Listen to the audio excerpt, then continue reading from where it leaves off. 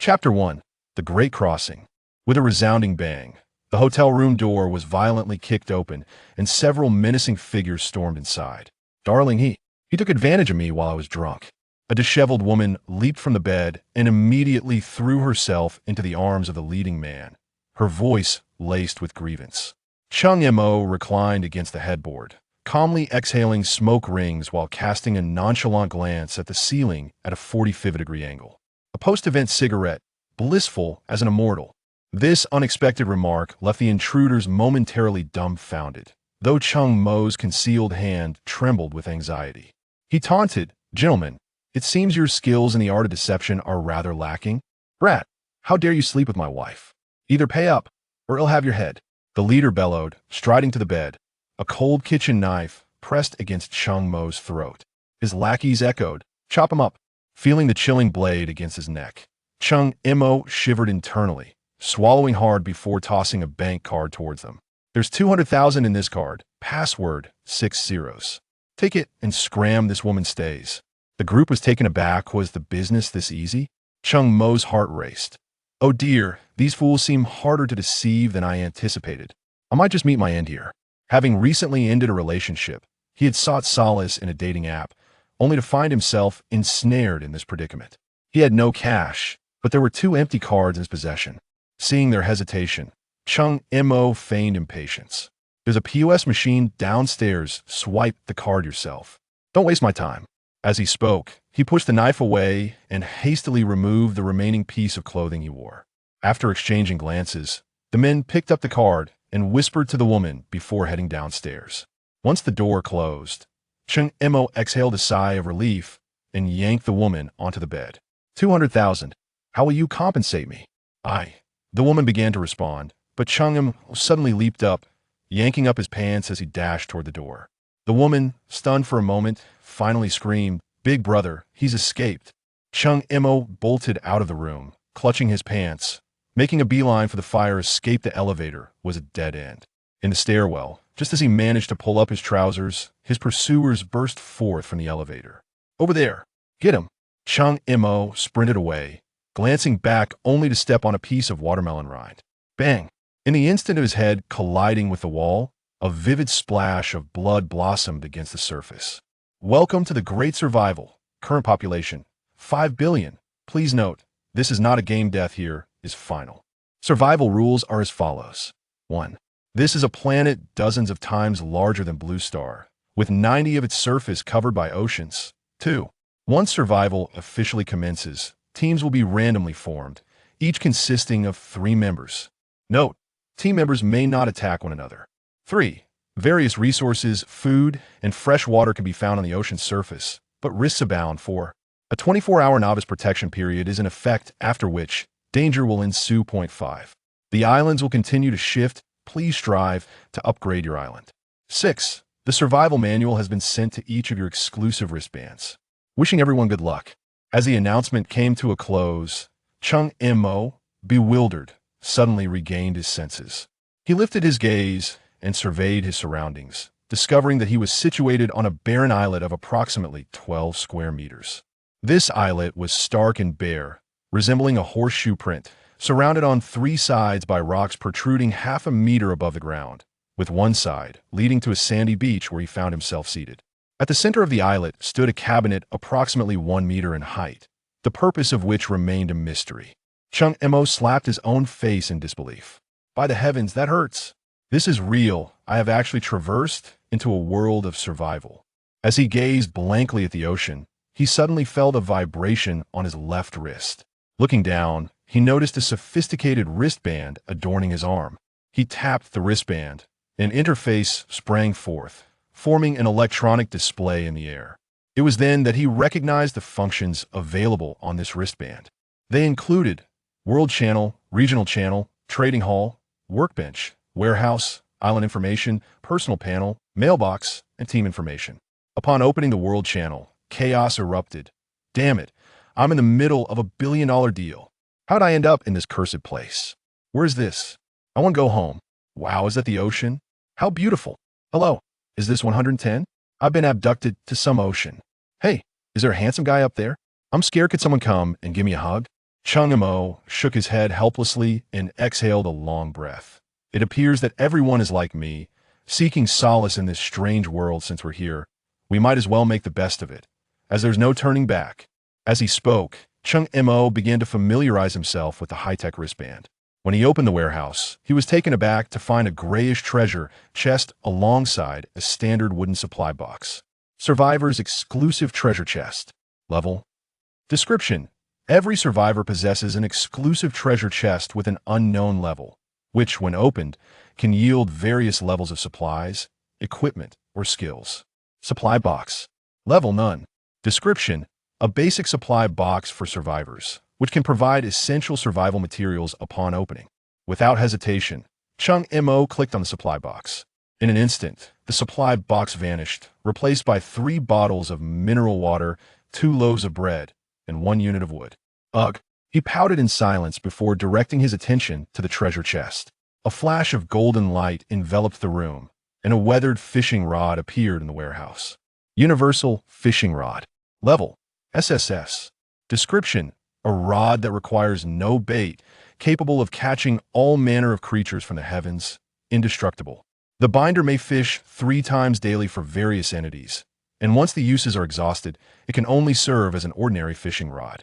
Note: for each additional spouse the binder acquires, 3 additional fishing opportunities are granted daily, with no upper limit. Minister Buma Chow? To think it is an SS grade item, does this mean I have struck it rich? Overwhelmed with excitement, Cheng Mo promptly clicked the binding button and withdrew the item. In a flash of white light, a seemingly pitiful fishing rod materialized in Cheng Mo's hands, its paint largely flaking away, resembling the skin of a mangy dog. Since it claims to be able to catch all manner of beings, I might as well give it a try. Before the words left his mouth, the rod was cast into the water. The moment the hook hit the water, Cheng Mo felt an unusual sensation, and with a swift tug of his right hand, he pulled up something resembling a well. Congratulations! You have obtained a freshwater spring. Would you like to store in your warehouse? Yes, indeed. The very first cast yields the essential freshwater resource for survival. It seems this multi-universe fishing rod truly lives up to its reputation. Muttering to himself, he cast the rod again. As before, the instant the hook entered the water, Cheng Mo yanked the rod upward. Congratulations! You have obtained a blueprint for a seaside villa. Would you like to store in your warehouse? Yes. Congratulations! You have obtained. When he pulled the rod a 3rd time, Cheng Mo's pupils dilated, and his body trembled uncontrollably at the sight of what he had caught. At that moment, a voice echoed in his mind. Survival begins. Random team formation commencing now. Countdown. 3, 2, 1. As the count reached 1, Cheng Mo felt a blur before 2 graceful figures appeared before him. Chapter 2. Exceptional Sister Duo. As the 2 appeared, the island beneath them instantaneously doubled in size, expanding to an impressive 40 square meters. Cheng Mo focused intently, his heart racing. To his left stood a tall girl with an oval face and delicate eyebrows, her pink yoga attire accentuating her athletic form, exuding an aura of icy elegance akin to a snow queen. To his right was a girl donned in a JK uniform, her twin ponytails bouncing as she curiously examined him with crescent-shaped eyes. She bore an uncanny resemblance to the girl on the left. They were, astonishingly, a pair of twin sisters with strikingly different styles. Sister. Sister. Their unified calls rang in Cheng Mo's mind. An exceptional sister duo. The thought crossed his mind, and he felt a hint of moisture at the corners of his mouth. At that moment, however, the sisters' gazes were firmly fixed on the colossal object in the center of the island, their beautiful eyes filled with astonishment. What? An RV? Where did it come from? The sister in yoga attire spoke with incredulous surprise. Aren't we here for survival on this island? How did this vehicle appear? Cheng Mo swiftly moved, storing the RV in his wristband space. What are you doing? Han Yuyin, seeing Cheng Mo take the RV, questioned sharply. It's mine, I can take it if I wish, Cheng Mo replied calmly. You. Han Yuyin's brows furrowed in irritation. Sister, the J-clad girl quickly intervened, turning to Cheng Mo with a sweet smile, her voice as smooth as honey. Don't mind my sister, she could be a bit hot-headed. If this is yours, feel free to handle it as you wish. From now on, we will be teammates, so please take care of us. She graciously extended her hand, Cheng Mo grasped her delicate hand, suppressing the subtle ripples of his heart. It is my honor to meet such a beauty. Han Kiki chuckled softly. I am Han Kiki, and this is my twin sister, Han Yuyen. Just then, a mechanical voice resonated in the minds of all present. Team formation complete. Please select the island leader and name the island within 10 minutes, or the island will sink. The air abruptly thickened. The three understood clearly that the island leader required unanimous approval, and they could not turn against one another. Without hesitation, Cheng Mo sat down on the ground and accessed his wristband's inventory. This was no time for modesty. He needed to showcase his prowess. Within the inventory lay 5 items: 3 bottles of mineral water, 2 loaves of bread, a freshwater spring grade, blueprints for a Seaside Villa grade, and a multifunctional RV grade. His gaze swept over the last 3 items, and his pupils constricted sharply. Freshwater Spring Grade, the source of life, producing 50,000 liters daily, must be installed in the territory cabinet. Seaside Villa Blueprints Grade, covering 500 square meters, complete with a garden and swimming pool, to be crafted at the workstation. Multifunctional RV Grade, a mobile home, powered by solar energy, the epitome of a vacation-style survival. An exhilarating surge of excitement coursed through him. He abruptly lifted his head, his gaze fervently fixed on the sisters who were still whispering amongst themselves, and a thought sparked in his mind. We have decided. Han Yin's cool voice broke through. She and Han Kiki stepped forward to Cheng Mo. Cheng Mo, you shall be the island leader. Despite her tone remaining as frigid as ever, a hint of unnoticeable gravity flickered in her eyes. Han Kiki chimed in with a smile. The handsome guy clearly possesses great abilities. Following you will surely be a wise choice. Cheng Mo's lips curled into a smile, for he had awaited this affirmation. He did not immediately rise to operate the territory cabinet. Instead, before the sisters, he retrieved the shimmering freshwater spring from his inventory. There's no rush in selecting the island leader first. Take a look at this. Cheng Mo's voice bore a trace of suppressed excitement. The 2 women gazed curiously at the well-like object in his hand. Cheng Mo strode toward the central territory cabinet of the island. Ignoring the sisters' stares, he placed the freshwater spring into the cabinet and swiftly navigated the screen with his fingers. Buzz! A soft glow flickered. Suddenly, a well appeared behind the island, and a stream of crystal-clear water was instantaneously ejected from the well, cascading back down. Though the flow was modest, it was remarkably stable, exuding a refreshing essence. The water sparkled like a miniature fountain. Water! Han Yen exclaimed, her icy demeanor shattering for the first time, her beautiful eyes fixated on the continuously gushing water, filled with astonishment. She understood all too well what a gushing spring signified. In this vast ocean, it was akin to an inexhaustible gold mine. In that moment, her gaze toward Cheng Mo transformed entirely. Han Kiki covered her mouth in astonishment, her eyes widening in disbelief, before bursting forth with joyful exclamation, "Oh my goodness! Freshwater! Cheng Mo, you are truly amazing." She was so exhilarated that she nearly leapt up, her gaze towards Cheng Mo brimming with admiration. This was precisely the reaction Cheng Mo sought. He showcased his prowess in the most straightforward manner. The pivotal significance of freshwater required no further elaboration. This strength was sufficient to silence any naysayers. Now, it is time to name our island, Cheng Mo remarked with a serene smile, having successfully seized the initiative. He proceeded to operate the territory cabinet, designating himself as the island's master. Han Yin gazed at the flowing spring water, inhaled deeply, and exchanged a glance with Han Kiki, her eyes devoid of dissent. What shall we name the island? Han Kiki leaned in, her large eyes sparkling. Han Yin turned her attention to Cheng Mo. Cheng Mo looked at the 2 of them, a glimmer of mischief in his eyes. Don't you think the moment you 2 stand here, the island would instantly become popular? Han Kiki paused in surprise. Han Yin furrowed her brow. Popular? What do you mean?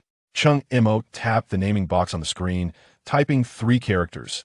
Let's call it Peach Blossom Island. With that, he confirmed the name. Peach Blossom Island has been successfully named. Island Master, Cheng Mo. Han Yin was speechless, but upon glancing at the precious flowing freshwater behind them, her opposition faltered. Well, it's just a name. Han Kiki stifled a giggle. Peach Blossom Island seems quite interesting. It resembles your elegance, sister. The crisis of the island's submersion was averted. Cheng Mo promptly released the RV. He then began testing the territory cabinet's transfer function, which could only be used once within a 24-hour period.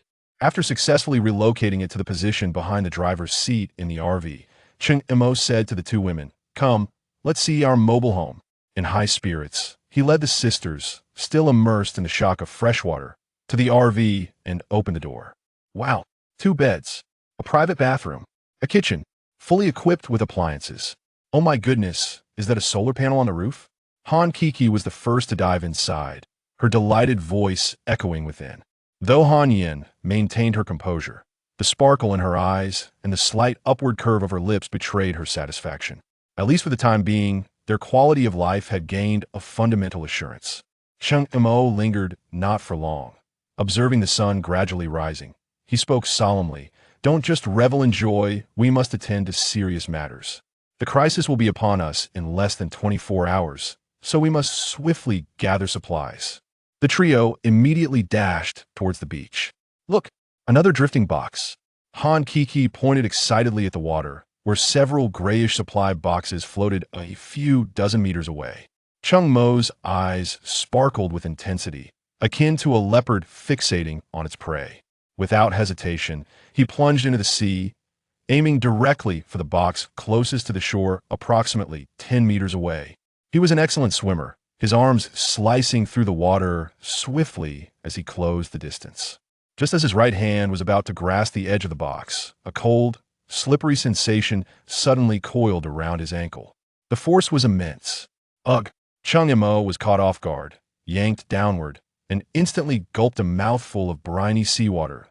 A chilling dread surged up his spine in an instant. He forced himself to remain composed and lowered his gaze beneath the murky waters. A colossal shadow was rapidly ascending beneath him. The grotesque head was astonishingly half a meter wide, and its enormous, frigid eyes were fixated on him through the water with unwavering intensity. What was even more terrifying were several ghostly, pallid tentacles, thicker than his own arms and covered in suction cups, that began to coil around him from all directions. Damn it! It was the octopusan, enormous creature of the deep. Cheng Mo's heart raced, and alarm bells rang in his mind. Becoming ensnared by this beast meant certain death. Chapter 3. The Battle with the Octopus Weapons. "I am in dire need of weapons," murmured Cheng Mo, when a sudden spark of inspiration ignited in his mind. In the next instant, the universal fishing rod materialized in his grasp. This object was indestructible. Its quality should be commendable. The moment the thought took root, Cheng Mo thrust the fishing rod towards the fist-sized eye of the octopus. With a muffled thud, the rod penetrated deep into its right eye, and the creature's blood gushed forth, staining the surrounding waters a deep azure. Enraged by its injury, the octopus flailed its 8 robust tentacles, creating a cacophony of sound. With a resounding crack, one of its tentacles lashed against Cheng Mo's waist, sending him flying several meters away. Had it not been for the sea water absorbing most of the impact, he might have found himself transported back through time. Even so, Cheng Mo felt a sharp pain in his ribs, as if they were fractured. Enduring the agony, he grasped his fishing rod and began swimming towards the shore. The colossal octopus, unwilling to let him escape, flicked its tentacles and propelled itself towards him like a cannonball. "Hurry, swim faster. The octopus is right behind you," cried Han Kiki anxiously from the beach. Although she need not have shouted, Cheng Mo was acutely aware of the splashes behind him. With less than 3 meters to the shore, Cheng Mo reversed his fleeing stance, pivoted on the spot, and thrust the fishing rod once more. With a muffled sound, the rod re-entered the octopus's right eye. Due to the momentum of his charge, this strike penetrated even deeper than the last, causing the great beast to thrash violently against the ocean surface. Seizing the opportunity, Cheng Mo retracted the rod and swam towards the shore again. At last, as he reached the sandy beach, Han Kiki helped him to his feet. Just then, the massive octopus ceased its struggles and sank into the depths, disappearing from sight. Han Yuyin, wielding 2 kitchen knives, gazed at the rippling surface and muttered to herself. Has it fled? Perhaps so. Cheng Mo exhaled deeply, expelling a breath of exhaustion. With the departure of the colossal octopus, his legs buckled, and he knelt upon the sand. Cheng Mo, are you all right? Han Keek's concerned voice reached him. Kiki, please check the injury on my back, he implored. All right, she responded, finally turning her gaze to his back. Having traversed dimensions without a shirt, his back was completely exposed. A glance revealed a whip-like scar, measuring several inches wide, stretching across his entire waist, red and swollen. How does it look? She asked. Your back is inflamed and swollen. I cannot tell if any bones are injured. As she spoke, Han Kiki cautiously reached out to touch the scar. Ouch! The moment her fingers brushed against the wound, Cheng Mo leapt from the ground with a pained shriek. Stop your wailing. There's activity on the surface. Han Yuyin, ever vigilant, interjected sharply, alerting Cheng Mo to the potential danger. Upon hearing this, Cheng Mo followed Han Yuyin's gaze and noticed that 9 supply boxes had inexplicably gathered together, remaining motionless in the ocean. Typically, supply boxes drift continuously in these waters, making their current stillness highly suspicious. The intelligence of an octopus is notable. It understands that it is no match for us on land and recognizes that our objective lies with those supply boxes. Han Yuyin's voice echoed once more, and although she had yet to finish her thought, both Cheng Mo and the others grasped her meaning. Sister, what shall we do? If a crisis befalls us in a day and we lack supplies, we shall perish. Han Kekirush tu Han Yunes Sida, anxiously clutching Harorm. After a moment of contemplation, Han Yuyin fixed her gaze intently upon Cheng Mo, perceiving the intensity of her stare. Cheng Mo retorted, I'm not going. I nearly perished just now. No, I'm not sending you to your doom. Could you lend me your fishing rod? Ah, that I can do. Realizing the request, Cheng Mo promptly retrieved the fishing rod from the warehouse and handed it to Han Yuyin. With a clang, Han Yuyin tossed 2 kitchen knives onto the beach, seizing the fishing rod and casting it towards the location of the supply boxes. The hook traced a perfect parabolic arc through the air before successfully snagging one of the boxes. With a swift motion of her right hand, the supply box detached from the water's surface and soared towards the shore. Thud! The first supply box landed accurately beside the trio. Thud! Another box followed suit. As Han Yuyin successfully reeled in 2 consecutive supply boxes, Han Keek's eyes sparkled with admiration. Sister is truly remarkable. Keep going. Whoosh! The third cast was made, and the hook again latched onto a supply box. Just as Han Yuyin prepared to reel it in, 2 robust octopus tentacles ensnared the box. Sister, it's that giant octopus. Han Yuyin scoffed. Let's show this creature who is truly superior. As the fishing line tightened, the supply box gradually lifted from the water surface, revealing the massive octopus emerging from below. The struggle intensified as the box hung suspended in midair, with Han Yuyin's fishing rod arched like a crescent moon on the shore. While below, the formidable octopus writhed. Ha! With a spirited cry, Han Yuyin exerted force once more, causing the supply box to slip from the octopus's grasp and soar back to the beach. Boom! The impact created a half-meter deep crater in the sand.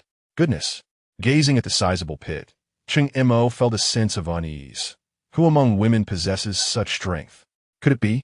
At that moment, a thought struck Cheng Mo, a notion of a unique treasure. With this idea in mind, he began to observe the enigmatic beauty before him. Han Yuyin barely rested for a minute before casting her line once again. This time, the giant octopus made no attempt to contest her. It merely surfaced to glance at the 3 on shore before submerging, disappearing from sight. Han Yuyin successfully reeled in the remaining 6 supply boxes without further interference from the octopus. Gazing at the barren expanse of the sea, Han Kiki dashed forward and embraced Han Yuyin, her little head nuzzling against her sister's bosom incessantly. Sister is truly remarkable. She is almost on par with Cheng Mo. Cheng Mo cast a glance at this extraordinarily perceptive girl, letting out a long sigh within. I must ensure she becomes my devoted partner. Let us discover what treasures lie within the supply boxes. As she spoke, Han Kiki eagerly tugged the 2 toward the cluster of supply crates. There are a total of 9 supply boxes. Let us each open 3 and see who unearths the finest provisions. All right, sound good. After the boxes were allocated, the trio gathered around, immersing themselves in the joy of unboxing. Congratulations. You have received bottled water too. Congratulations. You have received loam one. Congratulations. You have received a watermelon one. Just as the three were lost in the delight of their discoveries, they remained blissfully unaware of a colossal shadow stealthily approaching the shore from beneath the water surface. Chapter 4. A resounding victory. As the dark silhouette approached the shore, the octopus slowly emerged from the depths of the sea. Yet, the three individuals on the beach remained blissfully unaware. Observing this, the octopus extended its two tentacles towards Han Yuyan, inching closer. 1. 5 meters, 1 meter, 0. 5 meters, 0. 3 meters, 0. 2 meters. Just as the tentacles were about to wrap around Han Yuyan's waist, Cheng Mo suddenly shouted, "Attack!" In an instant, Han Yuyan spun around, seizing one of the tentacles and executing a shoulder throw. With a resounding crash, the octopus was flung onto the island. At this moment, Cheng Mo rushed forward, directing his fishing rod towards the octopus's left eye and thrusting it forward. "Damn it, do you really think we are fools?" Observing their actions, Han Keek's mouth fell agape, her gaze darting between her sister and Cheng Mo. When did they realize the danger? How was I oblivious to it? While Han Kiki pondered this, Han Yuyan had already picked up 2 kitchen knives from the ground, joining the fray. The sounds of clashing metal continued until the island fell silent. By then, the octopus's tentacles had been nearly severed, the severed portions still twitching on the ground. Cheng Mo's fishing rod was embedded in the octopus's left eye, blue blood gushing forth. Gazing at the motionless corpse of the octopus, Cheng Mo and Han Yuyan exchanged a smile. Their collaborative effort, though unplanned, had proven commendable. "What shall we do next?" Han Yuyan asked Cheng Mo. "This octopus is quite large. It should suffice for grilling squid, right?" Cheng Mo raised an eyebrow, a mischievous grin on his face. Hearing this, Han Yuyan shot him an incredulous look. "You call it grilling squid? This is an octopus, and quite a sizable one at that. I believe we should just discard it." "Discard? Why would we do that? This is high-quality protein." Though Han Yuyan's eye roll could render any man irrational, Cheng Mo remained acutely aware of their dire situation on the island. After a brief respite, Cheng Mo activated the camera function on his wristband, intending to capture a photo to send to the World Channel, inquiring if anyone recognized this creature and whether it was edible. However, as soon as he sent it, the information about the octopus appeared beneath the photo. Deep-sea octopus level. The description: a marine creature residing in deep waters, adept at aquatic movement. Weakness: combat power decreases by 80% once on land. Edible: the flesh is delicious and can gradually enhance physical constitution when consumed. Staring at the description beneath the image, Cheng Mo was momentarily taken aback, only snapping back to reality after a couple of seconds. "Look at the World Channel." The two women, puzzled yet intrigued, opened the World Channel chat interface. "Wow, sis, Cheng Mo, you two are incredible for having taken down a D-level sea beast." Han Kike exclaimed, embracing Han Yuyan with excitement. Just then, the World Chat interface erupted in response to Cheng Mo's photo. "Xiao Fei. What the hell? Lu Dashin, my friend, where did you acquire this?" "Nye Xiaoqian. Brother Cheng Mo, you are truly remarkable. To think you could hunt a D-class sea beast. Are you in need of companions? I have so much to offer." "Qian Sanhu, what is the big deal? If I had encountered it, I would have made it feel the wrath of my blue flame Gatling gun." After uttering these words, the individual named Qian Sanhu shared information about a piece of equipment. Blue flame Gatling gun level. Introduction. What is the fear of insufficient firepower? With this, such fears are non-existent. Suddenly, the atmosphere in the World Chat channel shifted. "Chun Xiaobao. Brother who is magnificent. Brother who is imposing. Are you in need of lackeys?" "Zhao Shixing. Alas, I am uneducated. I can only exclaim my admiration. Anthony, are all these marvelous items common in your region?" "O people of Huagua, Kani Maijia. Bah, it's merely a broken gun." Observing the flurry of messages in the channel, Cheng Mo decisively shut the chat interface. "Goodness, they even possess modern weaponry. must exercise caution henceforth. Just as he closed the chat window, Cheng Mo felt his wristband vibrate. Upon checking, he discovered a private message from Qian Sanhu. Each individual may send one message to a stranger. Further communication requires a response. My friend, you must surely have more than enough from this colossal octopus. Share half with me as a gesture of friendship, and I shall protect you in the future. Glancing at the message, Cheng Mo promptly closed the chat box. Fool, protect me? On another island. A burly man glared furiously at the unread message. Cheng Mo, just wait. How dare you ignore my message? I shall ensure your downfall. After only a brief delay, the Han sisters had already grabbed their cleavers and rushed to the octopus carcass to begin their butchering. What are you two doing? Cheng Mo inquired with curiosity. We're merely cutting it up. Didn't the message just say so? This is indeed a valuable find. Han Kiki turned back to Cheng Mo with a sweet smile. All right, I'll lend a hand. As Cheng Mo joined the dismembering task, he realized Han Kiki possessed exceptional skill. Her cleaver danced expertly, precisely slicing the octopus meat. The over 200-pound giant octopus was swiftly processed. Fearing the octopus meat would spoil, Han Kiki proactively stored it in her wristband's warehouse. Each individual has a wristband warehouse of 30 slots, which could delay food spoilage. Observing the beads of sweat on their faces, Cheng Mo retrieved 3 bottles of mineral water from the warehouse, handing one to each of them, and invited them to sit and rest for a moment. We are now teammates, so why not share our abilities? It would facilitate our survival on this bewildering island. After taking a sip of water, Cheng Mo slowly began to speak. Certainly, before my crossing, I was participating in a cosplay event, and my exclusive treasure chest contained only one skill, culinary mastery. I can cook for everyone in the future. As soon as Cheng Mo finished speaking, Han Kiki eagerly chimed in. I am a student at a police academy, and just before my unexpected journey, I was practicing yoga, which bestowed upon me the skill of martial arts mastery. Han Yin's voice remained cool and composed as she spoke softly. Ultimately, both women directed their gaze towards Cheng Mo.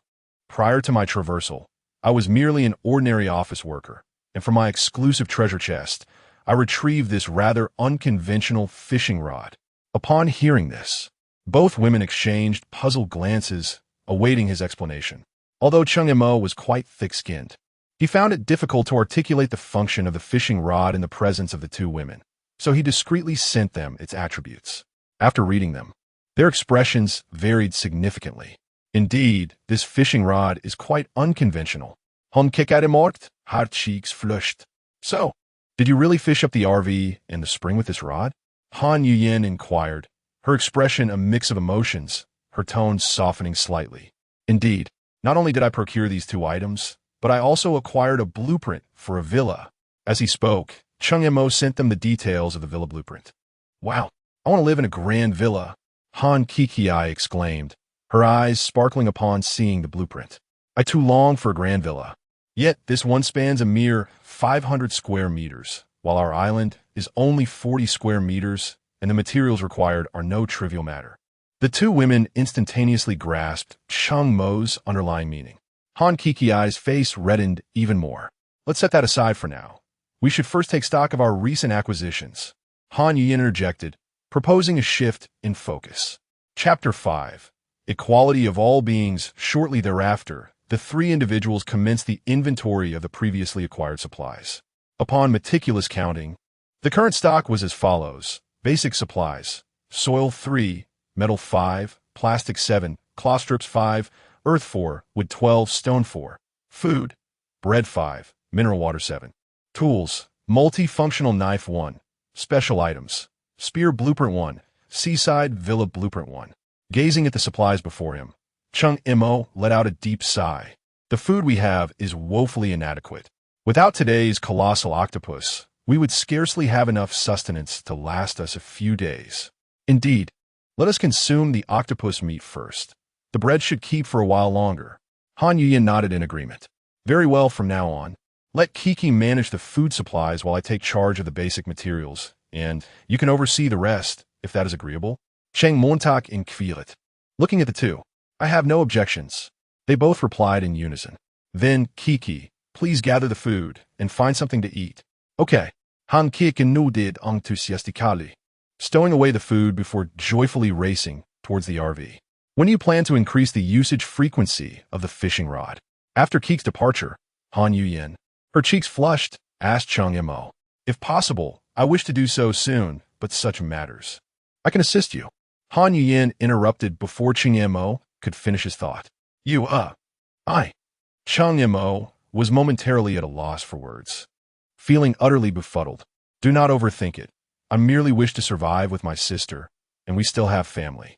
I only hope that when we find our relatives, you will be willing to take them in. Certainly. We are all striving to survive, Cheng Mo replied solemnly, though internally he felt elated. Could it be that on the very first day, he might win the heart of a fair maiden? Let's go. Where to? Kiki is cooking inside the RV. Let's head to the back. As they spoke, the two made their way to the rear of the RV. The following 1,000 words are omitted for brevity. Dear readers, feel free to imagine the scene.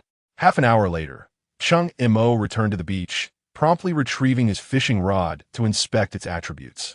Universal Fishing Rod Level, SSS description, a fishing rod that requires no bait, capable of catching all manner of beings, indestructible. Current daily usage, 3.6 indeed. The usage count of the fishing rod had increased. Just then, Han Yuyin approached Cheng Mo, her steps faltering. Is it ready? Yes. You should take a moment to rest. Now watch my performance. With that, Cheng Mo cast his line.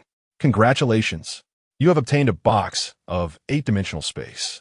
Cheng Mo felt a wave of dismay wash over him and cast again. Congratulations. You have obtained a box of small umbrellas. Embarrassed, he felt as though he could dig a 3-bedroom apartment into the sand with his toes. Finally, he cast one last time. Congratulations. You have obtained a shotgun, 200 rounds of ammunition. Only then did Cheng Mo breathe a sigh of relief. But just as he reeled in the small umbrella, a chill swept over him from head to toe. It was evident that Han Yuyin was observing him, casually handing the 8-dimensional space and shotgun to Han Yuyin. Cheng Mo tucked away his small umbrella and hurried towards the car. As he watched Cheng Mo flee in a flurry, Han Yuyin suddenly let out a chuckle. Cheng Mo, you're back. Where's my sister? Asked Han Kiki, who was busy cooking octopus tentacles upon seeing Cheng Mo enter the vehicle. The beach. Cheng Mo replied, immediately approaching the territory cabinet to place 4 units of soil inside, selecting to arrange them beside the spring. In a flash of white light, the soil vanished from a cabinet. Cheng Mo then retrieved the essence soil. Hesitating for a moment, he decided to place it in the territory cabinet as well. As soon as he did, the screen on the cabinet automatically displayed the attributes of the essence soil. Essence soil level, S description, the only material for island upgrades. 1 essence soil can increase an island's area by 1 square meter. So that is how essence soil is used. He muttered to himself, pressing the upgrade button. With another flash of white light, 3 units of essence soil disappeared. Observing the island attributes once more, he noted, island name, Peach Blossom Island. Island owner, Cheng Mo area, 43 square meters. Resources, 4 square meters of land, suitable for planting. Seeing this, Cheng Mo sank into the booth behind him. The moment his back touched the chair, he felt a sharp pain. He had been so engrossed in battle that he hadn't noticed it before. Now, as he relaxed, he became acutely aware of his bodily discomfort. Attempting to gently press on his ribs, a wave of pain shot through him. My ribs are indeed injured, possibly cracked, though not broken.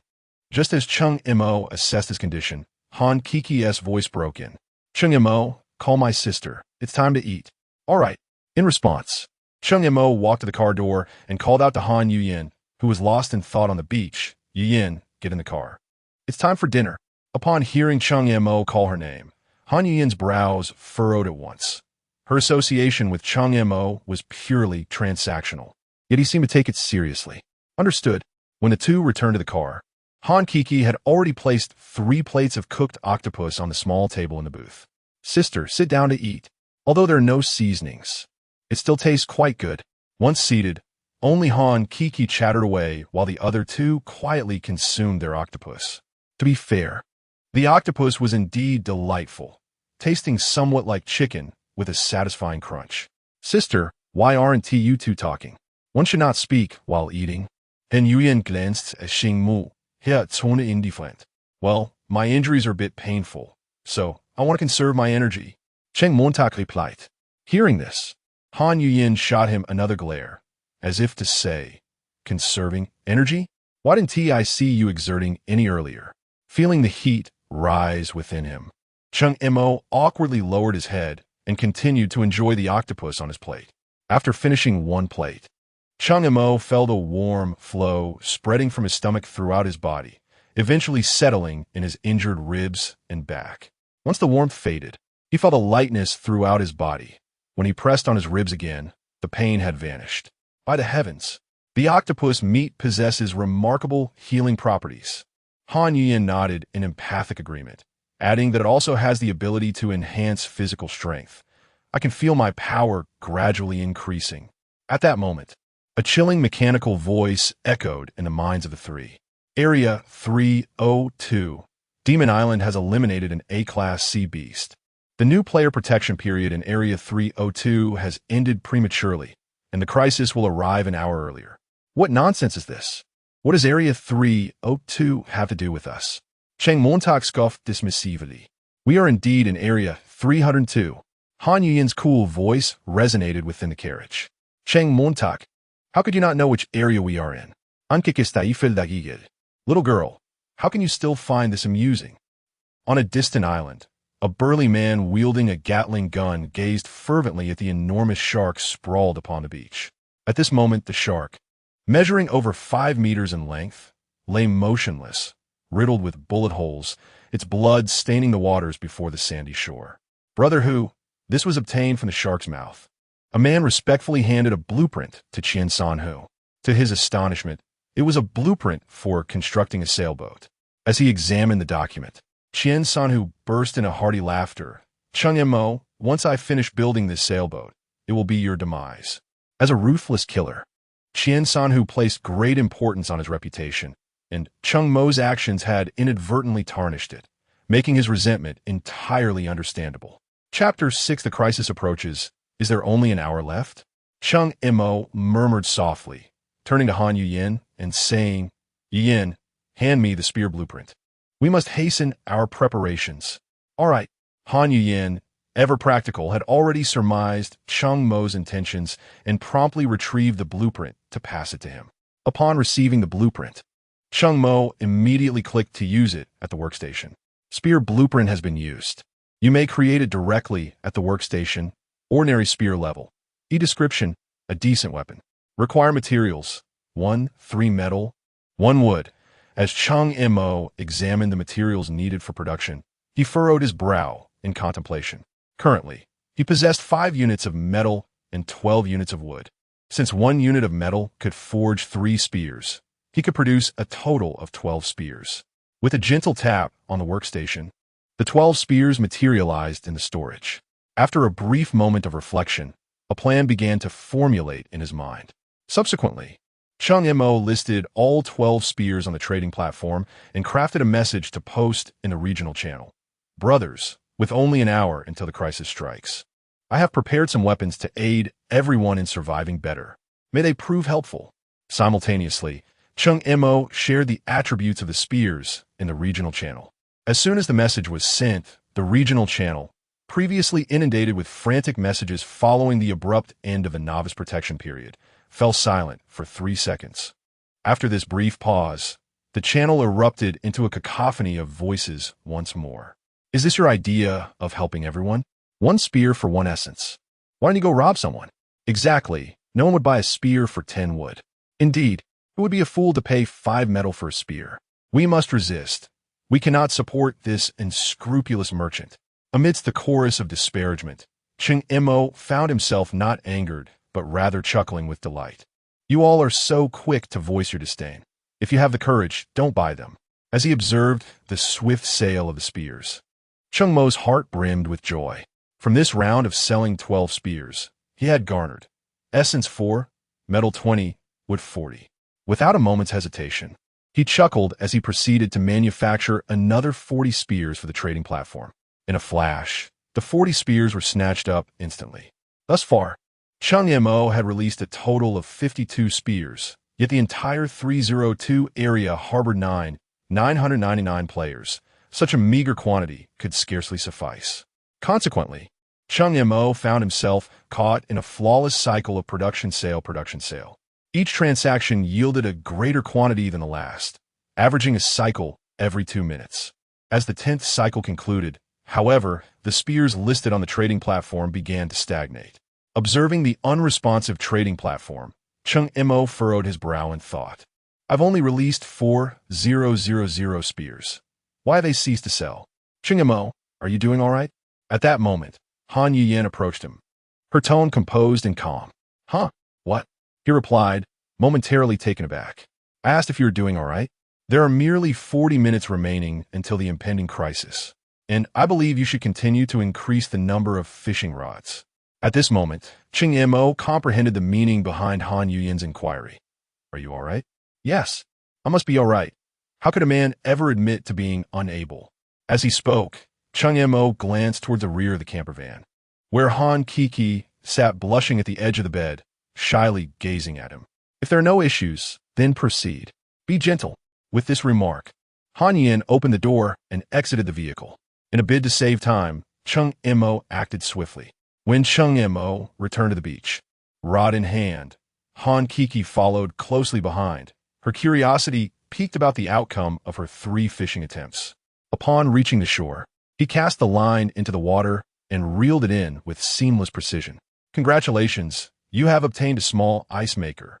Congratulations, you have acquired 10 sets of special combat suits. Congratulations, you have received a saber. With 3 successful casts yielding 3 items, one could say the results were satisfactory. Upon the appearance of the saber, Han Yuyan eagerly seized it, unable to part with it, displaying a level of affection not even shown for the shotgun she had previously acquired. Let us gather our belongings and return to the vehicle. This place may not be entirely safe, Cheng Mo suggested. Sister, hurry and reveal the attributes of these items. As soon as they returned to the van, Han Kiki impaciently uried Han Yuyan. Nodding in agreement, Han Yuyan promptly shared the attributes of the 3 items in their group chat. Household ice maker level. D description. Capable of continuously producing ice cubes as long as there is electricity and water. Special combat suit level. A description. An excellent combat suit designed ergonomically, providing protection against both cold and heat. Frosty saber level. A description. An exceptionally sharp saber that can effortlessly slice through the skin of A-level sea beasts. Upon reviewing the attributes of these 3 pieces of equipment, Han Yuyan felt a pang of envy, questioning why her 3 attempts had only yielded a sea-level shotgun. In the midst of her thoughts, she retrieved the shotgun and ammunition from the storage, tossing them in front of Cheng Mo. This blade is mine. Sister, this special combat suit is remarkably impressive. Shouldn't we put it on immediately? Han Kiki asked with a beaming smile. Indeed, 10 minutes later, each of the 3 donned a fitted combat suit. From the outside, the suits resembled leather jackets and pants, yet they offered neither the constriction of leather nor the discomfort, being both breathable and lightweight. Moreover, the snug design accentuated their figures perfectly. Gazing at the 2 strikingly similar, form-fitting beauties before him, Cheng Mo nearly lost control. Have you finished admiring? Han Yuyan sheathed, her tone sharp as she noticed Cheng Mo's intense gaze. No. In an uncharacteristic moment, Cheng Mo blurted out that single word. The next instant, he found a long leg closing in on his chest. Thud! Poor Cheng Mo was swiftly sent sprawling into the driver's seat of the camper van by Han Yuyan's well-aimed kick. Ouch! Why must you be so violent? I merely uttered what any man would say. Should you dare to cast such a glance upon us again, I shall render you powerless. Upon hearing this, Cheng Mo instinctively covered his groin, for it must not be harmed. His future happiness hinges upon it. Humph. Han Yuyan let out a cold snort, then drew forth her broadsword and settled into the booth to polish it. This woman is undeniably beautiful, yet she possesses a chilling demeanor. Cheng Mo propped himself up and plopped into the passenger seat, retrieving his firearm to inspect the weaponry. Do not inquire why he possesses such skills. Does not every man harbor an affection for firearms? While he may not have wielded a real gun, He has certainly played with models. Surely he has watched videos. After a thorough inspection, he began loading 5 bullets into the magazine. When confronted with the unknown, fear is an inevitable companion. As time trickled away, the ominous mechanical voice echoed once more in the minds of all within Zone 302. Attention Zone 302. A crisis has officially descended. Please strive to survive. Note: crisis and opportunity coexist. We wish you good fortune. The moment the voice resonated, the bodies of Cheng Mo and his companions stiffened. What could this crisis entail? Chapter 7. The law of unexpected delight. The trio remained inside the vehicle for quite some time, yet the sea lay tranquil and undisturbed. Not a single sea creature emerged. Instead, a flurry of supply crates drifted into view. Is this it? Observing the crates on the surface, Cheng Mo felt an urge bubbling within him. Cheng Mo, have you noticed the temperature inside the car has risen? At that moment, Han Kik's voice cut through the air. It does seem that way. As he spoke, Cheng Mo seized a shotgun and stepped outside. The moment he set foot on the island, he was struck by the oppressive heat. Every breath felt like inhaling scorching, arid air. He reached out to touch the engine hood of the RV, only to retract his hand as if shocked. I see. With the source of the problem identified, Cheng Mo hurried back into the vehicle. He activated the RV's air conditioning and requested a bottle of water from Han Kiki, which he promptly gulped down. How's it going? Came the crisp voice of Han Yuyan. This crisis appears to be due to the high temperature. It's at least 45 degrees Celsius outside. After finishing the bottle, Cheng Mo let out a satisfied belch. If that is truly the case, it's not a crisis for us. Rather, it presents an opportunity. Han Kiki flashed a sweet smile and, in the midst of her words, opened the regional chat channel. Sure enough, as soon as the chat interface opened, it was inundated with frantic messages. What the hell? Where's the crisis we were promised? Why is it so hot? Indeed, just half an hour ago, we were enjoying spring, and now it feels like the height of summer. Does anyone have water? Could you lend me a sip? Hey, in this sweltering heat. Anyone who lends you water is a fool. Oh, just let it all end. I've run out of water. If only I could have a sip of chilled sour plum soup before I perish. After perusing the regional chat, Cheng Mo exchanged glances with the two women, and in unison, they declared ice water. I'll make ice. I'll fetch water.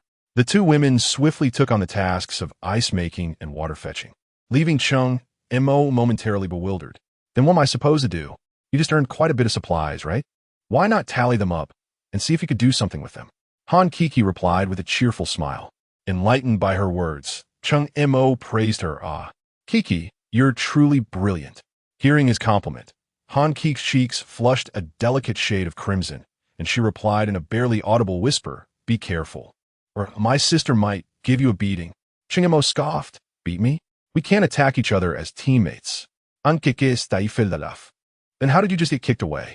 Cheng Mo suddenly slapped his forehead, right? Didn't they say teammates can't attack one another? Why was I just kicked? At that moment, the two women realized the inconsistency. Could it be that this survival game had encountered a bug? No. I believe it's likely that teammate attacks are ineffective. I didn't feel any pain earlier. I thought it was just due to my enhanced physical condition. The more Cheng Mo spoke, the more convinced he became that he had grasped the crux of the matter. Shall we give it a try? As the conversation flowed, Han Kiki picked up a kitchen knife from the cabinet, approaching Cheng Mo with a playful smile. I suppose you won't, right? Cheng Mo, feeling a sense of foreboding, shook his head vigorously. I'm just teasing you. Hurry and tally the supplies. Realizing that Han Kiki had no intention of harming herself, Cheng Mo settled back into his seat to assess the spoils from their recent transactions. Since the supplies were stored in the wristband's warehouse and automatically categorized, counting them proved to be quite convenient. The current inventory consisted of the following: basic supplies, soil 102, metal 98, plastic 503, fabric strips 320, earth 47, wood 431, stone 222, living items, 1 box of small umbrellas, special items, blueprint for a Seaside Villa 1, multiverse fishing rod 1. All the basic supplies have been acquired from the sale of spears. Initially, there were more, but nearly a whole batch of spears remained unsold. Gazing at the supplies in the warehouse, an idea suddenly took shape in Cheng Mo's mind. With this thought, He proceeded to craft 200 wooden cups at the workbench, each unit of wood yielding 10 cups, requiring no blueprint for simple shaping. Once completed, Cheng Mo inquired of Han Kiki, who was busily preparing ice cubes. Kiki, are the ice cubes ready? Almost there. All right, just call me when they're done. With that, Cheng Mo dashed to the spring nearby, quickly filling the wooden cups with about half a cup of water, approximately 50 milliliters. After filling all 200 cups, he swiftly returned to his seat. As he settled down, he found a plate of ice cubes, neatly totaling 20 pieces. Without hesitation, Cheng Mo grabbed a cup and placed one ice cube into each, resulting in 20 cups of chilled spring water. After completing this task, Cheng Mo first shared the attributes of the chilled spring water in the regional chat, then added a message. Dear friends, with the hot weather, it's important to stay hydrated. I will soon be offering 20 cups of chilled spring water, highest bidder wins. Upon seeing Cheng Mo's announcement, the regional chat erupted once more. The profiteer has arrived. That black-hearted merchant is back. Let us resist. We must unite against this unscrupulous fellow. Indeed, we should stand together against this villain. Cheng Mo paid no heed to their protests and immediately listed the 20 cups of ice water, selecting the trading type before returning to the chat interface. Eager to witness how these hypocrites would react. As expected, the 20 cups were snapped up in less than 30 seconds. Hey, weren't you all saying to resist? Why the sudden rush? Exactly. You guys are too quick. Isn't this unfair to the elderly? Who's to blame if you couldn't grab them? Blame yourselves. This chilled spring water is indeed refreshing. Absolutely delightful. As two individuals shared images of themselves enjoying the chilled spring water, the rest could no longer contain their anticipation. In the regional channel, numerous individuals clamored to purchase the chilled spring water. Dear Cheng Mo, is there any chilled spring left? I am willing to offer 10 units of timber. Came one plea. No, heed not his words. I shall offer 15 units. Another chimed in.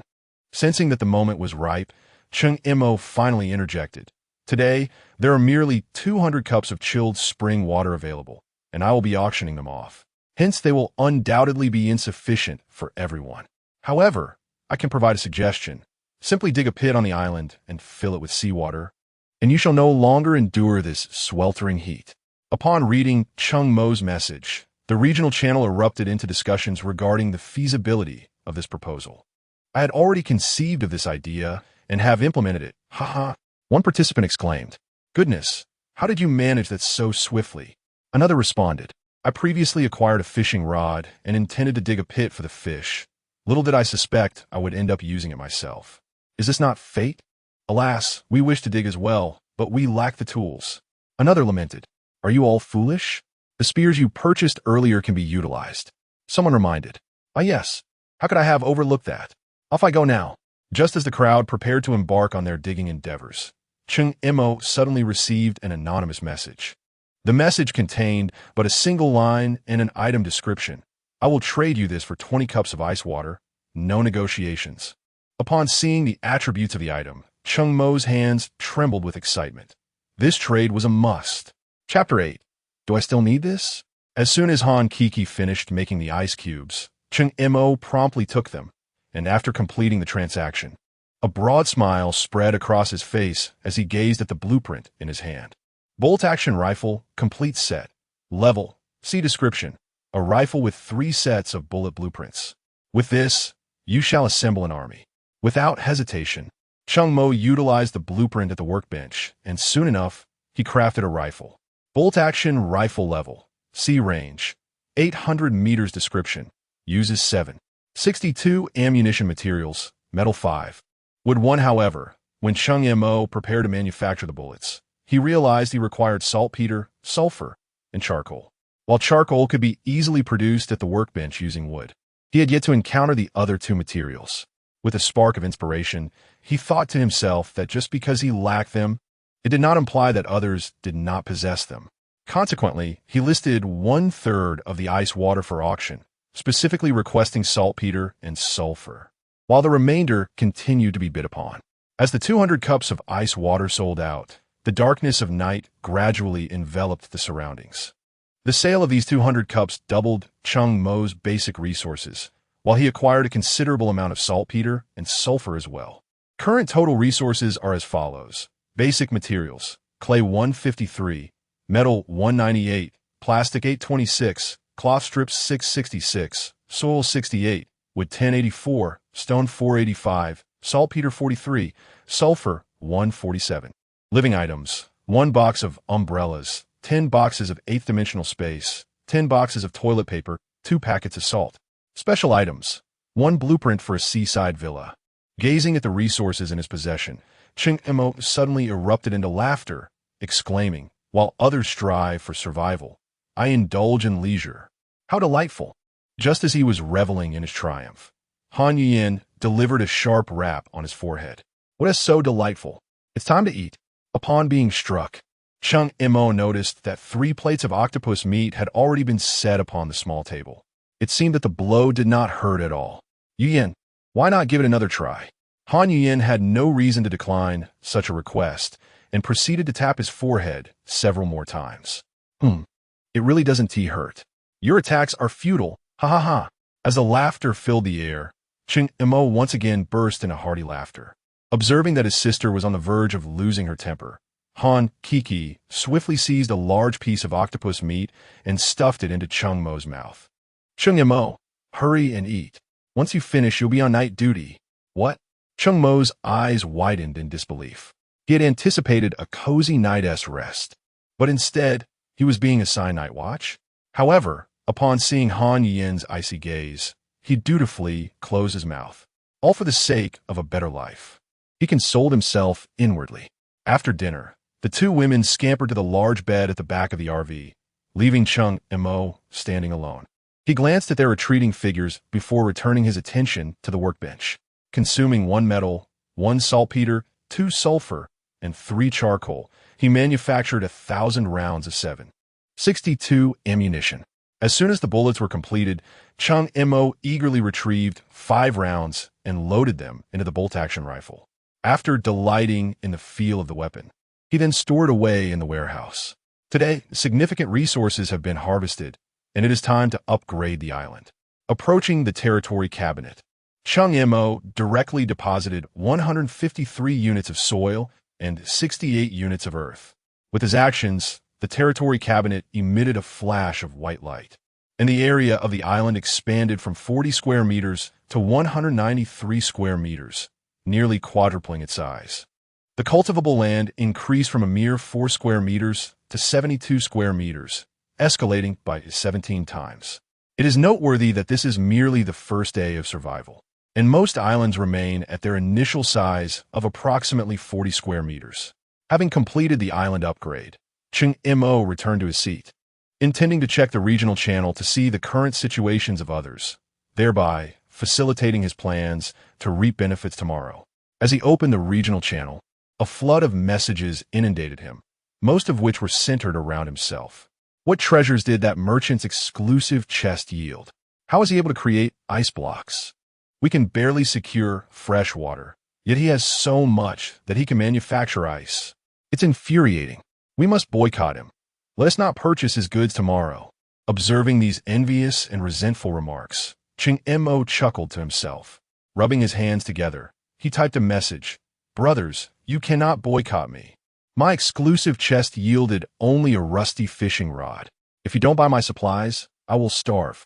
Upon sending this message, the regional channel erupted. "A merchant! The merchant has arrived. What nonsense about a rusty fishing rod? Do you think this is just a game? Don't be fooled. If he truly had a rusty fishing rod, how could he have so much fresh water and ice? Indeed, creating ice requires electricity. This fellow must have already harnessed power." Cheng Mo couldn't help but feel exasperated by the channel's messages. What a talent. Truly a remarkable intellect. Deducing that I possess electricity solely based on ice. No, I must deceive them further. With a clever glint in his eye, he swiftly typed, "You wouldn't believe it, but one of my teammates' exclusive chests yielded an elemental skill, ice sphere technique. Creating ice is no trivial matter." This statement ignited another wave of discussion within the regional channel. "Merchant, are you trying to deceive us? How could such an absurd skill exist?" "Exactly. Don't treat us like fools." Amidst the uproar, A photograph captured everyone's attention. It depicted a delicate, fair hand holding a flame. Following this, another message appeared. I can prove that what Cheng Mo said is true. My exclusive chest yielded a fire attribute skill. Seriously? Are you just fabricating this? How could such a ridiculous skill exist? Are you foolish? This isn't Earth. What could you possibly be fabricating? At this moment, Cheng Mo found himself at a loss for words. He had merely intended to tease them. Yet they seemed to be taking it seriously. Gazing at the photograph within the channel, Cheng Mo was filled with envy. Silently, he retrieved his fishing rod, suddenly feeling that his own rod was the most alluring of all. Due to the issues surrounding his fire elemental ability, the others in the area channel no longer paid him any mind, engrossed instead in discussions surrounding elemental powers. After peering at the screen for a while longer, Cheng Mo found it somewhat tedious and thus closed the chat interface. Working the night shift was an uncomfortable endeavor, especially when one was alone. As dawn broke the following day, Cheng Mo stepped out of the vehicle, yawning and holding his fishing rod. The early morning light meant that the outdoor temperature was still quite mild. Satisfied with a glance at the vastly expanded island, he commenced his fishing task for the day. With a swift motion, as he reeled in the line, his first catch yielded a beautifully packaged item within an exquisite box. Eagerly, he opened it, nearly choking in disbelief. Did I truly need this? Chapter 9. The arrival of the great ship filled with indignation. Cheng Mo casually tossed aside the cup and continued to cast his fishing rod. Fortunately, the subsequent 8 casts yielded only ordinary items. The acquired items were as follows: blueprint for a small cabin 1, red cannon 1, shower gel 10, cotton clothes 5, dogtooth grass 1, peach tree 1, dairy cow 1, radio 1. How was the haul? Just as he prepared to reel in the supply box near the beach with his fishing rod, he heard the voices of 2 women behind him. Val, Cheng Montak, you're amazing. You've caught such a large dairy cow. Does this mean we'll have milk in the future? Upon hearing this, Cheng Mo felt a surge of annoyance. If they did not find a cool place for it, it would soon become beef jerky. What is this? At that moment, a beautifully crafted box on the beach caught Han Yuyan's attention. When she opened it, her haughty face flushed crimson. Cheng Montak. Seeing Han Yuyan on the verge of exploding, Cheng Mo hastily gathered the items on the ground and ran away, tossing the fishing rod into Han Yuyan's hands. I'll go tally up the haul. You two handle the supply box. Breathless, Cheng Mo returned to the RV and plopped down on the seat to examine the attributes of the items. To his surprise, among the items, there were actually 2 S-grade items: peach tree level, S description, blooms in 3 days, matures in 3 days. Consuming the peach enhances physical constitution.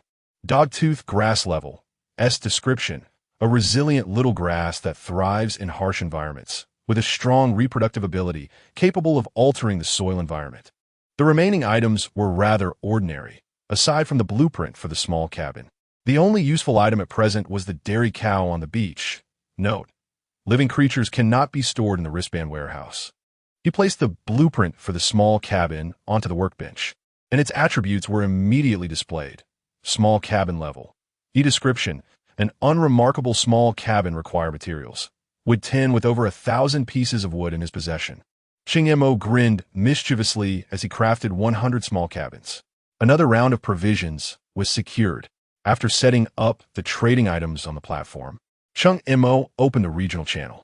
At that moment, the number of people displayed in the upper right corner of the channel was only 9,842, indicating that within a mere day, 157 individuals had perished in the 302 region. After a brief moment of distraction, Cheng Mo regained his composure and typed in the channel. Brothers, I'm back. Considering we are all compatriots, I prepared 100 sets of small cabins for you all. First come, first served. Hurry and snatch them up. As soon as the 2 messages were sent, the previously quiet channel erupted into chaos. Damn it, the merchant is here. We must boycott him. Wait, what did he just say? Damn small cabins. Wait for me, leave some for me. The small cabins were snatched up in an instant, and those who missed out quickly returned to the chat. Brother Cheng, Lord Cheng, young Master Mo, could you possibly release a few more cabins? Indeed, Cheng Go. We just took advantage of the cool weather to gather some resource boxes. and upon our return, they were completely depleted. If you could just release a few more, we shall never call you a profiteer again." Observing the fickle nature of these individuals, Cheng Mo merely responded with 2 words: "Wait." "Thank you, Chengge. You are the most handsome." "Thank you, Mo Yi. You are the coolest." Awaiting Cheng Mo's assured reply, these fellows did not hold back their praises. 5 minutes later, Cheng Mo, having transformed the 2,000 wood acquired from selling the cabins into small cabins once more, placed them on the market. The 200 cabins vanished in an instant. Without waiting for them to speak up, Cheng Mo created another 400 cabins and listed them. Half an hour later, the amount of wood in Cheng Mo's possession reached a staggering figure, 70,000. Gazing at such a bounty, Cheng Mo crafted another 2,000 cabins for the trading platform. Although District 302 was nearly saturated, the global channel boasted a staggering population of 5 billion. Thus, he turned to the World Channel and sent out a message. "Greetings, survivors. I am a survivor from District 302. The first phase of the crisis is the high temperatures. I have listed a batch of cabins and spears on the trading platform, hoping to assist everyone." As soon as the message was posted, Cheng Mo closed the chat interface. He had no desire to engage in idle chatter at the moment. Stepping out of the RV, Cheng Mo planted the peach tree and dogtooth grass on either side of the spring before placing a small cabin not far from the peach tree. "Kiki, quickly bring the cow inside." After completing these tasks, Cheng Mo called out to Han Kiki on the beach. "Got it." Han Kiki replied swiftly, leading the cow into the cabin. With an area of 10 square meters, the small cabin was quite suitable for the cow. "Cheng Mo, what should the cow eat? Should I get some octopus meat?" Cheng Mo facepalmed. "Sister, listen to me. We don't feed the cow octopus meat." With that, Cheng Mo fashioned a basin the size of a face from wood at the workbench and fetched a full basin of fresh spring water to place beside the cow. "Kiki, hand me 2 loaves of bread." "Cheng Mo, are you hungry? Should I prepare some octopus meat for you, lest it spoil?" Han Kiki asked, blinking her beautiful eyes. "I'm not eating. Give it to the cow." Cheng Mo pointed at himself and then at the cow. "Oh, all right." After receiving the bread, Cheng Mo tore it into crumbs and scattered them into the wooden basin. "Let us go. This place is fine." Watching the cow munching on the breadcrumbs, Cheng Mo tugged on Han Kiki's collar and headed outside. "Cheng Mo, prepare for battle." Just as they stepped out, Han Yuyin rushed over from outside, colliding directly into Cheng Mo. Without time to feel shy, Han Yuyin pointed toward the distant sea, exclaiming, "There's a large ship approaching us." Hearing this, Cheng Mo followed Han Yuyin's, and indeed, he could see a dark object gradually enlarging on the horizon. "Quickly, Kiki, get ready." He retrieved a shotgun from the warehouse and handed it to Han Kiki, then took a bolt-action rifle and passed it to Han Yuyin. After completing these tasks, he ordered 10 bolt-action rifles and 10,000 rounds of ammunition from the workbench. After allocating 2,000 rounds to Han Yuyin, Cheng Mo swiftly concealed himself behind the camper van. Han Yuyin, armed with her weapon, took cover behind a small wooden cabin, the two of them forming a strategic crossfire position. If anyone attempted to land on the island, they would surely be caught in a pincer attack. "I'm Scarlet, Cheng Montak." Just as Cheng Mo was stealthily observing the situation at sea, Han Kiki suddenly grasped his shirt from behind, her body trembling slightly. Despite her family's affluent lifestyle, she was not entirely naive. In such perilous circumstances, the gravest threat came from her own kind. She was not overly concerned about sea beasts, but when it came to fellow humans, they were undoubtedly foes. After all, with such beautiful women as herself and her sister present, few would remain indifferent in a situation where rules had collapsed. Boom! At that moment, a fireball the size of half a meter soared from a ship a kilometer away, crashing onto the beach and creating a 2-meter-wide crater. Boom, boom, boom. Chapter 10. Kappa once again, 3 enormous fireballs descended upon the open ground of the island, igniting a storm of flames. It seemed that the large ship had intentionally avoided striking the caravans and wooden cabins. Aspargalunda Onghankaka, startling her into a gasp. Cheng Mo, witnessing this, swiftly brushed the embers from her, his gaze fixed intently on the approaching vessel. As the ship drew within 500 meters of the island, Cheng Missouri discerned its details with clarity. This grand ship, constructed entirely of wood, measured approximately 30 meters in length, with 4 formidable red cannons positioned at its bow. On the deck, a multitude of humanoid figures moved about, their skin a striking shade of blue-green, while their facial features remained indistinct from such a distance. Cheng Mo mused, "These beings aboard the ship do not resemble survivors at all." Han Kiki clutched Cheng Mo's left arm tightly, her voice trembling with fear. "Do not be afraid. Do not be afraid. With me here, you shall not suffer the slightest harm," he reassured her, gently patting her shoulder in a gesture of comfort. Just as Cheng Mo offered his solace, the massive ship came to a halt a mere 50 meters from the island shore, buzzing. At that moment, Cheng Mo's wristband vibrated, and upon glancing down, he noticed a message from Han Yuyen. "Shall we take action?" Cheng Mo turned to Han Yuyen, signaling her to wait a moment with a shake of his head. Gurgling, chattering, an incomprehensible cacophony of sounds filled the air as 2 small boats were lowered from either side of the large ship.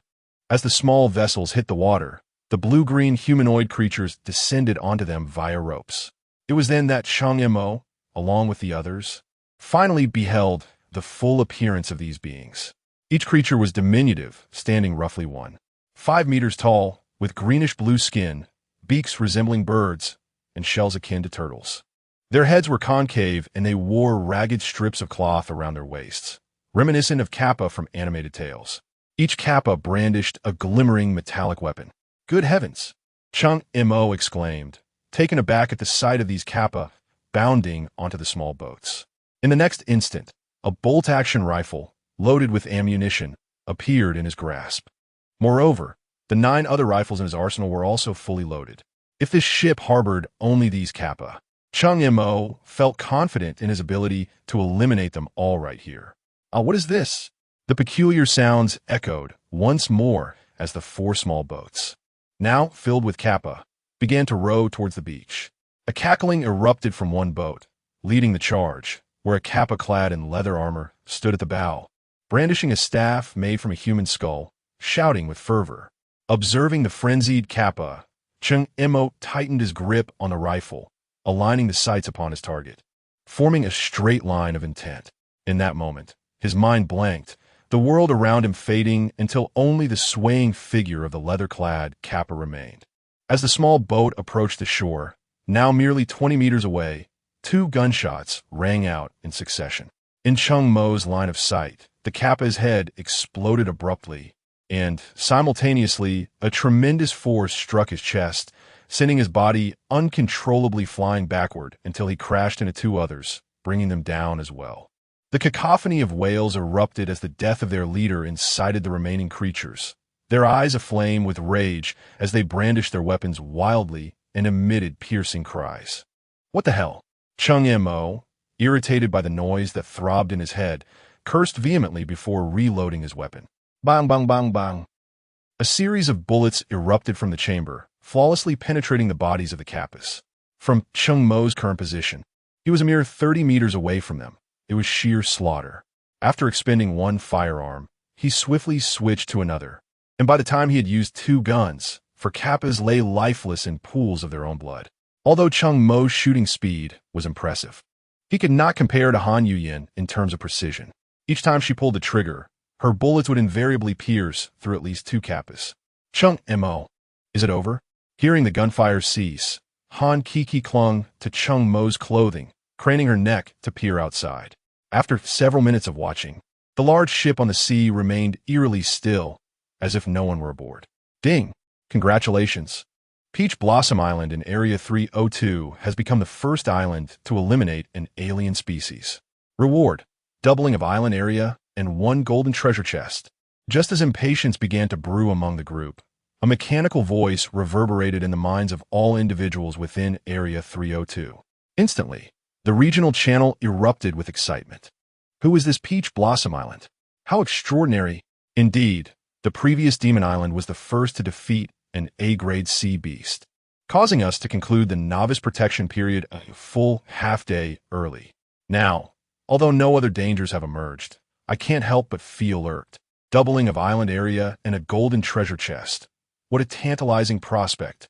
Cheng Mo, oblivious to the commotion within the regional channel, stood with the two women, transfixed by the sight of the island that had just doubled in size. This is now 386 square meters. How remarkably effortless! Cheng Mo exclaimed with a sense of pride. Although the island still bore the shape of a horseshoe print, its length had reached 22 meters and its width exceeded 17 meters. Most notably, the original circular barricade had solidified into a mountain 1 meter thick and 5 meters high. So, you're feeling proud, are you? Why not open the treasure chest and see what splendid items it holds? Han Yuyin shot Cheng Mo a glance, this time devoid of her previous icy demeanor, replaced instead by a subtle smile. Clearly, their recent collaboration had proven fruitful. Yes, indeed, I was nearly scared to death just now. If what we unearth is unimpressive, I'll be quite dissatisfied.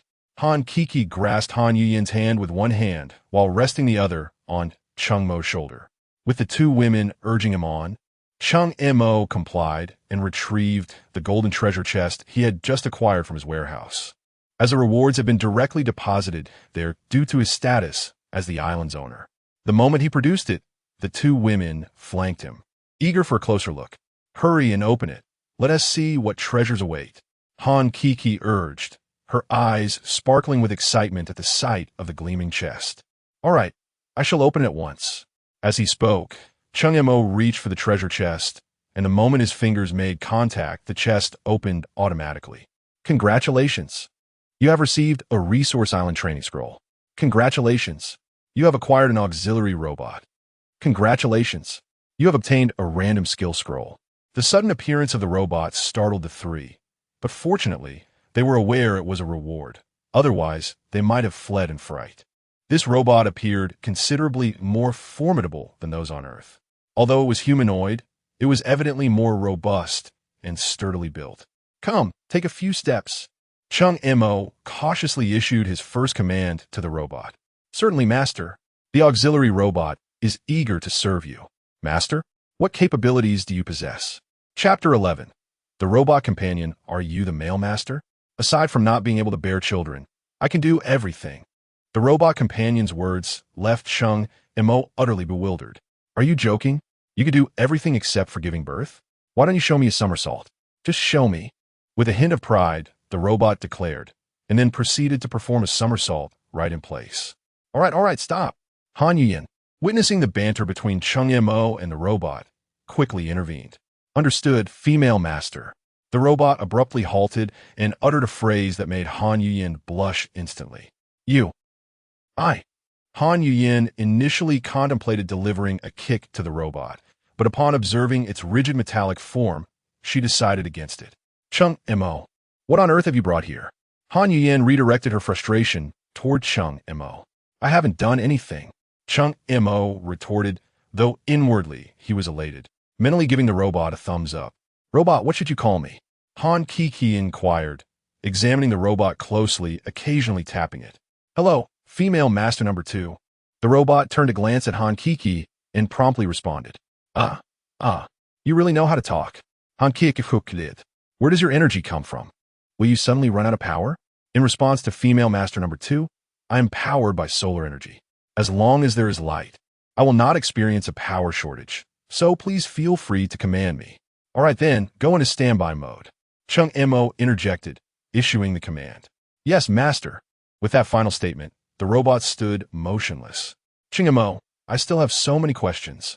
Why did you make it go into standby? Han Kiki shook Cheng Mo's arm, pouting in discontent. Kiki, we have pressing matters at hand. If we don't gather our belongings over there, they might drift away.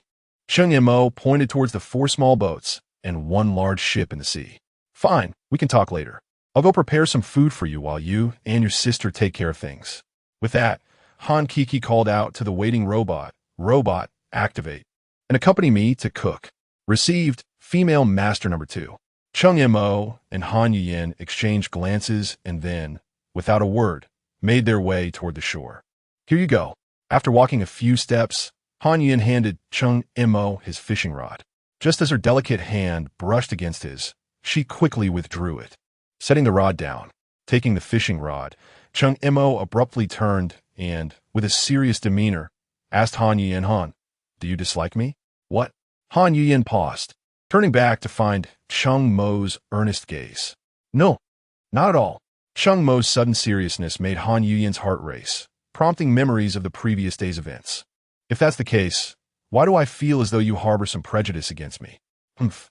Anyone would feel unsettled being bumped into by a pig they just met." Recalling the events of yesterday, Han Yuyen expressed her displeasure, emphasizing that it was her first experience. "Well, that's not my fault," Cheng Mo replied, scratching his head awkwardly. "Humph." Han Yuyen ignored him and continued her stride towards the beach. Through their joint efforts, they managed to retrieve 4 small boats. Gazing at the 28 Kappa corpses and 17 pieces of cold weaponry strewn across the sand, Cheng Mo murmured, "The quantity of weapons doesn't add up." "Of course it doesn't. Some of them fell into the sea during the scuffle. Would you like to dive down and retrieve them?" Han Yuyen shot him a challenging glance. "This woman is quite the temper." Cheng Mo muttered under his breath. "What did you say?" Han Yuyen glared at him. "I was asking what our next move should be. Should we board that large ship?" Cheng Mo decisively shifted the topic. "Is that even a question? Wouldn't you want such a massive vessel?" "Of course I would, but I'm concerned there might still be Kappa aboard. If we rashly climb on, we could easily fall into an ambush," Cheng Mo explained. "If you're too scared to go, then stay here. I'll take the ship for myself." As she spoke, Han Yuyen leaped onto one of the small boats, ready to row away. "Wait for me." Cheng Mo quickly grasped the stern of the boat and dashed towards the RV, returning in less than a minute, panting heavily. Han Yuyen, intrigued, asked, "What were you doing just now?" "You'll find out soon enough," Cheng Mo teased, then began to paddle the small boat. When they reached the ropes beneath the large ship, Han Yuyen wasted no time and began to climb. Quick as a flash, Cheng Mo seized her hand. "What are you doing?" Han Yuyen turned, glaring fiercely. "How can I let a lady take the lead in such a perilous task?" As he spoke, Cheng Mo maneuvered around Han Yuyen, and when her back was turned, he discreetly brought the hand he had just grasped to his nose for a sniff. How delightful! Naturally, Han Yuyen was oblivious to this small gesture. Otherwise, she would have likely kicked him into the sea. Arriving at the ropes, Cheng Mo took hold of the rope that hung down from the deck and began his ascent with an awkward wiggle. Witnessing this spectacle, Han Yuyen covered her face in disbelief. Is he serious? His movements resembled a wriggling maggot. Struggling to suppress a laugh, she feigned indifference and urged, "Could you hurry up? If you take any longer, I'll be roasted alive." "Just a moment. I'll be up shortly," Cheng Mo replied, exerting himself as he climbed, sweat pouring down his brow, while he turned to Han Yuyen and flashed her a radiant smile. In that moment, Han Yuyen suddenly found him rather likable. After all, he had no formal training and was willing to venture ahead, fully aware of the potential dangers. With this thought in mind, she decided to refrain from further urging him, instead watching silently the figure laboring under the sun. With a thud, a heavy object hit the ground as Cheng Mo finally managed to pull himself onto the deck. Upon hearing the sound, Han Yuyen glanced upwards and beheld Cheng Mo sitting on the edge of the deck. Just as her previously altered feelings began to shift, Cheng Mo's presence reverted them back to their original state. At that moment, Cheng Mo was panting heavily, oblivious to the thoughts swirling in Han Yuyen's mind. In front of him stood the robotic companion, Old Iron. "Old Iron, could you please check if there are any dangers within the cabin? How much longer are you going to sit there? Are you going to let me up or not?" Only upon hearing the voices from below did Cheng Mo remember that Han Yuyen was still down there. He promptly turned and grasped the rope, exclaiming, "Hold on tight. I will pull you up." Just as he finished speaking, he noticed Han Yuyen firmly gripping the rope, her feet swiftly tapping against the hull of the ship. In mere seconds, she had climbed up effortlessly. Cheng Mo glanced at the rope in his hands, then at Han Yuyen standing beside him, and finally at himself, utterly bewildered. He could only utter 2 words. "What the—" Seeing Cheng Mo's perplexed expression, Han Yuyen suddenly could not contain herself and let out a soft laugh. Chapter 12. Embarkation. Han Yuyen suddenly smiled, her beauty breathtaking, leaving Cheng Mo utterly mesmerized for a moment. "What are you staring at? Haven't you seen a beautiful woman before?" Han Yuyen remarca, noticing Shen Macaus captiva tagaza. "I have seen beautiful women, but none as stunning as you. Cheng Mo replied earnestly, nodding his head. Oomph. Smooth talker, Han Yuyin playfully retorted, turning to leave. Wait, what is the matter? Han Yuyin asked, puzzled, as they had already boarded the ship. Why was there still no action? I've sent Lao Tai in. You should be back shortly. As he spoke, Cheng Mo retrieved a shotgun from the storage, standing guard protectively in front of Han Yuyin. Actually, you don't need to shield me. My combat skills might surpass yours, Han Yuyin said, brandishing her own saber. This isn't merely about combat prowess. It's a matter of male dignity. As long as I stand, it is not your place to be in front. Cheng Mo's bold declaration struck Han Yuyin like a bolt of lightning. No one had ever spoken to her in such a manner. Since entering the police academy, she had been pursued for her beauty or admired for her professional abilities. Yet, no one had ever told her to take a break, to stand behind them, and let them protect her. Whenever her classmates faced challenges, they would rush to her, disregarding her convenience or willingness, simply because she was first in combat, first in expertise, and first in looks. In truth, she often wished to pause, to have someone stand in front of her and say, I will protect you. Looking at the slender figure before her, she inexplicably uttered, Thank you. What? Cheng Mo turned, his expression one of disbelief. Nothing, look. Lao Tai is back. Han Yuyin's cheeks flushed crimson, hastily changing the subject. Cheng Mo noticed her rosy complexion, but out of respect for her feelings, he tactfully shifted his gaze.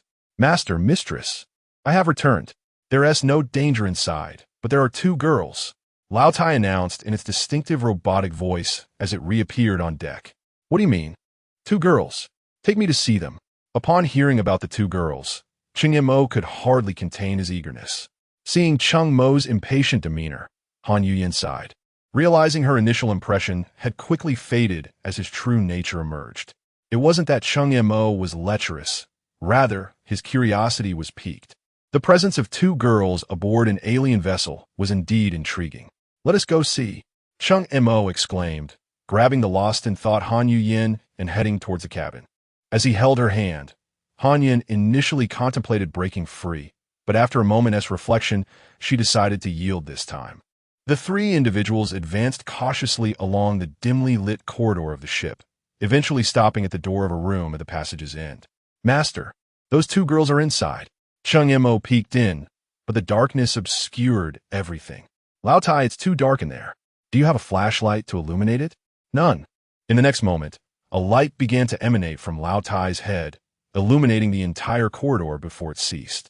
Cheng Mo kicked him in annoyance. Didn't you just say there was none? Master, why are you kicking me? I don't possess a flashlight. This is merely my head, which happens to emit light. Slap. Cheng Mo smacked Lao Tai's head, then began hopping in place, clutching his hand. If you can emit light, why didn't you turn on sooner? We had to stumble around in the dark. You didn't ask. Cheng Montak. Cheng Mo, stop messing around. Just as Cheng Mo was about to continue the argument with Lao Tai, Han Yuyin's voice interjected. This time, I'll let you off the hook for Yin's sake, or else I will have dismantled you. As the three entered the room, Lao Tai's headlamp illuminated the space brilliantly. The room was sparsely furnished, apart from a large bed. There was nothing else. Rather than a bed, it resembled a dog-eared den, cluttered with items that occupied half its surface, while the other half was occupied by two girls. One girl, whom Cheng Mo recognized, had black hair, dark eyes, and was of Asian descent, clad in what could be described as a professional outfit. Well, it should qualify as professional attire, despite the scant fabric making it difficult to identify. Judging by her physique and appearance, she seemed quite decent, perhaps scoring around a 7 out of 10. However, she was currently bound with ragged strips of cloth, her mouth stuffed with some object. Given the circumstances, it appeared she was a survivor who had traversed with them. Beside the girl in professional attire lay another girl, similarly restrained. Cheng Mo couldn't ascertain her ethnicity. This girl had skin resembling that of a kappa, albeit slightly lighter in hue, and her features were human-like in their delicacy. Nevertheless, she sported 2 additional pointed ears, lending her an exotic beauty, though she seemed not entirely human. Master, aren't these two girls quite appealing? According to human aesthetic standards, wouldn't they be considered beauties? Lao Tai gazed at Cheng Mo earnestly.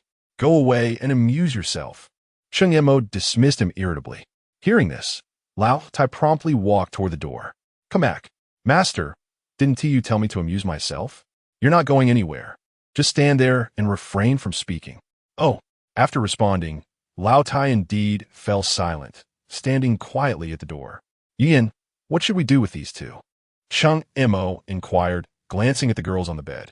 In response, Han Yin shot him a glare. Do whatever you wish. I'm only here to observe. I harbor suspicions that you are driving. Yet I possess no evidence.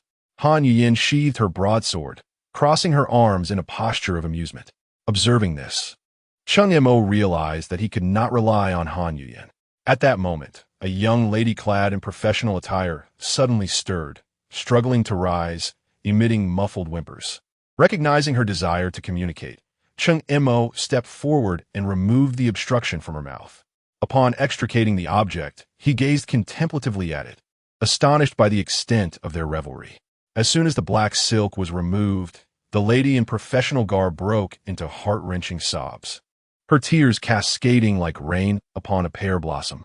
Her cries were so profoundly sorrowful that they could move the heavens and stir the souls of the listeners. After a considerable time, when her weeping subsided, Cheng Mo ventured to inquire, My dear lady, may I ask what circumstances have led you to this riverboat? However, as soon as he posed the question, the young lady in professional attire began to weep anew. Chapter 13. Cheng Mo's 3 questions upon witnessing the scene. Cheng Mo helplessly raised his hands before turning to Han Yin behind him. How foolish, allow me. Han Yin stepped forward, pulling Cheng Mo behind her, and began to whisper softly to the professional-looking young lady. Within a mere 5 minutes, the young lady appeared composed as she stood before them. How did you manage that? Cheng Mo gestured a thumbs up to Han Yin and quietly inquired. Psychology and negotiation skills. Han Yin responded with a hint of pride. Very well. You are impressive. After complimenting Han Yin, Cheng Mo turned to the professional lady and asked, Excuse me, are you a survivor as well? How did you end up on this ship? Upon hearing Cheng Mo's question, the professional lady's mood dipped slightly, yet she refrained from crying this time. Of course, I'm a survivor just like you. She gestured to the bracelet on her left wrist as she spoke. What is your name? The lady asked Cheng Mo. As he spoke, Cheng Mo felt a vibration from the bracelet and looked down to see a message from someone named Jiang Yuling. It's me, the professional lady replied. After confirming her identity, the professional lady began to recount her experiences. It turned out that early this morning, Jiang Yuling and her 2 teammates had been discovered by this large ship. Unfortunately, her 2 male companions were killed, and she herself was captured. Just as she was about to meet a grim fate, the Kappa fled, followed by the sound of cannon fire, and then Cheng Mo and Han Yin arrived. After listening to Jiang Yuling's explanation, Cheng Mo scrutinized her once more, though his gaze made her feel somewhat uncomfortable. After some time, Cheng Mo finally spoke up. What are your plans now? The lady beside, you just promised to let me join your team. Jiang Yuling looked at Han Yin with a somewhat peculiar expression. Is that so? Cheng Mo tilted his head to inquire of Han Yin. Yes, I did agree. Do you have any objections? None at all. You can join us. But you must show some sincerity. Cheng Mo, wary of provoking Han Yin, redirected the conversation towards Jiang Yuling. I can offer you the territory cabinet of our island as a token of allegiance. Jiang Yuling stated slowly. The territory cabinet can be traded? Cheng Mo asked in confusion. The territory cabinet cannot be traded, but it can be transferred. Moreover, it can also be retracted. Those items previously forced me to retract the territory cabinet, or they threatened to kill me. Jiang Yuling explained. How can you understand their language? Han Yin interjected with curiosity. I certainly cannot comprehend their language. But she translated for me. Jiang Yuling indicated towards the exotic-looking woman on the bed. Unbeknownst to them, she had awakened and now observed the 3 with an impassive gaze. Jiang Yuling approached and removed the rag that had gagged the woman. Have you killed all the Kappas on this ship? The woman inquired, her tone devoid of any emotion. Can you truly speak Chinese? Cheng Montauk exclaimed in astonishment. That is of little consequence. What truly matters is whether the Kappa aboard this vessel has met its demise at your hands. A calm voice echoed once more. Indeed, Upon hearing Cheng Mo's affirmative response, the woman erupted into a fit of laughter. Ha ha ha, ha ha. Her laughter was laced with an endless melancholy and the exhilaration of vengeance fulfilled. After a considerable pause, the woman spoke again, requesting to see the bodies, assuring them that she would divulge everything they wished to know. Cheng Mo and his companion had no reason to refuse such a request. Thus, Cheng Mo stepped forward to untie her and led her onto the deck. Bathed in sunlight, the woman gazed at the row of Kappa corpses laid out upon the sandy beach, laughing heartily once more. Xiao, Qian, Mo, Yuer, do you see this? These creatures are all dead. She stood at the edge of the deck, arms outstretched, head tilted back towards the sky, calling out names unknown to them. After venting her emotions, she turned to Cheng Mo and his companion, saying, "Thank you for avenging me and my comrades. I can tell you that I was once a survivor as well. They forced me to operate the territorial cabinet, and it was they who transformed me into this." With those words, the woman fell backward before the trio, sinking into the depths of the sea before they could react. "Wait, don't jump yet. At least clarify everything." Cheng Mo leaned over the railing, watching the splashes in the water as he called out. Regrettably, no response came, and the enigmatic woman did not resurface. Turning back, he wore a crestfallen expression. "What is wrong with you?" Han Yuyan questioned, puzzled by Cheng Mo's demeanor. "Do you not sense the gravity of the situation? That woman just claimed she was once a survivor, transformed into her current state by the Kappa. This raises several questions. When was she a survivor? How did the Kappa alter her? And why are they seeking to usurp the territorial cabinet? This world seems to be growing increasingly complex." With 3 inquiries posed in quick succession, Han Yuyan and Zhang Yuling were left utterly bewildered. "You are correct, yet our immediate focus should not be on these questions. The temperature is rising. We must hasten to navigate this vessel to shore." In an instant, Han Yuyan adressed Cheng Mo, fully aware of the significance of those questions, but recognizing that their current capabilities were insufficient to confront them, thus urging him to set aside his thoughts for the time being. "Yuyan, you are right. I will head to the cockpit. You two search the ship for supplies." Cheng Mo replied, and without delay, he sprinted towards the cockpit. Upon his arrival, he found the cockpit devoid of anything but a steering wheel and a single chair. Just as confusion washed over him, his wristband vibrated. "Unclaimed territorial cabinet detected. Do you wish to seize it?" Simultaneously, a voice emerged from the wristband. "Seize it." As Cheng Mo's voice faded, a screen beside the helm suddenly illuminated, revealing a plethora of information. To his astonishment, he discovered that the territory cabinet had been integrated into the vessel. Approaching the screen, he was poised to engage with it when he noticed an operational interface for the ship displayed before him. Several buttons were clearly marked: forward, backward, throttle, brake. With a deft tap on the forward button, followed by a gentle push on the throttle, the grand ship sprang to life.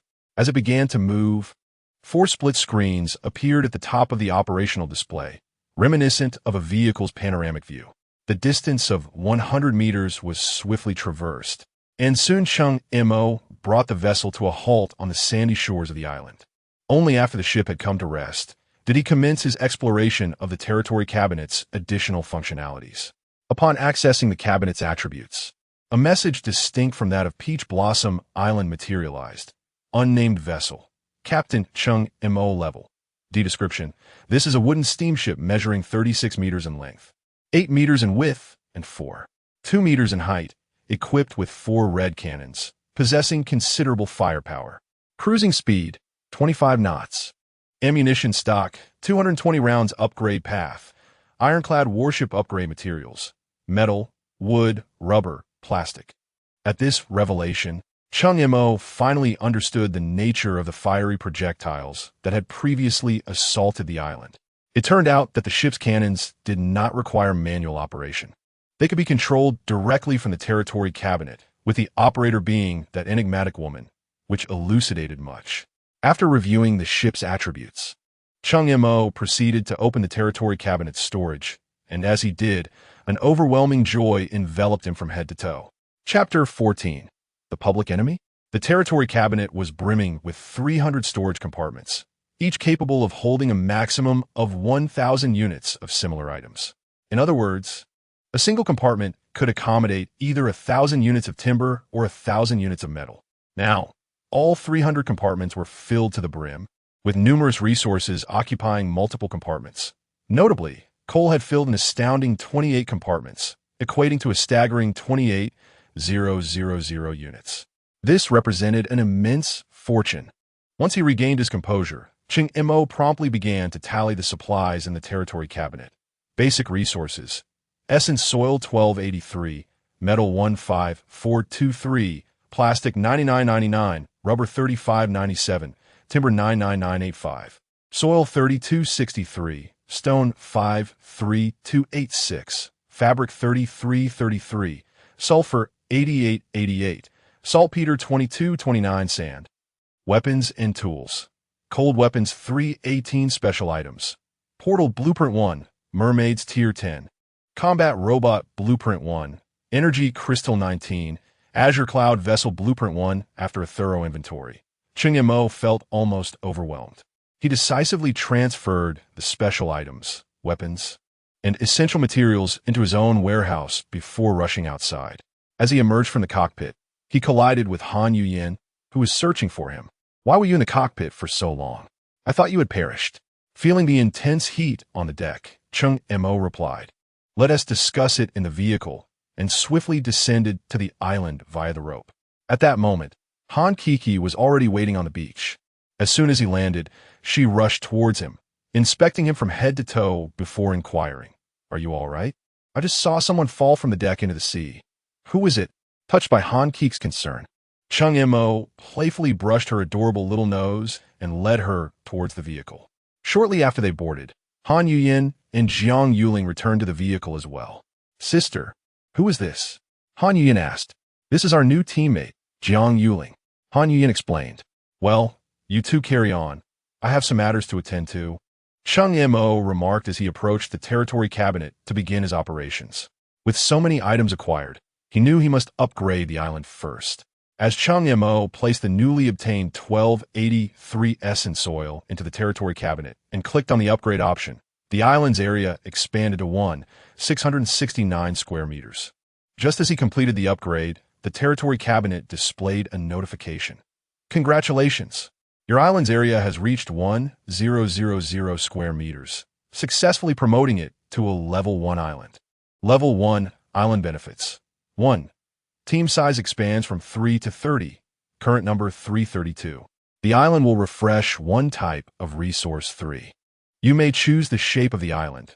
Gazing at the 5 distinct shapes, Cheng Mo fell into deep contemplation. The 5 shapes of islands are as follows. The U-shaped island is surrounded by 3 mountains on one side and faces the sea on the other. The mouth-shaped island is exposed on all 4 sides, featuring a towering peak at its center. The O-shaped island boasts sandy beaches and encircling mountain ranges on its periphery, while its interior comprises valleys and lakes, with a mountain gap allowing for a river that flows to the sea.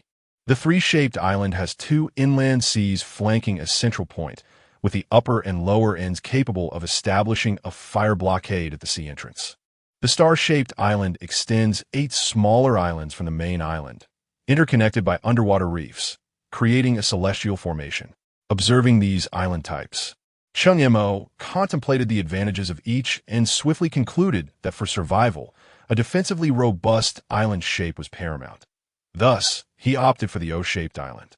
Just as he clicked to confirm, a subtle tremor coursed through the island, quickly subsiding into tranquility.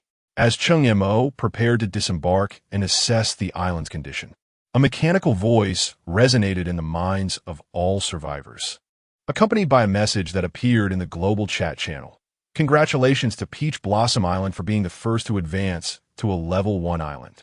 Rewards for members include an exclusive treasure chest 1, a supply box 100, and island resources 3.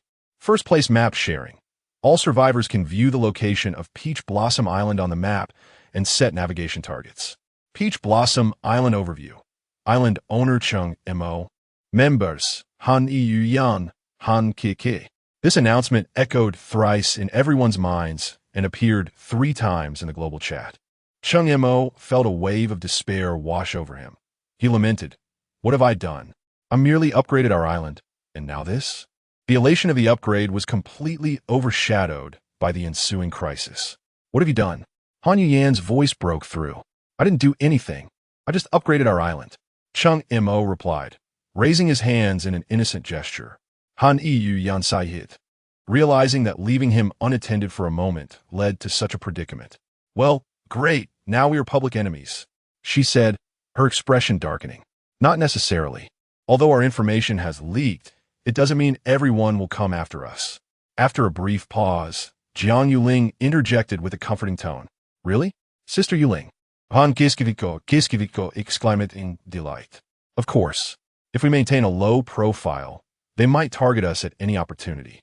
However, if we act decisively and demonstrate our strength assertively, others will think twice before challenging us, thus minimizing our troubles." "Indeed, I concur with you, Ling. I propose that we appoint her as our external liaison." Han Yin nodded in agreement and suggested, "Sister Yuling, what did you do before? You seem quite formidable." Han Kuku inquired with a sweet smile, tentatively voicing her curiosity. "I previously worked in sales, so I possess some understanding of human nature. I support you, Ling, as our external liaison." Cheng Mo promptly made a decision, adding Jiang Yuling's name to the territory cabinet, and in the next moment, her name appeared in the team chat channel.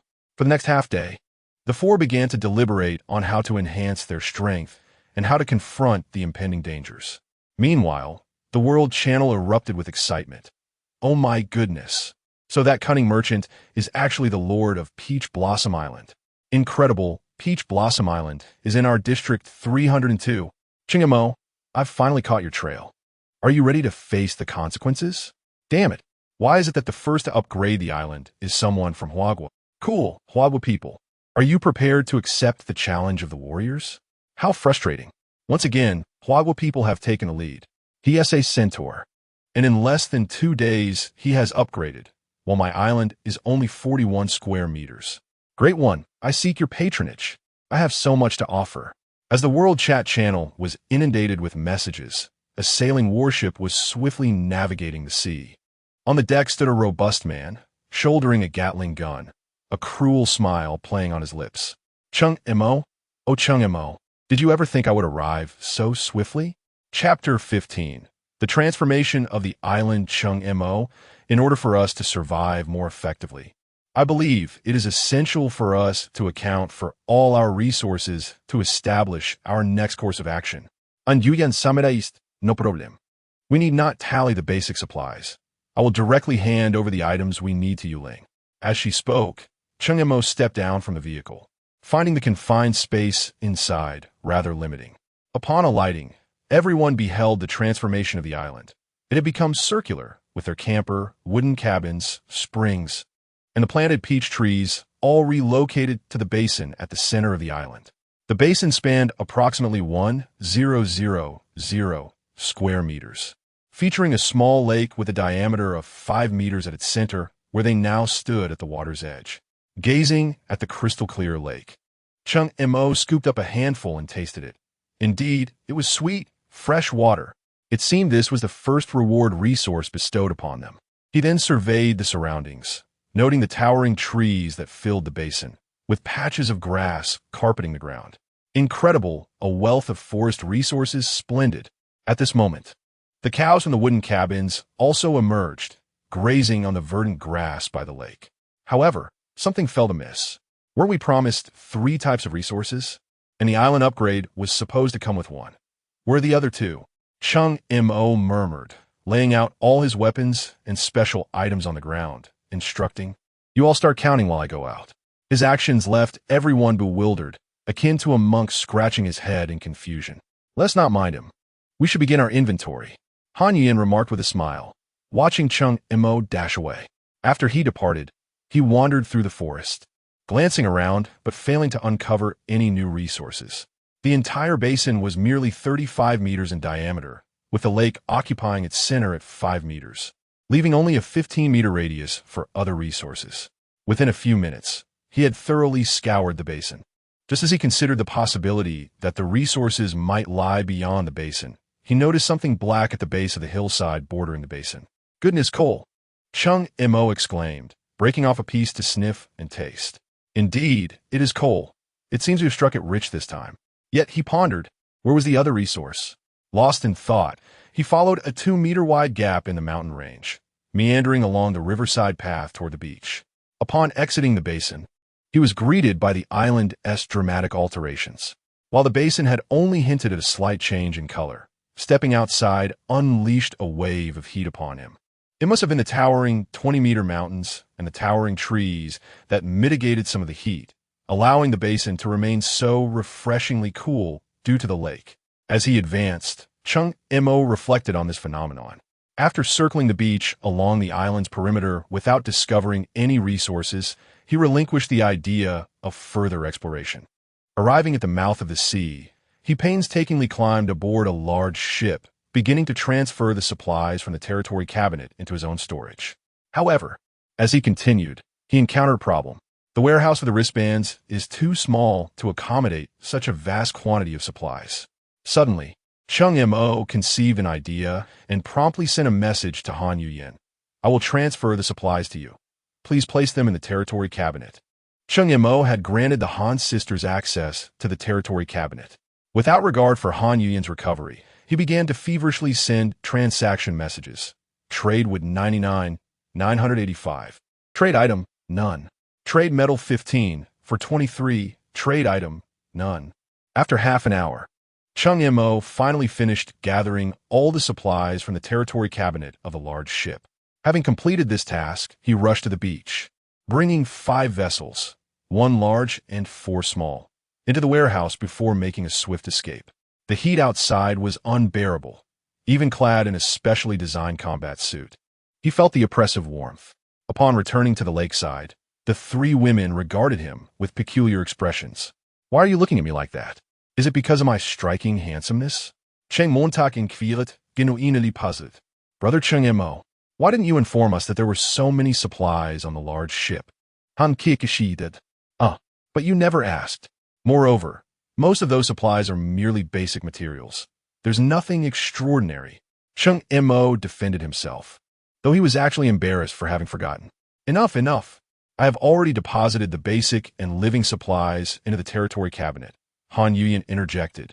"Now we possess a considerable collection of valuable items. Cold Weapons 318, S-Class. Seaside Villa 1, Resource Island Scroll 1, Skill Scroll 1, Portal Blueprint 1, Merfolk 10, Combat Robot Blueprint 1, Old Iron 1, Ocean Cloud Boat 1, A-Class, Combat Suit 7, Energy Crystals 19, B-Class, Red Cannon 5, C-Class, Shotguns 11, Bolt Action Rifles 11, D-Class and below, 335 cold weapons." Listening to Han Yuyan's enumeration, Cheng Mo's mouth fell agape. Do we truly have so many S-Class items? Han Yuyan shot him a disdainful glance. What did you expect? In the midst of their conversation, Han Yuyan handed a set of combat gear to Jiang Yuling, saying, "Yuling, you should change into this to avoid causing someone to drool incessantly." Cheng Mo wiped his mouth, which bore no trace of saliva, and retorted, "Nonsense, who is drooling? Oomph. Take this and stop acting like a novice." Han Yuyan proudly presented Cheng Mo with the S-Class skill scroll. Cheng Mo, not one to be coy, accepted it and immediately activated it. In an instant, he felt a surge of white light envelop him, and a wealth of specialized skills and knowledge flooded his mind, allowing his body to seamlessly integrate with this newfound expertise. "Brother Cheng Mo, what skill did you acquire?" Han Kiki asked, wrapping her arms around his, causing him to feel somewhat self-conscious. "Mastery of firearms. Wherever I aim within range, I shall hit." "Wow, Brother Cheng Mo is so impressive." Han Kiki's eyes sparkled with admiration. "Not bad. I did not waste this S-Class skill scroll," Han Yuyan remarked, her voice cool, yet clearly pleased with Cheng Mo's acquisition. "Ladies and gentlemen, might we consider the matter of the resource island at this juncture?" Just then, Jiang Yuling, clad in a form-fitting special operations uniform, approached from the vehicle. Inquiring of the trio, her shoulder-length hair complemented her exquisite features, bestowing upon her an air of refreshing competence. "I share your sentiment, Cheng Mo." Han Yuyan nodded. "Indeed, We must prioritize the issue of the resource island. What the resource island? Cheng Mo, having been absent moments ago, was unaware of the specifics regarding it. Resource Island Scroll Level, S description. Upon activation, it transports up to 2 individuals to a resource-abundant island, with an automatic return occurring after 24 hours. Note: the resource island presents both opportunity and peril, and one cannot depart before the 24-hour period has elapsed. Having reviewed the scroll's information, Cheng Mo felt a sense of clarity. Very well, let us make preparations. We shall embark in 1 hour. Chapter 16. Deterrence an hour? That should suffice. Jiang Yuling murmured to herself. Suffice for what? Cheng Mo inquired, perplexed. You must resolve any lingering concerns before your departure. It won't take long. You all continue with your tasks.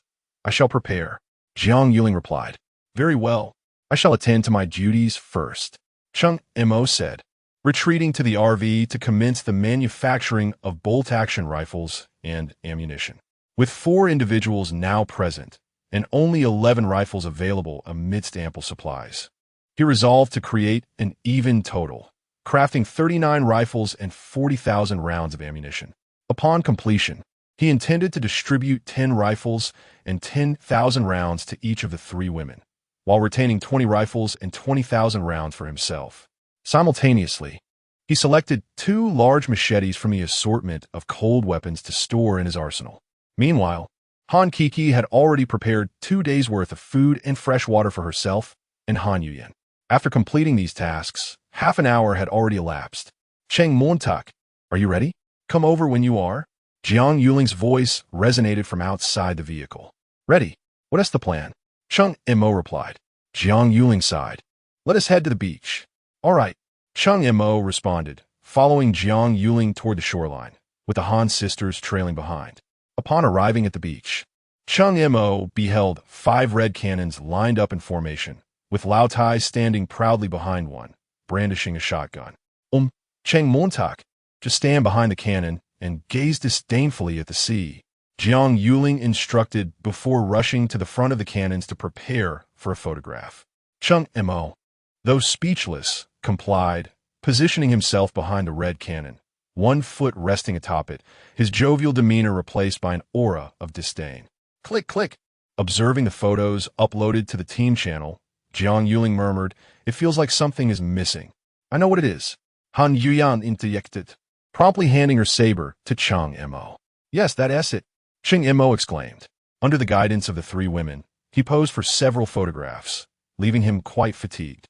As they reviewed the images, the 3 ladies chattered excitedly while making their way toward the basin. Seeing this, Cheng Mo stowed away the cannon and Lao Tai and hurried after them. He wished to avoid the sweltering heat outside. Upon returning to the cool confines of the RV, Jiang Yuling instructed Cheng Mo to open the World Channel. What should I post? Cheng Mo asked, a bit bewildered. Simply share the photo I had you take. Along with a caption, she clarified. Once he grasped the request, Cheng Mo decisively opened the World Channel and sent the photo. Image JPJ. I hear many of you wish to acquire my services. Do you require weaponry? I, in my humble capacity, have prepared some, which are now listed on the trading platform. Feel free to claim them. In the photograph, Cheng Mo stood with his back to the sun, casting a disdainful gaze beyond the frame, flanked by 5 red cannons, while Lao Tai awaited commands with his shotgun at the ready. The perspective rendered the mountains in the background exceptionally imposing. Upon the emergence of this news, the World Channel, already abuzz due to Peach Blossom Island's ascension to a level 1 island, trembled with newfound excitement. Following this, a deluge of messages inundated the screen. Goodness, this unscrupulous merchant is exceedingly arrogant. Indeed, I yearn to take him down. What are you planning to do about it? Get lost. I meant to deal with him. You fools, you couldn't even acquire a small cabin without his assistance, yet you wish to confront him? You ought to first ascertain what he possesses. What does he possess? Are those 2 on your face light bulbs? An A-class broadsword, an S-class robot, a C-class shotgun, and 5 B-class red cannons. Even his combat attire is A-class. Are you intending to confront him or to be vanquished? Through this gentleman's analysis, The individuals within the World Chat channel finally discerned the crux of the matter. They meticulously compared the images and, indeed, identified these elements. So what now? Are we still going after him? What if his island is slightly larger? Our little day's empire fears nothing. I shall be the first to procure a vessel and confront him. Exactly. Our Eagle Sauce empire plans to form a coalition against him. Who will join? And who will oppose? You all can stand down. This matter can be handled by our third brother. Goodness. Have you not noticed how dashing Cheng Mo is? I am quite fond of him. Get lost, you abominable creature. Can you not refrain from causing a ruckus? All right, you all are impressive. Since you are so formidable, why not procure the weapons wielded by the Great Ones? Is it due to insufficient resources? We wouldn't even bother with such trinkets. Trinkets? Have you ever encountered a D-class trinket? Cheng Mo, after your island's upgrade, may I join your ranks? It was unclear who initiated the shift, but those who had previously clamored to confront Cheng Mo began to promote themselves. Brother Cheng, I am exceedingly powerful and vigorous. Lord Mo, I can perform somersaults and wield a handgun. Please accept me. Master Cheng, I am a lowly, light, and agile. Observing the myriad messages in the chat channel, Cheng Mo chuckled and typed, I have no interest in your kind. From now on, all external engagements will be handled by my assistant. Show yourself, darling. At that moment, Jiang Yuling logged in. Everyone, I am Cheng's assistant and the liaison for Peach Blossom Island. Feel free to reach out with any inquiries. We are currently seeking 20 subordinates. Those interested may message me privately. In an instant, the once vibrant world list became significantly quieter, replaced by the incessant ringing of Jiang Yuling's communicator.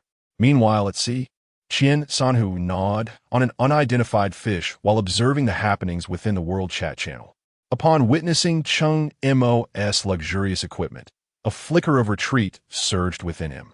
However, this hesitation quickly transformed into fervor. If so many wish to take down Cheng Mo, why not recruit a few expendables? With that thought, he began to contact those who had expressed their intentions to confront Cheng Mo. Is Cheng Mo prepared? In the heart of Peach Blossom Island's central basin, Han Yin gripped the broadsword tightly, her gaze fixed on the swaying caravan. Is there any point in being anxious about such matters? Cheng Mo's voice resonated from within the caravan. Sister, Han Kiki looked at the caravan with a sorrowful expression, clutching Han Yin's hand in a pitiful manner. Kiki, remember, our relationship with Cheng Mo is one of collaboration. It is merely a means for us to survive more effectively.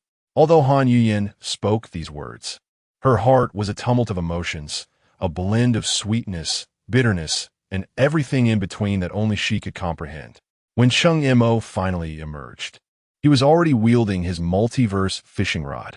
Let us go. With a gentle flick, the fishing hook descended into the lake. Should you be fishing by the sea? Han Yuyan exclaimed, bewildered. Why would I fish by the sea? As he spoke, the fishing rod was already being yanked upward, and soon a white figure leapt from the water surface. Chapter 17. Journey to Resource Island. As the white figure leaped forth, it swiftly knocked Cheng Mo to the ground. Just as Han Yin was about to take action, Cheng Mo called out, Don't move. In that instant, the onlookers discerned the nature of the white apparition. A pristine white wolf was perched atop Cheng Mo, affectionately licking his handsome face. Tianshan's snow wolf level. A description: an exceptionally intelligent snow wolf with formidable combat prowess. Once it recognizes its master, it pledges unwavering loyalty. Upon viewing the wolf's information, the crowd collectively sighed in relief. All right, no more licking. Go play by yourself. But do not harm the people here or those milk cows over there. Cheng Mo gently patted the wolf's head, signaling it to rise. Heeding his command, the snow wolf obediently stood up and settled beside Cheng Mo, grooming its paws. Suddenly, 2 more rods were cast down. Congratulations! You have acquired Biological Radar 1. Congratulations! You have acquired Drone 1, Biological Radar Level. A description: once installed, it can monitor life forms within a radius of 10 kilometers, equipped with a solar-powered system. Single Unit Drone Level. B description: a fine military reconnaissance drone that can swiftly provide situational awareness. As fortune would have it, just as he contemplated heading to Resource Island. A drone appeared. Cheng Mo stored his fishing rod away, wearing a smug expression. He promptly set up the radar next to the RV and began surveying the surroundings. To his astonishment, the radar revealed that aside from the four of them, one cow and one wolf on the island, there were numerous red dots in the lake, presumably schools of fish. Could the island's last resource be fish? Cheng Mo mused, but his expression soon shifted to one of concern. What's wrong? Han Yuyan inquired, noticing Cheng Mo's unusual demeanor. There are numerous life forms within a 10-kilometer radius of the sea. Is that so? Let me take a look. Han Yuyan approached the radar screen and, after a few minutes of observation, remarked, "Many of these creatures show no signs of movement. It should be safe for the time being." Cheng Mo nodded, a thought lingering unspoken. Perhaps. Should we wait until tomorrow to go to Resource Island? Suddenly, Han Yuyan shot Cheng Mo a provocative glance and asked, "Time is of the essence. We should hasten our departure." After conferring with Han Kiki, Jiang Yuling, and the Snow Wolf, Cheng Mo finally prepared to set off with Han Yuyan. Observing the two standing together, Han Kiki rushed forward and enveloped Han Yuyan in a bear hug. "Sister, you must return safely. Remember to look after Cheng Mo. He is quite inept. You little rascal. Your concern for me is feigned. It's Cheng Mo you truly care about." After embracing Han Yuyan, Han Kiki approached Cheng Mo and gave him a hug as well. Whispering a few words into his ear, "Return safely, and then I'll make sure to rest assured. I will return safely with Yuyan." As the words fell, Han Yuyan activated the scroll's function, and in an instant, a beam of white light enveloped the two, causing them to vanish from their location. "You must return safely," Han Kiki cried out, watching the two disappear. Meanwhile, as Cheng Mo and Han Yuyan regained their sight, they found themselves hand in hand in the midst of a desolate urban landscape. Where are we? Why have all these skyscrapers collapsed? And why are they overgrown with vines? Han Yuyan pondered aloud, oblivious to Cheng Mo's gentle grasp of her hand. "Regardless of our location, we should first assess our surroundings," he declared, retrieving a drone to survey the island's topography. As the drone ascended higher, the entirety of the island gradually revealed itself on the screen. However, even at its maximum altitude, the drone could not capture the full expanse of the island, which resembled a continent. The drone's view was dominated by the dilapidated cityscape, eerily quiet and devoid of life. After scrutinizing the area for several minutes without detecting any threats, Cheng Mo finally retracted the drone. "What did you find?" Han Yuyan inquired. "No signs of danger, and not a single creature in sight." "Oh, could it be that this is merely a resource island?" Han Yuyan mused, a sense of unease washing over her since their arrival. "Perhaps I am overthinking it. Where shall we go now?" Cheng Mo asked, brandishing a shotgun. "I do not know. You decide." "All right, let us head in that direction," Cheng Mo replied, casually selecting a path and leading the way, his shotgun ever vigilant. Han Yuyan tightly gripped her brödsvärd, quietly trailing behind him. Just as they had departed, a multitude of vines suddenly shot forth from the ground beneath them. Simultaneously, over 200 kilometers away on the sea near Peach Blossom Island, 3 ships huddled together. One was Chien San-Hu's sailing warship, flanked by a modern yacht and a fishing boat belching black smoke. The trio of vessels formed a triangular formation, separated by hundreds of meters. Within this small assembly, Chien San-Hu was discussing strategies with his companions on how to seize Peach Blossom Island. "Let's hear your thoughts.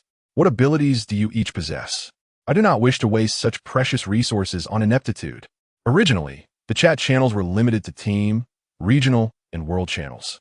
But Chien San-Hu had acquired a temporary A-grade chat channel, usable for 24 hours. "Who are you calling inept? I could conquer Peach Blossom Island without you," retorted by Ching Feng. "Calm down, everyone. We are all aiming for Cheng Mo. No need to get so heated," interjected Xiao Ziyuan, the third member.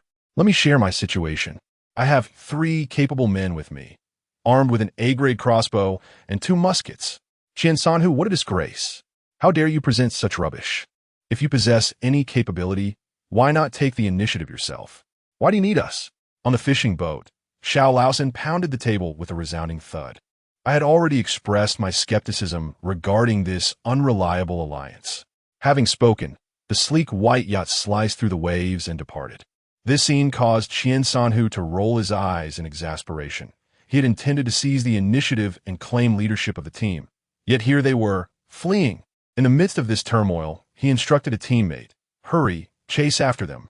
If we delay, we shall miss our chance." Upon hearing this, his subordinate silently grumbled. "For heaven's sake, that is a yacht. A yacht. Are we to chase after it with our measly sailboat? How absurd." Nevertheless, despite his thoughts, the subordinate promptly began to maneuver the vessel. Observing this, Xiao Laosan wasted no time and propelled his fishing boat towards Taohua Island. The engine roared to life, leaving a cloud of black smoke in its wake. Watching their sailboat lag behind, even the fishing boat, Qian Sanhu erupted in fury. What a worthless vessel. It can't even outpace a fishing boat. Chapter 18. A dilemma. What a dreadful resource island this is. How can it be called a resource island with nothing here? Cheng Mo exclaimed, shouldering his shotgun in frustration. Cheng Mo, have we overlooked something? Han Yuyan suggested. Since this is a city ruin, might it be possible that the supplies lie beneath the debris? She pointed towards a dark opening. Yin, you don't mean to venture underground, do you? What if it collapses and we become buried alive? Cheng Mo hesitated, reluctant to enter the pitch-black cave. Why are we here if not for resources? Han Yuyan posed a pivotal question, then fell silent, confident that Cheng Mo would make the right choice. Fine. Indeed, Cheng Mo resolved to make the prudent decision. Taking a deep breath, he stepped forward, gun in hand. In the absence of light, they proceeded cautiously, but soon a glow illuminated the cavern. Upon reaching the source of the light, they discovered bioluminescent mushrooms. The underground scene unfolded before them. It was once a parking lot, but time had ravaged the vehicles, leaving them rusted and decayed. How could there be cars here? It's so strange. Han Yuyan's voice echoed from behind Cheng Mo. What's so peculiar about it? This world hardly resembles a coherent reality.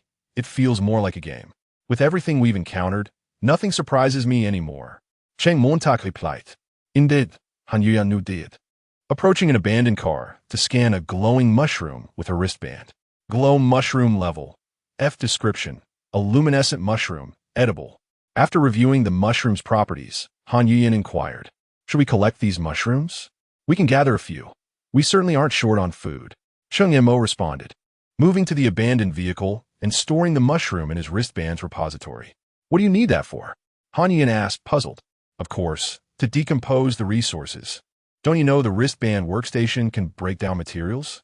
Well, I've never used the workstation, so I wasn't aware. Han Yuyan admitted, her cheeks slightly flushed. Don't worry. Now that you know, we can do it together. Thus, the two began to scavenge the entire garage for abandoned vehicles. Although most were too rusted to yield much metal, each car still provided 3 to 5 units of metal, approximately 2 units of plastic, and around 2 units of rubber. In less than 10 minutes, they cleared out the garage filled with hundreds of cars. After tallying their findings, they discovered they had accumulated metal 421, plastic 228, rubber 225. After clearing the underground garage, the two continued their journey down the collapsed tunnel, illuminated almost entirely by bioluminescent fungi, which provided a semblance of safety. As they ventured deeper into the subterranean realm, their haul of supplies grew increasingly abundant and diverse, for beneath the ruins lay numerous remnants of furniture and other items. Just as they were engrossed in their scavenging, a colossal black figure slithered through the debris of the underground space. Cheng Mo, do you hear anything unusual? Han Yuyan paused, sensing an impending danger, and turned to Cheng Mo. What noise? I don't hear anything. Cheng Mo replied, bewildered, indicating his lack of awareness. Nevertheless, he strained his ears to listen more intently. Hiss, hiss, hiss. A faint sound gradually reached Cheng Mo's ears, and in the next moment, he beheld a massive serpent head rising from the wreckage less than 20 meters behind Han Yuyan. The enormous head arched backward, a clear indication of an impending strike. Be careful. The words barely escaped his lips before Cheng Mo lunged toward Han Yuyan. As they both fell to the ground, a thunderous crash erupted from where Han Yuyan had been standing moments before. Debris flew as they rolled on the ground before scrambling to their feet. Let us go. Cheng Mo grasped Han Yun's hand, retreating toward a narrow space as a shotgun appeared in his grasp. Bang! The shot reverberated through the underground chamber, and in an instant, the serpent's head jerked to the side, its skin peppered with numerous small wounds. The creature recoiled in pain, shaking its head violently. Its crimson eyes fixated on the armed Cheng Mo, a glimmer of human-like rage reflecting in its gaze. Seeing that the shot had barely phased the colossal serpent, Cheng Mo hastily retracted his gun, pulling Han Yuyin to flee. However, Han Yuyin unsheathed her broadsword, displaying an eager readiness for combat. This is no place to linger. That 1-meter-wide giant serpent is not something we can contend with, Cheng Mo exclaimed, his brow furrowing as his peripheral vision caught sight of additional dark forms encroaching upon them. Run! There's more than one. Heeding his words, Han Yuyin followed suit, allowing Cheng Mo to guide her through the narrow passageway. Enraged by the prospect of its prey escaping, the giant serpent whipped its tail and propelled itself after them like an arrow loosed from a bow. Bang! Bang! Bang! Bang! Bang! You want to devour us? How are your teeth holding up? Cheng Mo swiftly positioned himself behind Han Yuyin, a bolt-action rifle now in hand, unleashing 5 consecutive rounds with remarkable rapidity. The rifle's damage proved to be markedly different from that of the shotgun. The 5 bullets embedded themselves 3 inches deep into the serpent's head, causing it to halt abruptly in agony, repeatedly ramming its head against the walls of the tunnel. It appeared that the beast had indeed sustained an injury. Just as Cheng Mo prepared to deliver the finishing blow, 2 more serpents of similar size emerged behind the original. Damn it! He cursed under his breath before turning to flee. The incessant sound of rustling echoed from behind, and with each stretch of their escape, Cheng Mo discharged 2 rounds. Perhaps sensing the unusual disturbance from the rear, Han Yuyin, who had been leading the way, joined in the fray. Thus, they alternated their gunfire, persistently impeding the massive serpent's pursuit. It was unclear how far they had run, but the 20 fully loaded rifles in Cheng Mo's arsenal were soon depleted, while the relentless advance of the serpent only seemed to intensify. As the saying goes, misfortune seldom comes alone. Just as Cheng Mo pondered how to break the deadlock, Han Yuyin's voice pierced through. Cheng Mo, there's no path ahead. What? No path? Cheng Mo turned and saw that indeed. Their way was obstructed by a colossal steel door. Supplies, see if you can open it while I devise a means to hold off the serpent behind us. As he spoke, Cheng Mo began to hurl metal from his wristband storage. Each unit of metal transformed into a cubic block, and before long, the passage before Cheng Mo was secured tightly. However, due to the constraints of space, the metal blocks could not be perfectly stacked, rendering the barricade unstable. Any attempt to increase its thickness was futile, as the imposing steel door loomed less than 5 meters away. In that moment, Cheng Mo and his companion found themselves teetering on the edge of peril. Chapter 19. The door knocked. A colossal serpent collided with the metal block obstructing the passage, causing it to tremble violently. Cheng Mo was drenched in cold sweat as he hurriedly loaded bullets into his bolt-action rifle. Although this antiquated firearm possessed considerable power, its limited ammunition was a significant drawback. Cheng's gaze remained fixed on the outside, unwavering as he monitored every movement. His hands danced over the weapon with remarkable proficiency. Crash! Another impact resonated. Damn it! Is this never-ending? Cheng Mo seethed, witnessing the serpent repeatedly battering the metal block. He ceased loading bullets, extending the barrel through the gap to train it on the monstrous creature before pulling the trigger. Bang, bang, bang, the successive gunfire finally halted the serpent's assault. Yuyin, how are we faring? What's the situation? Cheng Mo inquired without turning, seeking information from Han Yuyin behind him. It won't budge. This is no ordinary metal door. It's the vault door of a bank, she exclaimed. What nonsense! Cheng Mo's body stiffened, incredulity etched on his face. Come see for yourself, Han Yuyin insisted, tugging at him. Upon turning, Cheng Mo beheld a metal door that was entirely different from what he had previously observed. Seeing Cheng Mo's confusion, Han Yuyin elucidated. The metal door we initially saw was on the outside. I severed it with a machete. But do you see this door that reflects silhouettes? Is it ordinary metal? This is a high-density alloy door, and it cannot be opened without knowledge of its mechanical code. Crash! Once again, the thunderous impact of the serpent echoed from the passage behind them. Cheng Mo felt beads of sweat trickling down his cheeks, the situation growing increasingly perilous. His mind raced, contemplating how to breach the vault door. If only Lao Tai were here. With him, we could surely unlock this door. As Cheng Mo pondered, he overheard Han Yuyin muttering to herself. Of course, why didn't I think of that? He exclaimed, slapping his forehead before sending a message to Han Kiki through his wristband. Bring Lao Tai over immediately. It's urgent. In mere moments, Lao Tai materialized within Cheng Mo's warehouse. Without hesitation, Cheng Mo released him and commanded, quickly, open this door. Yes, Master Lao Tai responded, not hesitating for a moment. Don't dawdle. Hurry. Cheng Montak Wugit. Then turned back to fire at the serpent lurking beyond the gap. Bang, bang, bang behind him. Lao Tai's eyes emitted 2 beams of green light as he scanned the mechanical lock of the vault door. Within 3 seconds, he grasped the circular valve on the vault door and began to twist it with a hiss. The hydraulic mechanism activated, and the vault door slowly began to part. All set, Master. Yin, you go in first. Cheng Mo shouted, firing once more into the outside. In the face of urgency, Han Yuyin refrained from further conversation and swiftly leaped into the vault. As Cheng Mo swiftly concealed himself, Lao Tai darted in as well. Just as the heavy vault door was shut, a muffled thud resonated from outside. Leaning against the door, Cheng Mo collapsed onto the ground, panting heavily. Yet his face radiated the joy of having survived a harrowing ordeal. Ha, we made it. Due to the passage of time, the vault had long since lost its power, plunging it into darkness.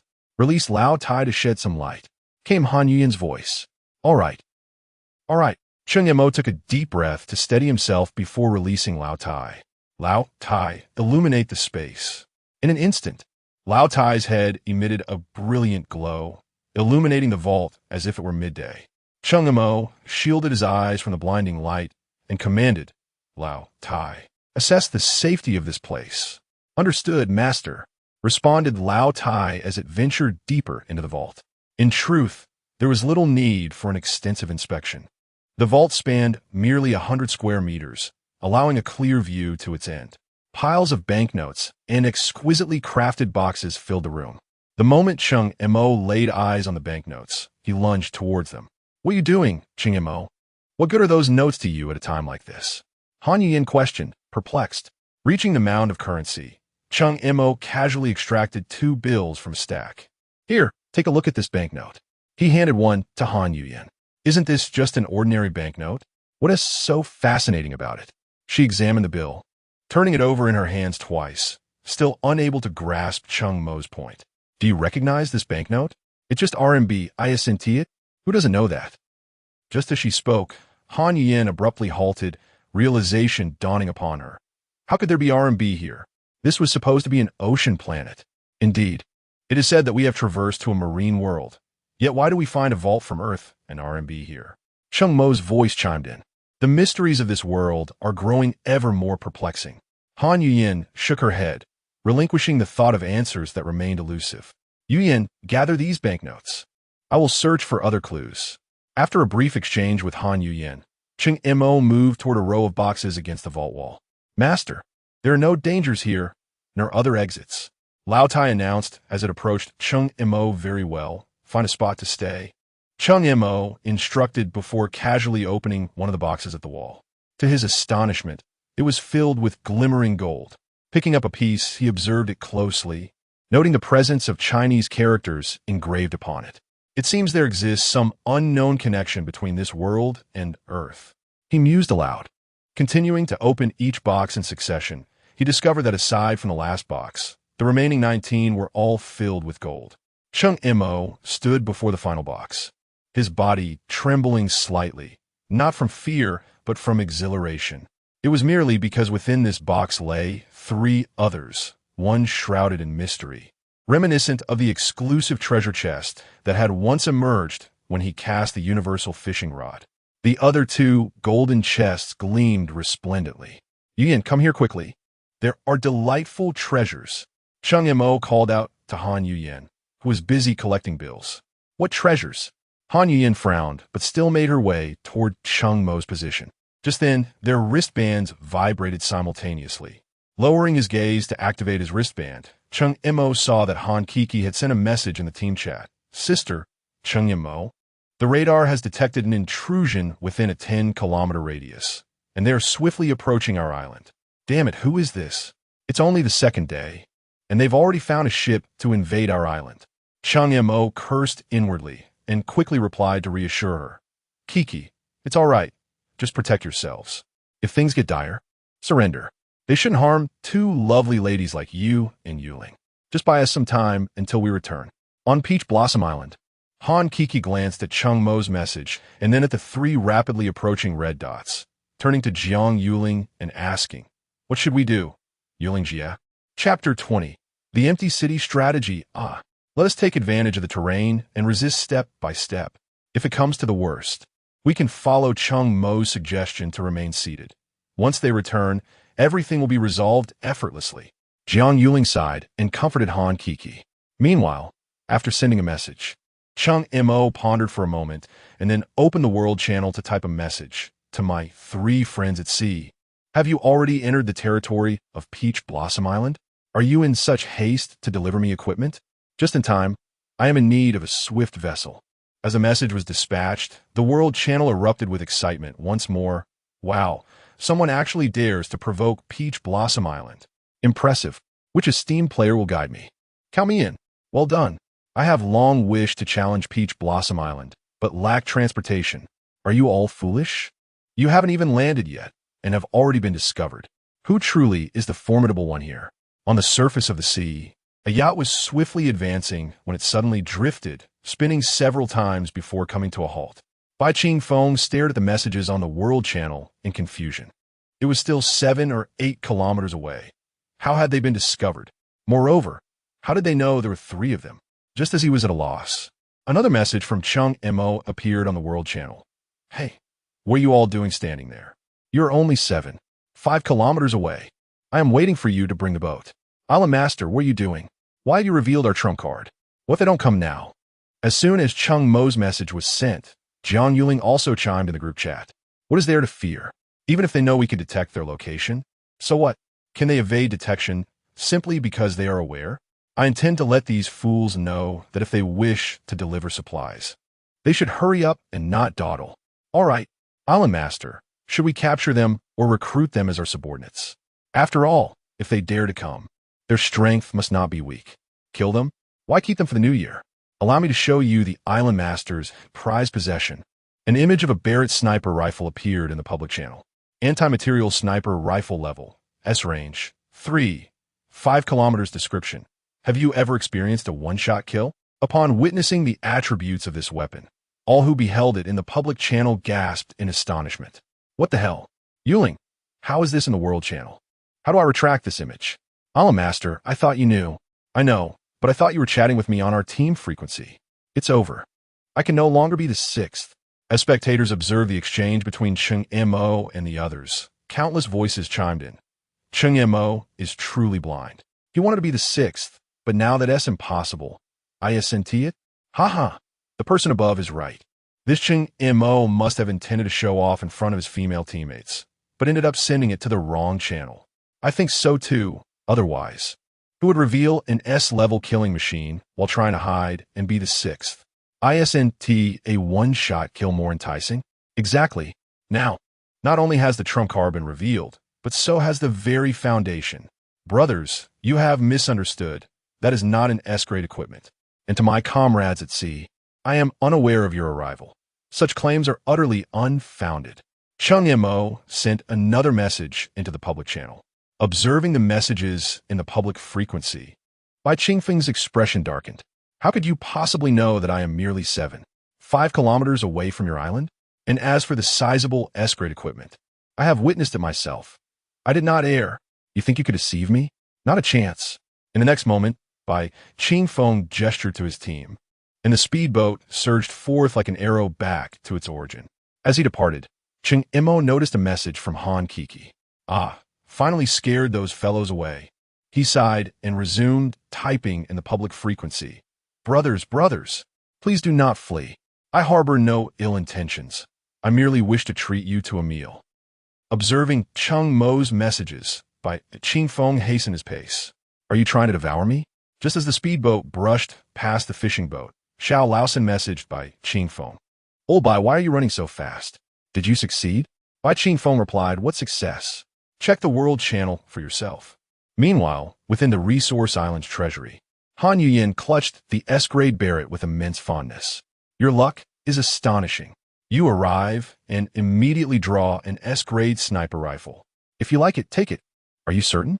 Han Yuyin's gaze was intense as she fixed her eyes on Cheng Mo.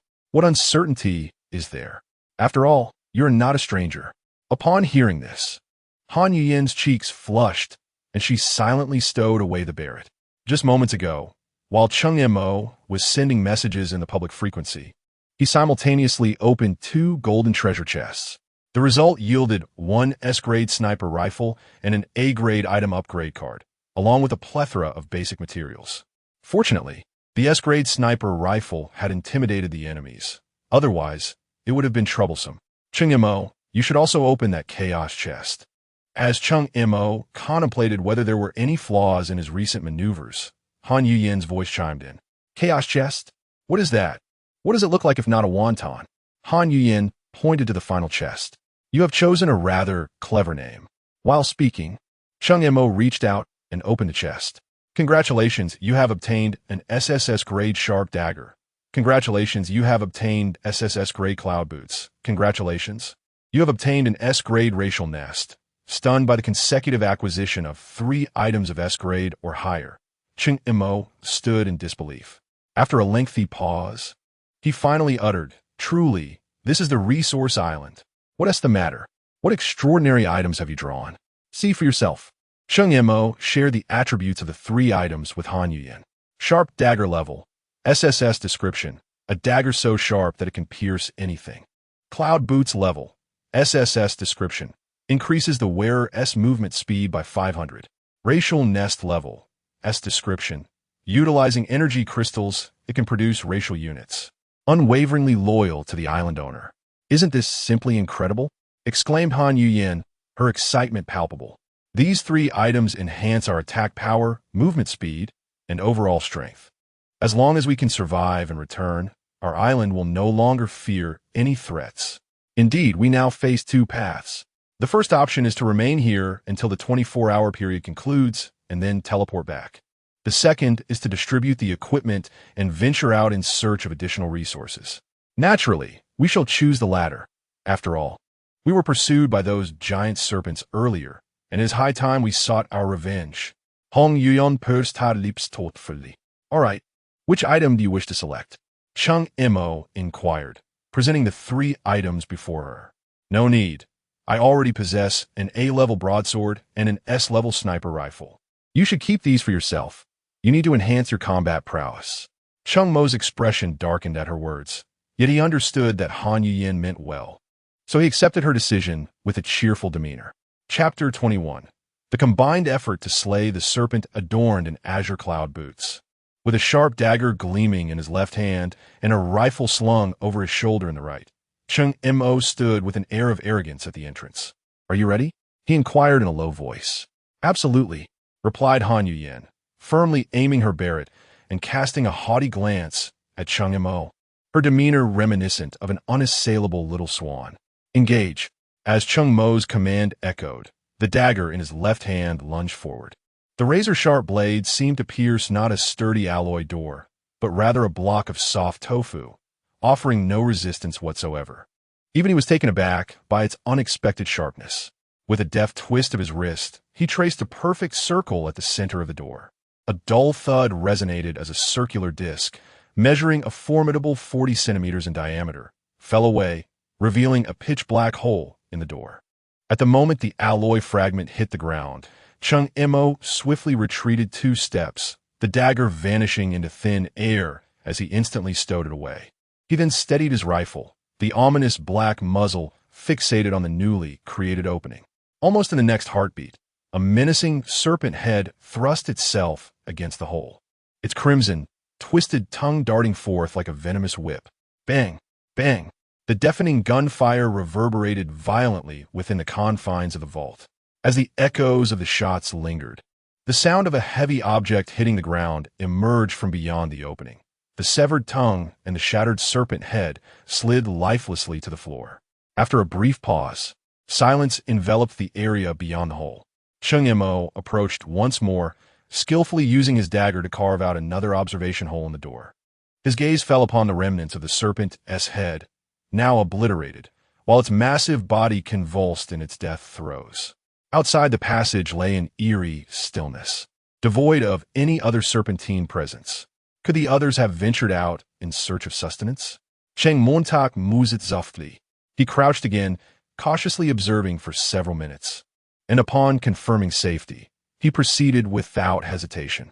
The dagger in his hand transformed into a silver glint, expertly slicing along the edges of the door. The metal door and its frame were dismantled with precision and swiftly removed. As soon as the door was taken down, Han Yuyin aimed to deliver a finishing shot to the writhing giant serpent on the ground, but Cheng Mo intervened with a raised hand. "Conserve your ammunition," he cautioned in a hushed tone. "We have only 100 rounds. Each shot is precious." With that, Cheng Mo sprang into action. The agility bestowed by his azure cloud boots enabled him to dash to the side of the colossal serpent. The dagger sparkled with lethal intent, dancing in the air as it carved deadly arcs. In the blink of an eye, the terrifying serpent, measuring over 20 meters in length and a meter in diameter, was cleaved into numerous orderly chunks, all of which were promptly stored away. Just as the final piece of the serpent vanished, the metallic barricade intended to seal the entrance beside them collapsed with a thunderous crash, clattering to the ground in a cacophony. Cheng Mo quickly gathered the fallen metal. Exchanging a guarded glance with Han Yuyin, they resumed their cautious advance into the previously ravaged hall. As they stepped onto the debris-laden central area of the hall, a rumble erupted. A thunderous roar suddenly erupted from the entrance behind them, as if a colossal door had come crashing down. Simultaneously, amidst the mountain of architectural debris surrounding the hall, enormous serpent heads stealthily emerged. Their cold, vertical eyes glinted ominously, fixating intently on the two individuals present. "What? These beasts can close the door on us too." Cheng Mo's pupils constricted sharply, a chill racing up his spine. In an instant, they found themselves encircled by terrifying serpent heads from at least 8 directions, their backs prickling with dread, rendered speechless by the shock. 1, 2, 3, 8 heads. Han Yuyin's voice trembled with barely concealed anxiety, yet an undeniable thrill bubbled forth. "For heads each, that's manageable, right?" "Of course it is." Before the last word left his lips, Cheng Mo lunged forward, brandishing a sharp dagger. At that very moment, 4 gunshots rang out, bang, bang, bang, bang, followed by the distinct sound of heavy bodies hitting the ground. The 12.7mm armor-piercing rounds could penetrate certain light armor targets, and clearly, these colossal serpents were no match for such firepower. After dispatching his assigned 4 serpents, Han Yuyin reloaded her weapon while observing Cheng Mo deftly maneuvering around the serpents. Each strike of his blade resulted in a gushing spray of serpent blood. Thankfully, Cheng Mo was agile. Otherwise, he would have been drenched in blood. Thanks to the dagger's ability to slice through anything and the speed boost from his Xinyan boots, within mere seconds, he had also dispatched the remaining 4 serpents. How about that? Not too shabby, right? Just as Cheng Mo turned to revel in his triumph, a treasure chest appeared unexpectedly behind him. "Cheng Mo, there's a treasure chest behind you," Han Yuyin exclaimed, hastening towards it. Cheng Mo could only smile wryly. He had intended to play it cool. But now a treasure chest had materialized out of nowhere. When he turned around, Han Yuyin had already opened the chest. "Cheng Mo, this is a basic resource chest, containing 1,000 units of various fundamental materials." Her excited voice echoed in his ears. Cheng Mo scoffed slightly. "What is so delightful about 1,000 units? Don't you feel like we're playing a game? Defeating a boss and receiving a treasure chest as a reward? If we slay more bosses, could we not obtain even more treasure chests?" Han Yuyan explained it. Given the current resource reserves on Peach Blossom Island, Basic supplies are still quite abundant. This amount is hardly significant. Just as they pondered where to hunt for more monsters, Qian Sanhu's sailing warship finally encountered the returning vessels of Bai Qingfeng and Xiao Laosan. "Have you two already finished?" Qian Sanhu inquired, his expression laced with skepticism. "Finish my foot. Don't ever call me for this kind of thing again." Bai Qingfeng sulked on the yacht's sofa, his face contorted in discomfort as he hastily typed a message. "And don't call me either. My heart can't take it. I might just die from anger." Xiao Laosan chimed in with his own grievances. "Seriously, was it really necessary for me to scold you two just a couple of times?" Qian Sanhu was left speechless, pondering what sort of individuals these two were. "Are you an idiot? Don't you pay attention to the World Channel? What's wrong with the World Channel? How does it relate to Cheng Mo? Just go take a look and you'll understand. Why bother asking such trivialities? All right, you two wait here. I will check it out right away." Half an hour later, after watching the news on the World Channel, Qian Sanhu, with a sullen expression, questioned in the group, "Is that thing he is capable of detecting our location and the S-class sniper rifle for real? Whether it's true or not, you can test it yourself, but let me warn you, if you die, don't come looking for me." Bai Qingfeng's mocking words echoed. Suddenly, the group fell into silence. Deep down, the three were reluctant. They had squandered so much time merely to confront Cheng Mo, yet now they couldn't even access his island. The frustration in their hearts was palpable. At that moment, Qian Sanhu abruptly typed, "Wait a minute, something's off with Cheng Mo." Bai Qingfeng retorted, "What's off about him? I think you're the one who's mistaken." Qian Sanhu continued, "If you had the means to detect and a sniper rifle, and you were aware that someone was coming to challenge you, what would you do? Would you quietly hide and wait for the enemy to approach for a decisive strike? Or would you reveal your trump cards to intimidate them?" Xiao Laosan chimed in, "Did you not see? That was merely a mistake made by Cheng Mo on the channel." Qian Sanhu replied, "Do you really believe that?" "I certainly do not. Even if he truly possesses those two items, so what? The red artillery has a range of 3 kilometers and the sniper rifle 5 kilometers. If we stay 5 kilometers away, what can he do?" Having finished his last statement, Qian Sanhu signaled his followers to proceed. The other two pondered for a moment before also following suit, albeit 2 kilometers behind Qian Sanhu's sailboat. If there were profits to be gained with their sailing speed, they could easily catch up. If circumstances changed, they could swiftly make their escape. Chapter 22. Under Attack. As 3 vessels anchored 10 kilometers off the coast of Peach Blossom Island, the night had fully enveloped the sky and sea. Qian Sanhu cautiously relayed a message to his comrades. "It is too dark. We shall rest here tonight and approach the island tomorrow morning, lest we be caught off guard by that rascal Cheng Mo." At dawn on the 3rd day, the urgent vibration of a wristband roused Cheng Mo from slumber. He jolted awake, his bloodshot eyes quickly scanning the scene, resting upon Han Yin leaning against the stone wall. His attention swiftly shifted to his wrist.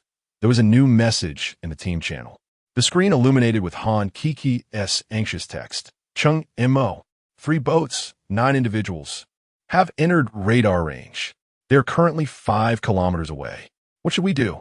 Cheng Mo shook his heavy head, striving to dispel the remnants of sleep, and swiftly typed a reply. "Do not panic, Kiki Yuling. Hold your positions. Await my orders." After sending the message, he inhaled deeply, forcing himself to think calmly about their strategy. "How do you intend to handle this?" Han Yuyin's voice came from behind him, laced with a hint of grogginess. "They must be dealt with." Cheng Mo's voice was chillingly resolute. The harrowing experiences of the past 2 days had obliterated his former perceptions as a mere commoner. Intimidation and threats were insufficient. Only bloodshed could truly deter the avaricious eyes lurking in the shadows, making them comprehend their own limitations. "What is the plan? We still have 6 hours to teleport back." Han Yin furrowed her brow, concern etched across her features. "With just Kiki and Yuling, our strength is too feeble. There's no point in discussing that now." Cheng Mo interjected sharply, his gaze piercing as it turned toward her. "Yuyin, lend me your sniper rifle." Without a moment's hesitation, Han Yin efficiently retrieved the formidable Barrett sniper rifle and the last few boxes of ammunition from the armory, handing them to Cheng Mo. "Take it." Cheng Mo swiftly transmitted the rifle along with Lao Tai through the trading system to Han Kiki and promptly dispatched tactical orders in the team channel. Closing the channel, a weight settled heavily upon his heart. He no longer felt inclined to gather resources. "Let us go, Yu Yin." He rose, his voice betraying a hint of fatigue. "We will rest near the treasury and regain our strength. The real battle awaits us ahead." Han Yin nodded silently, following his somewhat hurried pace. On Peach Blossom Island, Lao Tai and the S-class sniper, having received support from Cheng Mo, prepared for action. Jiang Yuling approached the estuary alone, feigning an effort to retrieve resource boxes from the water surface. Meanwhile, Han Kiki stealthily led Lao Tai and Shuelang up the mountains beyond the beach. The sniper rifle was firmly grasped by Lao Tai, its cool barrel always aimed at the three vessels on the water. "Lao Tai, do you think they will come?" Han Kiki asked uncertainly. "Female lead number 2, regardless of whether they come or not, it is advantageous for us.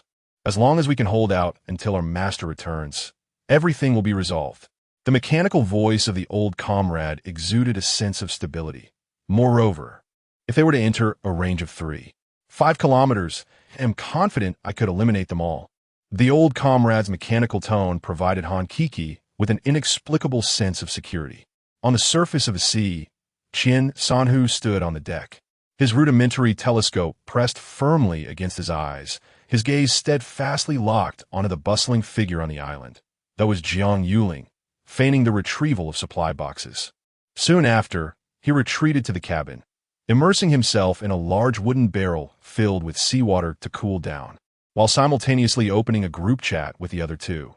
The estimated area of Peach Blossom Island is approximately 1,600 square meters, 1/3 of which is sandy beach, with mountains behind it. The only entrance to the island's interior is the inlet where that woman is located, and so far, no defensive artillery positions have been discovered. After sending the message, he stared at the screen, awaiting a response. However, 1 minute, 2 minutes, 5 minutes passed, and the avatars of Bai Qingfeng and Xiao Laosan remained silent, showing no signs of reply. "What do you two mean by this?" He furiously typed again, demanding answers. It fell into silence once more. "Fine, if you wish to play this game, let us see who will have the last laugh." Qian Sanhu gritted his teeth and coldly snorted, turning to a scruffy subordinate. "Monkey, maintain speed and continue advancing. Keep a vigilant eye on the island, and report immediately at the slightest sign of movement." After giving his orders, he leaped from the barrel and made his way directly to the territory cabinet, for the sake of Cheng Mo. He had brought the crucial territory cabinet aboard this warship, leading to the submersion of the island. Capturing Peach Blossom Island would be their only path to survival. Watching as Qian Sanhu's sailing warship gradually approached the 3-5-kilometer range, the island remained eerily still. Xiao Laosan and Bai Qingfeng exchanged glances, filled with suspicion. "Old Bai, do you think Qian Sanhu has hit the mark? That Cheng Mo might truly be bluffing, or perhaps he isn't even on the island." The message from Xiao Laosan carried a tone of inquiry. Leaning back against the comfortable sofa of the speedboat, Bai Qingfeng furrowed his brow in response. "Not necessarily. If I were Cheng Mo, I wouldn't recklessly open fire at this distance either. The maximum range of a weapon is one thing, but whether the user can accurately strike a target from 3-5 kilometers away is another matter altogether. At such a distance, even the most elite soldier would find it challenging to ensure a hit." Their exchange was rife with doubt and deliberation. Just then, Qian Sanhu's sailing warship had already entered the 3-kilometer line. The individuals aboard the speedboat and fishing vessels instinctively held their breath, their eyes darting between the island and Qian Sanhu's ship. Yet, the island remained unresponsive. On the mountain range of Peach Blossom Island, Han Kiki wiped the sweat from her forehead, the mountain breeze unable to dispel the midday heat. "Old comrade, why haven't you fired yet?" Her tone conveyed confusion and a hint of impatience. As the second female lead, I could undoubtedly strike that sailing warship with certainty. However, the issue lies with the other 2 vessels that have yet to enter my effective range. Prematurely revealing my position would hinder total annihilation. The old comrade's electronic eye adjusted its focus slightly, calmly analyzing the situation. Indeed, however, the summit scorches with the sun's relentless heat. rendering the rocks nearly unbearable to touch. I yearned to retreat to the cool embrace of air conditioning.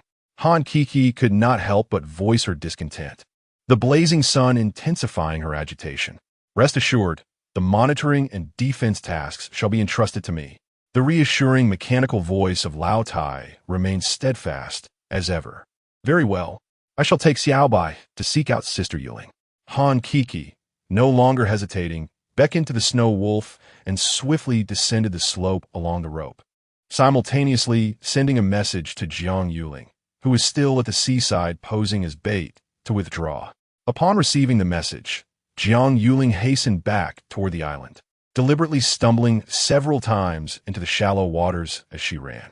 Meanwhile, on the surface of the sea, Qian Sanhu, through his lenses, observed Jiang Yuling's frantic escape, a sinister grin creeping upon his lips. Damn it, Cheng Mo is indeed up to tricks. He is either not on the island at all or lurking in the shadows, waiting for me to crash into him, trying to outsmart me. In the midst of his contemplation, he seized control of the vessel and immediately set a course at full speed toward Peach Blossom Island. Chapter 23. Gratitude to the old friend for the speedboat. As Qian Sanhu's sailboat suddenly surged forward, the two individuals aboard the fishing boat and speedboat exchanged glances, a flicker of doubt igniting in their minds. After a brief moment of hesitation, they appeared to conceive a certain possibility. In the next instant, the engines of both vessels roared to life, their speeds dramatically increasing as they swiftly overtook Qian Sanhu's sailboat. Observing the two boats surpassing him, a cold smirk crept onto Qian Sanhu's lips. Go ahead, investigate just how capable that brat Cheng Mo really is. Muttering to himself, Qian Sanhu feigned rage, unleashing a torrent of curses upon the three men in his group. You two worthless scoundrels. You didn't lead the charge when it mattered. Yet now you hasten for profit. Meanwhile, he was not idle. He subtly began to reduce the speed of his sailboat and quietly adjusted its course, the bow gently veering off. He had made up his mind. Let those two impatient fools serve as the vanguard. As soon as the cannons of Peach Blossom Island fired, he would turn tail and flee. At that moment, Bai Qing Feng and Xiao Laosan remained oblivious to Qian Sanhu's intentions. They simply saw him furiously typing in the group chat. In a bid to seize the advantage, both boats unleashed their full power. Amidst the thunderous roar of the engines, two white streaks sliced through the sea at a velocity far surpassing that of Qian Sanhu's sailboat, heading towards the shores of Peach Blossom Island. As the distance to the coast diminished, Qian Sanhu's vitriol in the group chat intensified. You two fools. I discovered this island first. If you don't share some benefits with me, I swear I'll take you down. His eyes glinted with calculation as he continued to control the vessel's slow deceleration, the entire ship resembling a stealthy leopard, poised to retreat at any moment. He kept a vigilant watch on the advancing speedboat and fishing boat. 100 meters, 50 meters, they were about to land. Qian Sanhu's heart raced. Where was the attack? Where was Cheng Mo's defensive power? 1 second, 2 seconds. What? Nothing happened. The anticipated gunfire and cannon blasts never materialized. Those two boats, surprisingly, reached the beach unscathed. The crew aboard jumped from their vessels, weapons drawn, swiftly seizing advantageous positions. The island remained enveloped in an eerie calm, as if it had truly become an unguarded treasure trove. Qian Sanhu's hand holding the binoculars froze, his mind in turmoil, grappling with an increasingly loud question. Could it be? Could it be that Cheng Mo truly was on the island? Bang, bang, bang. The sudden eruption of gunfire. The 6 individuals who had just stepped onto the island instantly collapsed to the ground, gaping wounds in their chests gushing blood. Qian Sanhu instinctively jerked backward. Almost simultaneously, a bullet shattered the cockpit glass, grazing his scalp as it passed through the rear wall. Cold sweat poured from him as he quickly ducked behind the territorial cabinet, commanding the sailboat to flee at full speed. Trying to escape? The mechanical voice of his old friend resonated, the barrel of a Barrett rifle already trained on the retreating sailboat. Just as the finger was about to pull the trigger, his mechanical eye scanned the previously breached area, now regenerating. This indicated that there was a territorial cabinet aboard the ship. If the master of the territory cabinet cannot be eliminated, The vessel will automatically undergo repairs, yet the whereabouts of any individual remain elusive. Resolutely abandoning the hunt, the stalwart figure slowly made his way to the beach. Gazing upon the 6 lifeless bodies strewn across the ground, he methodically began to clear the battlefield, devoid of any emotional turmoil. As the survival wristbands automatically detached upon the demise of their wearers, he returned the 6 wristbands to Han Kiki after completing his task. Upon learning that he had effortlessly dispatched the 6 adversaries, Han Kiki's face blossomed into a radiant smile. "You are truly remarkable, Lao Tai," she exclaimed, embracing him before murmuring, "I must promptly relay this news to Cheng Mo and sister, the second female lead. I believe we should first retrieve the 2 boats from the shore." Lao Tai once again offered sage counsel. "You are correct. We could certainly make use of those 2 vessels." At that moment, Jiang Yuling interjected, "Are the bodies still present?" "Indeed, female lead 3. He responded. Hearing this title caused Han Kiki's charming visage to momentarily falter, a subtle gesture not lost on Jiang Yuling. "Lao Tai, please refrain from calling me female lead. I am merely a companion of Lord Cheng Mo." "Then what should I call you?" he queried, scratching his head in confusion. After a moment's contemplation, Jiang Yuling replied, "You may refer to me as strategist." "Very well, strategist." Following this brief exchange, Han Kiki and Jiang Yuling once more guided Lao Tai to the beach at the estuary. Under Jiang Yuling's direction, Lao Tai, armed with an S-grade sniper rifle, captured several photographs, including the spoils of war and the fallen invaders, with meticulous clarity. Upon completing this task, she promptly sent the images to Cheng Mo. As soon as they transmitted the files, Cheng Mo received the news, and upon reviewing it, he erupted into hearty laughter. "Lao Tai, splendid work," he exclaimed, a cold smirk curling at the corners of his mouth. With swift dexterity, he tapped on the virtual screen of his wristband, sending a message to the World Channel. "Thanks to Lao Tai for summoning the speedboat and fishing vessel. However, next time, feel free to trade gifts directly instead of going through all this trouble."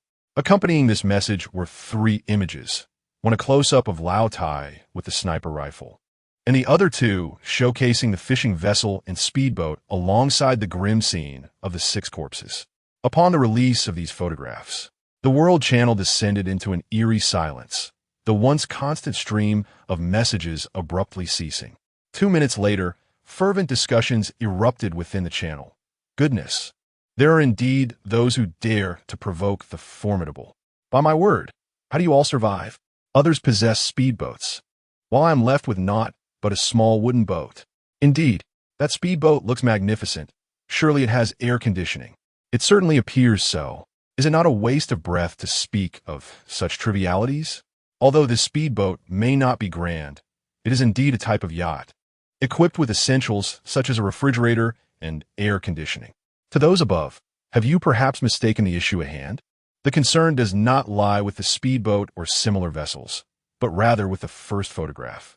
An S-class robot paired with an S-class sniper rifle boasts a range of 5 kilometers. I ask you, does that not instill fear? Have you forgotten that Peach Blossom Island possesses a device akin to a detector? Before even approaching the island, one might meet their demise. There are no seats. This is utterly unsolvable. They need not even reveal themselves. A mere robot could eliminate a multitude of foes, even if someone were to best the robot. Can you be certain they possess no other hidden trump cards? On the sea, Qian Sanhu, having just escaped a 10-kilometer radius, gazes pallidly at the news on the World Channel, his iron fists clenching with a resounding crack. "Cheng Mo, you wait for me. There will come a day when I shall return." Chapter 24. Yejio? Indeed, this is precisely the effect I desired. Within the treasury of Resource Island, Cheng Mo observed the flood of messages inundating the World Channel, a faint smile of satisfaction gracing his lips. "Cheng Montak, what did you obtain from the exclusive treasure chest after upgrading the island?" Suddenly, Han Yin's voice resonated behind him. I completely forgot about that. I haven't opened it yet." "What did you get?" "I just opened mine as well. Take a look." As she spoke, a high-precision sniper rifle materialized in Han Yin's hands. "This, Yin, do you have an affinity for sniper rifles?" Cheng Mo remarked, rubbing his forehead, having just borrowed a Barrett from Han Yuyan. And now another high-precision sniper rifle appeared. I no longer need that Barrett. Let Helatai make good use of it. As soon as the words left his mouth, Cheng Mo's wristband vibrated, and Han Yuyan gestured for him to check it out. Upon opening it, Cheng Mo was immediately presented with the attributes of the weapon. Demon Slayer Sniper Level, SS Description, an upgradable weapon. The more creatures you slay with it, the faster it levels up. Note, this gun is equipped with a large magazine, automatically producing 100 armor-piercing rounds and 100 explosive rounds every 24 hours, increasing with each kill. My goodness! Cheng Mo exclaimed, this is astonishing. No wonder you dismissed even the S-level sniper rifle, right? I also think I'm quite formidable. Han Yuyan's previously cold demeanor transformed as she eagerly sought praise. Indeed, our magnificent Yuyan is the most powerful, though you still fall slightly short of me. With the family crisis resolved, Cheng Mo felt exceptionally buoyant and boasted before Han Yuyan. As he spoke, he opened his own inventory and located the exclusive treasure chest to unveil its contents. Congratulations! You have received a box of Yageo. A crow flew overhead, trailing ellipses behind it. What on earth is this? What use is a box of Yageo? Upon seeing that Cheng Mo had unveiled a box of Yageo, Han Yuyan burst into laughter. Ha! Ha ha! Yageo! Are you planning to open a tobacco shop? Ha ha! Cheng Mo felt a pang of annoyance, but took a deep breath, deciding to examine its attributes. For it was, after all, procured from an exclusive treasure chest. Yageo Level. A description. The ultimate auxiliary. 1 puff invigorates the mind. 2 puffs rejuvenate the spirit. 3 puffs alleviate ailments. 4 puffs reduce swelling and pain. 5 puffs double combat power. By the heavens, this is remarkable. I've struck it rich. Cheng Mo's excitement did not escape Han Yuyan's notice. Cheng Mo, have you lost your mind? Why are you spouting nonsense? Han Yuyan stood up and touched Cheng Mo's forehead. Checking for fever, it's not even warm. Unaware of the inappropriateness of her actions, she had gradually let go of her previous grievances towards Cheng Mo. What do you know? Cheng Mo brushed aside Han Yuyan's delicate hand and shared the attributes of Yageo with her. Upon reading the description, her cheeks flushed slightly as she pondered, you mustn't use this, why not? Cheng Mo wore a lewd grin as he spoke. Why is there a reason? It's simply not allowed. Seeing Cheng Mo's repulsive smile, Han Yuyan couldn't help but kick him away with a swift motion. Your laughter is so disgusting. Just then, a system notification resonated in their minds. Your resource island time has expired. Please prepare to leave. Is it time already? Unbeknownst to them, it was already the afternoon of the 3rd day. As a radiant light enveloped them, they found themselves by the lake on Peach Blossom Island. Cheng Mo, sister, you've returned. Upon landing, Han Kiki rushed forward, leaping into Cheng Mo's embrace, her small fists playfully pounding against his chest. You have no idea how terrified I was yesterday. All right. It's all fine now. Cheng Mo gently patted Han Kiki's shoulder in comfort. Kiki, whose sister are you, really? At that moment, Han Yuyan, filled with jealousy, interjected. Hearing this, Han Kiki immediately detached herself from Cheng Mo and dashed over to Han Yuyan, enveloping her in a warm hug. Sister, of course, I'm your sister. Do you have another sister? After a brief exchange of pleasantries, Cheng Mo leapt into the lake with a graceful dive. Refreshing. The icy waters invigorated his skin, eliciting a sound of delight. Yuyan, would you like to join me for a swim? He called out, splashing water playfully towards the 3 women on the shore. Han Yuyan retouted. Svim. Not a chance. I'll wash in the vehicle. Han Kiki made a face at Cheng Mo, calling him a big lecher, while Jiang Yuling simply rolled her eyes in response. An hour later, the 4 gathered around the seating area of the RV, Cheng Mo adopting a serious demeanor. Ladies, we are now all allies, and we are aware of the situation we face. This marks our team's first official meeting. I hope to establish our development strategy moving forward during this brief discussion. As Cheng Mo delivered his succinct opening remarks, Han Kiki's sweet voice chimed in. Let me go first. I believe our most urgent task is to create an ice cellar. While cooking lunch today, I noticed the octopus meat had started to spoil.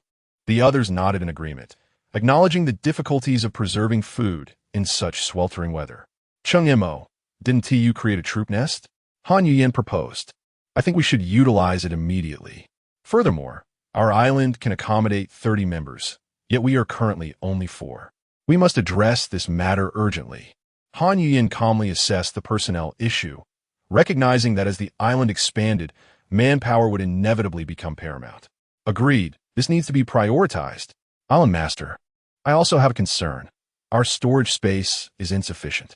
We have an excess of basic materials, and many items simply cannot be stored. Should we consider disposing of some? This is not an urgent matter for now.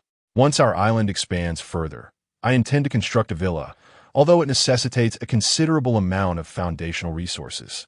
Additionally, we have an S-class Tong Haiyun Zhou to build, and I am uncertain whether we possess sufficient resources for both. Now, let me outline the tasks at hand.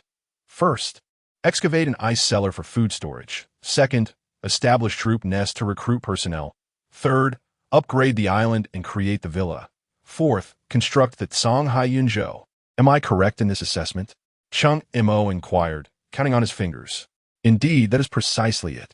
The 3 women nodded in unison, expressing their agreement. Oh, by the way, Brother Cheng Mo, here are 6 wristbands that were confiscated by the old iron. I have yet to examine them, so please take them. Suddenly, Han Kiki seemed to recall something and produced 6 wristbands from her pocket. Aren't you curious about what lies within? Cheng Mo asked with intrigue. Of course we are curious, but you are the island master, and we must await your return to utilize them. Jiang Yuling clarified. Chapter 25. The demi-human warriors very well. In that case, I shall take a look. As he spoke, Cheng Mo grasped all 6 of the unclaimed wristbands.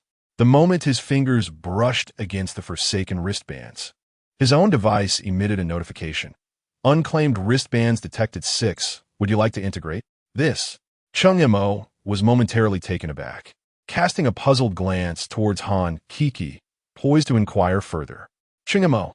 Han Kiki immediately understood, elaborating. You see, we can merge our wristbands with these unclaimed ones. Otherwise, they remain unusable. For each unclaimed wristband you integrate, your own wristband storage expands by 10 slots. Now makes sense? Cheng Monta comprended.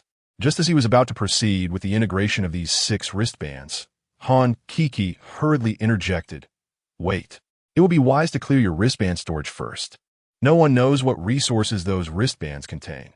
If your slots are insufficient, the items may simply vanish.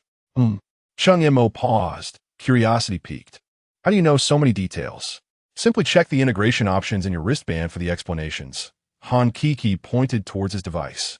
Hearing this, Cheng Mo promptly utilized a trading feature to temporarily transfer the items within his wristband to the 3 of them. Although their own spaces were not abundant enough to accept too many items at once, goods in a trading state could be safely stored for 24 hours. Should the time elapse without completion, the materials would automatically revert to him. After thoroughly emptying his wristband storage, Cheng Mo decisively clicked Integrate. A flash of white light enveloped him, and his wristband storage expanded from the original 30 slots to 90. Simultaneously, the items from the integrated wristbands materialized in his new space. How is it? What treasures await in their storage? The 3 women gazed at Cheng Mo with anticipation. Cheng Mo meticulously examined the contents and reported. Aside from some basic materials, there aren't many valuable items. 1 blueprint for a stone house, 1 blueprint for a wooden bed, 1 barbecue grill, 1 cellar blueprint, 42 essence soil, 8 moonlight stones. Upon hearing the inventory, Han Kiki grimaced. This is rather pitiful, isn't it? It seems their finest equipment consists solely of those 2 boats and the weapons they wield. Beside her, Han Yuyen could not help but facepalm. Kiki, this is the reality for the vast majority of survivors. Do you think everyone possesses a unique fishing rod like Cheng Mo? Mentioning the distinctive nature of the fishing rod caused a slight blush to grace her cheeks. Ahem. Cheng Mo cleared his throat, skillfully redirecting the conversation. By the way, Yuling, could you please arrange for the recruitment? Of course, I will contact them right away. Jiang Yuling nodded in agreement, immediately operating her wristband. Kiki, could you prepare some food for us? Han Yi interjected at an opportune moment. Certainly, Han Kiki replied with a sweet smile. Yin. Cheng Mo turned to her. You should take some time to rest. Since arriving on the island yesterday, you have hardly had a moment to yourself. And what about you? Han Yuyin furrowed her brow in response. I proceeded to arrange the species nest as Cheng Mo elucidated the plan, and then it was time to engage in fishing. The opportunity today had yet to be seized. After speaking, he withdrew several critical supplies from the previous transaction, particularly various essential resources. Having secured the resources, Cheng Mo approached the territory cabinet. Through the operational interface, he selected the designated location for the species nest. Upon confirming the position, he hastily disembarked, his destination being the species nest situated on the right side of the basin. As he drew within a dozen meters of the species nest, he beheld the peculiar structure. It resembled a square stone altar, with four corners adorned by massive stone pillars, each over half a meter tall and intricately etched with mysterious patterns. Atop each pillar stood the silhouette of a humanoid being, a dogman, a catwoman, a bullman, and a winged being akin to ancient sentinels. The ground at the altar's center was illuminated by a complex and esoteric formation, radiating a soft glow. The entire species nest exuded an aura of mystery and power. "Is this the species nest?" came the voice of Han Yuyin from behind. "Yuyin, why aren't you resting?" Cheng Mo turned, somewhat surprised. Rest can happen at any time, but witnessing the activation of the species nest is a once-in-a-lifetime event. Han Yuyin approached him, her face adorned with a hint of excitement. "I cannot miss this." "Very well. Let us together discover what kind of subhuman warriors we can summon." Cheng Mo smiled and stepped onto the center of the altar. He retrieved a lustrous tear of the mermaid. Though the description stated that the species nest required energy crystals, the energy contained within the tear of the mermaid should suffice. He carefully embedded it into the central cavity of the altar's formation. No sooner had he done so than an extraordinary event unfolded. The altar erupted in a haze of white light, and a gentle yet irresistible force instantaneously propelled Cheng Mo away from the central area. The white light swirled, flickering unpredictably. When the brilliance finally dissipated, three distinctly different figures stood side by side at the altar's center. On the left was a female clad in simple animal hides, her head adorned with two fluffy cat ears that twitched animatedly. Her cheeks bore three mysterious azure tattoos. This was the Catwoman. To the right stood a robust male, wearing naught but a leather apron around his waist, his muscular torso bare, while a bushy canine tail swayed gently behind him. His most striking feature was his dagger-like nails, gleaming coldly in the sunlight. This was the Dogman. The central figure was the most imposing, towering at nearly 2 meters, his sinewy muscles resembling cast iron. Save for a pair of stout horns atop his head, he bore an uncanny resemblance to a human. This was the Bullman. The three figures possessed sharp gazes and displayed respectful postures. Before Cheng Mo and Han Yuyin could fully regain their composure from the earlier shock, the trio had descended from the altar and approached them, clasping their hands in salute, their voices clear and resonant. "I, Miao Xiaomi, am at your service. I, Inuyasha, am at your service. I, Neodali, am at your service. Greetings, Island Master. Greetings, Deputy Island Master. All right, everyone. Please step down for now." Cheng Mo brushed off the dust from his attire, his eyes sparkling with excitement as he gazed at the three warriors. "This is merely the beginning. Let us see how many more of your comrades can be summoned." He confidently stepped onto the center of the altar once more, this time resolutely casting the remaining 9 tiers of the merfolk into the energy portal.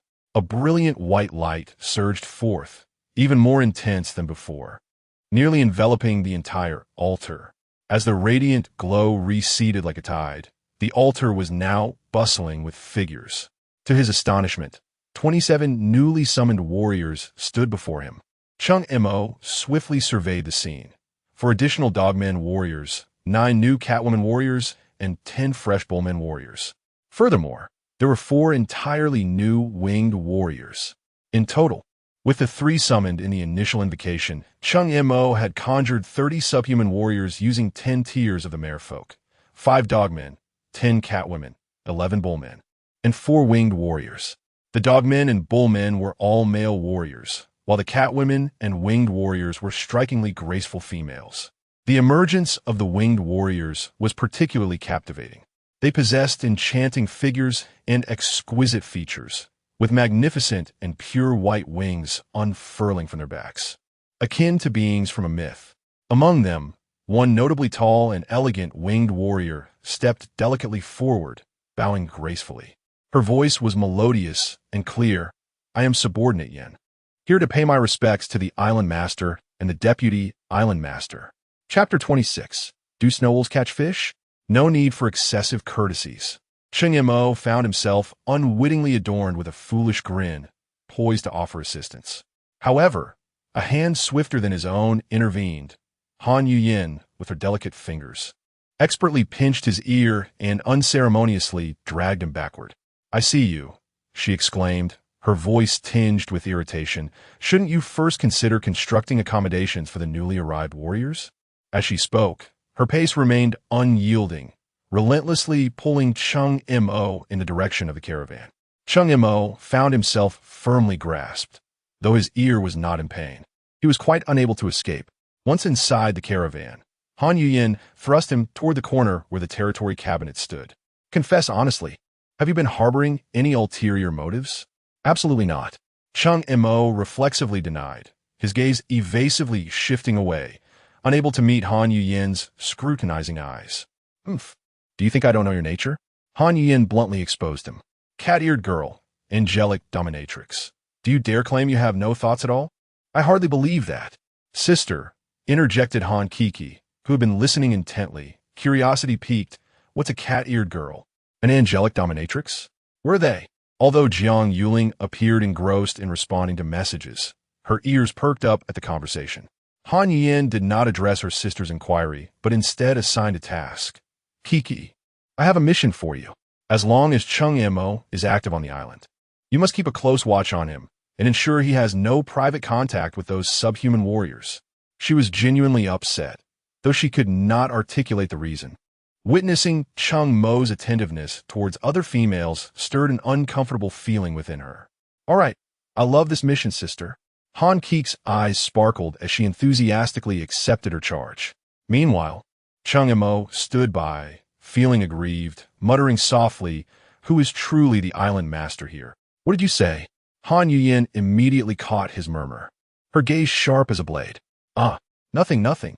Cheng Mo hastily laughed, eager to divert attention. "The weather is quite splendid today." "Aha, aha, aha." As he feigned laughter, he swiftly raised his wrist, deftly navigating the holographic screen that emerged from his bracelet. He called forth the blueprint for the stone houses he had previously acquired, decisively selecting Construct. With his actions completed, 20 stone houses were placed into the territory cabinet. To ensure the safety of the troops' nests, he immediately began to arrange them on the virtual sandbox of the cabinet, evenly surrounding the nest to create layered protective barriers. After completing this, Cheng Mo pondered for a moment, his hands never pausing. He proceeded to construct the blueprints for wooden beds and cellars in succession, selecting their locations and placing them. Before long, within the newly established stone houses, 2 sturdy wooden beds appeared in each, along with an additional cellar of comparable size to the stone houses. Cheng Mo surveyed his handiwork with satisfaction, then retrieved another prize from the resource island, item upgrade card. He strolled to the cabinet, lifted the D-grade ice maker, and carefully placed it on the ground outside the RV, confirming his objective. Cheng Mo decisively utilized the card in his hand. A flash of white light momentarily illuminated the scene. The machine, which had stood only 40 centimeters tall, suddenly expanded, transforming in the blink of an eye into a colossal structure nearly 2 meters high. Its grade elevated from D to A. With such a magnificent ice maker, every cellar could indeed be converted into an ice vault. Not only could it store food, but it could also cool the house. Gazing at the ice maker before him, Cheng Mo's eyes sparkled with excitement. "Brother Cheng Mo, what are you doing?" Han Keek's voice suddenly echoed from behind, startling him. "Kiki, you arrived just in time. I'm entrusting the ice-making task to you," Cheng Mo declared, pulling out his fishing rod, ready to turn and fish. Han Kiki shot him a disapproving glance and called over the stalwart companion waiting behind the RV. Old Iron. Female protagonist number 2. Your orders, please. Come make the ice. With a brief instruction, Han Kiki bounced over to Cheng Mo's side.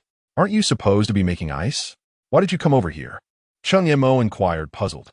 Han Kiki replied with an air of superiority. Do I need to get my hands dirty for such trivial matters?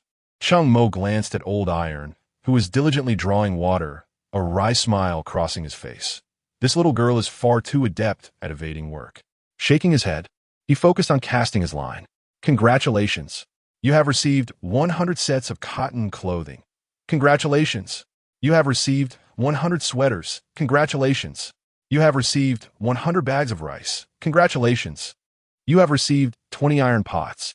After casting his line 12 times, the haul consisted solely of clothing and daily necessities. While the items were not subpar, they paled in comparison to his previous strokes of good fortune. Having organized his supplies, Cheng Mo and Han Kiki exchanged pleasantries before returning to the RV. How did the harvest go? Han Yuyin, seated at the booth, inquired as she looked up. Oh, don't mention it, Cheng Mo sighed deeply, sitting down opposite Han Yuyin. It's all just daily supplies, nothing remarkable. Brother Cheng Mo, this is for you. Han Kiki exclaimed as she entered the RV, carrying a generous portion of octopus meat from the cabinet. Thank you, Kiki.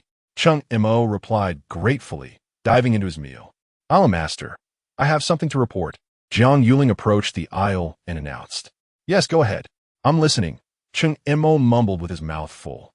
Jiang Yuling, however, understood him clearly. It is this.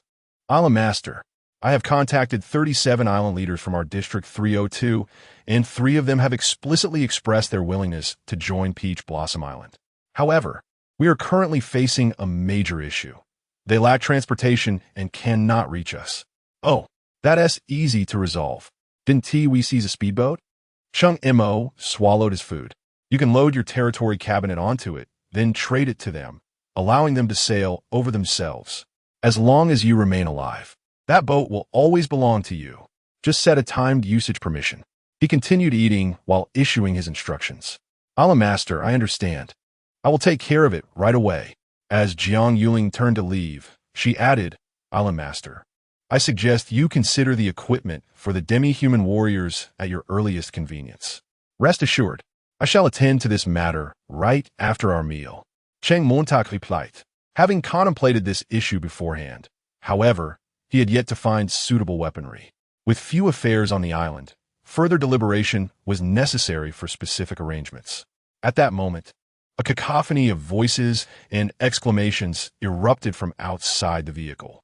Turning his gaze, he beheld the snow wolf, Xiao Bai, at the lakeside, playfully tossing a fish over a meter in length. Goodness, can snow wolves actually catch fish? A question arose in Cheng Mo's mind. Chapter 27. Expansion of the islands. After devouring the last morsel of food on his plate, Cheng Mo hurried to the vehicle. The scene before him momentarily stunned him. This was no mere spectacle of snow wolves fishing. It was a harmonious display of the demi-human warriors collaborating in earnest. 11 robust warriors of the Bullman tribe stood resolutely in the cool shallows, their muscular arms swinging with precision to hurl plump, wriggling fish onto the shore. The snow-white giant wolf moved with the swiftness of the wind, pouncing and biting fiercely, its sharp teeth and powerful claws mercilessly dispatching the struggling fish. Following this, agile warriors of the Dogman tribe approached, deftly scaling, gutting, and preparing the fish in one seamless motion. Finally, the Catwoman warriors, in perfect synchrony, arranged the cleaned catch neatly along the bank, creating a shimmering expanse of silver. Upon noticing Cheng Mo's arrival, all the demi-human warriors thumped their chests with their right hands and bowed respectfully, greeting him as their island lord. What you all doing? From the crowd, Wingman Yin stepped forward to explain to Cheng Mo, Island Lord, we found the camp exceedingly dull, so we brought them out to engage in some activities without your prior approval. We humbly ask for your pardon. As Yin reported, the other demi-human warriors were cautious, anxious that a single misstep might provoke Cheng Mo's displeasure. Ha ha ha, I was wondering what was amiss. Listen up, everyone, as long as I have not assigned you a task. You may move freely. There is no need for such formality. We are all family here. If you wish to undertake something, do not hesitate to inform me, and I shall do my utmost to assist within my capabilities." At his words, the eyes of all the demi-human warriors sparkled with surprise. They had not anticipated their master, the Island Lord, to be so open-minded. "Thank you, Island Lord," they chorused in unison. "Very well, continue with your tasks." With that, Cheng Mo turned to return to the vehicle, as he had many matters to attend to. Just as he placed a foot on the steps of the RV, he suddenly noticed a towering pile of ice blocks stacked beside the ice maker. "Yin, instruct the Wingman and Catwoman sisters to handle the ice production. Once it's ready, transport it all to your dormitory's cellar," Cheng Mo commanded, turning to Yin. "Yes, Island Lord. Old Tai, teach them how to create ice, construct an ice cellar, and store these provisions. Once completed, your primary task will be to patrol the safety of the island's vicinity." "Understood, Master." Cheng Mo Gij. "I will take charge of organizing them." Just then, Han Kiki dashed out from the vehicle, her large, curious eyes sparkling at the sight of the demi-human warriors. "All right, off you go. I will trade you all the food obtained from Resource Island. Manage it as you see fit." "Okay, Cheng Montak Giga. Thank you." As she spoke, Han Kiki planted a quick kiss on Cheng Mo's cheek. He was momentarily taken aback. Had this girl become so bold? Returning to the vehicle, Cheng Mo's first thought was how to assign work to the demi-human warriors.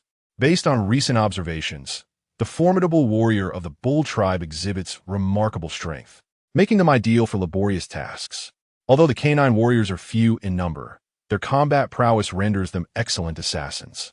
The feline warriors possess nimble minds, suggesting they could effectively organize a unit of riflemen. As for the avian warriors, they are naturally suited to serve as the Air Force. After carefully weighing the advantages and disadvantages, Cheng Mo commenced the creation of weaponry. Firstly, for the feline warriors, each was provided with a bolt-action rifle and 1,000 rounds of ammunition. For the canine warriors, Cheng Mo unearthed a B-grade blueprint for a meow knife and crafted one for each individual. Concerning the avian warriors, suitable weapons were unavailable at the moment, so they would temporarily utilize the bolt-action rifles. Once these tasks were completed, Cheng Mo accessed the trading platform in search of valuable items. However, after several attempts, he found nothing but inferior goods.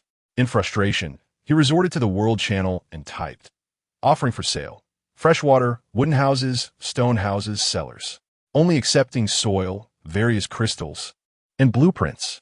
Upon this announcement, a wave of excitement surged through the World Channel. Wow, is this truly a big shot? Not even accepting basic resources? Is the big shot preparing to upgrade to a level 2 island? My island is only 50 square meters. How could I possibly trade such precious soil? Damn it. You all are truly insatiable. I'm nearly dying of thirst. I just need to exchange for some water. Observing the lively discussions in the public channel, Cheng Mo chuckled and then sent another message. "Let me share a little secret. A stone house, cellar, fresh water, and ice cubes constitute the best choice for summer comfort. I, Cheng Mo, am offering 100 summer comfort packages, shipping tomorrow. For 10 pieces of soil, they are yours. First come, first served." Wow, you really are ruthless. Asking for 10 pieces of soil. We're all from Huagua. Can't you offer a better price? I'll give you 20 pieces of soil. Could you provide a package right now? I'm nearly melting, seeing such opportunities arise. Cheng Mo was more than willing to oblige and replied, "Expedited package for 20 pieces of soil, deal." Upon this declaration, his wristband seemed to enter a vibrating frenzy, ringing incessantly. 2 hours later, all 100 summer comfort packages were sold out, and Cheng Mo profited 2,000 pieces of soil. Those who received the comfort packages began flaunting their superiority in the World Channel. "Ah, it is unbearably hot outside. I'd rather stay in the cool cellar, sipping iced water. Picture GPG. Indeed, relaxing in the cellar with chilled watermelon is simply divine. Picture GPG." In no time, hundreds flooded the public channel with pictures, all showcasing their cooling experiences in the cellars. Prior to this, everyone had deemed the heat manageable, as long as they avoided strenuous activity and direct sunlight.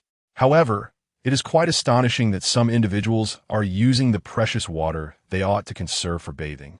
And to add insult to injury, they are indulging in ice cubes and residing in stone houses. Who can possibly endure this? As the saying goes, it is not the tranquility that troubles us, but the inequity. Why should they luxuriate in the coolness of their stone abodes, bathing and savoring chilled watermelons, while others do not share in this luxury? Consequently, Cheng Mo's wristband began to resonate incessantly, inundated with inquiries regarding the purchase of summer packages. The clamor became so overwhelming that Cheng Mo decided to block all messages from strangers, thus securing a moment of peace. Observing Cheng Mo's silence, the crowd commenced bombarding the global channel with messages directed at him. Boss, come out and attend to your customers. Merchant, aren't you going to capitalize on this business opportunity? I'll trade you a precious item for a summer package. A flurry of messages cascaded in like snowflakes. Witnessing such high demand, Cheng Mo felt a twinge of desire, but responded with a message. Tomorrow morning, I will list 100 summer packages on the trading platform. First come, first served. After dispatching the message, he ceased to engage with the commotion. In truth, seeing the multitude yearning for his offerings stirred his own ambition. However, he lacked sufficient materials. Both the stone houses and cellars demanded considerable amounts of stone, and he still aspired to construct a villa, making it impossible to deplete his resources entirely. Although freshwater lakes were abundant, the process of ice making would inevitably require time. Once the chat channel was closed, Cheng Mo approached the territory cabinet. He had just earned 2,000 essence soil, combined with the 42 he already possessed, totaling 2,042.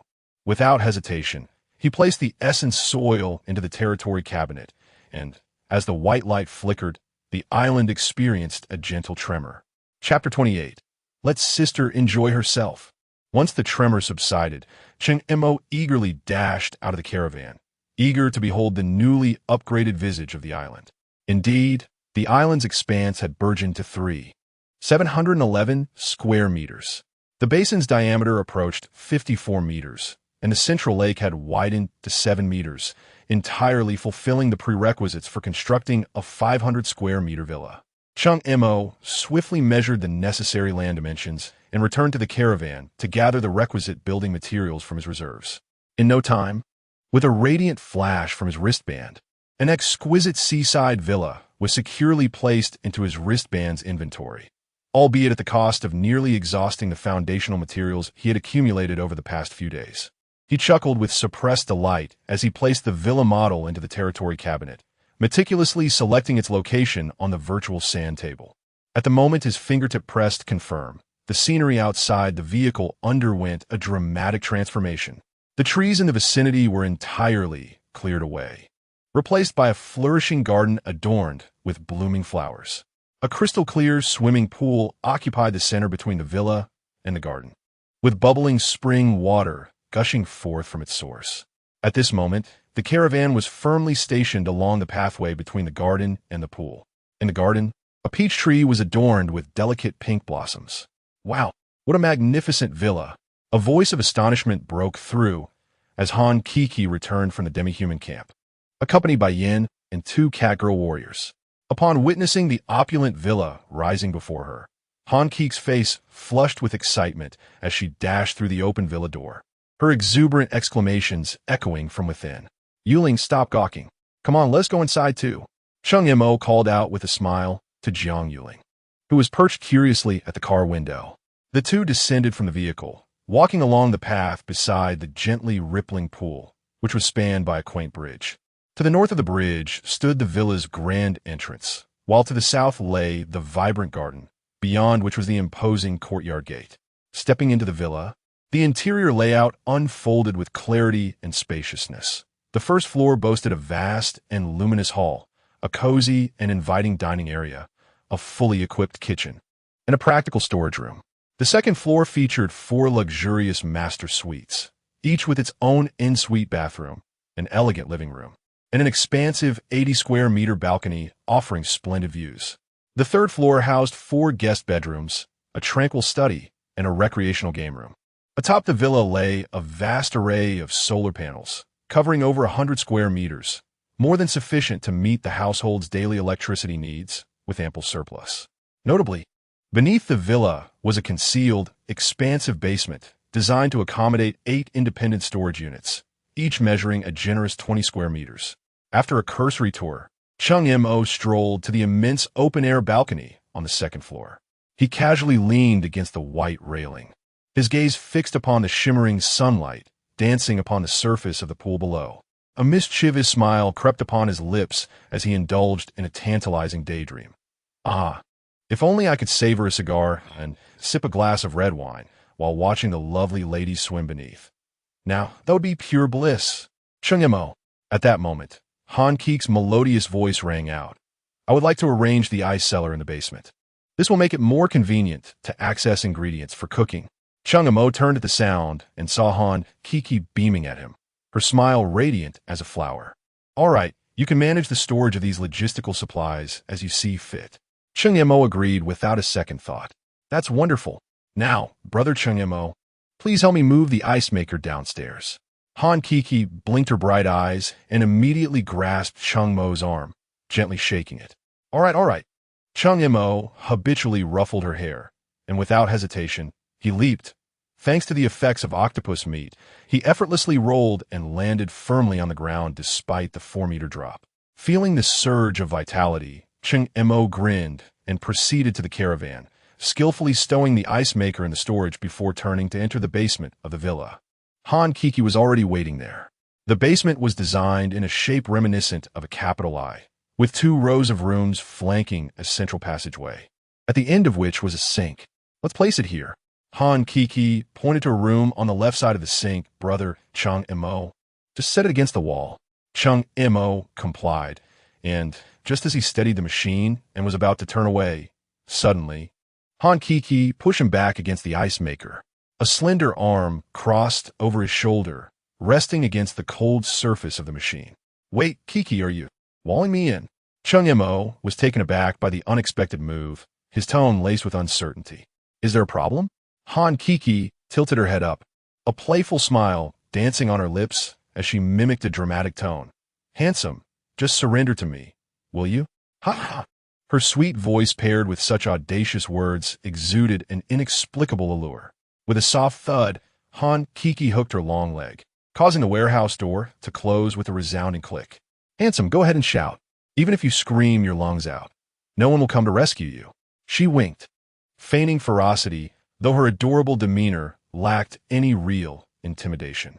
Cheng Mo felt a stir within him, his playful spirit ignited as he feigned panic. My lady, spare my life. As long as you do not harm me, I will do anything you wish. Oh! A glimmer of mischief sparkled in Han Keek's eyes as her slender fingers teasingly lifted Cheng Mo's chin then. How about you make me happy? As the lady commands. Cheng Mo stifled his laughter, responding with mock submission. The following morning, when Cheng Mo awoke from the soft embrace of his luxurious bed, he gazed at his reflection through the floor-to-ceiling window and felt a fleeting sense of unreality. Before his journey into this world, he had been an utterly ordinary person. Who could have imagined that merely 3 days after arriving in this perilous realm, he would reside in such an opulent villa? This was a lifestyle that many could only dream of, a life that eluded countless individuals toiling away endlessly, yet here he was possessing it effortlessly. His gaze fell upon the beauty still lost in slumber upon the bed, and a contented smile graced Cheng Mo's lips. This, indeed, was the essence of life. He mused silently. Suddenly, a series of loud, urgent knocks shattered his reverie. Who could it be at such an early hour? Is this a summons to death? He grumbled as he made his way to the door, hastily throwing on the clothes strewn about the floor. As he opened the door, a fist, propelled by a fierce gust, loomed large before him. Bang! Cheng Mo barely had a moment to react before a powerful leg forcefully kicked into his chest. In an instant, he was sent reeling backward like a kite severed from its string, crashing heavily against the edge of the bed before he finally came to a stop. Cheng Mo, where is Ku? A voice, laced with suppressed fury, pierced the air as Han Yin stormed into the room. Sheesh! What are you doing here so early? Can't you let someone sleep a little longer? Aye. Didn't T rest well last night? Came the drowsy and muddled murmurs from the bed as Han Ku stirred awake. It was over. As Cheng Mo observed Han Yin's gaze sweep over his sister on the bed, An icy chill gripped his heart. Cheng Mo. Han Yuyen's voice, akin to the sharpness of winter ice, carried a suffocating coldness and an unmistakable menace with every word. Chapter 29. Sister, what are you doing? Yuyen, wait. Let me explain. It's not what you think. Observing Han Yuyen, who was as furious as a rampaging dinosaur, Cheng Mo nervously swallowed, his voice trembling. Unfortunately, at that moment, Han Yuyen was in no mood to hear a single word. She stormed to the bedside, unceremoniously grasping Cheng Mo by the collar with one hand, while her other fist, propelled by the force of the wind, came crashing down. Don't call me by my name. Bang. Ow. Explain? What nonsense? Bang. Hey, it's not what you think, right? Bang. Stop hitting me. Cheng Mo complied, letting out a dramatic cry with each punch, his voice rising and falling in a theatrical manner. It was not that he was a masochist. Rather, the wretched survival game mechanics prevented teammates from inflicting harm upon one another. Though her fists fell like raindrops, he was in fact unharmed. He understood that unless he allowed Han Yuyen to vent her frustrations, this matter would not be resolved. As he cried out, an overwhelming sense of guilt washed over him. After all, his actions had indeed been rather unscrupulous, having taken advantage of her precious younger sister. It seemed only fitting that he endure a round of feigned punishment. This wave of shame surged within him, and in a moment of impulsiveness, he slapped himself hard across the face. The sharp sting and the clear imprint of his hand instantly appeared on his cheek. This sudden act left Han Yuyen, who was in the midst of pummeling him, utterly stunned, her fist frozen mid-air, her expression akin to one who had seen a ghost. Hey, Cheng Mo, have you lost your mind? Teammates are immune to each other's attacks, but what good does hitting yourself do? Han Yuyen rolled her eyes in exasperation. I truly feel guilty, Cheng Mo replied, his face heavy with remorse. How could I only do that to Kiki? Now you understand. Han Yuyen instinctively nodded in agreement, but before she could finish her thought, I should have been with both of you sisters. Cheng Mo abruptly he shifted his tone, a gleam of mischief flashing in his eyes. Seizing the moment of Han Yuyen's surprise, he yanked her forcefully. Han Yuyen let out a startled cry as she was unexpectedly pulled to the ground. Without giving her a moment to react, Cheng Mo entwined himself around her like an octopus, using all his limbs to secure her tightly. In terms of combat skills, Cheng Mo was certainly lacking, but when it came to sheer strength, he held an undeniable advantage. Han Yuyen found herself ensnared, unable to break free, feeling both anxious and furious. Cheng Mo, let me go. I want to let go, not even if it kills me. Cheng Mo held on tighter, his chin nestled in her shoulder, his tone one of playful defiance. Really want to let go? Do you think I want to bite you to death? Han Yuyen squirmed and struggled, threatening him in exasperation. Even if you bite me to death, I want to let go. Come on. Cheng Mo adopted a café attitude. Just as the two were locked in a tight struggle on the floor, Han Kiki, who had been sleeping soundly on the bed, rolled over in an ungraceful manner. Ouch. She tumbled off the bed, landing squarely on the entangled Cheng Mo and Han Yuyen with a heavy thud. The impact jolted her awake instantly, and she rubbed her sore spots as she clambered to her feet. As she beheld the chaotic scene before her, her sister tightly ensnared by Cheng Mo, their garments in disarray, Han Kiki was momentarily stunned before bursting into laughter. Sister, Cheng Mo, what on earth are you two doing? She asked, tilting her head, her face alight with mischievous curiosity. Caught in such an embarrassing predicament, Han Yuyen's cheeks flushed a deep crimson as she turned to Cheng Mo, indignantly hissing, "You scoundrel, let me go at once." Realizing that further insistence would yield no fruitful outcome, Cheng Mo promptly released his hold. As he flexed his arms, he called out to the swiftly disentangling Han Yuyen, "Consider this a pass, but next time you dare to attack me, don't blame me for the consequences." "You know what I mean." His eyes sparkled with implication. "Oomph," Han Yuyen retorted, adjusting her attire and shooting him a fierce glare before turning away, the blush on her ears still lingering. After this minor upheaval subsided, Cheng Mo hastily completed his morning routine. Seizing a fishing rod as he stepped out of the cool villa, the sweltering heat enveloping him instantly. "Goodness, it seems even hotter today," he exclaimed, shaking his head as he strode towards the lake outside the courtyard. With a deft flick of his wrist, the line splashed into the water. "Congratulations! You have received 100 sets of quilts. Congratulations!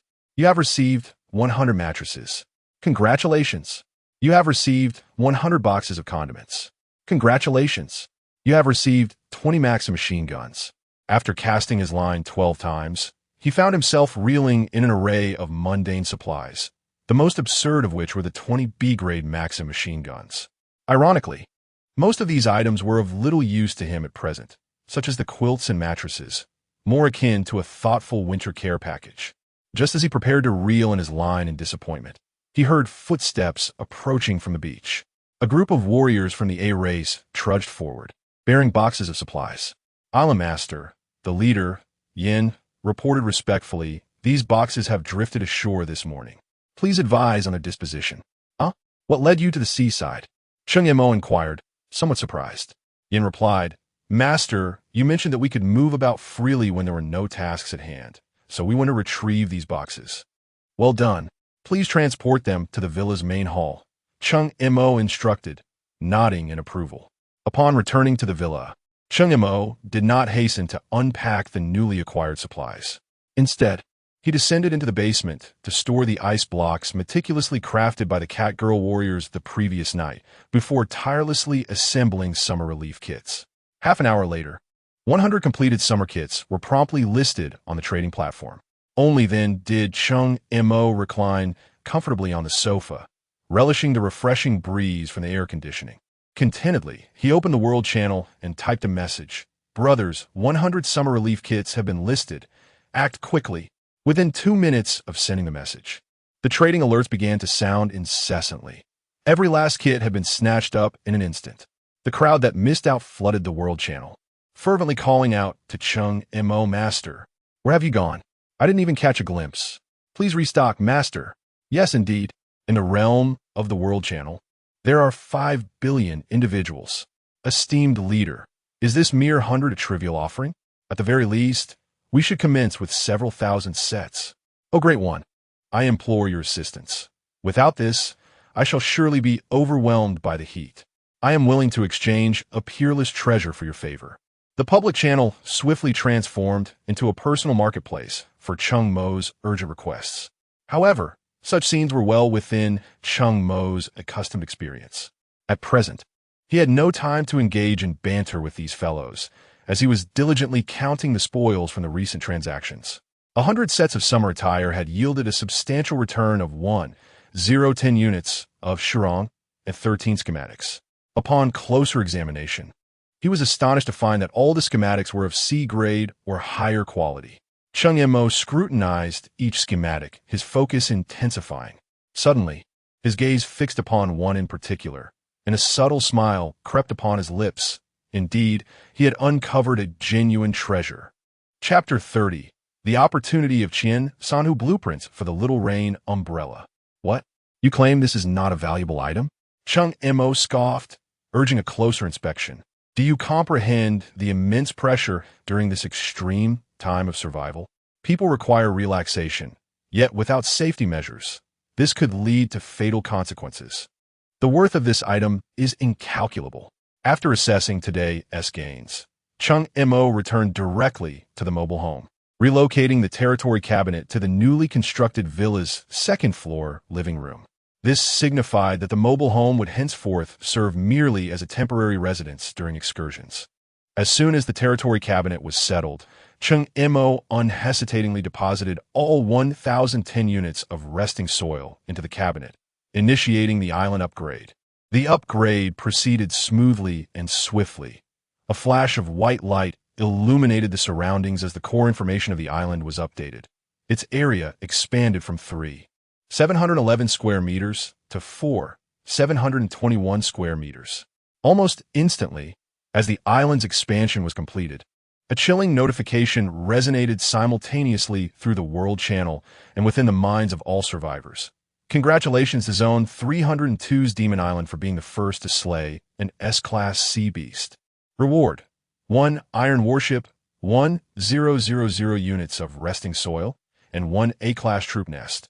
Congratulations to Zone 302 for becoming the first region globally to eliminate an S-class sea beast.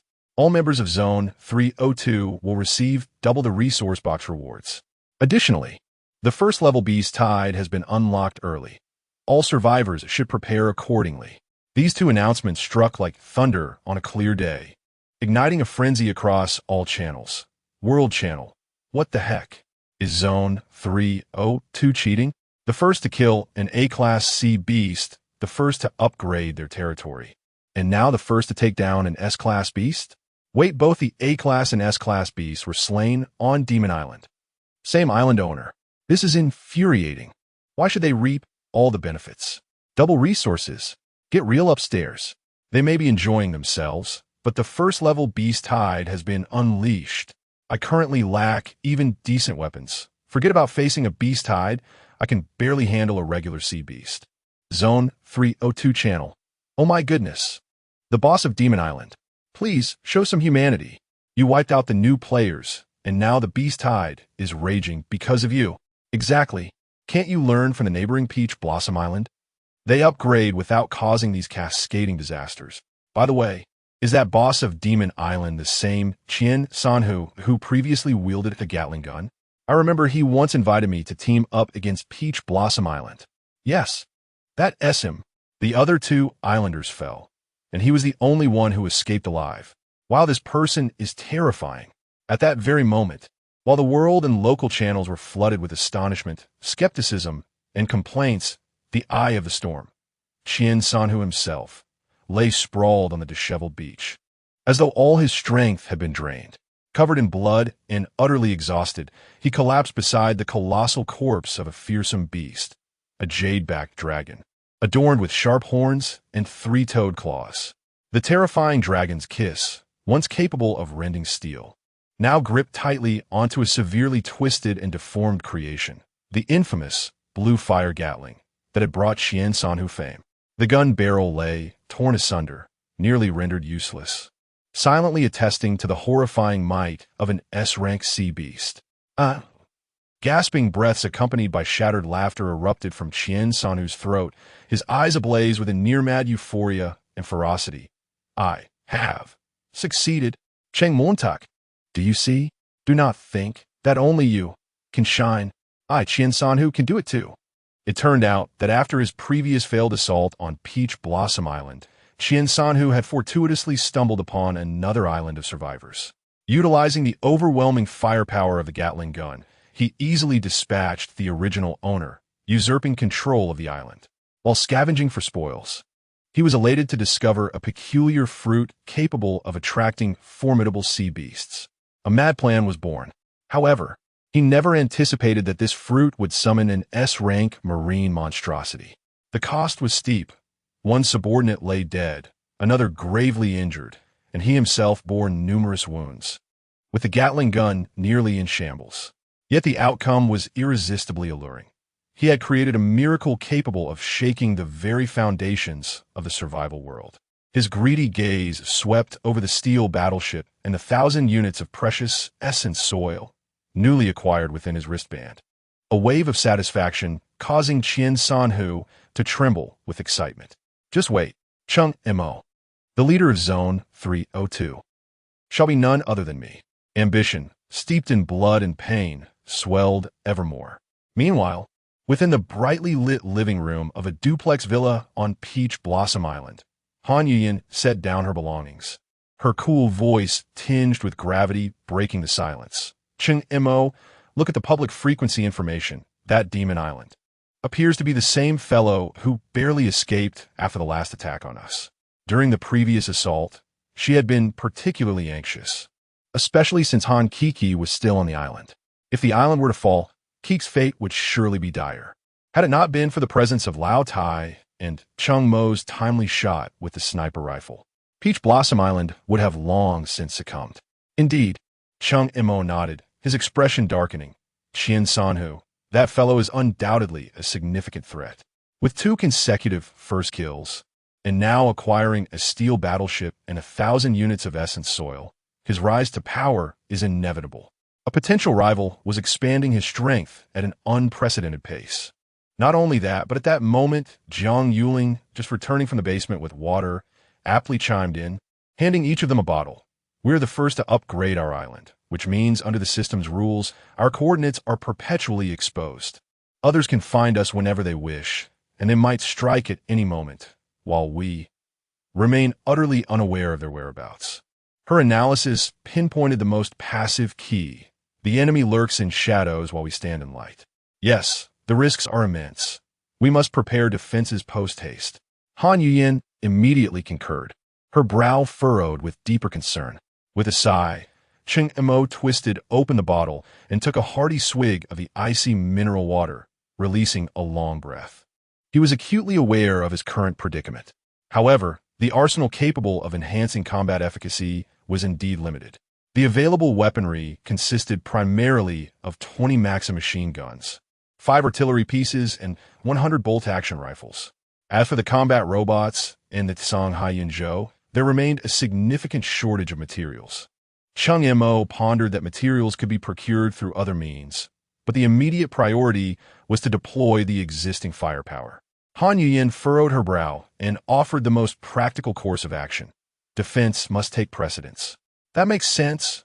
I shall attend to it once, Cheng Mo replied, his mind diving into the system warehouse as he swiftly searched through the inventory.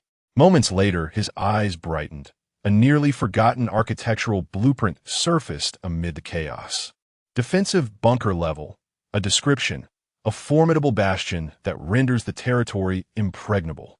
With it, your domain will stand steadfast. Cheng Mo could scarcely recall when he had acquired this blueprint. Without a moment's hesitation, he activated it directly through the wristband workstation. His gaze swept across the inventory list. Manufacturing 24B-level bunkers should suffice. The workstation shimmered with light as the components of the bunkers rapidly took shape. Once completed, Cheng Mo ascended to the second floor and activated the holographic virtual sand table of the territory cabinet, swiftly and accurately positioning the 24 bunkers around the circular mountains. Just as he finished, he intended to step out and verify the actual status of the bunkers. "Master, wait," Jiang Yuling's voice called out from behind him, tinged with a sense of urgent excitement. "The first batch of recruits we enlisted is about to arrive." Chapter 31. The arrival of newcomers. As soon as Jiang Yuling's words fell, the biological radar situated on the second floor emitted a piercing alarm. "Let's go check it out," Cheng Mo urged without hesitation, leading Jiang Yuling and 2 others outside. As they passed the camp of the Yarn, he called out to the busy Han Kiki, "Gather all the Yarn warriors and follow us. Our new teammates are about to arrive on the island. It is imperative they witness the true strength of Peach Blossom Island. This serves both as a display and a deterrent to avert any potential troubles in the future." Before long, the 4 of them, accompanied by 30 fully armed Yarn warriors and the formidable Snow Wolf, reached the coastal entry point. On the surface of the sea, a speedboat sliced through the waves, racing towards them. Within mere minutes, its outline became vividly clear to the assembled group. At the helm of the boat, a stunning woman dressed in a fitted denim jacket and tight leather pants was intently maneuvering the steering wheel. Behind her on a sofa sat a coldly elegant woman with an extremely short hairstyle, casually grooming her nails with a sharp dagger. By the porthole, beside the sofa, stood a younger girl with her hair styled in a bun. "Yujia, is that Peach Blossom Island ahead? But why are there so many people?" The girl, Meow Meow, asked anxiously as she gazed at the dense crowd on the shore. He did not look back. Her voice calm, "Meow Meow, I can't say for certain right now. You will understand once we land on the island." The coldly beautiful woman, Shangwan, scoffed, her voice gravelly, "Humph. Yujia, with our skills, can't we operate independently? Why we need to join this Peach Blossom Island?" Hiyu furrowed her brow, expertly controlling the helm, her tone remaining composed yet undeniably serious. "Shangwan, our island's location has been exposed. If we do not seek a sufficiently powerful ally, we both know the consequences." She paused, adding, "The guns those people possess are not toys." As she spoke, the speedboat smoothly docked and came to a stable halt on the shallow beach. "Let us disembark and meet our new leader." He swiftly cut the engine and was the first to leap off the boat. Miao Miao and Shangwan exchanged silent glances before stepping onto the gravel shore in unison. Jiang Yuling, already waiting at the water's edge, greeted them with a smile and brief pleasantries, then guided the trio through the ranks of vigilant yarn warriors towards the core of the group where Cheng Mo stood. "This is our island's master, Cheng Mo," Jiang Yuling introduced him. A gentle smile appeared on Cheng Mo's face. "Welcome to Peach Blossom Island, ladies." Jiang Yuling continued with the introductions. "Master, this is He, and this is Sun Miao Miao, and this is—" However, her words abruptly halted. The atmosphere thickened instantly. Han Yuyin and Shangwan stepped forward simultaneously, their icy gazes clashing in the air. A palpable tension filled the space between them, and the surrounding air seemed to solidify. Time passed silently in their standoff. After a prolonged silence, Han Yuyin was the first to speak. "Is it you?" "Indeed, it is I." Shangwan Han's lips curled into a disdainful smirk. "I never expected to encounter the illustrious Han, the school belle here. Had I known you were present, I would have refrained from coming." It turned out that these two were not only classmates at the police academy, but also shared a profound history. Han Yuyang, with her stunning beauty, privileged background, and exceptional skills, had become the object of admiration among all the male students, earning her the title of the Academy's flower. In contrast, Shangwan Han, with her perpetually androgynous appearance, fierce fighting style, and reclusive demeanor, was mockingly referred to as a tomboy by her peers, despite her prowess in firearms and combat, which could rival Han Yuyin's, and in certain respects, she even surpassed her. Is it appropriate to discuss this now? Han Yuyin's voice was equally frosty, refusing to yield. "Isn't it a bit late for that?" "Ha ha!" Shangwan Han laughed heartily, turning to leave. "If I'm unwelcome, then I shall take my leave." "Stop!" Han Yuyin's voice suddenly escalated, laced with an authoritative tone. As she spoke, 30 elite warriors around them uniformly raised their weapons, ominously directed at the trio. "What do you mean by this?" Shangwan Han swiftly pivoted, her right hand gripping a dagger, poised for action. "Nothing much." Han Yuyin's gaze was sharp as a blade, yet her tone remained consistently cold. "Haven't you always wanted to compete for the top spot against me? Now, I present you with an opportunity. Join Peach Blossom Island. Then, within the confines of the rules, prove your strength to overcome me." Her words exuded a potent confidence. "Oh!" Shangwan Han's dagger twirled effortlessly in her hand, infused with provocation. "You wanted to join? Aren't you afraid I might usurp your position?" "If you possess such capability," Han Yuyin retorted, unwavering, "then come try." All right. Observing the escalating tension, Cheng Mo stepped forward at an opportune moment, his demeanor calm as he interposed himself between the two. "We are all future comrades. Why must we ruin our camaraderie?" Though he was unaware of the entirety of their past grievances, he understood Han Yuyin's character. What appeared to be a show of force was, in fact, her unique method of retaining Shangwan Han. Seeing the island leader personally mediating, He and Sun Miao Miao, who had been anxiously sweating, finally exhaled in relief. Just moments ago, they had feared expulsion. With the territory cabinet being stowed away, the island would submerge within half an hour, leaving them truly homeless. As Cheng Mo led the three into the basin, the sight before them took their breath away. The basin was lush with greenery, trees standing tall and providing shade. A refreshing breeze, imbued with the scent of foliage and moisture, enveloped them, instantly dispelling the heat from the outside world. The temperature here was at least several degrees cooler than outside. Hiyu could barely contain her astonishment. Indeed, Jiang Yuling smiled faintly, explaining the surrounding mountains and forests form a natural barrier, making the basin a miniature air-conditioned haven. "Is this lake freshwater?" Sun Miao Miao trotted to the lakeside, cupping a handful of crystal-clear water and splashing it upon her face, exclaiming in sheer delight, "Sister Yu, sisterung, it's truly freshwater." When her gaze fell upon the magnificent villa by the lake, even the typically indifferent Shangwan Han displayed a look of incredulity. "Are we really staying here?" Han Yuyin let out a haughty snort, as if it were a matter of course. "Is there a problem?" "My goodness." Sun Miao Miao's astonishment echoed once more, imbued with a sense of wonder. "While others are struggling for survival, you're here on holiday. Are we even in the same realm of survival? Cheng Mo turned back to the three, waving his hand as he pushed open the courtyard gate. Come on, we are home. One by one, they followed suit. This. The usually composed Yu now had her gaze fixated intently on a certain spot within the courtyard, her fingers trembling ever so slightly, completely breaking her composure. Chapter 32. The onslaught of sea beasts, a caravan, a swimming pool, and a fruitful peach tree. Is this truly a matter of survival? Sun Meow Meow was so astonished that her mouth gaped open in disbelief. This is rather extravagant. Isn't it?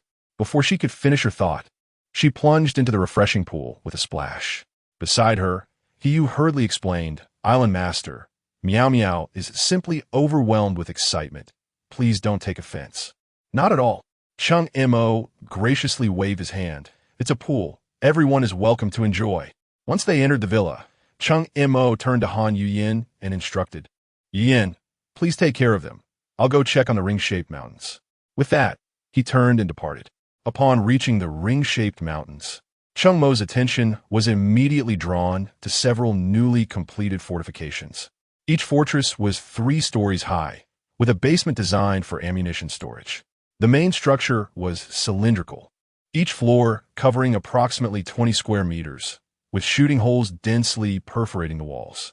After meticulously assessing the location and strength of the fortifications, Cheng Mo swiftly commenced the deployment of firepower. He placed a Maxim machine gun on the second floor of each fortress. Subsequently, he carefully positioned 5 artillery pieces. 2 were stationed at the first floor of the fortifications flanking the mountain gap, while the remaining 3 were strategically placed in other critical directions. This dense network of firepower was sufficient to cover every area within a kilometer of the beach. Just as he completed the deployment, Cheng Mo saw Yin and several winged warriors soar up from the basin. Simultaneously, his wrist communicator vibrated urgently. It was an emergency message from Han Yuyin. Cheng Mo, what is your situation? The biological radar has detected anomalies. A massive horde of sea beasts is surging from the depths, heading straight for our island. What? They've arrived so soon. Cheng Mo slapped his forehead in realization. He quickly issued orders through the team channel. Yin, immediately notify the Iron Clan, the Catfolk, and the Bullfolk warriors to ascend the mountain for defense. The Dogfolk must secure the entrance to the canyon. Kiki Yuling, you two are responsible for monitoring the biological radar and reporting the movements of the sea beasts in real time. Moments later, everyone was in position. Cheng Mo stood atop the fortress on the left side of the mountain gap, his hands unceasingly engaged in the urgent task of manufacturing 7.62mm bullets. The Maxim machine guns and the bolt-action rifles wielded by the warriors relied on these bullets to sustain their fire.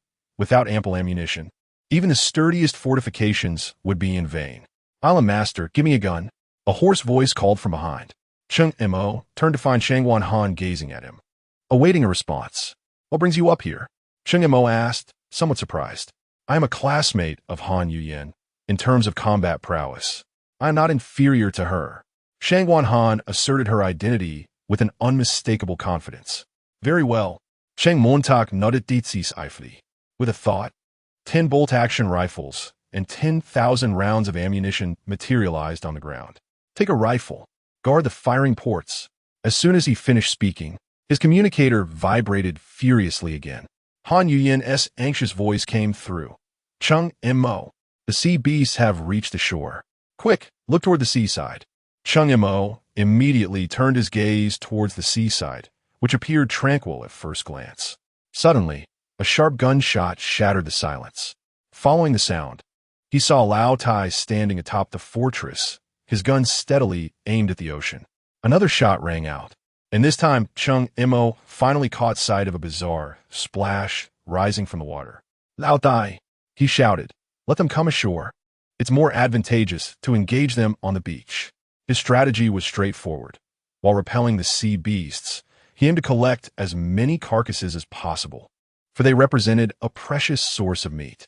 Upon receiving the command, Lao Tai promptly ceased firing, keeping a wary watch on the water surface. Within a minute, a throng of sea creatures surged forth like a black tide, their numbers overwhelming. Among them were the colossal octopuses they had previously encountered, glimmering electric eels, menacing sea snakes, lobsters brandishing massive claws, mountain-sized crabs, and turtles encased in thick shells. However, the most numerous were the countless sharp-toothed rats, resembling small puppies. As the horde of sea beasts reached the shore, they transformed into a sweeping torrent, charging toward the ring-shaped mountains and swiftly engulfing the entire beach. The sound of gunfire erupted, rat-a-tat-tat, rat-a-tat-tat. In an instant, all 24 fortresses unleashed their firepower. The dense barrage wove a deadly net, mercilessly striking the sea beasts and instantly shredding vast swathes of flesh, painting the beach in vivid, blinding hues. Boom, boom, boom! Every few seconds, a shell whistled down into the throng, creating chaos and destruction. Bang, bang, bang. Cheng Mo's hands moved like lightning, his rifle spitting flames as every bullet found its mark in the sea beast's vital points. As one rifle emptied, he swiftly replaced it with another. Fully loaded, thanks to his long-standing habit, his hand ring was always stocked with 20 ready rifles. Under the fierce firepower from Peach Blossom Island, the smaller sea beasts were nearly eradicated in moments, leaving only the larger armored creatures stubbornly pushing forward. At this critical juncture, Lao Tai's heavy Barrett sniper rifle and Han Yun's demon-slaying sniper unleashed their might, the deep, thunderous roars designed for breaching armor. The initial wave of sea beasts came fiercely but retreated just as quickly. Within 10 minutes, the beach was littered with layers of corpses, exuding a strong, fishy odor. Didn't see it coming. Your marksmanship is quite impressive, Cheng Mo remarked as he swiftly reloaded his emptied rifle, complimenting Shangwan Han, who was positioned behind the firing port of the fortress. Fortunately, Shangwan Han did not indulge in excessive pleasantries, responding calmly compared to the island master. There's still a considerable gap. Cheng Mo nodded, feeling a bit embarrassed. He understood that his proficiency with firearms was entirely due to the skill scrolls, whereas Shangwan Han and Han Yuyan relied on their genuine hard-earned skills. Cheng Mo. Once again, the wristband relayed a frantic message from Han Kiki. The sea beasts have returned. This time, their offensive route is directed towards the Freshwater River. What on earth? These brutes actually understand tactics and are dividing their forces. Cheng Mo cursed under his breath and immediately dashed down the stairs. Shangwan, the situation above is in your hands. Before his words could fade away, he had already rushed like a whirlwind to the base below. The sound of gunfire erupted, rat-a-tat-tat. Boom, boom, boom. The intense clamor of artillery reverberated through the mountainous surroundings. Cheng Mo cast his gaze towards the beach. Indeed, another wave of ferocious beasts was crashing ashore, their numbers rivaling the previous onslaught. Just as Cheng Mo began to doubt Han Kik's detection accuracy, a tremendous wave suddenly erupted from the nearby freshwater lake. Countless sea beasts surged forth like a gushing spring, charging ashore without hesitation towards the core area of Peach Blossom Island, the villa standing by the lake. Damn it! Are they attempting to cut off my retreat? Cheng Mo's eyes widened in fury, and his speed surged to its utmost limit, 5 times that of an ordinary person. Mid-sprint, his rifle morphed instantly into a slender spear, while his left hand brandished a gleaming, razor-sharp dagger. Swish, swish, swish, swish. Cheng Mo transformed into a whirlwind, penetrating the throng of beasts that surged towards the villa. The blade danced like a silken thread, each flash of the sharp dagger accompanied by the sounds of crushed shells and severed limbs. Where he passed, the sea beasts were cleaved in half as if thrown into a meat grinder, their warm blood and entrails splattering across the ground. In this close-quarters battlefield, the sharp dagger unveiled its truly terrifying power. Chapter 33. The battle concludes as Cheng Mo finished clearing the sea beasts from the entrance of the villa. His gaze fell upon the gap in the mountains where Han Yuyan was leading 5 valiant warriors of the canine tribe in a fierce, blood-soaked struggle. Although the large sniper rifle in her hands was a long-range weapon, she wielded it with such ferocity that it resembled a close combat weapon, often pressing the barrel against the foreheads of the sea beasts before firing. The 5 canine warriors were equally formidable.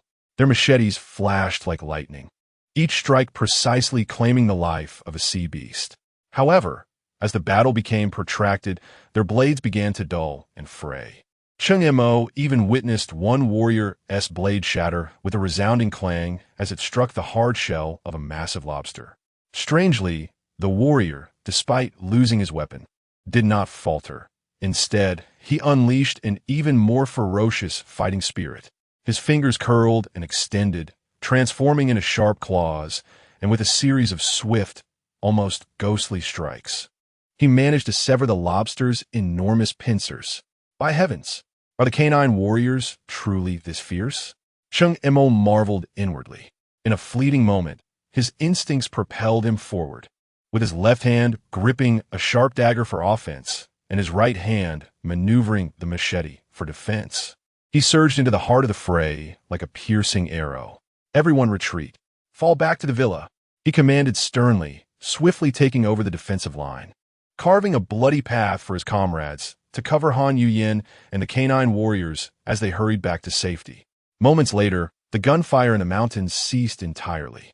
Before Cheng Mo and his companions, no sea beasts remain alive. Blood spread across the surface of the freshwater lake, painting it a vivid scarlet. Cheng Mo gasped for breath. Glancing at Han Yuyin and the nearby canine warriors, "Is everyone all right?" "All good. Thank you for your concern, Island Master," they replied.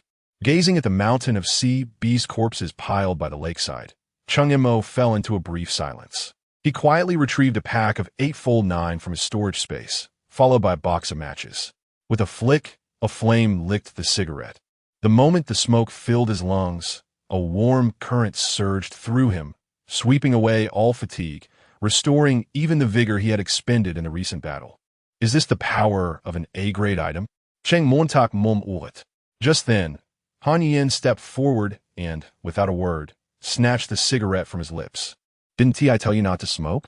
she exclaimed, her almond eyes wide with disbelief, poised to throw it away.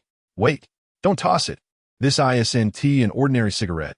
Just try it," Cheng Mo urged. A flicker of doubt crossed Han Yin's eyes, but seeing Cheng Mo's earnest expression, she inexplicably took a puff. As the smoke entered her throat, she felt a shiver run through her, an indescribable sensation of euphoria coursing through her limbs, making all fatigue vanish in an instant. "See? I wasn't lying." Cheng Mo smiled softly, lighting another cigarette.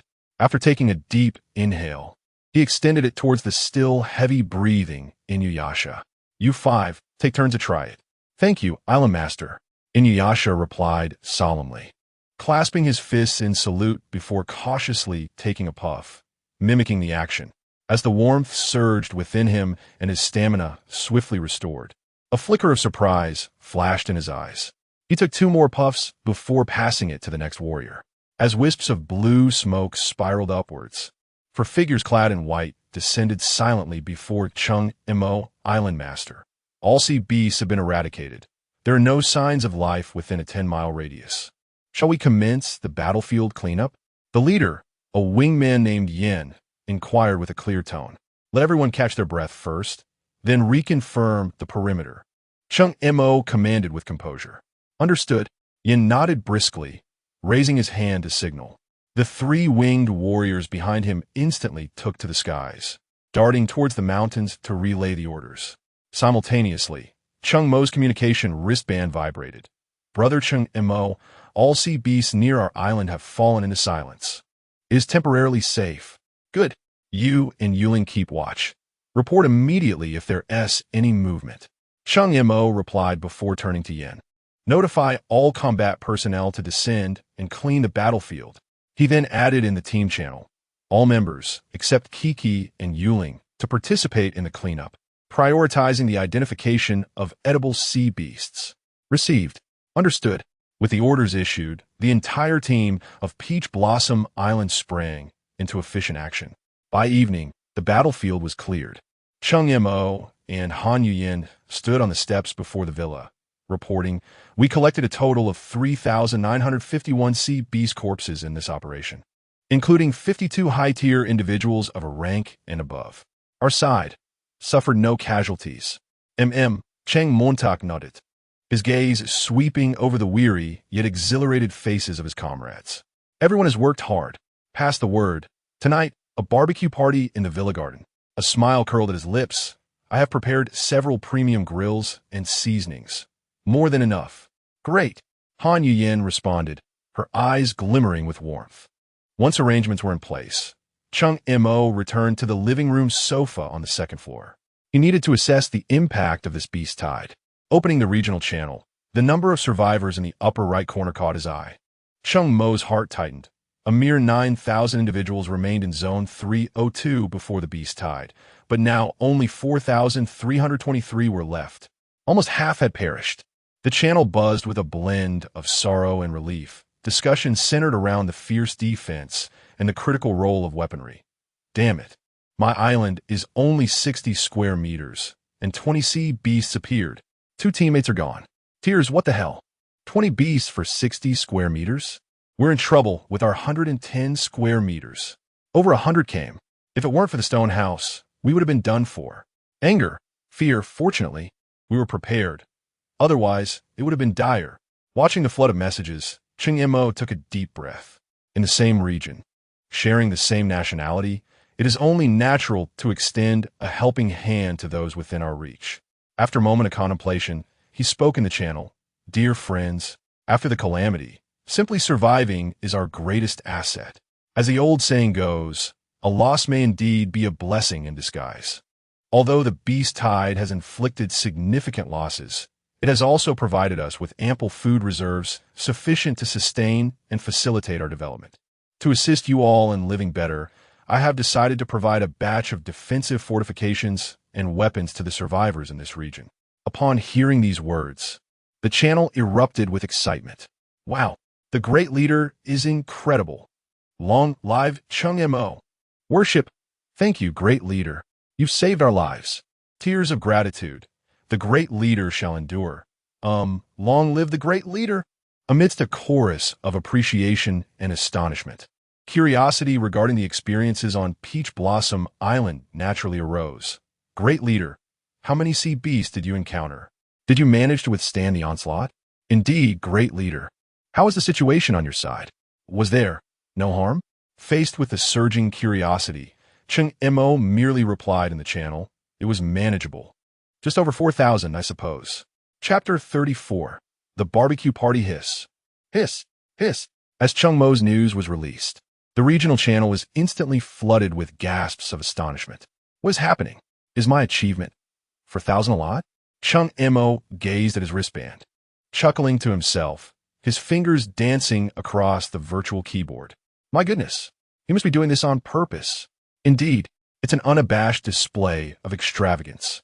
Oh, master, your subtle showmanship is utterly lethal. Exactly. Chenggu, could you impart a nugget of wisdom to us? How did you manage to eliminate 4,000 sea beasts without sustaining any injuries? 10,086. The channel erupted into fervent discussions, with everyone clamoring for Cheng Mo to reveal his secrets. Rubbing his hands together, a trademark sly grin spread across his face. Ahem, brothers. Sharing experiences is not out of the question. But you all know the reputation I have, right? Want to hear the goods? Simple. Just send me a consultation fee of Shirwan, and I assure you it will be worth every penny. With his message dispatched, he raised an eyebrow in satisfaction. Ah, you. Unbelievable. Indeed, his merchant nature is on full display. The familiar formula, the familiar taste. Resist. Let us resolutely oppose this unscrupulous merchant. The channel was rife with scornful remarks, rising and falling like the tide. However, Cheng Mo's wristband buzzed incessantly. One transaction request after another, each accompanied by Shirwan, flooded in. Observing the chorus of complaints from his compatriots who were quick to pay despite their protests, Cheng Mo's lips curled into a smug smile. All right, you generous patrons. Clearing his throat, he began to educate them. Since you all are so earnest, I shall benevolently share with you. Wishing to fend off the beast tide as effortlessly as I do, the key lies in 3 points. First, the circular defensive position is essential. When your island reaches level 1 and you select the terrain, Choose the circular ring mountain, just as I did. Second, a tactic of overwhelming numbers is crucial. You must have enough personnel. Thirdly, your weaponry must keep pace. You need formidable equipment. As soon as he sent this, the channel erupted anew, voices of dissent crescendoing. Cheng Mo, you scoundrel. Refund us. Am I not already aware of this? Return my Shi Yuan. Indeed, if I had a few hundred people and some firearms, I could surpass your kills. You charlatan, preying on children, do you not feel a pang of conscience? I curse you to eat 8 meals a day. Buffed, what a divine curse above. Laugh crying, may he choke on it. In the face of the verbal onslaught, Cheng Mo remained unfazed, his thick skin impervious to criticism. Hey, esteemed patrons, please remain calm. He typed rapidly. Isn't it just a circular defense? I can help you with that. As for weapons, leave that to me. However, regarding personnel, I am truly sorry. You will have to rely on yourselves for that. Are you certain you won't deceive us this time? Really? Shall we trust you once more? Everyone, let us not act impulsively. Let him specify how he intends to resolve this. Yes, Cheng Mo, do tell us your plan to assist us. Is that even a question? The name Cheng Mo is not a mere fade. Cheng Mo chuckled like a sly fox that had just pilfered a hen. Circular defense? A piece of cake. Just purchase a few of my fortifications and stack them up like building blocks. Not enough weaponry? No problem. Brand new bolt-action rifles and sharp alloy daggers. Bulk orders come with preferential pricing. Honest dealings for all. So what do you think? A professional one-stop solution. Action speaks louder than words. Damn, he is clearly a fraud. Merely trying to con us into buying his fortifications. Exactly, you big talker, we want to fall for it. As public opinion began to sway against him, a glint of cunning flashed in Cheng Mo's eyes. He swiftly typed a decisive retort. Oh, is that so? Well then, since you esteemed patrons look down upon my humble offerings, I shall simply list my stock of fortifications and weapons on the public trading platform. Highest bidder wins. Don't blame me for not prioritizing my comrades. He feigned a tone of helplessness. What? No. Brother Cheng, we were just joking. Please don't take it seriously. Indeed, Brother Cheng, you have a generous heart. Don't hold it against us. So, what is the price for your fortifications? You're the best, big shot. Truly remarkable. I am but a humble servant, unworthy of your grandeur. As he observed the rapid shift in the channel, with flattery and servility taking over, Cheng Mo smirked with satisfaction. Oh, you thought you could escape unscathed? He then succinctly sent a message in the channel. Dear patrons, please consolidate your lists of demands and send them to my assistant. Deliveries will be arranged for tomorrow morning. Latecomers will be disregarded. With that, he wrapped things up, having no time to entertain further bickering, and exited the group chat. With his objective achieved, Cheng Mo let out a relieved sigh and began rummaging through the materials needed for production in the workshop. The reserves for weapon manufacturing were relatively ample, and he piled everything into the production queue at the workstation. Soon, the warehouse boasted an impressive addition of 322 brand new bolt-action rifles and 2,000 boxes of gleaming ammunition. As his fingers scrolled through the inventory list, Cheng Mo noticed a significant depletion in his resources and furrowed his brow slightly. It seems I must prioritize acquiring more weapon materials for tomorrow's exchange, he murmured to himself. While he was deep in thought, the door swung open, and Han Kiki flitted in like a delicate butterfly. Without uttering a word, she leaped into Cheng Mo's embrace, tilting her charming face up to him, exhaling sweetly. Cheng Mo, the barbecue party is all set. As soon as her words fell, she planted a quick kiss on Cheng Mo's cheek. He grinned mischievously and reciprocated with a swift peck on her soft cheek. Let us go. We should keep everyone waiting. He took Han Kik's hand, ready to head downstairs. No need to go downstairs, Han Kiki giggled, pulling him back. We're barbecuing on the second-floor balcony. Sister Yuling said the warriors of the Yarn tribe have already set up the grill in the garden. It's better for us to maintain a bit of lordly distance. Cheng Mo paused for a moment, nodding slightly. Indeed, Yuling has considered everything thoroughly. This is certainly the right approach. The two proceeded to the spacious balcony on the second floor. It had been meticulously prepared, with a delicate barbecue grill emitting wisps of steam. He Yu and Jiang Yuling were already hard at work, the aroma of the food mingling with the cool night air, creating an inviting atmosphere. "Welcome, Island Master." Noticing Cheng Mo's arrival, the busy He Yu set aside her tasks, pulling out a chair at the table beside the grill, gesturing for Cheng Mo to take a seat. Cheng Mo accepted without hesitation, embodying the demeanor befitting a leader. No sooner had he settled in than Sun Meow Meow, out of nowhere, produced a box of chilled beer, placing it on the table and promptly opening a bottle for Cheng Mo. "Where did this beer come from? I don't recall us having any of this." Cheng Mo inquired with slight bewilderment. "Island Master, leader, this was obtained from the supply crate we opened earlier. We kept it aside for a special occasion. And what better time than this barbecue party for everyone to unwind together? All right, everyone, stop what you're doing and come over for a drink," Cheng Mo called out, noticing the ample barbecue laid out on the table. At his words, everyone eagerly took their seats, and just as they raised their glasses to toast, Jiang Yuling exclaimed, "Wait, I think we should capture this moment with a few photos." Yes, this is our very first barbecue party in this world." The other girls chimed in enthusiastically. Reluctantly, Cheng Mo acquiesced to their request for photographs. Once the pictures were taken, he plopped back into his chair, seizing the beer and drinking heartily. "Yuling, what are you doing? Come join me for a drink." "Sure, I'll be right there. Let me send the photos to our team channel first," she replied, her finger already clicking send. Unbeknownst to her, she had mistakenly sent it to the World channel instead of the team channel. Chapter 35. I have decided on this son-in-law as the revelers on Peach Blossom Island exchanged toasts and laughter. The dark surface of the sea was illuminated by flickering campfires. Beside one such fire, 3 men joyfully savored roasted fish. The man in the center, evidently the leader of the trio, gnawed on a half-charred fish while mechanically scrolling through the global chat channel. Suddenly, as if ignited by an unseen flame, he sprang to his feet, hurling the half-eaten fish onto the ground in frustration. "Damn it, can't I even enjoy a peaceful meal?" he bellowed, his face a mask of rage directed at the shadowy sea. "Boss, what's wrong?" one of his subordinates asked, startled. "This fish is perfectly grilled. What's the matter? Open your eyes and look at the World channel." The leader's chest heaved with indignation, his voice laced with resentment. "What kind of spectacle do they have over there? Villas, barbecues, beer, beautiful women. And what do we have? Just these measly fish bones."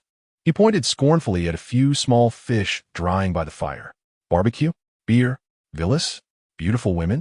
The 2 subordinates exchanged bewildered glances, their faces a canvas of disbelief. They instinctively opened the global channel, and upon seeing the content, their mouths dropped open in astonishment. The global chat was in a frenzy, ignited by the name Peach Blossom Island. "What is happening on Peach Blossom Island? We can't even set up a shelter from the wind and rain, and they're throwing a grand feast. Help! What am I seeing? There's only one man on the island, and the rest are stunningly beautiful women. Is that a villa? Big boss, please take me in. I want to live there too." The sight of the lavish seafood banquet laid out before them, giant lobsters, grilled oysters, made their mouths water uncontrollably, and tears of envy streamed down their faces. Gradually, a chorus of voices began to coalesce into a tide of discontent. "Brothers, we all share the blood of Huagua. If Cheng Mo can feast and live in luxury, it means he has an abundance of resources. I propose we ask him to share some with us. We should stand together. Yes, why is he enjoying a vacation while we struggle for survival? We must demand a share of the resources." Calls for Cheng Mo to emerge followed. "Cheng Mo, come out and speak. Don't pretend to be dead. We know you're online, watching." Some foreign IDs, observing from the sidelines, reveled in the chaos. "Huh? Is this going to lead to infighting?" Winky face, selling seeds and drinks in the front row. "The show is about to begin." The global channel boiled over like a pot of hot oil, billions of eyes going wild over a few photographs, waves of varying emotions surging forth. Yet, the central figure of this tempest, Cheng Mo of Peach Blossom Island, remained blissfully unaware. At this moment, he was perched with one foot on the chair, his face flushed with exuberance as he raised his wine glass, challenging the cool and composed Shang Han. "Come on, let us down another bottle. We won't leave until we're thoroughly intoxicated." "Drinking? Am I afraid of you?" Shang Han raised an eyebrow, unfazed, and seized the bottle, tilting his head back for a swift and decisive gulp. Cheng Mo watched in astonishment, muttering to himself, "Oh my goodness," determined to uphold his dignity as a man. Cheng Mo gritted his teeth and emulated the action, pouring the beer down his throat with fervor. Unfortunately, after just one bottle, he felt the world spinning and collapsed limply into the chair, senseless. Shang Han set down the empty bottle, casting a perplexed glance at the nearby Han Yuyan, his eyes clearly questioning. Is that all he can handle? Han Yuyan shrugged in resignation. I had no idea he was so weak. 3 bottles, and he is already out.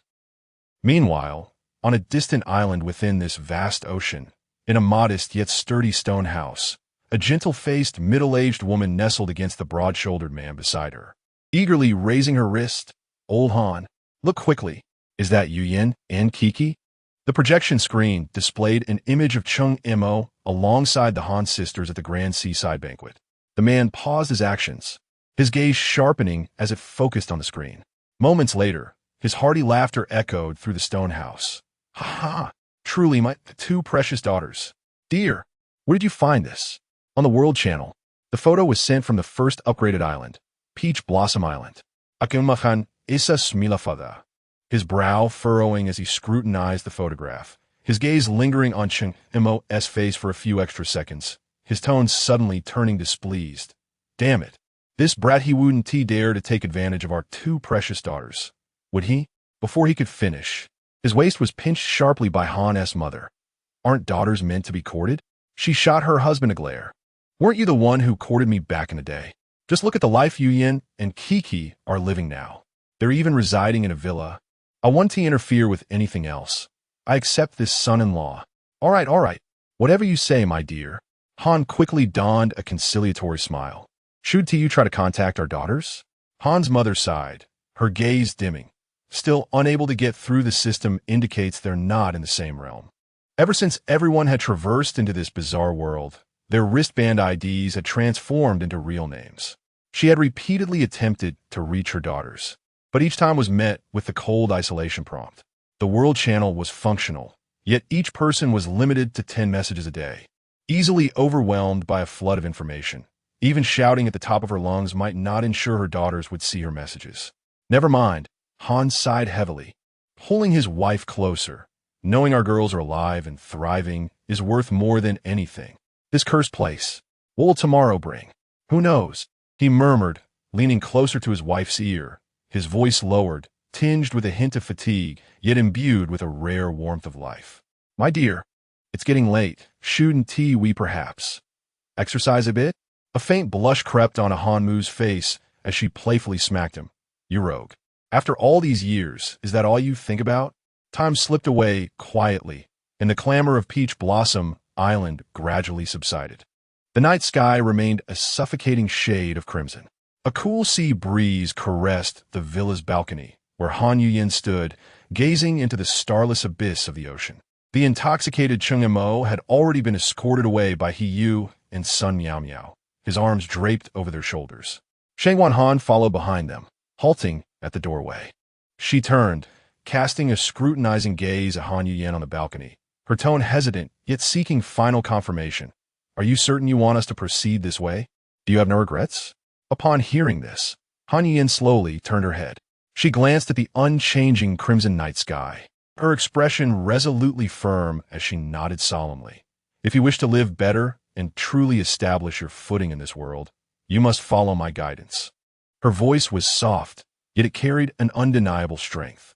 Understanding dawned upon Shang Han, who appeared momentarily taken aback, as if deciphering a deeper meaning in Han Yuyan's demeanor. And then she nodded in comprehension. Clearly, her understanding of living better aligned, in a subtle manner, with Han Yuyan's intention of strengthening the island's power.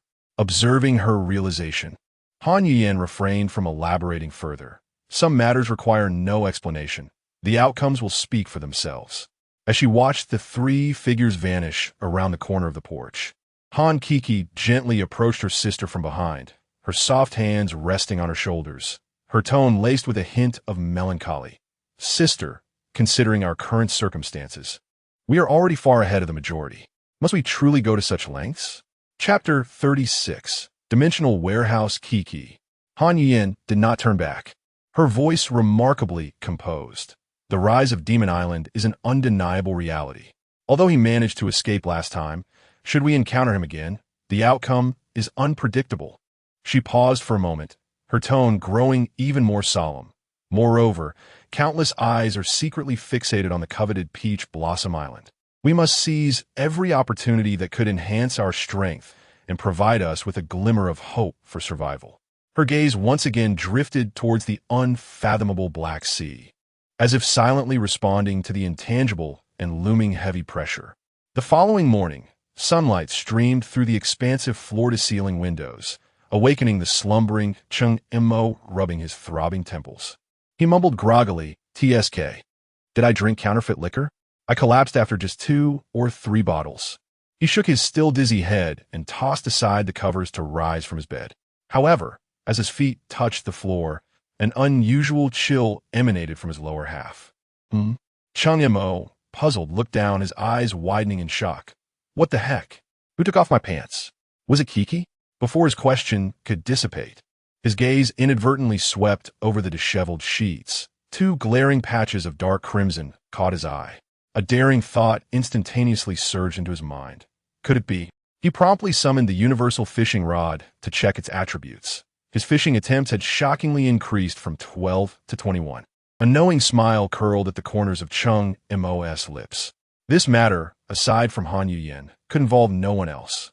After a quick wash, he meandered downstairs to the hall.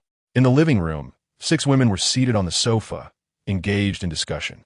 Upon seeing Cheng Mo descend, Han Kiki immediately pulled him to sit beside her. Han Yuyan, her expression grave, directed her gaze toward him. Cheng Mo, there is something we need to discuss. Yuyan, to speak your mind. Cheng Mo nodded in acknowledgement. It is as follows, Han Yuyan articulated clearly. Given the current scale of our island, certain tasks may require readjustment. Please continue, Cheng Mo encouraged. I propose allowing Miao Miao to join Yuling's external trade group. For the foreseeable future, our resource acquisition will heavily depend on trade, and Yuling alone may struggle to manage everything. Very well, let us proceed with this arrangement, Cheng Mo readily agreed. Han Yuyan then suggested, additionally, I would like Shangwan Han to oversee the training of the 30 subhuman warriors, as well as their combat command and daily resource recovery operations. Is that appropriate? Cheng Mo gazed intently into Han Yuyan's eyes, seeking to uncover her true intentions. This proposal not only surprised him, but even Shangwan Han, who sat beside him, displayed unmistakable astonishment.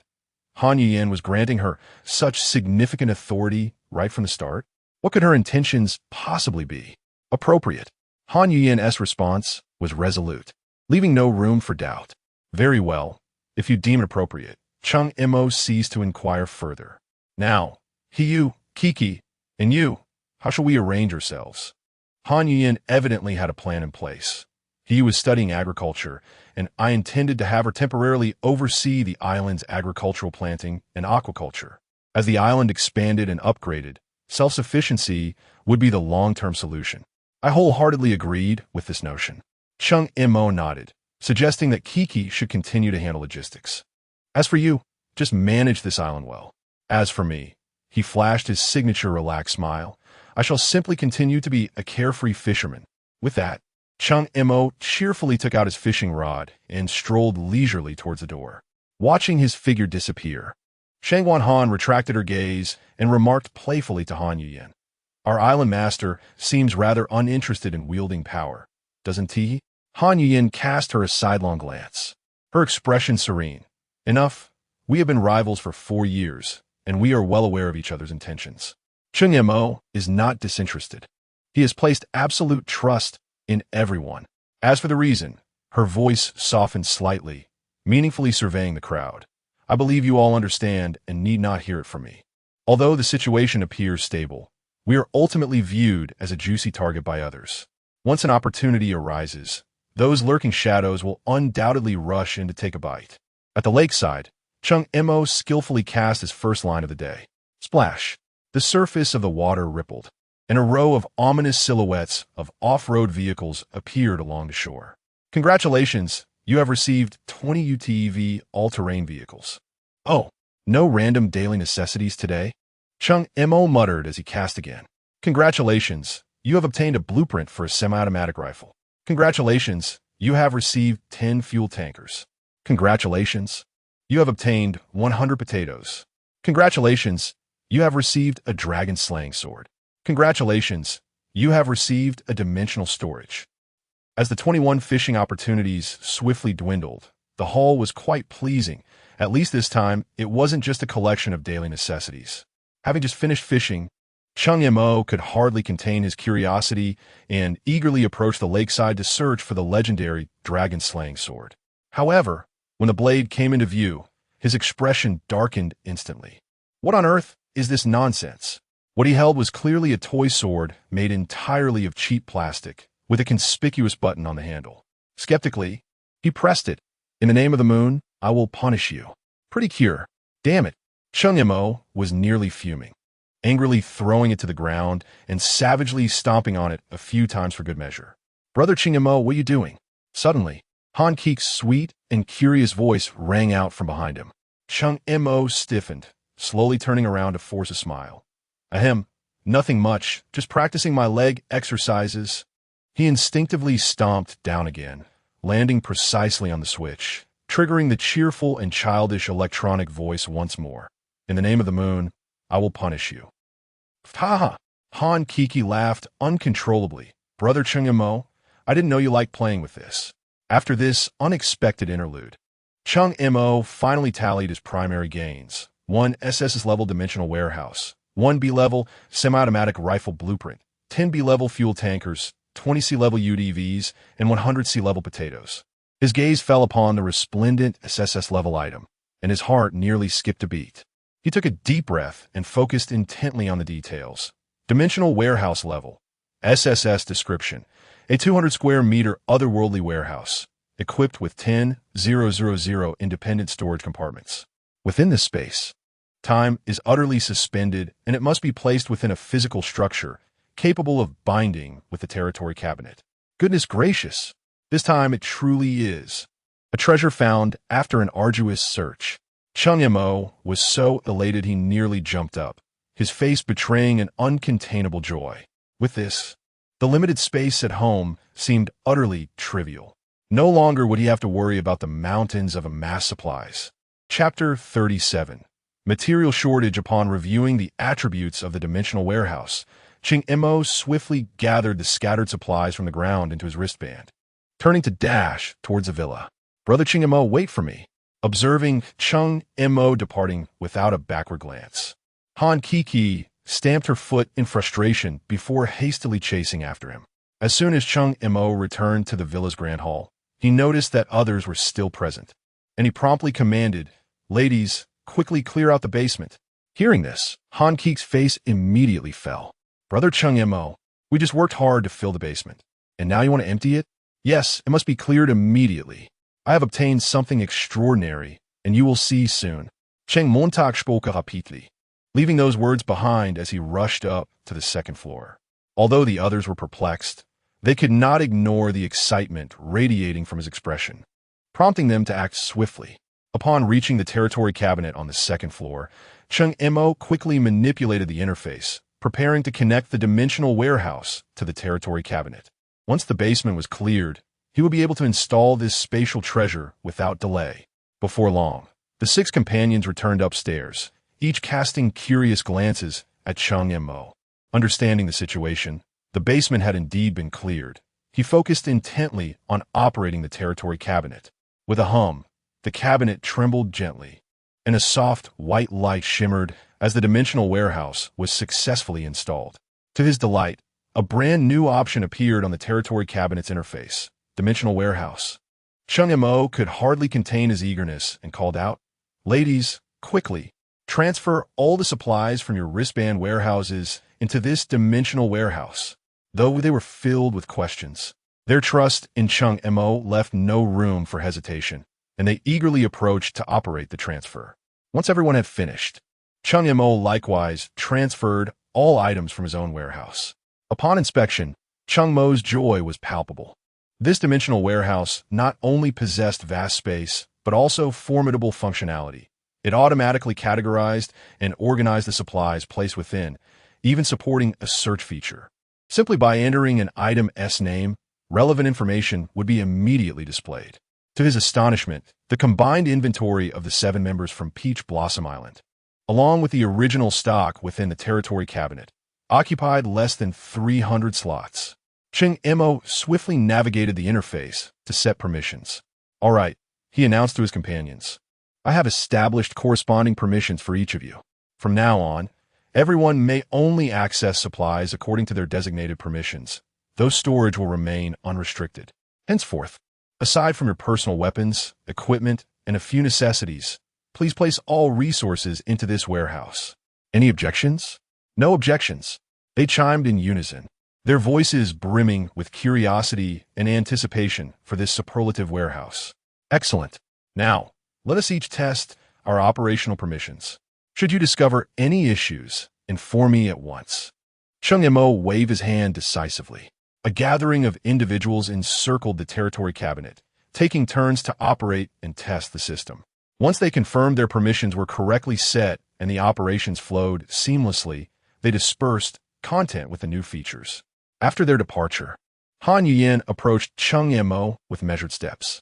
"Cheng Mo," she called softly, her voice calm yet tinged with a barely perceptible gravity, "I have a request. Could you assign the command authority of Lao Tai to me?" "Lao Tai?" Cheng Mo responded with mild surprise, but without a hint of hesitation, he replied, "Certainly, it's yours." His promptness momentarily stunned Han Yuyan. She felt compelled to remind him, "Have you considered it further? It's an S-class combat robot armed with an S-class heavy sniper rifle." Cheng Mo met her gaze directly, his counter-question unyielding. "Will you betray me?" Shaking her head, Han Yuyan asserted firmly, "No." "Then that settles it." Cheng Mo beamed with trust. Before turning back to the territory cabinet, "Go on, attend to your tasks. I need to expedite the island's upgrade.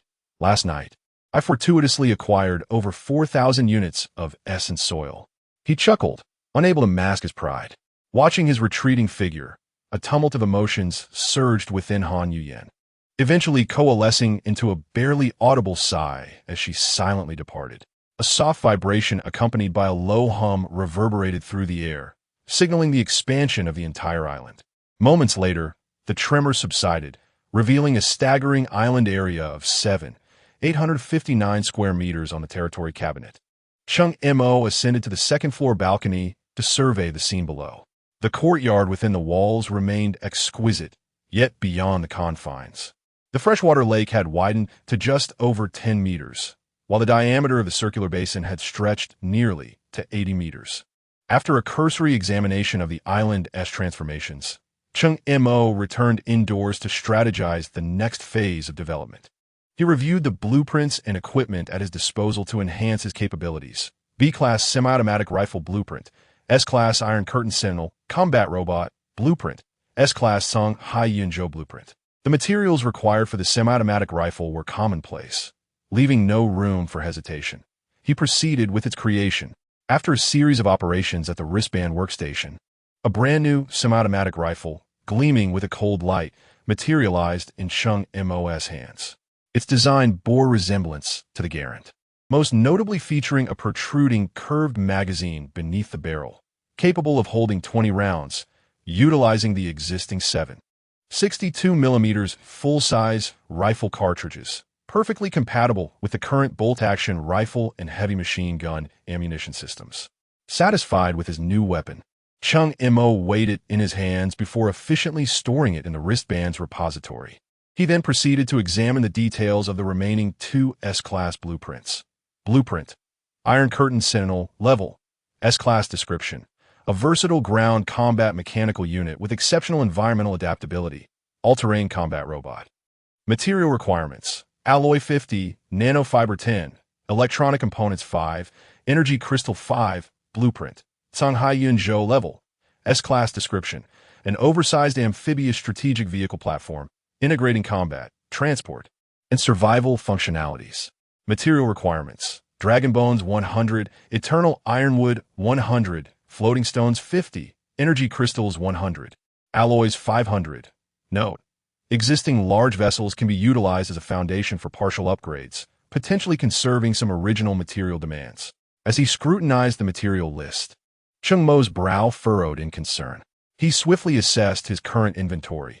Only 23 units of alloys, a mere 19 energy crystals, and he had never even encountered the other materials.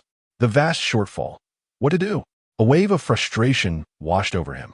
Just then, Jiang Yuling hurriedly ascended from downstairs. Island Master, the rifles and bunkers you previously instructed for sale have been completely sold out. Many people are pressing for more. Could you possibly manufacture another batch? Please deposit the retrieved supplies into the dimensional warehouse. I will attend to it immediately. Cheng Mo ceased his contemplation, and upon seeing Jiang Yuling, a sudden realization struck him. If the materials were insufficient, he could turn to Yuling. He promptly sent her the list of required materials. Yuling, I have sent you a list. Do your best to gather as much as you can.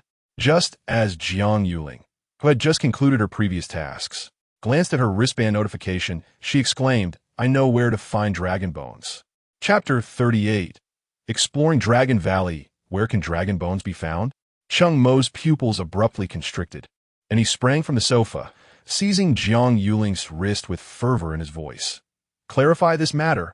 Startled by his sudden reaction, Jiang Yuling trembled and hastily explained.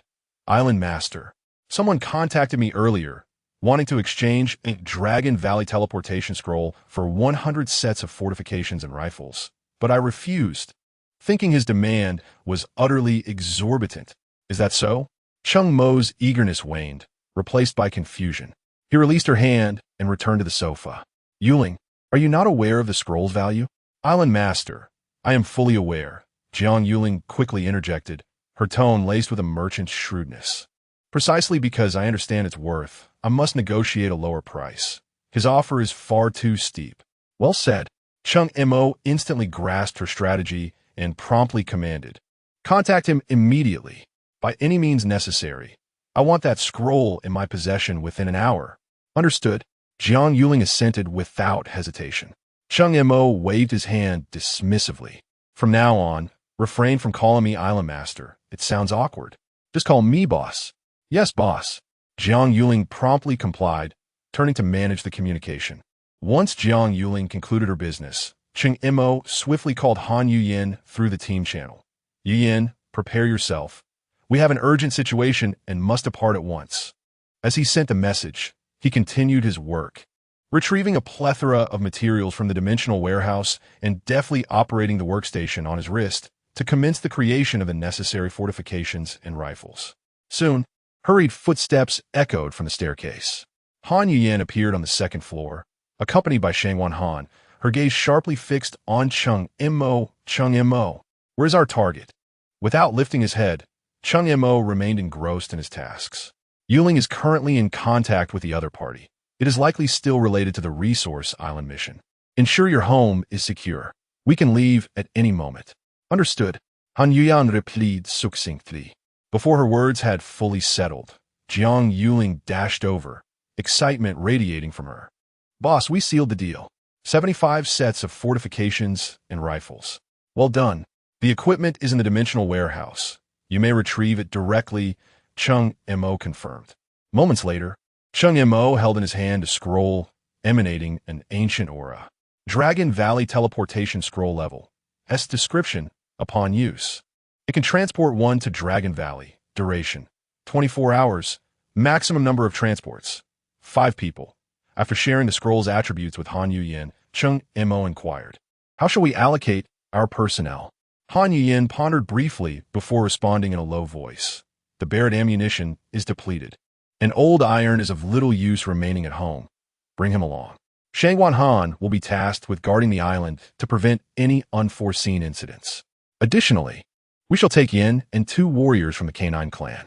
Agreed, let it be so. We depart in half an hour. Cheng Mo nodded, then added with concern. Ensure the island's safety. We must not repeat past mistakes. Rest assured. Han Yuyin assured him with unwavering resolve. In the afternoon, the five gathered in the villa's grand hall. Cheng Mo turned to Han Yuyin. Is everything ready? All personnel are prepared and fully equipped for departure. Han Yuyin replied with solemnity. Let's set forth. A flash of white light enveloped them, and the five individuals vanished in an instant. When clarity returned to their vision, Cheng Mo and his companions found themselves in a vast and dimly lit canyon. The air was thick with dark gray ash, swirling and settling upon the rugged, jagged stones that surrounded them. Aside from the wind-eroded shapes of the rocks, there was no hint of life to be felt. An eerie silence reigned.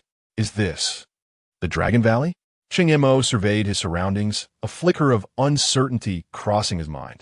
At that moment, a panicked voice broke through from behind. Cheng Mo, the communication is down.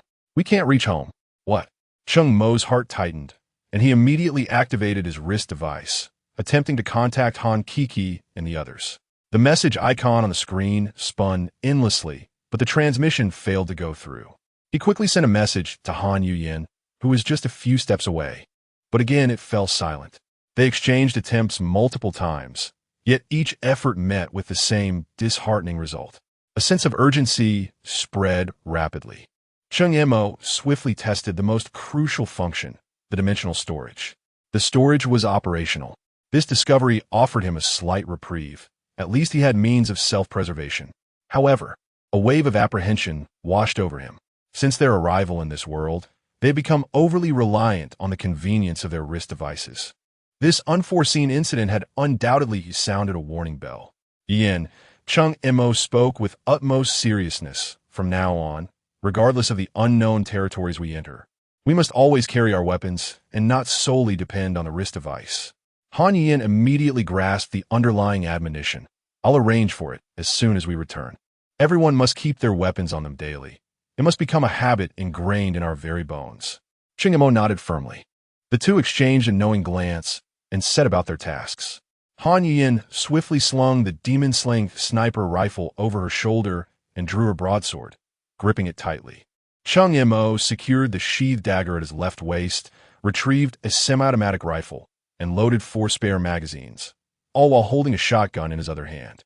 After ensuring their weapons were in order, Cheng Mo contemplated briefly before retrieving 2 UTV all-terrain vehicles from the storage.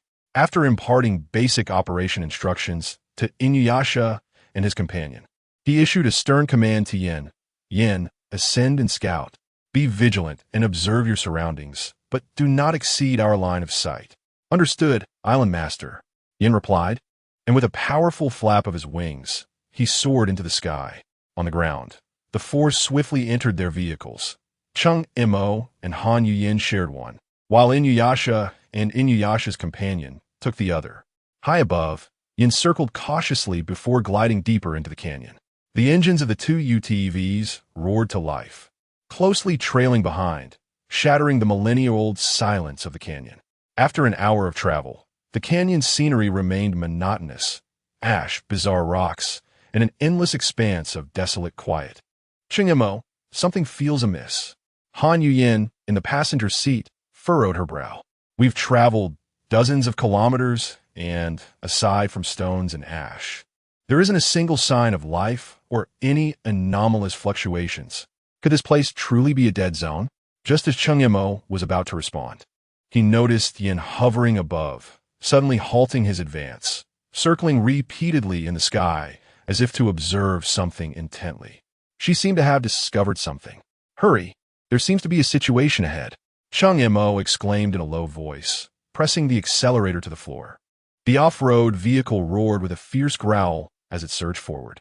Minutes later, 2 UTVs carrying 4 individuals arrived at Yan's spiraling location, all of them astonished, mouths agape. The cause of their astonishment was none other than a colossal skeleton looming before them, measuring over 10 meters in height and 50 meters in length. The skeleton emanated a soft, ethereal glow, as if it were carved from jade. Could this be the dragon bone? Cheng Mo rubbed his eyes in disbelief, astonished at how easily this dragon bone had come to them. Before he could finish his thought, a slight tremor reverberated through the ground. Damn it!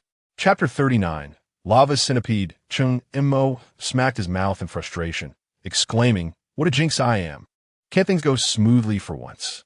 No sooner had he spoken than his gaze sharpened, and he urgently commanded, "Prepare for battle." Almost simultaneously, his left hand shot toward his waist, grasping the gleaming, razor-sharp dagger, his most formidable weapon at present. Han Yin reacted with equal swiftness. She deftly unshouldered her large sniper rifle. Leveling it with precision, the dark muzzle instantly directed towards the source of the tremors. The ground quaked more violently, reverberating like a thunderous drum. Suddenly, two sections of the earth before the dragon's spine erupted with a deafening roar. Fragments of rock shot forth like a torrential downpour, revealing two deep, obsidian pits. In the next instant, two colossal, suffocating crimson forms emerged from the earth, accompanied by a searing wave of heat. They landed firmly upon the scorched ground. Their grotesque appearances laid bare before all. Two gigantic centipedes, each exceeding 10 meters in length, their bodies more than 2 meters in girth, encased in thick, dark shells. Most terrifying of all, flames roared around them, as if they were molten beasts risen from the depths of hell. Damn it, this is not something we can fight. Retreat now. Cheng Mo's heart raced as he caught sight of them, his scalp prickling in alarm. He shouted fiercely while wrenching the steering wheel, the off-road vehicle spinning wildly, tires screeching against the ground as they sped back in a desperate flight. Keep up. Inuyasha followed closely, slamming the accelerator. Only Han Yuyan remained unfazed. She abruptly turned, lying flat against the jostling seat, her body a taut line, her sharp eyes locked onto the pursuing monstrosity, the sniper rifle steady in her grip. Bang! The deafening gunshot tore through the air. One of the massive flame-wreathed centipede's fist-sized compound eyes erupted in a shower of dark green fluid and sparks. A heart-wrenching roar escaped the creature, a sound so piercing it threatened to shatter eardrums, as agony drove it into a frenzy. Its enormous body twisted and coiled in distress. Before, in a display of startling agility for its size, it burrowed back into the very chasm from which it had emerged, vanishing from sight. Its companion, the sole remaining centipede, erupted with even greater ferocity. Countless burning appendages flailed wildly, stirring up clouds of dust and flame, as it pursued the two fleeing vehicles with astonishing speed. Hurry, hurry! Faster! Cheng Mo's heart raced as he glanced in the rearview mirror, terror gripping him. The centipede's velocity was utterly unfathomable, surpassing even the off-road vehicle's top speed. Frantically, he gestured to Inuyasha in the adjacent car. Bang! Bang! Bang!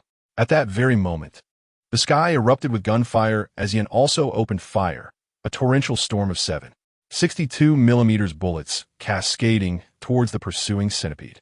Yet, the majority of the bullets struck the blazing, resilient shell, producing a sound akin to rain on banana leaves, only to be mercilessly deflected, leaving behind mere insignificant white specks. As the colossal creature, ablaze and oozing a viscous, lava-like secretion from its jagged maw, closed in on Cheng Mo's vehicle, a thunderous gunshot rang out, heavy with the weight of impending doom. Han Yuyan seized the fleeting opportunity amidst the chaos. The barrel of her demon-slaying sniper rifle belched forth a searing tongue of fire, launching a specially crafted crimson bullet that seemed to deliver the grim judgment of death, aimed directly at the creature's monstrous eye.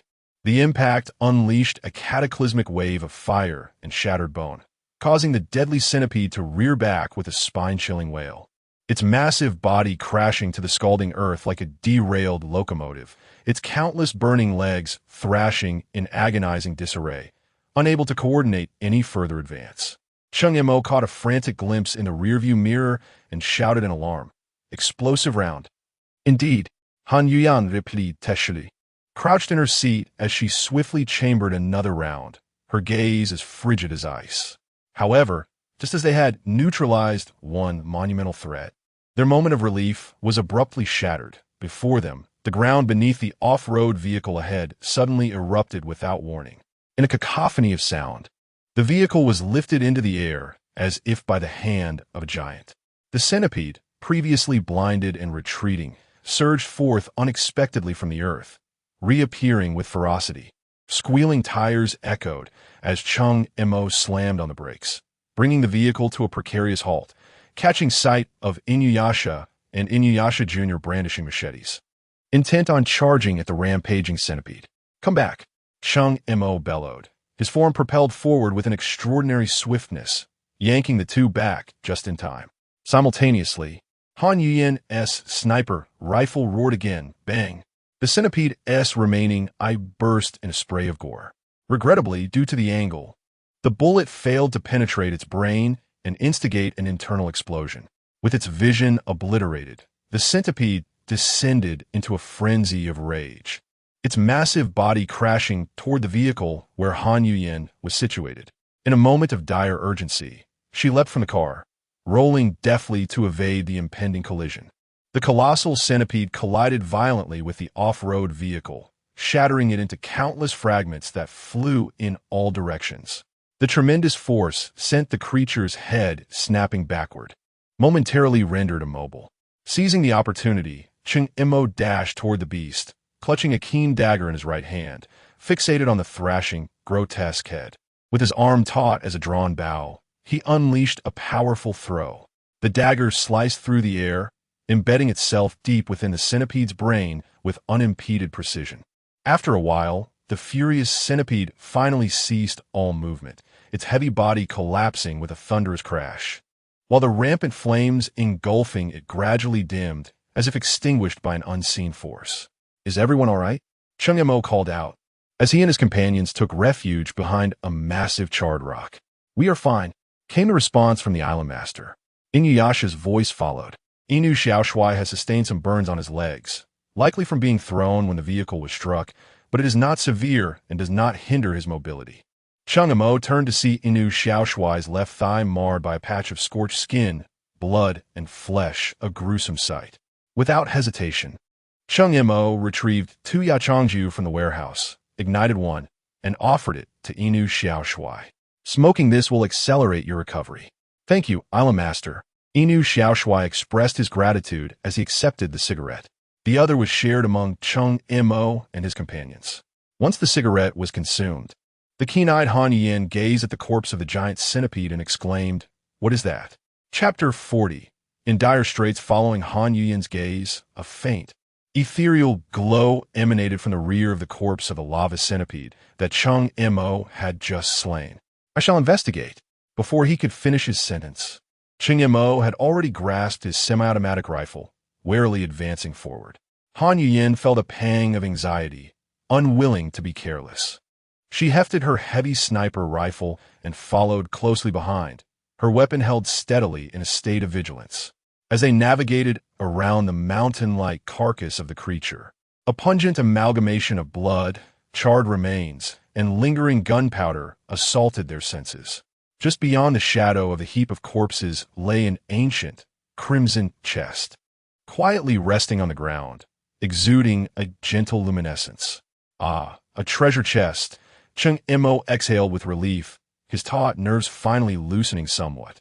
He did not rush forward, but instead cautiously circled back to the fearsome head of the centipede to retrieve his sharp dagger. After securing the dagger, he raised his wrist and took a photograph of the centipede's corpse for attribute inquiry. Expecting no response, he was surprised when a clear stream of information appeared at his fingertips. Lava's centipede level. A description: a formidable beast residing in the Dragon Valley. Feeding on dragon corpses, its body is excellent weapon material. Lava's centipede. A magical beast? Cheng Mo furrowed his brow, perplexed. This is strange. Previously, there were only sea creatures. And what exactly is this Dragon Valley? He scrutinized the information, momentarily lost in thought. Here, Han Yin's cool voice interrupted his reverie. She stepped forward, her slender palm outstretched. In her hand lay a metallic glimmering scroll and 2 translucent crystals, each the size of a pigeon egg, with swirling crimson light within. "These are from the treasure chest," she explained, her gaze shifting to another lava centipede's corpse a short distance away. Lava armor blueprints, along with 2 magic crystals of uncertain purpose. "Indeed," Cheng Mo replied, swiftly collecting the remains of the lava centipede beneath his feet before turning to head towards the other side.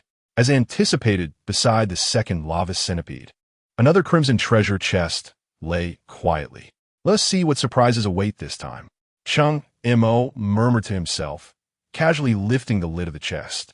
Congratulations. You have obtained Crimson Blade Blueprint 1. Congratulations. You have obtained Magic Crystal 5, another equipment blueprint. Cheng Mo could hardly contain his excitement. It seemed the drop rate of these centipedes was indeed quite generous.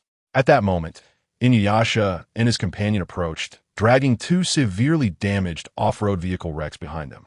Island Master, these two vehicles are beyond repair. Inuyasha's tone was tinged with regret. Ah, trivial matter. Cheng Mo waved his hand dismissively, unconcerned. As long as the people are unharmed. While speaking, he deftly retrieved two brand new UTVs from his storage ring. Quickly get in. The stench of blood is overwhelming. We should not linger here, he urged, swiftly storing the carcass of the second lava centipede along with the enormous dragon bones into his warehouse. As the vehicle roared to life, Cheng Mo grasped the steering wheel with one hand while the other involuntarily perused the two blueprints.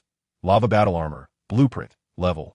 A description, a high-grade armor boasting formidable defensive capabilities, with exceptional fire and water resistance. Material requirements, 20 lava centipede shells, 1 alloy, 2 magic crystals, 1 spider demon silk sack. Crimson Blade, Blueprint, Level. A description, a versatile weapon that serves both as a primary combat tool and a concealed weapon, featuring burning and paralysis effects. Material requirements, 10 lava centipede blade feet, 2 spider demon fangs, 1 spider demon silk sack, 1 magic crystal. To his delight, it was a complete set. However, what exactly was this spider demon? Watch out, there's a ditch ahead. Just as he became momentarily absorbed in his thoughts, Han Yuyin's urgent warning pierced through the air. Cheng Mo snapped back to reality, but it was too late. The UTV surged towards the precipice, screeching to a halt. The vehicle precariously balanced at the edge of the cliff, its front wheels dangling in midair, teetering on the brink of disaster. That was close. Cheng Mo's palms were slick with cold sweat as his heart raced. Never use your phone while driving. Reckless driving leads to tears from loved ones. Han Yuyin, who had been momentarily resting her eyes, felt the vehicle nearing the cliff's edge and spoke with a hint of dread and reproach. I don't have hands. Cheng Mo instinctively wanted to defend himself, but before he could utter a word, boom! From behind, Inuyasha's vehicle collided directly with the rear of Cheng Mo's car. The combined forces shattered the delicate balance in an instant. Both UTVs, along with their occupants, screamed as they tumbled into the unfathomable abyss. Inuyasha, you damned fool! Cheng Mo's furious shout was swallowed by the howling wind. In midair, the circling Yin Mu stared in astonishment at the sudden turn of events, utterly bewildered. What is happening? I was just soaring through the sky. With no time to ponder the situation, she flapped her wings vigorously, like a silver lightning bolt, plunging downwards towards the bottomless chasm without hesitation. Feeling the fierce wind whipping past him and the sensation of weightlessness as he plummeted, Cheng Mo felt an icy chill envelop him. Damn it, I haven't even had a few days of peace. Is this how it ends? At that moment, out of the corner of his eye, he caught sight of the cliffside. Two agile figures were racing downwards with reckless abandon. No way are they still human. It was none other than Inuyasha and Inuyasha Jr. Almost simultaneously, not far below, a massive dead tree came into view on the cliff face. Grab on, Cheng Mo bellowed, seizing Han Yuyin's wrist, and with all his might, he pushed off with his feet. Under the astonishing five-fold speed enhancement of the Chinyan boots, the pair shot forth like arrows released from a bow, hurtling towards the life-saving dead tree precariously clinging to the cliff.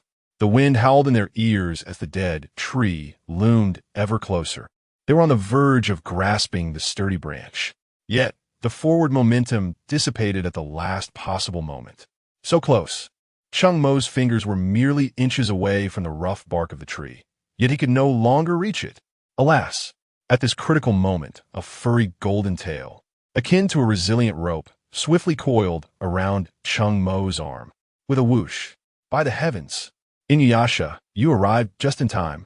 The immense pulling force surged through, revitalizing Cheng Mo's spirit as if he had grasped a lifeline. At that moment, Inuyasha stood with his back to the abyss, his feet firmly planted on a branch, hands tightly clutching a protruding limb, straining with all his might to halt their descent using his tail. His face turned crimson, veins bulging on his neck. Island Master, you both are so heavy. Cough. Well, the recent meals have been plentiful. I've gained a few pounds. Cheng Mo felt a bit embarrassed. Enough of this chatter. Pull us up first. Inuyasha inhaled deeply, channeling his energy, and with a vigorous flick of his tail, he attempted to hoist them upwards. However, Cheng Mo and Han Yuyin were only lifted a mere 20 centimeters with great difficulty. Cheng Mo still failed to grasp any point of support, and their bodies once again plummeted downwards. Island Master, hold on. I shall come to your aid. Inuyasha's companion, Inu Xiaoshui, witnessing the peril, grew alarmed and swiftly accelerated his descent, striving to reach the decayed tree to assist. Just as Inu Xiaoshui stepped on the main branch of the withered tree, creak, crack, a sharp, disquieting sound of splintering would suddenly echoed. Below the massive trunk bearing Inuyasha's weight, a sinister fissure rapidly spread. Fragments of rock tumbled down from the roots connecting to the cliff. Cheng Mo observed this with clarity, his heart leaping to his throat. Inu Xiaoshui, don't come over. Retreat. You'll only make things worse. Hearing Cheng Mo's urgent call, Inu Xiaoshui became aware of the ominous creaking of the tree, his complexion changing drastically.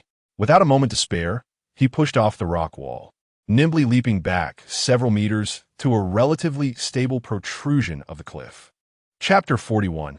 Misguided into the spider demon abyss, the departure of Inu Suk could not prevent the collapse of the withered tree. Its jagged fissures relentlessly spread outward with a disconcerting crackling sound. Cheng Montak, let go. Take care of Kiki for me. As the withered tree teetered on the brink of failure, Han Yuyin's voice rang out from the air above. What nonsense are you spouting? I have no interest in looking after anyone's sister, not even yours. Cheng Mo retorted defiantly, summoning all his strength, and suddenly flinging. Inuyasha, catch her. Han Yuyin's body was propelled high into the air. Inuyasha reacted swiftly, reaching to grasp her. However, just as he secured Han Yuyin, instinctively swinging his long tail to stabilize himself, the force wrapping around Cheng Mo's arm loosened. As Inuyasha steadied himself, a heavy dread settled in his heart. Cheng Mo had already plummeted into the unfathomable abyss below. Island Master, Cheng Mo. The anguished cries of Han Yuyin and Inuyasha were torn apart by the raging wind. Despairing eyes followed the figure descending into the turbulent gray mist below. In a fleeting moment, a white shadow pierced through the gloom, faster than their cries for help, shooting downward like a meteor, vanishing into the life-devouring fog. As his body spiraled uncontrollably in the tempest, an overwhelming sensation of weightlessness enveloped Cheng Mo. He relinquished his struggle, allowing the wind to lash against his face. Yet an unusual calm surged within him. They say that before one dies, they see the person they long to meet most. Why can't I see you? He murmured softly, 2 tears spilling from the corners of his eyes, swept away by the howling wind, dissolving into the frigid mist. Damn, Mom. Moer misses you. Are you well over there? Cheng Mo's lips slowly curled into a bittersweet smile of resignation, as if time had truly reversed, transporting him back to the blissful childhood under the care of his parents. Farewell, my friends. I am going to meet them. He closed his eyes, awaiting the arrival of the end. Yet, the anticipated impact never came. His body was suddenly enveloped by a force. That sensation, warm, solid, and astonishingly soft, accompanied by an unusual fragrance. Cheng Mo's eyes flew open. What greeted him was a breathtakingly beautiful face mere inches away. Snow-white wings folded above him. It was Yin. He was being securely cradled in her embrace. Island Master, we have landed. Are you not going to let go? Her melodious voice carried a hint of teasing. The warm breath brushing against his cheek caused Cheng Mo's heart to leap, suddenly realizing that his arms were tightly wrapped around her neck and slender waist. I'm so sorry. Cheng Mo's face flushed crimson. hastily withdrawing his arms, embarrassment flooding over him. I was too nervous just now. By the way, could you check on how Yin and the others are doing? In an effort to alleviate the awkwardness, Cheng Mo swiftly employed his unique technique, the Great Luo movement. Yin shot him an incredulous glance before unfurling her wings and soaring into the sky. Was I just scorned by a little girl? Cheng Mo instinctively touched his nose. His heart, racing from the brink of death, gradually began to calm as he surveyed his surroundings. Before him lay a chasm no wider than 200 meters, yet its depth was unfathomable. The ground was composed of hard rock, marred by countless pits and hollows of unknown origin. The abyss snaked away to the sides, stretching infinitely beyond his sight. Within its depths, enormous skeletal remains lay scattered, some remarkably intact while others were grievously mangled. The cliffs on either side were riddled with circular openings, each 2 to 3 meters in diameter, plunging into a darkness so profound that its depths were indiscernible. More unsettling was the peculiar, indescribable odor that permeated the air. This bizarre environment tightened the knot of anxiety in Cheng Mo's chest. Instinctively, he reached for the dagger at his waist with his left hand, while his right held a semi-automatic rifle defensively, scanning the area with vigilance. Suddenly, a flash of realization struck him. How could he have forgotten? He swiftly accessed the arm-mounted repository, and in an instant, the towering metallic figure of Lao Tai materialized before him. This robot had originally been left with Han Yuyan, who had specifically returned it to Cheng Mo for his use before his departure. Master, you finally deigned to release me. Lao Tai's electronic voice carried a hint of complaint as its blue optical sensors flickered to life, rapidly scanning the surroundings while it continued to murmur. Cheng Mo slapped its cold head. Enough chatter. Quickly analyze the sources of danger. No need for analysis, Master, Lao Tai declared, its blue light abruptly extinguishing as its mechanical arm pointed toward the densely clustered openings in the cliffs. The detection results indicated signs of gigantic arachnid activity, alarmingly concentrated. Look, Cheng Mo interrupted sharply, his gaze fixated on a particular opening in the cliff. A massive spider, measuring nearly 2 meters in length, was dragging half of a molten centipede from its lair. The spider's 8 eyes, each the size of a fist, glimmered with a sinister red glow. Damn, just escaped from the jaws of a tiger only to stumble into a spider's den. Cheng Mo cursed inwardly, raising his weapon without hesitation. Bang, bang, bang, bang. The deafening sound of gunfire reverberated violently through the chasm. In mere moments, the seemingly terrifying arachnid was rendered blind and collapsed with a thunderous crash. Is that all? Cheng Mo's taut nerves relaxed slightly. Run. Master, run. Lao Tai's alarm blared sharply, its massive form already charging in one direction. Cheng Mo's moment of triumph was fleeting as his expression shifted dramatically. Countless crimson eyes erupted from the myriad openings on the cliffs, illuminating the darkness like hellish lanterns, revealing a veritable legion of spiders, far exceeding 1,000 in number. A shiver raced down his spine as he sprinted after Lao Tai, nearly skimming the ground in his haste. The chilling sounds behind him coalesced into a terrifying roar. The swarm of spiders surged forth like a black tide, a formidable army rushing relentlessly through the ravine in pursuit. As Cheng Mo ran, his peripheral vision caught sight of the rocky terrain riddled with pits. He finally understood the origin of those small depressions. Each time a spider's sharp leg pierced the ground, it left behind a distinct new mark. On the cliff, Han Yuyan and her companions were struck with alarm upon hearing the gunfire from below. Cheng Montauk was in péril. Yin, please descend immediately and ascertain the situation, Han Yuyan exclaimed, her face etched with concern. Certainly, Vice Island Master. Yin, having taken a deep breath, soared down towards the abyss once more. Observing Yan's departing figure, Han Yuyan turned to Inuyasha and the others, instructing, let us not remain idle. Can you assist me in descending? Bang, bang, bang. From the depths of the abyss, the relentless gunfire echoed once again. Old Iron, are you able to manage this? Within a pitch-black cavern, Cheng Mo was barricaded at the entrance, firing outward as Old Iron worked tirelessly to clear the path ahead. Master, do not fret. I will connect this cave with the adjacent one in no more than 2 minutes. Old Iron's voice mingled with the sound of the power drill. At this moment, his hands had transformed into 2 drill bits, vigorously battling against the stone wall before him. As the horde of spiders surged forward, Cheng Mo could not help but smile bitterly. Hurry up, I fear I cannot endure for another 2 minutes. Chapter 42. The Fury of the Rain, Smoke Bang Bang Bang.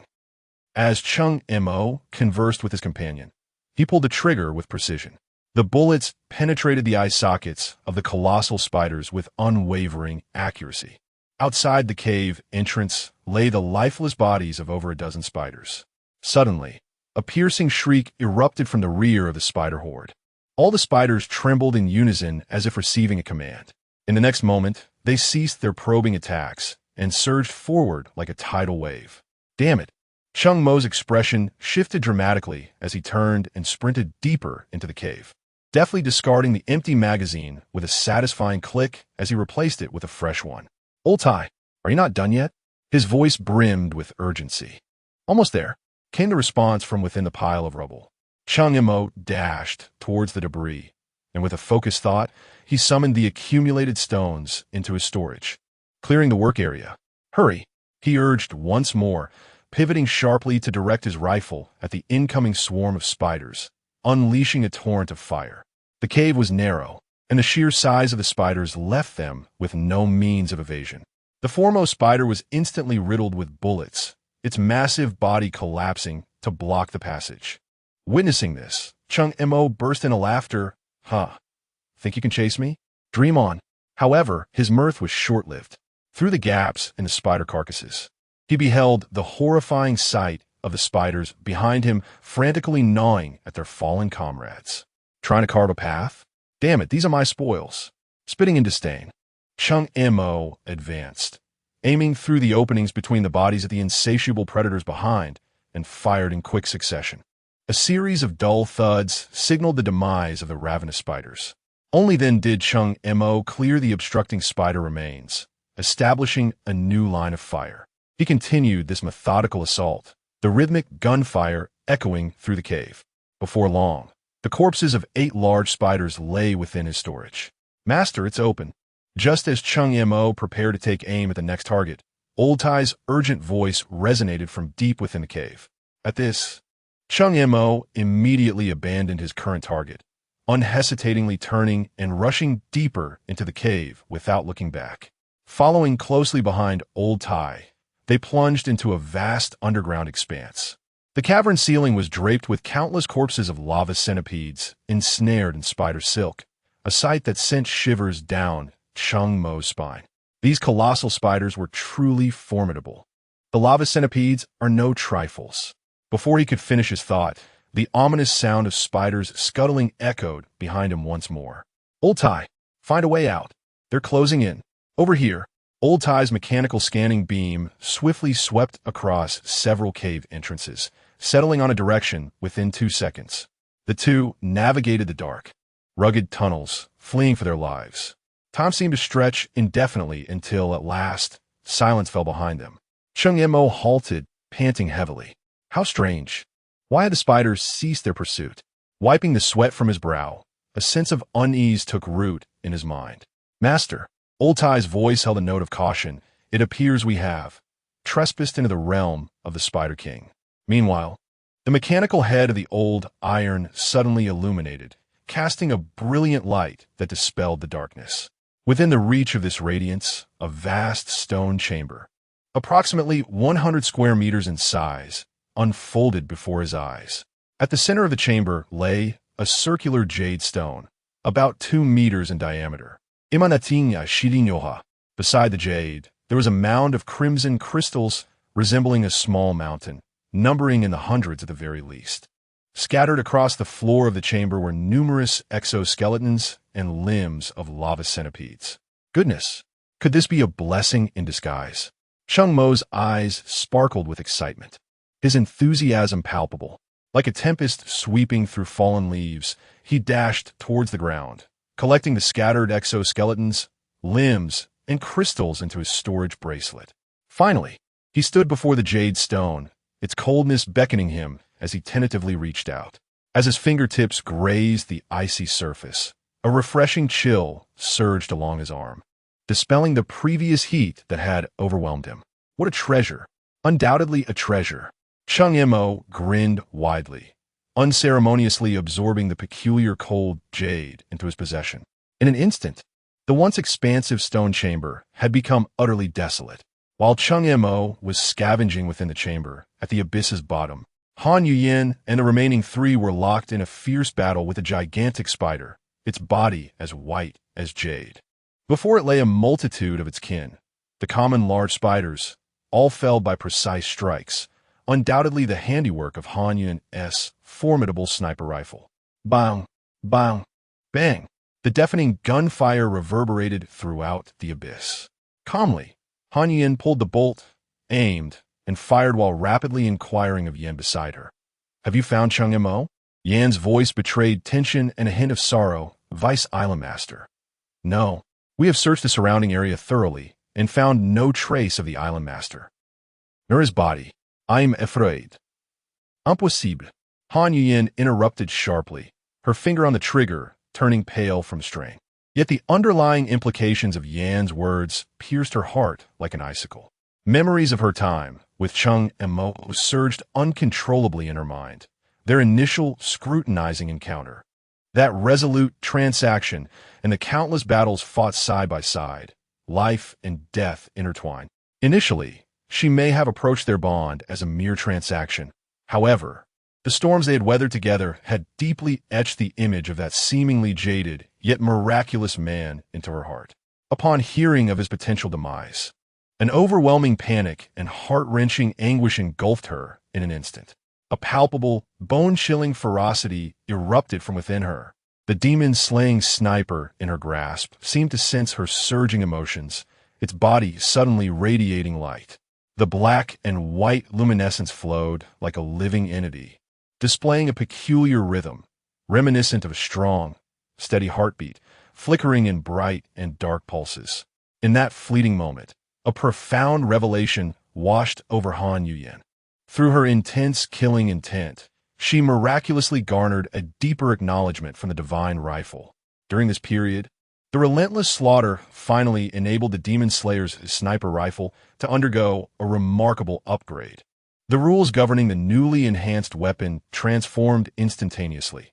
The daily generated ammunition no longer distinguished between mere armor-piercing and explosive rounds. Instead, it birthed a terrifying amalgamation of both effects. 1,000 armor-piercing explosive rounds. Even more astonishing was the fact that these munitions would no longer reset each day, allowing for an ever-growing accumulation. The combat power surged dramatically. Han Yuyin was consumed by a singular thought: to eradicate the wretched spiders before her. She held nothing back. Wielding a sniper rifle that was traditionally fired in a bolt-action manner, now exuding the furious energy of an automatic weapon. Simultaneously, Yin, Inuyasha, and the others unleashed their semi-automatic rifles, spewing forth tongues of wrathful flame. Giant spiders erupted amidst the torrential hail of bullets, their viscous, azure blood splattering everywhere, coalescing in the depressions of the ground into haunting blue pools that sent shivers down one's spine. Chapter 43. The Hunyuan Fruit. As Han Yuyin wreaked havoc outside, Cheng Mo leisurely strolled through the spider cave. Accompanied by his companion, Lao Tai, he methodically gathered spoils of war, hardened shells, the colossal carcasses of lava centipedes, and even the freshly hatched baby spiders, all carefully collected. Under Lao Tai's guidance, they soon arrived at an extraordinary location. This was a vast cavern, approximately 500 square meters in size, characterized by an unusual scene divided by two distinctly different pools. To the left, a pool surged with bubbling lava, radiating scorching heat. To the right, a chilling pool emanated a ghostly glow.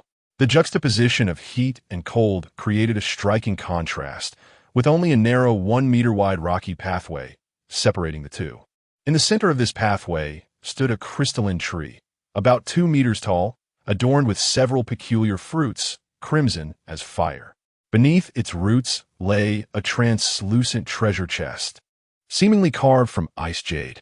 Upon witnessing this sight, Cheng Mo's eyes widened in astonishment as he exclaimed, "Goodness! The ice and fire duality, I—" A wave of exhilaration surged through his heart. He suppressed the bubbling excitement, swiftly drawing a sharp dagger from his waist. Muscles taut and ready to spring into action. Wherever treasure lies, danger is sure to follow. Casting a vigilant gaze around, Cheng Mo whispered to Lao Tai, immediately scan the area for any potential threats. In response to the command, Lao Tai's eyes illuminated with a blue glow as his scanning device quietly whirred to life, enveloping the surroundings in a meticulous examination. A minute ticked by in tense silence. As the blue light dimmed, Lao Tai's mechanical voice broke the stillness. "Master, the scan is complete. No dangerous life forms or energy traps have been detected in this area. The only potential threats arise from the extreme temperatures emanating from the two pools ahead." The tautness in Cheng Mo's body eased slightly. He exhaled a long breath, allowing himself to relax. "All right, Lao Tai, activate alert mode. I shall venture forth," he commanded decisively, his gaze fixed upon the rocky path between the two pools. The moment his foot touched the stone surface, he was assaulted by the onslaught of ice and fire. On the left, a terrifying wave of heat scorched his lungs, while on the right, a bone-chilling cold threatened to freeze him to his core, as if attempting to tear him apart. The sensation was 100-fold more excruciating than the legends had described. Cheng Mo stifled a groan, retreating as if struck by an electric jolt. Strangely enough, once he stepped away from the narrow rocky path, even standing perilously close to the edge of the pools, the lethal temperature difference seemed to vanish as if shielded by an invisible barrier. "Lao Tai, can you retrieve the treasure chest and the fruit from the tree for me?" Cheng Mo asked, still feeling the remnants of fear, pointing towards the resplendent crystalline tree and the chest at its roots, hoping Lao Tai could assist him. "Master, I'm unable to do that." Lao Tai's electronic eye flickered momentarily. "The temperature gradient on either side is too steep and fluctuates too violently. Once my core precision component becomes involved, it will succumb to the intense stress of thermal expansion and contraction, resulting in failure within mere seconds." So this is where the trap lies. Cheng Mo suddenly realized, unable to suppress a low curse. No wonder this precious land is devoid of any magical beast to guard it. His gaze flickered between the fruit on the crystal tree and the treasure chest below, leaving him in a quandary. Should he dare take a risk, or should he retreat? TSK. First, he must ascertain the value of these items. No longer hesitating, he raised his wristband, directing the lens towards the fiery red fruit at the treetop, and captured an image. Hunyuan fruit level. SS description. Consuming it guarantees a 100 chance of awakening a unique ability. Each person may only consume one throughout their lifetime. Hiss. The information on the screen caused Cheng Mo's breath to quicken, and he instinctively licked his lips, slightly parched from excitement.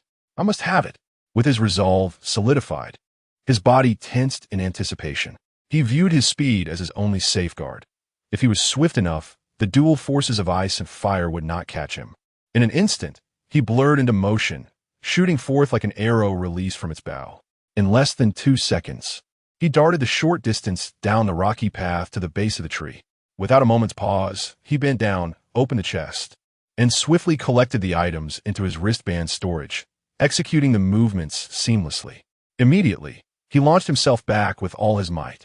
In under 5 seconds, he had propelled himself to safety. Hiss! I'm burning up. I am frozen stiff. As soon as he landed, Cheng Mo grimaced, slapping his body. The left side of his clothing was charred, his skin searing red. The right side was adorned with frost, his limbs numb and stiff as if freshly pulled from an icy vault. As he rubbed and hopped about, attempting to regain feeling, he retrieved a cigarette for his wristband and lit it. Taking several deep puffs, he allowed the harsh smoke to swirl in his lungs, barely suppressing the pain of the icy and fiery torment. After more than 10 minutes, feeling he had regained some semblance of mobility, a resolute glimmer reignited in Cheng Mo's eyes. He suddenly stomped on the gravel beneath him, his figure once again transforming into a fleeting shadow, rushing towards the summit of the crystal tree. This time, he returned not empty-handed. 2 luscious, crimson Hunyuan fruits exuding a shimmering aura, lay quietly in his trembling palm. Without hesitation, he stowed one back into his wristband, while the other he placed directly into his mouth. The fruit's flesh melted upon contact. A refreshing, cool energy akin to a sweet spring cascaded down his throat, swiftly permeating his entire body, nurturing every cell as if rain had finally fallen upon parched earth. This invigorating chill ultimately converged at his heart, forming a stable core. In an instant, a powerful and warm surge of energy erupted from his heart. This warmth, infused with robust vitality and potential, washed through his limbs and bones, cleansing his muscles and sinews. The alternating sensations of cool nourishment and warm revitalization established a harmonious cycle within him, as though tempering a piece of fine iron. Amidst the ebb and flow of heat and cold, strands of azure light began to sprout from the depths of his flesh, converging and growing increasingly vibrant.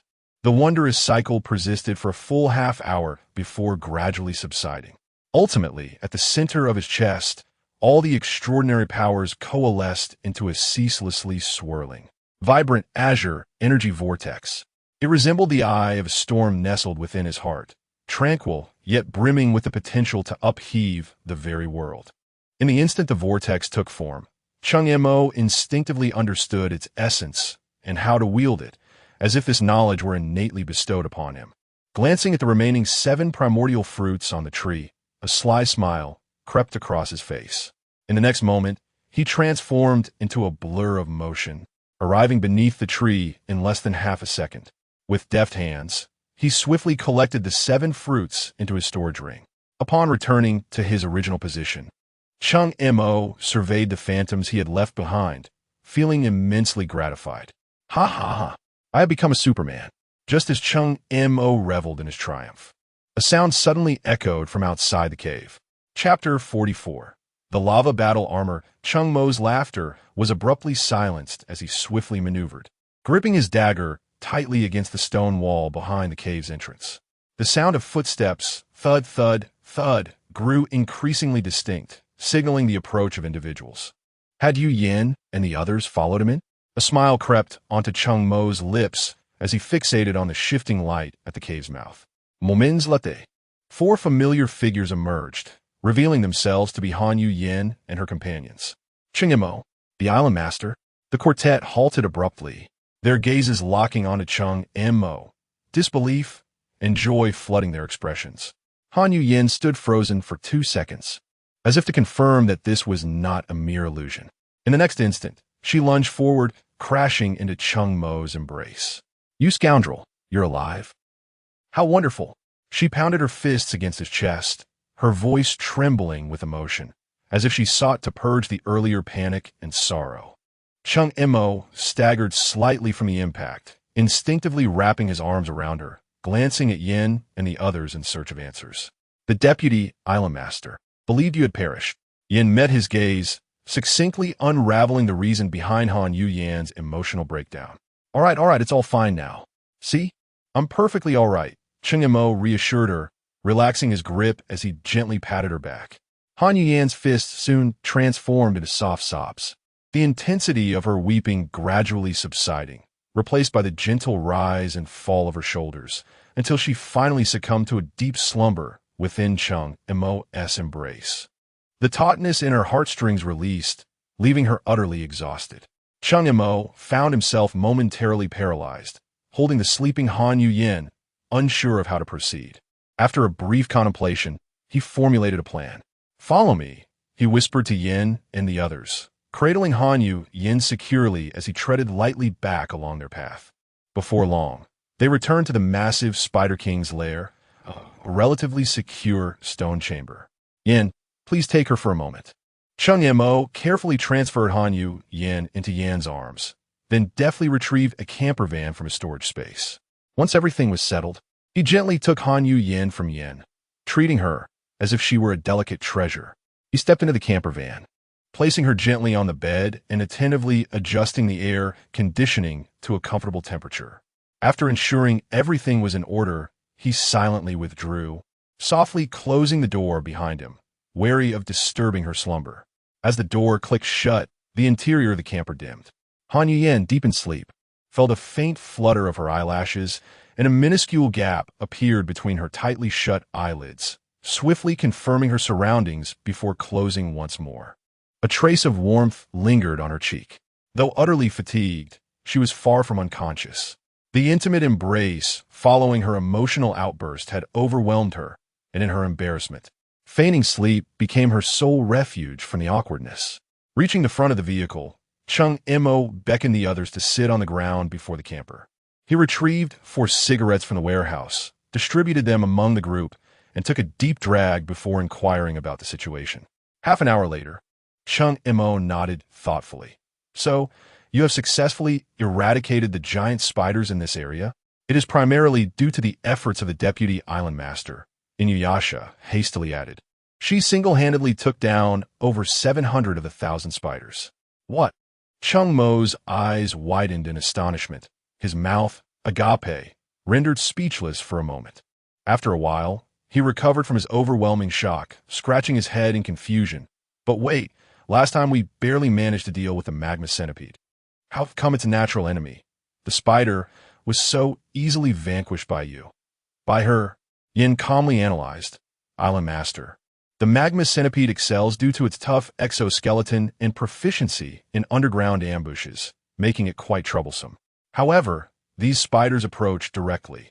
While they possess speed and strength, their exoskeleton is not sufficiently hardened, making their vulnerabilities easily exposed.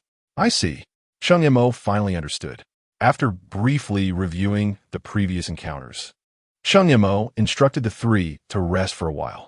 He then activated the workstation on his wristband, beginning to dismantle the large spider and magma centipede carcasses that he had just stored in the warehouse. During the disassembly, he confirmed that this large spider was indeed the abyssal spider demon he desperately needed. Half an hour later, the materials in the warehouse were completely depleted. Cheng Mo examined the resources at his disposal. Invigorated. Magma centipede carapace, 1685 magma. Centipede mandibles, 1865 spider demon fangs, 512 spider demon sill pouches, 128 magic crystals, and 935 with this batch of materials. Forging the magma battle armor and crimson blade would no longer pose a challenge. However, glancing at the mere 28 units of alloy remaining in the warehouse, Cheng Mo pondered. I can only forge a maximum of 28 sets of battle armor, so it seems the next focus should be on acquiring more alloy. Since he could only create 28 sets of battle armor, he decided to proceed with those.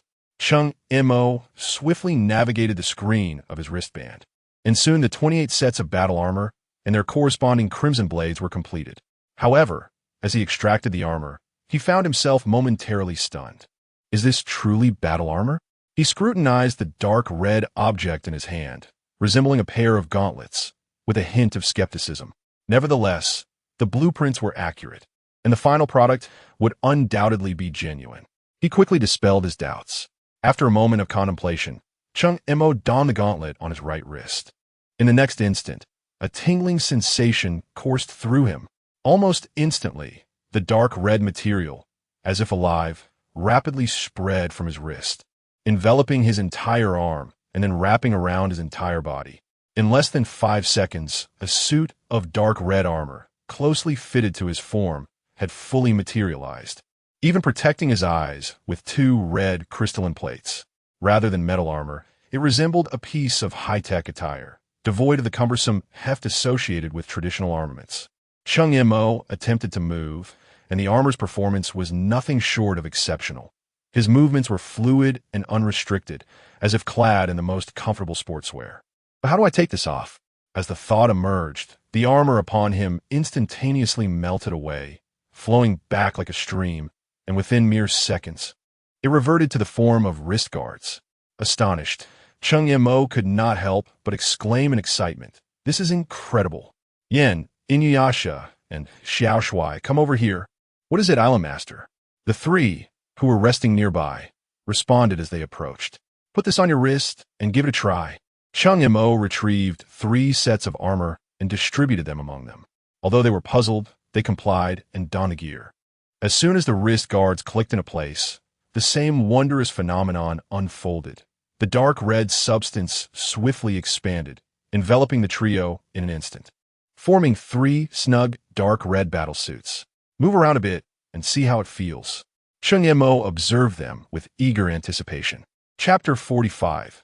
The Secrets of Dragon Valley. The commotion outside the carriage was keenly observed by Han Yuyan. With a curious gaze, she studied the dark red combat attire worn by Cheng Mo and his companions, her beautiful eyes brimming with inquisitiveness. After a moment's hesitation, Han Yuyan resolved to disembark and discover what peculiar items adorned their forms. As she stepped down, she noticed Cheng Mo wielding a striking crimson battle knife. Observing him manipulate the hilt, she watched as 2 slender lines shot forth, firmly anchoring themselves to the ceiling of the stone chamber. In the next instant, a sudden pull yanked him upwards. "What are you doing?" A melodious voice, laced with curiosity, inquired. Cheng Mo, upon hearing her voice, promptly leaped down from above. "Ian, you're awake? Why not rest a little longer?"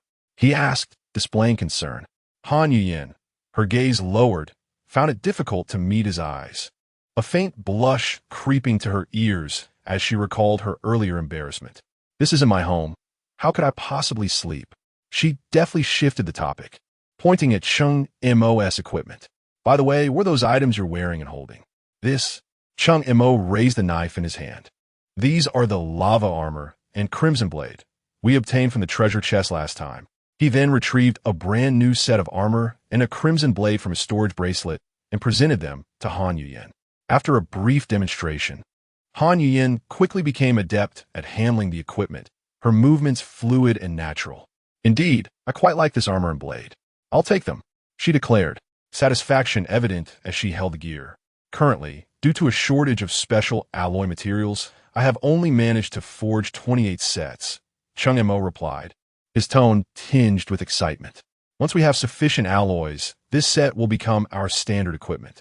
He felt immensely pleased with the gains from their expedition to Dragon Valley. As he pondered their acquisitions, Cheng Mo suddenly recalled an overlooked matter: the supplies obtained from the treasure chest beneath the Hunyuan fruit tree, which he had yet to examine. In response to Han Yuyan's puzzled expression, Cheng Mo found a spot to sit and began rummaging through his storage bracelet. In no time, he procured 3 items: a uniquely designed shotgun, a yellowed blueprint, and an ancient map. Item descriptions: Manjasaka, shotgun, level, SS special description, a weapon of equality for all beings capable of growth. Ammunition, automatically generates 100 rounds daily, 50 pellets, 50 slug rounds. Modified Brin Carrier, blueprint, level, a description, blueprint for an amphibious light armored vehicle. Performance, maximum land speed of 100 km/h, maximum water speed of 60 km/h. Burial Hard Island, map, level, S description, allegedly the core battlefield of an ancient war between deities and demons. Countless treasures left by fallen champions await. Warning, extremely perilous. Those lacking sufficient strength should not venture forth.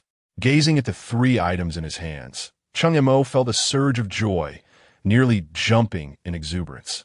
I am indeed the Emperor of Luck. Wherever he went, he was bound to encounter treasures of S-class or above. His triumphant demeanor prompted Han Yuyan to douse him with a bucket of cold water. A high rank does not equate to everything. It merely signifies quality. The effectiveness is paramount.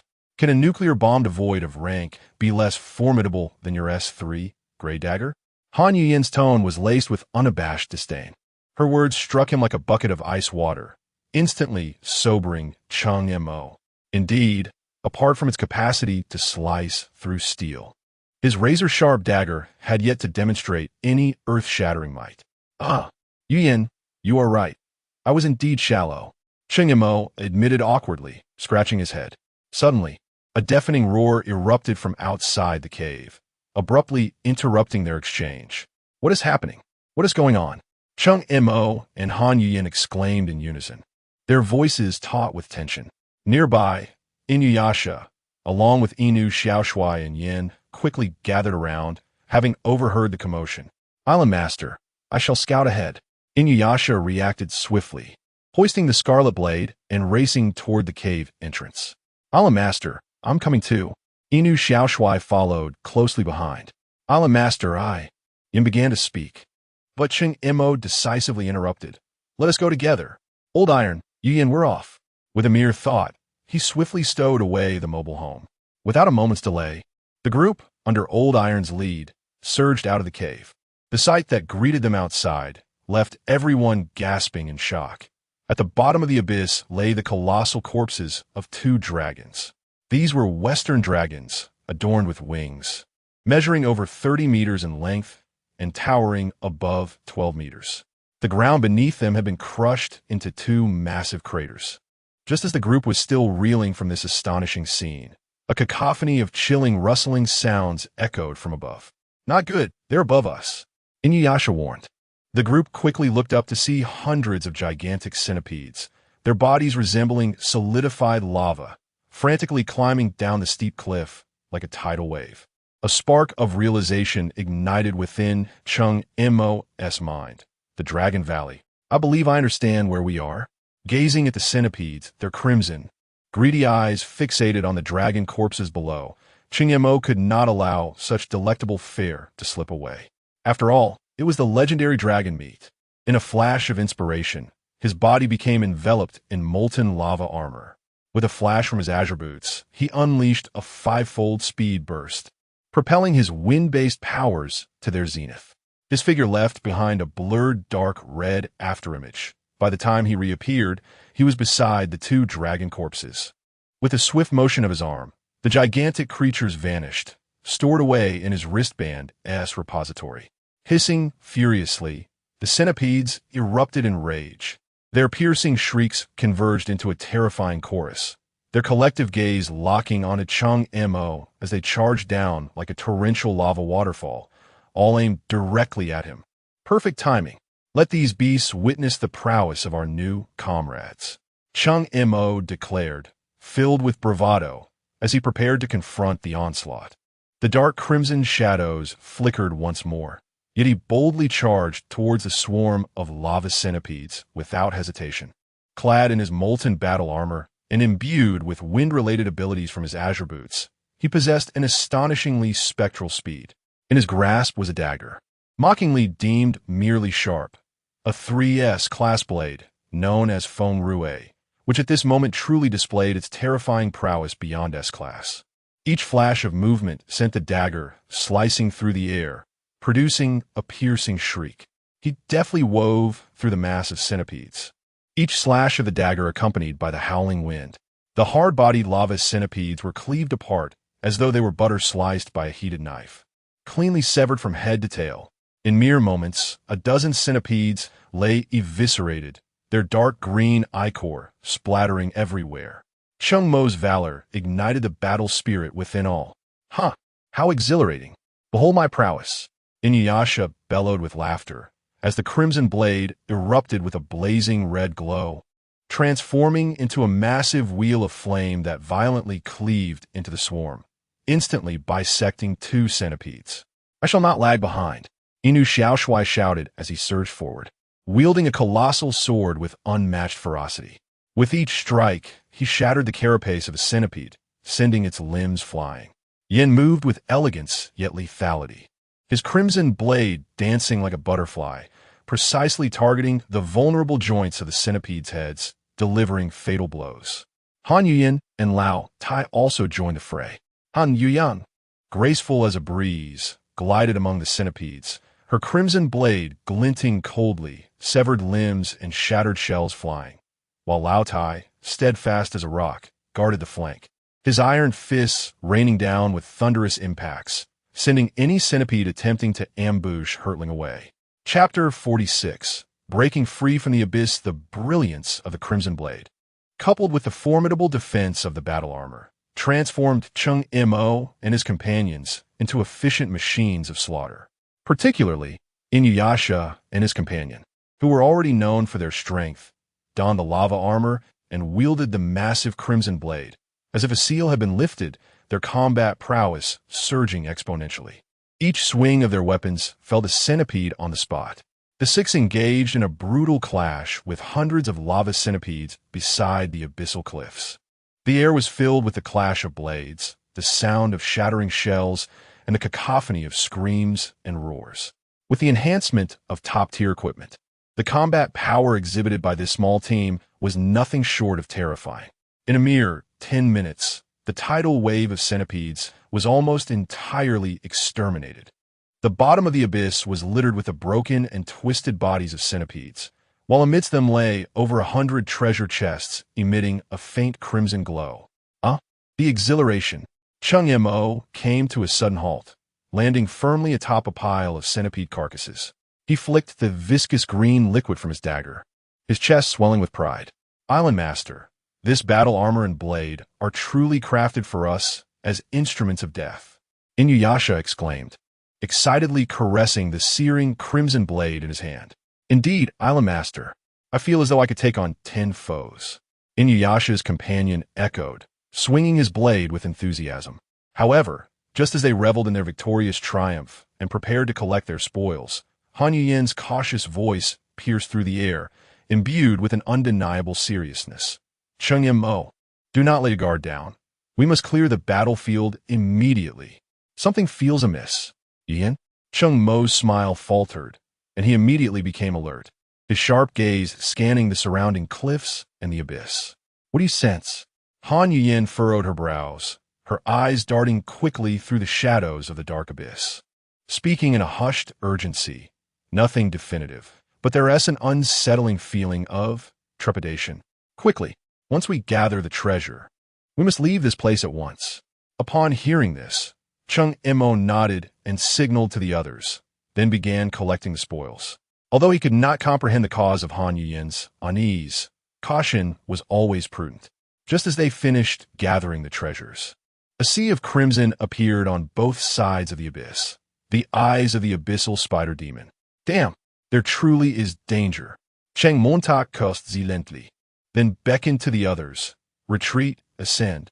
He pointed to the seemingly endless cliff, then produced 5 yachongjio for the group. Just as he lit a cigarette, Cheng Mo approached Han Yuyen and hoisted her onto his back.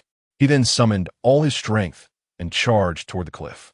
Inuyasha and his companion exchanged glances before following closely behind Cheng Mo, while Yin Yin took flight, her wings flapping vigorously. With the restorative power of the Yachongjio, everyone's stamina remained relatively balanced. However, after ascending 400 or 500 meters into the sky, Cheng Mo realized a grave issue. Given the combined weight of himself and Han Yuyen, it would not be long before his speed diminished, and they would risk plummeting from the cliff's edge. Unlike Inuyasha and his companion, he lacked the advantage of claws. Yen, hold on tight. I'm about to let go.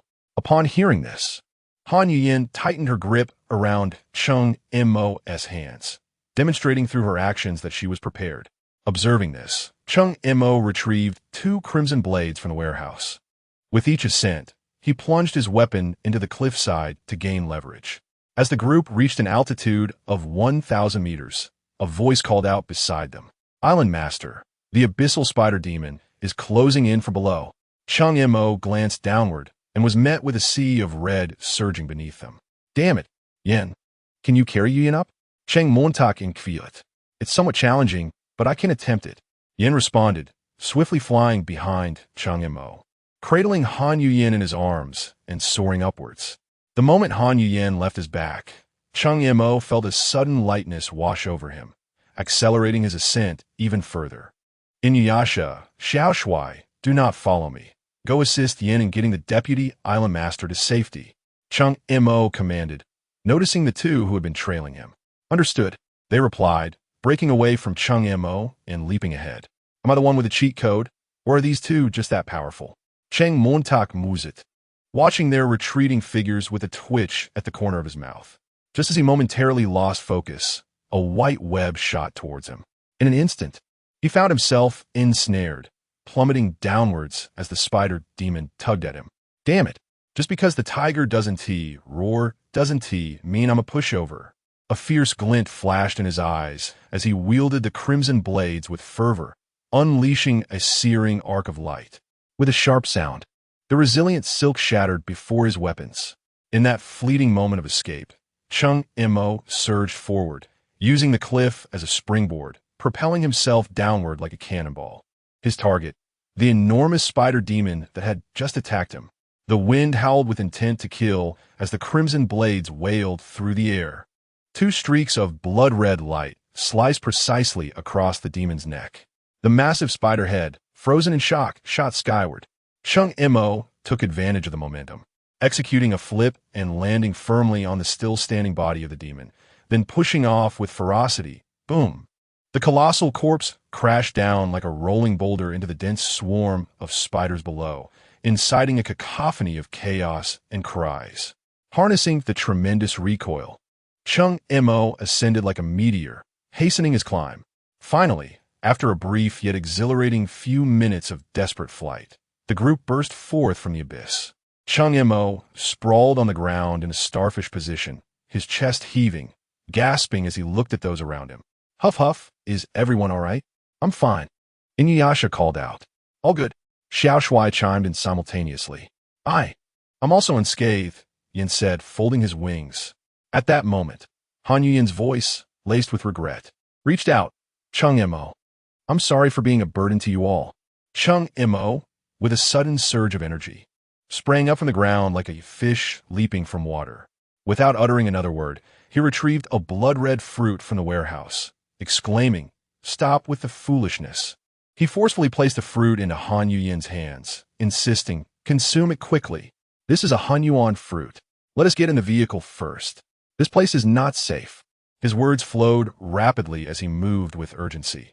The space warehouse flickered with light, and two powerful UTV off-road vehicles roared into existence.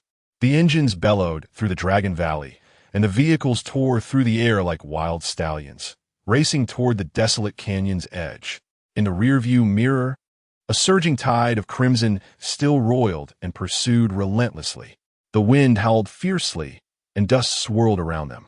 Seated in the driver's seat, Cheng Mo's eyes reflected the jagged stones rushing by, yet he could not suppress a wild grin that stretched across his face as he boisterously laughed. Brothers, isn't this exhilarating? Ha ha ha, exhilarating my foot. The spider demon is closing in. Chapter 47. A narrow escape. Han Yuyin cast a sidelong glance at Cheng Mo. The power of the mixed-element fruit surging within her, cleansing her meridians and leaving her no room for distraction. Cheng Mo grinned widely, his gaze flickering toward the rearview mirror as he waved his hand nonchalantly. A palm-sized azure wind blade materialized instantaneously, whistling as it shot towards the pursuing horde of spider demons behind them. Cheng Mo kept his eyes glued to the rearview mirror, watching as the wind blade sliced through the air, only to vanish without a trace after covering a mere 50 meters. The nearest spider demon still lurked over 100 meters away.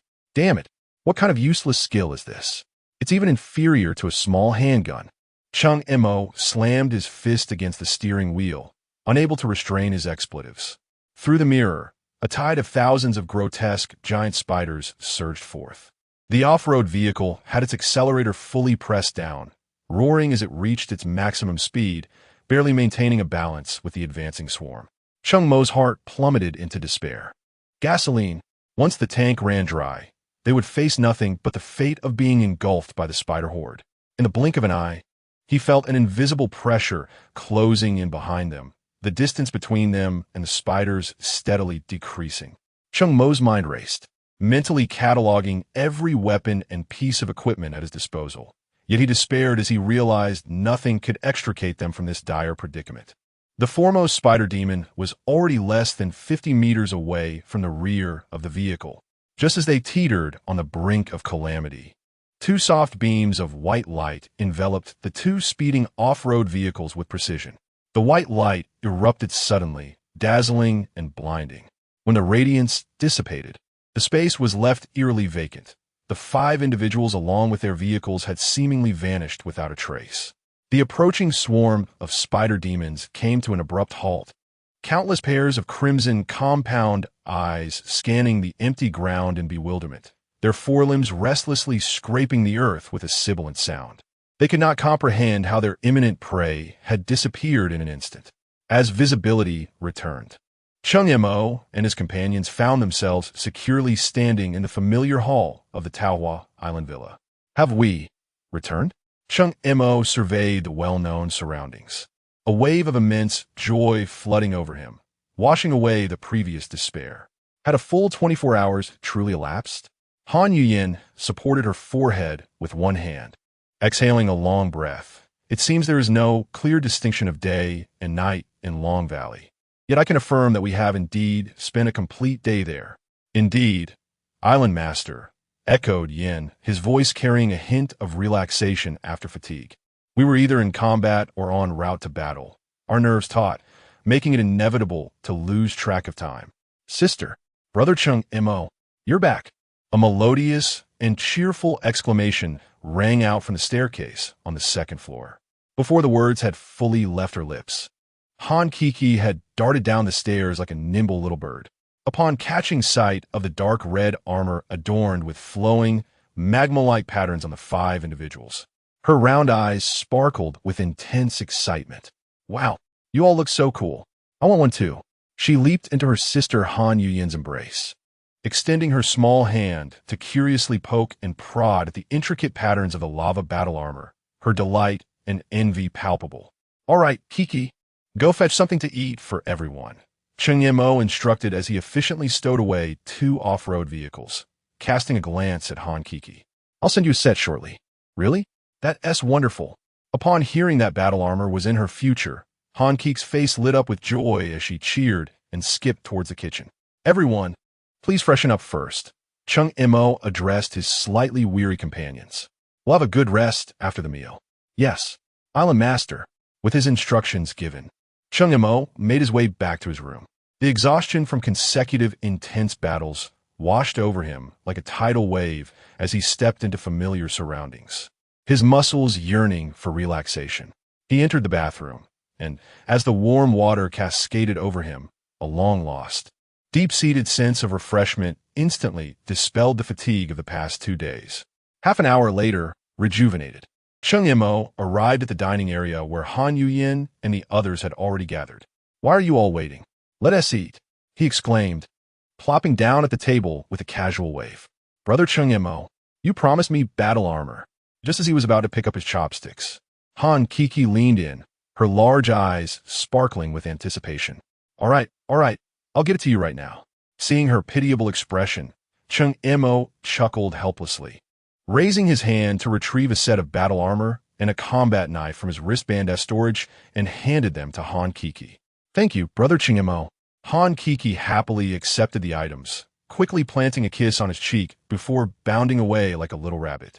Cheng Mo felt a pang in his heart and instinctively glanced at Han Yuyin, awaiting her reaction. Such intimate contact would have sent her into a fury in the past. Strangely, however, Han Yuyin merely sat quietly, seemingly unperturbed, her expression betraying no emotion. What are you staring at? Han Yuyin looked up and gave him a playful roll of her eyes. Your sister just kissed me.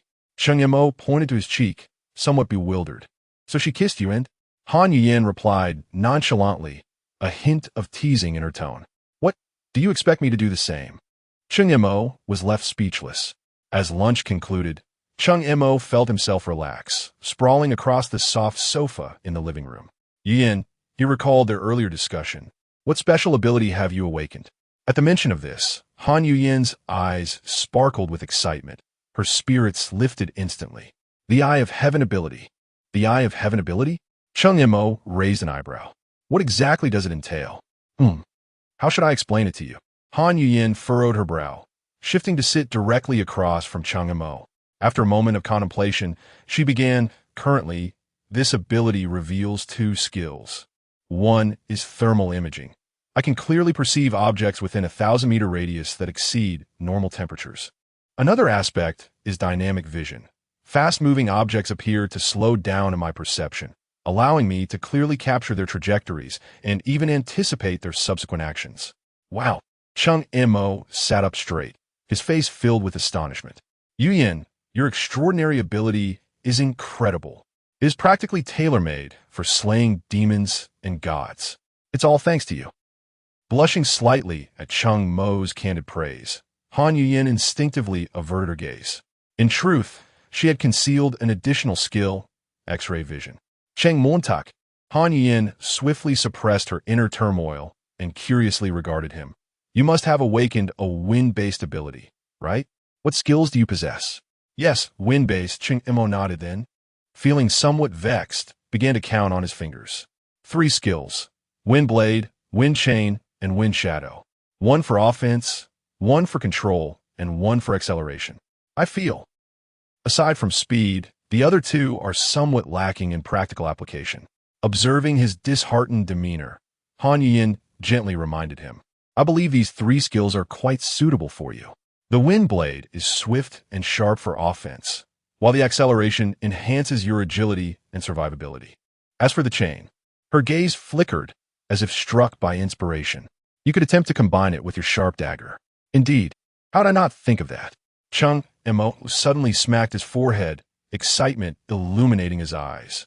Wrapping the chain around the dagger would create a lethal, long-range weapon, coupled with the dagger's characteristics. Splendid. Island Master, you have finally returned. Just then, Jiang Yuling's voice, filled with urgency, came from outside the door as she and Sun Miao Miao hurried in. What happened? What is the matter? Cheng Mo's heart sank at the expression on Jiang Yuling's face, and he immediately sat up to inquire. Chapter 48, A Set Island Master. Vice Island Master, something significant has occurred during your absence from the island, Jiang Yuling exclaimed, nodding towards the 2 as she hurriedly conveyed the news. Oh, significant? What could possibly warrant such urgency? Cheng Mo inquired, lighting a cigarette to rouse himself, his brow furrowing with curiosity. The island has been upgraded to level 2. Jiang Yuling took a deep breath, striving to steady her tone. Level 2. Cheng Mo raised an eyebrow, soon relaxing as he concluded that as long as the Peach Blossom Island was not in jeopardy, there was no cause for alarm. Level 2 it is, but it doesn't concern us. Jiang Yuling quickly interjected with the crucial details. The issue is not merely the upgrade. The individual responsible is none other than our nation's own, the foremost figure in the military, General Long Zhan. Cheng Mo curled his lip, his interest still waning. General Long? He is indeed a significant figure. However, what does that have to do with us common folk? He soars above, while we tread below. Realizing he had missed the crux of the matter, Jiang Yuling swiftly unveiled the pivotal information. The key point is not just the upgrade. General Long is currently rallying all scattered military personnel from our nation. More importantly, he has sent us a procurement request, seeking to purchase our fortifications and rifles. Procurement? This term finally captured Cheng Mo's full attention. What does he intend to use for payment? How much does he wish to acquire? They have expressed willingness to settle using alloys and the famed everlasting ironwood. Jiang Yuling emphasized, her eyes sparkling with excitement. Moreover, they stated they would accept however much we can provide. Alloy, everlasting ironwood. Cheng Mo slapped his thigh, a radiant smile spreading across his face. His previous indifference completely vanished. Ah, this is serendipity at its finest. He quickly composed himself, adopting a serious demeanor. Yuling, tell me, how much material do we currently have in stock? Jiang Yuling rapidly calculated in her mind before responding. Island Master, we have enough complete materials for approximately 2,000 fortifications. As for various models of rifles, around 5,000 pieces. Excellent, Cheng Mo decisively declared. Reach out to them immediately. Inform them that we are prepared to sell. Let us say 1,000 fortifications, along with 2,000 semi-automatic rifles. Priority payment in alloy. Understood. I shall take care of it at once. Jiang Yuling's spirits lifted as she turned to execute the order. Cheng Mo wasted no time either, striding towards the territory cabinet on the second floor. Skillfully, he transferred all items from the dimensional warehouse to create space, then swiftly retrieve the materials necessary for constructing 1,000 fortifications and 2,000 semi-automatic rifles, activating the workstation to commence production. By the way, are you still utilizing the dimensional warehouse? If not, I could use some space for my items. Han Yin's voice called from behind. Feel free to use it. I have no immediate need, Cheng Mo replied without looking up, his thoughts already focused on the future developmental blueprint for Peach Blossom Island. His earlier indifference to the news of another's island elevation had now transformed. In the savage and unregulated realm of the island world, who would ever lament an excess of personal strength? If the Huagua can establish large organizations to consolidate resources, how could other nations remain idle? Should a future confrontation arise, sheer might will undoubtedly prevail over reason. As these thoughts swirled, Han Yin's voice echoed once more. Everything has been placed inside, except for my personal equipment. There are quite a few valuable items. Take your time to study them. I can't hold on any longer. I'm going to sleep. With that, she stifled a yawn. Allericht, Cheng Mo responded. Upon hearing of valuable treasures, he swiftly redirected his focus to the territory cabinet. The moment he opened the dimensional space, a multitude of materials appeared before him. In addition to the resources he already possessed, the dimensional space had now accumulated an abundance of new materials, evidently acquired from the treasure chest dropped by the abyssal spider demon after its defeat at the hands of Han Yuyan. His eyes scanned the array of high-level equipment laid out before him. S-class equipment: Heart Burial Island, map, portal, blueprint, Azure Cloud Vessel, blueprint. Iron Curtain Sentinel, blueprint, A-class equipment. Modified Bren Gun, blueprint. Bren Light Machine Gun, blueprint. Crimson Storm Submachine Gun, blueprint. Crimson Dagger, blueprint. Blood Moon Bow, blueprint. This venture into the Dragon Valley had yielded no less than 7 blueprints of A-class equipment. Cheng Mo meticulously examined the material requirements for these blueprints, discovering that most core materials were derived from the remains of the Abyssal Spider Demon and the Lava Centipede. Abyssal Spider Demon, Lava Centipede. Could these pieces of equipment be part of a singular set? Cheng Mo pondered, caressing the edges of the blueprints. He then shook his head. Whether or not they constituted a set was irrelevant. What mattered was to learn and create. With that thought, he resolutely utilized the 5 new blueprints on the workbench: Modified Bren Gun, Bren Light Machine Gun, Crimson Storm, Crimson Dagger, Blood Moon Bow. Subsequently, he carefully searched within the dimensional space for the corresponding materials to initiate the manufacturing sequence at the workbench. With everything in place, he awaited the completion of the previously started fortifications and semi-automatic rifles, eager to commence the production of these more formidable weapons. During this interval, Cheng Mo took the opportunity to inventory the core strategic resources amassed in his warehouse. Dragon Bones 354, Energy Crystals 19, 10,000-year Ironwood 2, Alloys 11, Lava Centipede Shells 4728. Lava Centipede Feet 4728, Spider Demon Fangs 4480, Spider Demon Silk Sacks 1154, Magic Crystals 3289. Upon completing his inventory, Cheng Mo felt parched. Unbeknownst to him, he had accumulated such a wealth of high-level resources. Ding! A crisp notification sounded from his wristband, indicating the completion of manufacturing. Huh? It finished so quickly? Cheng Mo remarked. Slightly taken aback, he quickly glanced at the interface of the wristband warehouse, trading 1,000 fortifications and 2,000 semi-automatic rifles to Jiang Yuling before turning to ascend to the balcony on the second floor. On the balcony, 5 freshly forged pieces of equipment were lined up in a row. As his gaze fell upon the modified Bren gun, Cheng Mo found himself momentarily entranced. Is this a magical transformation? He furrowed his brow, finding it difficult to associate the term with what lay before him. Clearly, it was the same antiquated World War II light armored vehicle, albeit entirely enveloped in a deep crimson coating, resembling solidified magma, a texture reminiscent of the previous lava armor. Upon closer inspection of the other equipment, the Scarlet Storm submachine gun, Bren gun, Blood Moon dagger, and Crimson bow, all uniformly dark red, as if they shared a common lineage. Indeed, it dawned on Cheng Mo as he bent down to heft the weighty Bren gun, that these items were part of a singular series. "I'm a master, so this is where you are," came Jiang Yuling's voice from behind. Upon hearing this, Cheng Mo set down the gun and turned to inquire, "Is everything in order?" Reporting to the island master, "I have fulfilled the mission." Jiang Yuling's face beamed with excitement. This transaction had yielded significant rewards: 4,000 units of alloy and 500 units of eternal ironwood. Excellent. Truly excellent. Cheng Mo's face lit up with a smile, praising her efforts. Well done. Chapter 49. Longhua Island here. Take this.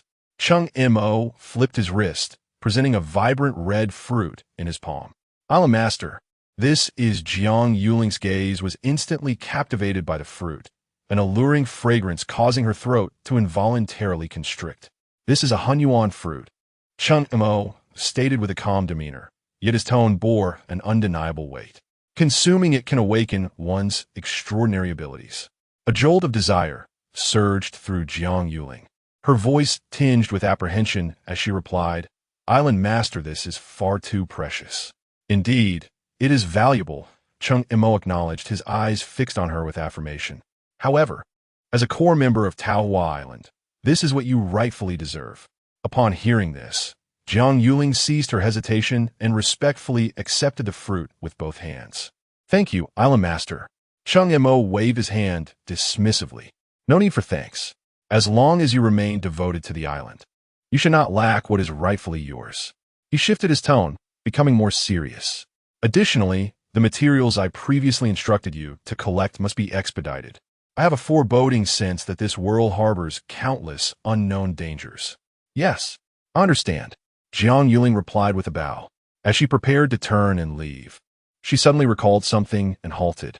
Island Master, since your departure, the dimensional warehouse has accumulated 321 units of essence clay. Our island can be upgraded to level 2. Oh, splendid. Cheng Mo's eyes sparkled with excitement. I see. I will proceed with the upgrade shortly. After Jiang Yuling departed, Cheng Mo furrowed his brow in contemplation. With the alloy issue resolved, the materials for the Shanghai cloud boat were only lacking the levitation stones and energy crystals. However, Jiang Yuling had already spent considerable time collecting them, yet not a trace of the levitation stones had surfaced. Sigh, why ponder so much? I should focus on the present. Cheng Mo chuckled to himself. He then stowed away the weapons and equipment from the balcony and returned to the living room on the second floor. After calculating the materials, he immediately began crafting a dark red suit at the workbench. While waiting, Cheng Mo busied himself by retrieving all the essence clay from the dimensional warehouse to commence the island upgrade. As white light enveloped the area, the entire island trembled slightly once more. Seconds later, the island's area expanded from 859 square meters to 180 square meters. Just as the island upgrade was completed, the voice of the survival world resonated in his mind. Congratulations! Taohua Island has successfully upgraded to level 2. Reward, 10 island teleportation scrolls. Simultaneously, the world channel buzzed with notifications regarding Taohua Island's upgrade. Wow, is Taohua Island on steroids? How did it leap to level 2 when General Long only upgraded last night? Indeed, their upgrade speed is astonishing. My island is still over 30 square meters away from level 1. Guys, have you noticed? The rewards for the first and second upgrades are vastly different.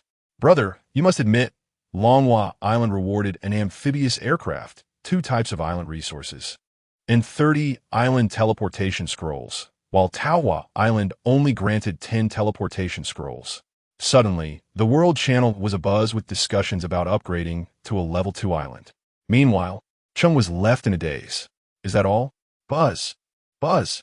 Just as Cheng contemplated, his wristband began to vibrate wildly.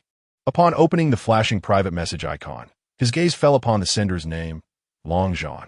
The unexpected message from this prominent figure made his heart skip a beat.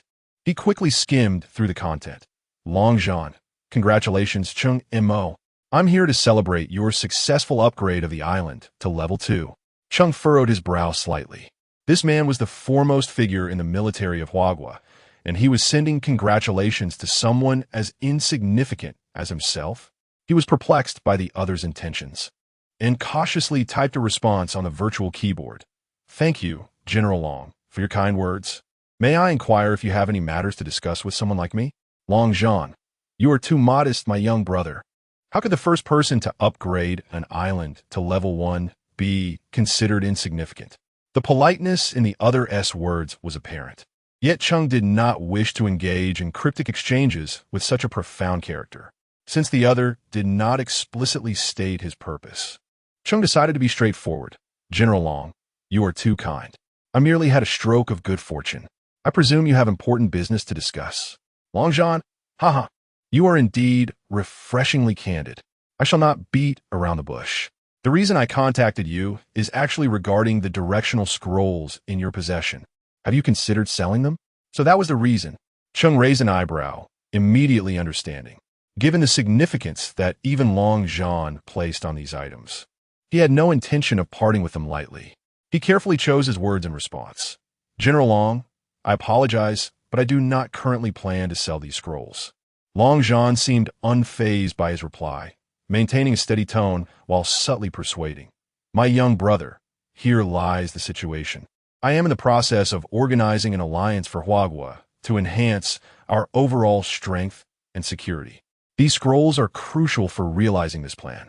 If you're willing to part with them, I assure you we can negotiate a satisfactory price. Sensing the other's persistence, Cheng remained resolute in not relinquishing the scrolls so easily.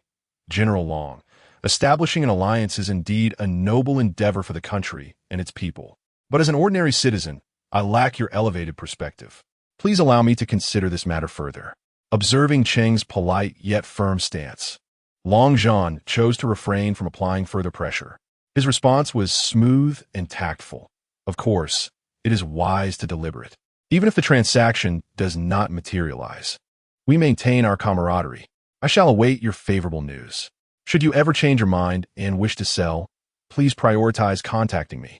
Cheng Mo secretly breathed a sigh of relief and readily acquiesced, providing the other party with a gracious exit. Very well. I appreciate your understanding, General. Should the day of sale ever arrive, I will certainly contact you without delay. Concluding his conversation with Long Zhan, Cheng Mo exhaled deeply.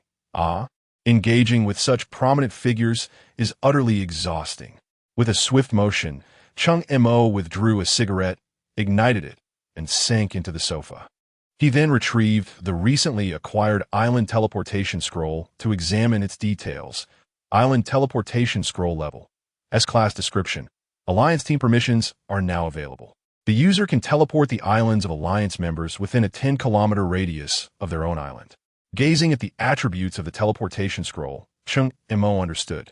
No wonder Long Zhan coveted this scroll. It was indeed a strategic treasure. Suddenly, an idea struck him. Do I not possess a schematic for constructing a teleportation portal?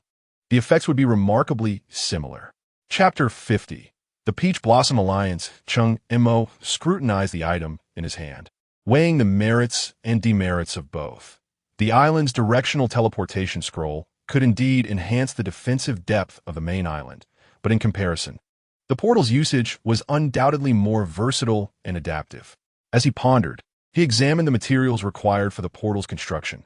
Small portal, blueprint, level, S description, can ignore distance limitations, consuming magical crystals to transport personnel and equipment. Material requirements: ethereal stone 10, magical crystal 100, spirit pattern alloy 1. Gazing at the information on the blueprint, a spark of inspiration ignited in Cheng Mo's mind. What extraordinary results might arise from the combination of this portal with the island's directional teleportation scroll? The thought sent a surge of excitement coursing through him. Ding! The crisp sound of the workstation's manufacturing prompt resonated. Success! Cheng Mo felt invigorated and swiftly accessed the warehouse interface on his wristband. The inventory displayed a neat arrangement of 230 Dark Red Series equipment: Lava Battle Armor, Crimson Blade, Bloody Storm Assault Rifle, and Red Eye Dagger. Additionally, there were 100 Bren machine guns, 100 Blood Moon bows, and 20 magically modified Bren vehicles. Excellent! A glimmer of satisfaction sparkled in Cheng Mo's eyes, dispelling the fatigue of his relentless 24-hour endeavor. He opened a contact list on his wristband, located Jiang Yuling's avatar, and sent a direct message: please come to the second floor. In no time, Jiang Yuling arrived with a light step. Island Master, how may I assist you? Cheng Mo promptly outlined the task. Our island has upgraded to level 2, and we have acquired 10 directional teleportation scrolls. We need to recruit 10 subordinate islands. Please arrange this. Rest assured, Island Master, I am already prepared, Jiang Yuling replied with a confident smile, subsequently sending over a document via her wristband. This is the preliminary shortlist of 10 candidate islands for your review. Cheng Mo was momentarily taken aback, pleasantly surprised. You are remarkably swift. What if I had no intention of recruiting this time? With a light-hearted smile, Jiang Yuling responded, the screening work is essential, even if you do not intend to expand.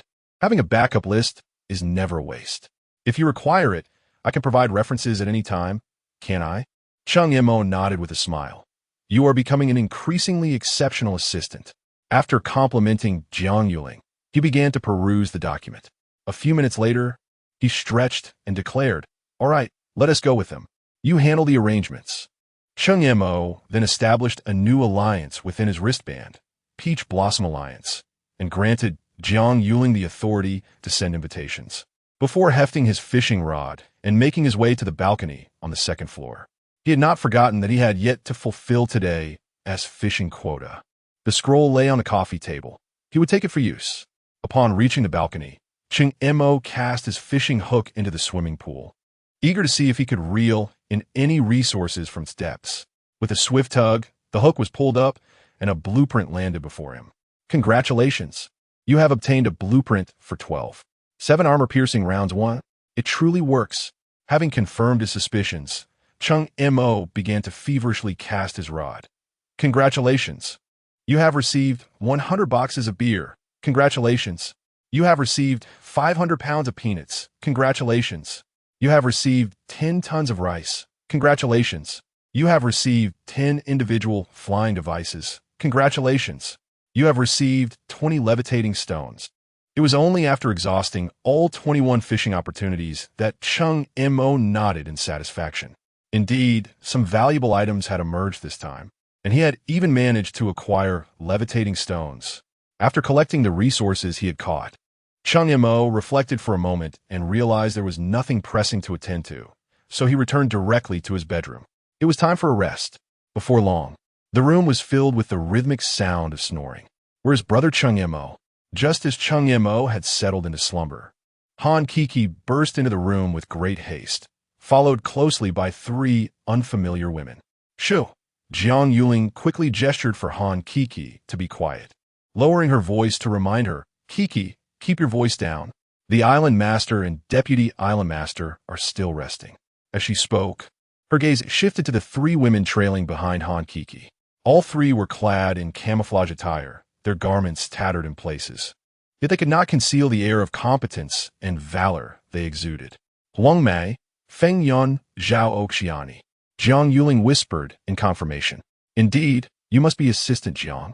The leading woman stepped forward briskly, grasping Jiang Yuling's hand tightly as she introduced herself. Hello, Assistant Jiang. I am Huang Mei. There was a hint of gratitude in her tone, as if she had narrowly escaped a dire situation. Yes, Huang Mei, you all have had quite the journey. Jiang Yuling nodded, gesturing toward the upper floors. Please take your sisters to room 302 to freshen up and rest. The island master is currently resting, but you will see him at dinner. Thank you so much. Huang Mei expressed her gratitude once more before leading her 2 companions toward the staircase. As the 3 women stepped into room 302, an indescribable excitement permeated the air. Sister Mei, we are truly staying in a villa. Zhao Xiaoni, the youngest among them, blushed with exhilaration. Indeed, Sister Mei, there are villas here and even a swimming pool outside. It seems we have truly come to the right place. Feng Yan remarked, surveying the tidy and comfortable room, her voice brimming with delight. Huang Mei observed her 2 ecstatic companions, a flicker of complexity passing through her eyes, soon replaced by resolve. Yes, we have indeed come to the right place, but remember, we have no way back now. Everyone, hurry and freshen up, and do not forget Assistant Zhang's instructions. As her words fell, a rosy hue instantly blossomed on Zhao Xiaoni and Feng Yan's cheeks. Indeed, this peach blossom island was like a paradise, yet the stipulations imposed upon them left them momentarily flustered. Zhao Xiaoni, while touching her flushed cheek, whispered with a mix of curiosity and apprehension, Sister Mei, do you think the island master truly intends to become an emperor? Why dwell on such frivolous thoughts? Huang Mei furrowed her brow slightly, her tone becoming more serious. The focus now is that we have arrived. This is a transaction. Remember, we are here seeking stability. So do not indulge in those palace intrigue dramas. Time swiftly passed, and unbeknownst to them, the sky outside darkened. Gurgle, gurgle. A series of intense stomach growls roused Cheng Mo from his slumber. The overwhelming sensation of hunger compelled him to rise and make his way to the dining hall below. Just as he reached the top of the staircase, he was taken aback by the scene before him. Almost the entire length of the grand dining table was occupied, with nearly 40 pairs of eyes fixed upon him. Leader, Island Lord. Various greetings echoed simultaneously. Brother Cheng Mo, finally awake. We've all been waiting for you to start the meal. My stomach feels like it's about to collapse.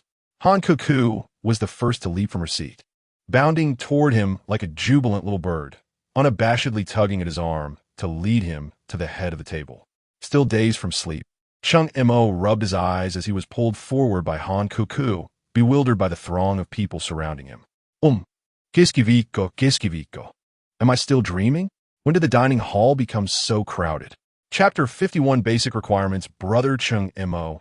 These are newly acquired allies and teammates. Han Kiki introduced with exuberance. Cheng Mo's eyes flickered with surprise as he turned to Jiang Yuling. Oh, Yuling, such efficiency? Jiang Yuling smiled and explained, Island Master. Thanks to the island directional teleportation scroll, we were able to instantly transport everyone's islands here, thus achieving remarkable efficiency. I see. Cheng Mo nodded, beckoning to the crowd. All right, everyone. Let us eat first. We could discuss matters after. Everyone took their seats and began a feast, perhaps in celebration of the newly formed alliance. The banquet was exceptionally lavish today. In addition to the usual sea beast meat, there were even several dishes of vibrant green vegetables. Cheng Mo sampled a bite of the greens, appreciating their crisp freshness, and curiously inquired, These vegetables are delightful. Where did they come from? I don't recall us having these on the island. Brother Cheng Mo, Han Kiki interjected proudly. It's Sister Hiyu. She recently opened a supply box and obtained some seeds, which she has nurtured with great care. She assures us that in a few days, we will enjoy fresh vegetables daily. Well done. Cheng Mo nodded in approval, his tone imbued with genuine satisfaction. Once everyone had satisfied their hunger, the cat-girl warrior, Miao Xiaomi, swiftly approached with a few companions to clear the dishes, subsequently serving each person refreshing beverages. At that moment, the allies and teammates who had first set foot on Peach Blossom Island seemed to be spellbound by Miao Xiaomi and her companions, fluffy ears deftly twitching and tails gently swaying. They were undeniably the legendary beings spoken of only in hushed whispers. Some stared in astonishment, mouths agape. Is that a cat? Cat girl? Cheng Mo. The leader they.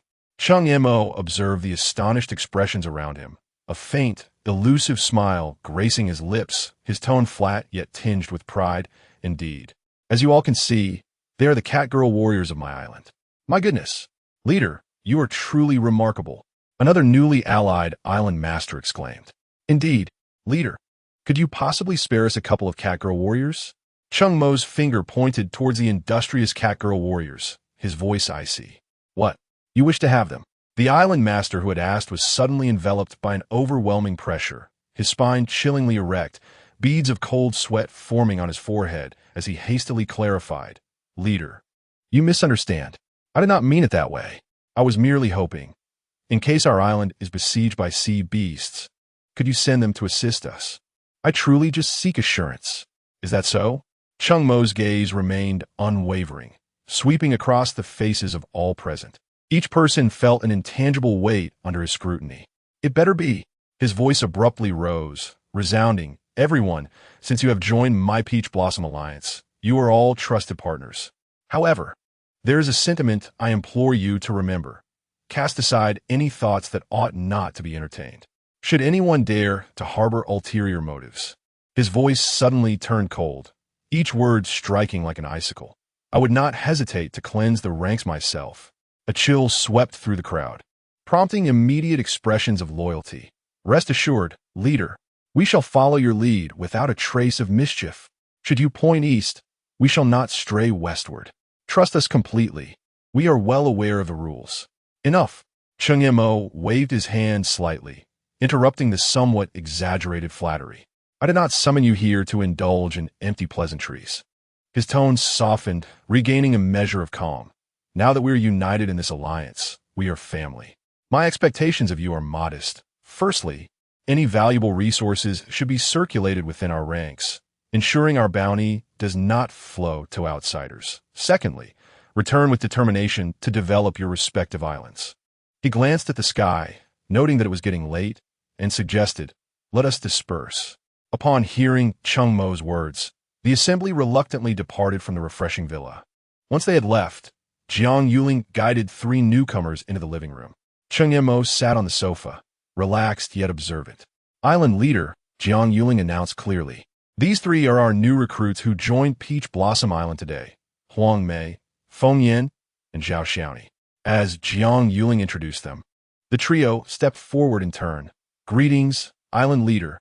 Greetings, Island leader. Greetings, Island leader. Cheng Mo nodded slightly, gesturing to the adjacent seats with a more congenial tone. Please, have a seat. His gaze swept across the faces of the 3, inquiring, do share what each of you excels at. Huang Mei spoke first, saluting crisply. Island leader. We were all special forces prior. I served as an assault soldier. Her tone conveyed the resolute demeanor of a career military professional. Next, Feng Yin leaned slightly forward and reporting to the island leader, I am the equipment specialist in the team, primarily responsible for operating drones, mechanical dogs, and a series of remotely controlled platforms. Her introduction emphasized technical expertise. Finally, Zhao Xiaoni sat upright, her voice steady and clear as she added, reporting to the island leader. I am the team medic, primarily responsible for battlefield emergency care and medical support. Her tone exuded a reassuring steadiness. Observing the 3 before him, Cheng Mo contemplated briefly before instructing Jiang Yuling. Go fetch Yu Yin. I have matters to discuss with her. Yes, island leader. Soon, Jiang Yuling returned with Han Yuyin to the hall. Cheng Mo, what is it you require? Han Yuyin yawned, her voice somewhat lethargic. Cheng Mo briefly outlined the circumstances of the 3 newcomers before inquiring. How do you think they should be assigned? Han Yuyin cast Cheng Mo a surprised glance. Why don't you arrange it yourself? Because I am feeling rather indolent. Cheng Mo replied with unabashed candor. Han Yuyin cast a sidelong glance at Cheng Mo and declared, let the 3 of them join Shangwan Han's team. This time, Cheng Mo was taken aback. Yin, are you certain you want to allocate all combat power to her side? Is there a problem with that? We are a team, and only by uniting our strengths can we achieve maximum effectiveness. Besides, I still need to assist you with the island's affairs, leaving no time for training. Cheng Mo chuckled heartily, feigning the intention to rise. Haha, Yin is right. I shall leave this matter in your capable hands.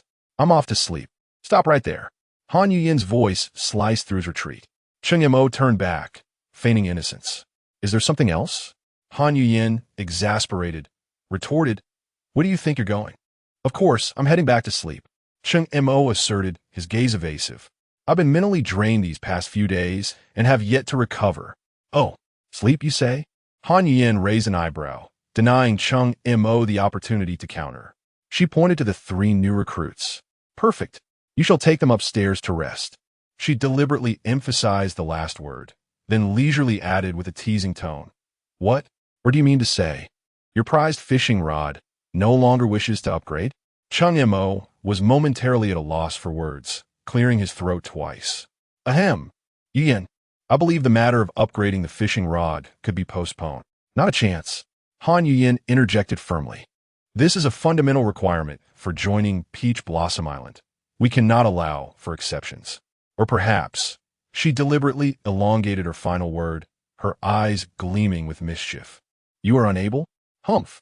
Cheng Mo straightened his neck, instantly provoked by her taunt. What nonsense. A man can never admit to being unable. Chapter 52. The Battlefield of the Jedi. The sun hung high in the sky, nearing noon.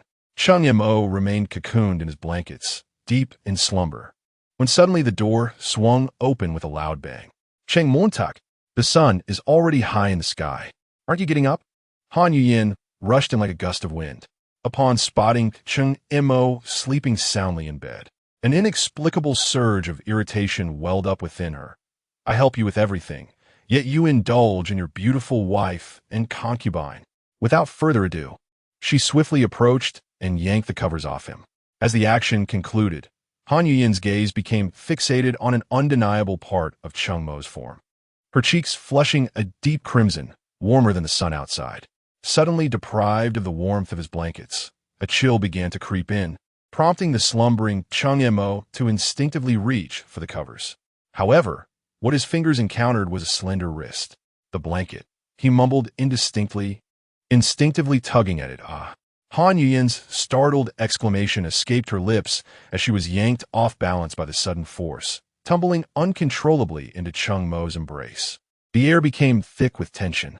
Han Yuyin, both startled and embarrassed, froze in place, her mind a blank canvas. This guy. Surely he can't be mistaking me for the blanket he was pulling back. Just as the thought crossed her mind, before she could muster the strength to rise, she sensed something amiss. The fleeting glimpse beneath the covers had exploded in her mind. A scorching wave of heat rushed to her head, her cheeks reddening as if they could bleed at any moment, her ears ablaze with warmth. A sharp sound of a slap echoed. Cheng Mo jolted awake. Bewildered, what thunder is that? Upon opening his eyes, he was met with the sight of a blushing Han Yuyin sprawled atop him. Yin, what are you doing? Cheng Mo instinctively wrapped his arms around his torso. Yin, perhaps next time. My back can't take it. Hearing Cheng Mo's brazen words, Han Yuyin retaliated with another slap. Get up and get to work. With that, she leapt off the bed and dashed away like the wind, leaving Cheng Mo in a state of disarray beneath the covers. Several minutes later, after freshening up, Cheng Mo hefted his fishing rod and made his way to the balcony on the second floor. The line whizzed through the water with precision. Congratulations! You have acquired a restaurant. Congratulations! You have obtained a bar. Congratulations! You have received 3 primordial fruits. Congratulations! You have acquired 12 Italian cannons. Congratulations! You have obtained a wind power station. Congratulations! You have acquired a metal smelting furnace. Once his 30 fishing attempts were depleted, Cheng Mo returned to the second-floor living room, his face alight with satisfaction. It seems as I suspected. Every time new players join, my luck improves immensely. Cheng Mo examined the items he had just obtained, murmuring to himself. Having acquired 3 more primordial fruits, there was no longer a need to fret over uneven distribution. Cheng Mo grinned widely and promptly opened the team channel to announce, "Everyone, gather in the second-floor living room." Before long, 9 women of varying elegance gathered before Cheng Mo. "Cheng Mo, what is it now?" Han Yuyin asked, her arms crossed, her tone tinged with impatience, clearly still harboring some resentment from earlier events. "Hey, no need to rush," Cheng Mo replied, unfazed by her little temper, his face adorned with a broad smile as he surveyed the group. "Our expedition to Long Valley has yielded bountiful results, and now that we are home, it is only fitting that we share our spoils with everyone." "Wow, Brother Cheng Mo, does this mean you're going to reward us?" Han Kiki, the most vivacious of the group, bounded over like a playful fawn to sit beside Cheng Mo, her small hands eagerly reaching out, her eyes sparkling with anticipation. "Of course." Cheng Mo flicked his wrist with flair, sweeping across the polished coffee table. In a flash of light, 7 crimson fruits, each radiating a peculiar glow, were neatly arranged atop it, filling the air with a fresh, enticing sweetness. "Kiki, you may choose first." Cheng Mo nodded at Han Kiki. "What kind of fruit is this? Just the smell makes my mouth water." Han Kiki exclaimed, curiously picking up the closest fruit and bringing it to her petite nose for a hearty sniff, feeling the smooth texture of its skin. "This is a Hunyuan fruit," Cheng Mo explained with a smile. "Consuming one grants a chance to awaken a unique ability, but only 1 fruit may take effect per person." He turned his gaze to the rest of the group and declared, "Everyone, come and take one." Han Yuyin and Jiang Yuling exchanged glances but remained still. They had already partaken and were naturally excluded from this opportunity. Once everyone had received their Hunyuan fruits, Cheng Mo produced a set of dark red equipment to distribute among them. This included lava armor, crimson blade, blood-eye dagger, and scarlet storm assault rifle. Island Master, Wouldn't it be a bit wasteful for us non-combatants to use such fine equipment? Jiang Yuling inquired, raising her hand as soon as the gear was distributed. Wasteful? Certainly not. And who says you are non-combatants? As long as we inhabit this peculiar island world, there are no non-combatants. As he spoke, Cheng Mo exchanged a glance with Han Yuyan. Everyone paused their tasks. After lunch, all gathered by the lake to commence a 3-day combat training regimen. Upon hearing this, the group hesitated. Han Kiki, beside her sister Han Yuyan, immediately pouted, resembling a frightened little rabbit as she dove into her sister's embrace, pleading softly, "Sister, can I skip? I'm so tired." "No." Han Yuyan firmly pressed down on her sister's arm, her tone resolute. "You will practice under my supervision." But for the following 2 days, Peach Blossom Island was enveloped in a tense and serious atmosphere. From the most fundamental combat techniques to the disassembly, assembly, and firing of firearms, and finally to targeted awakening and control of unique abilities, the group trained tirelessly by the lakeside, drenched in sweat, exhaustion etched across their brows. Just as the second day drew to a close, the sunset bathed the island in a warm golden hue. As the group prepared to catch their breath, a buzzing sound interrupted the moment. Buzz. A cold, mechanical, and emotionless voice suddenly reverberated in the minds of every survivor. Dear survivors, congratulations on nearing the completion of the first phase of the survival trial.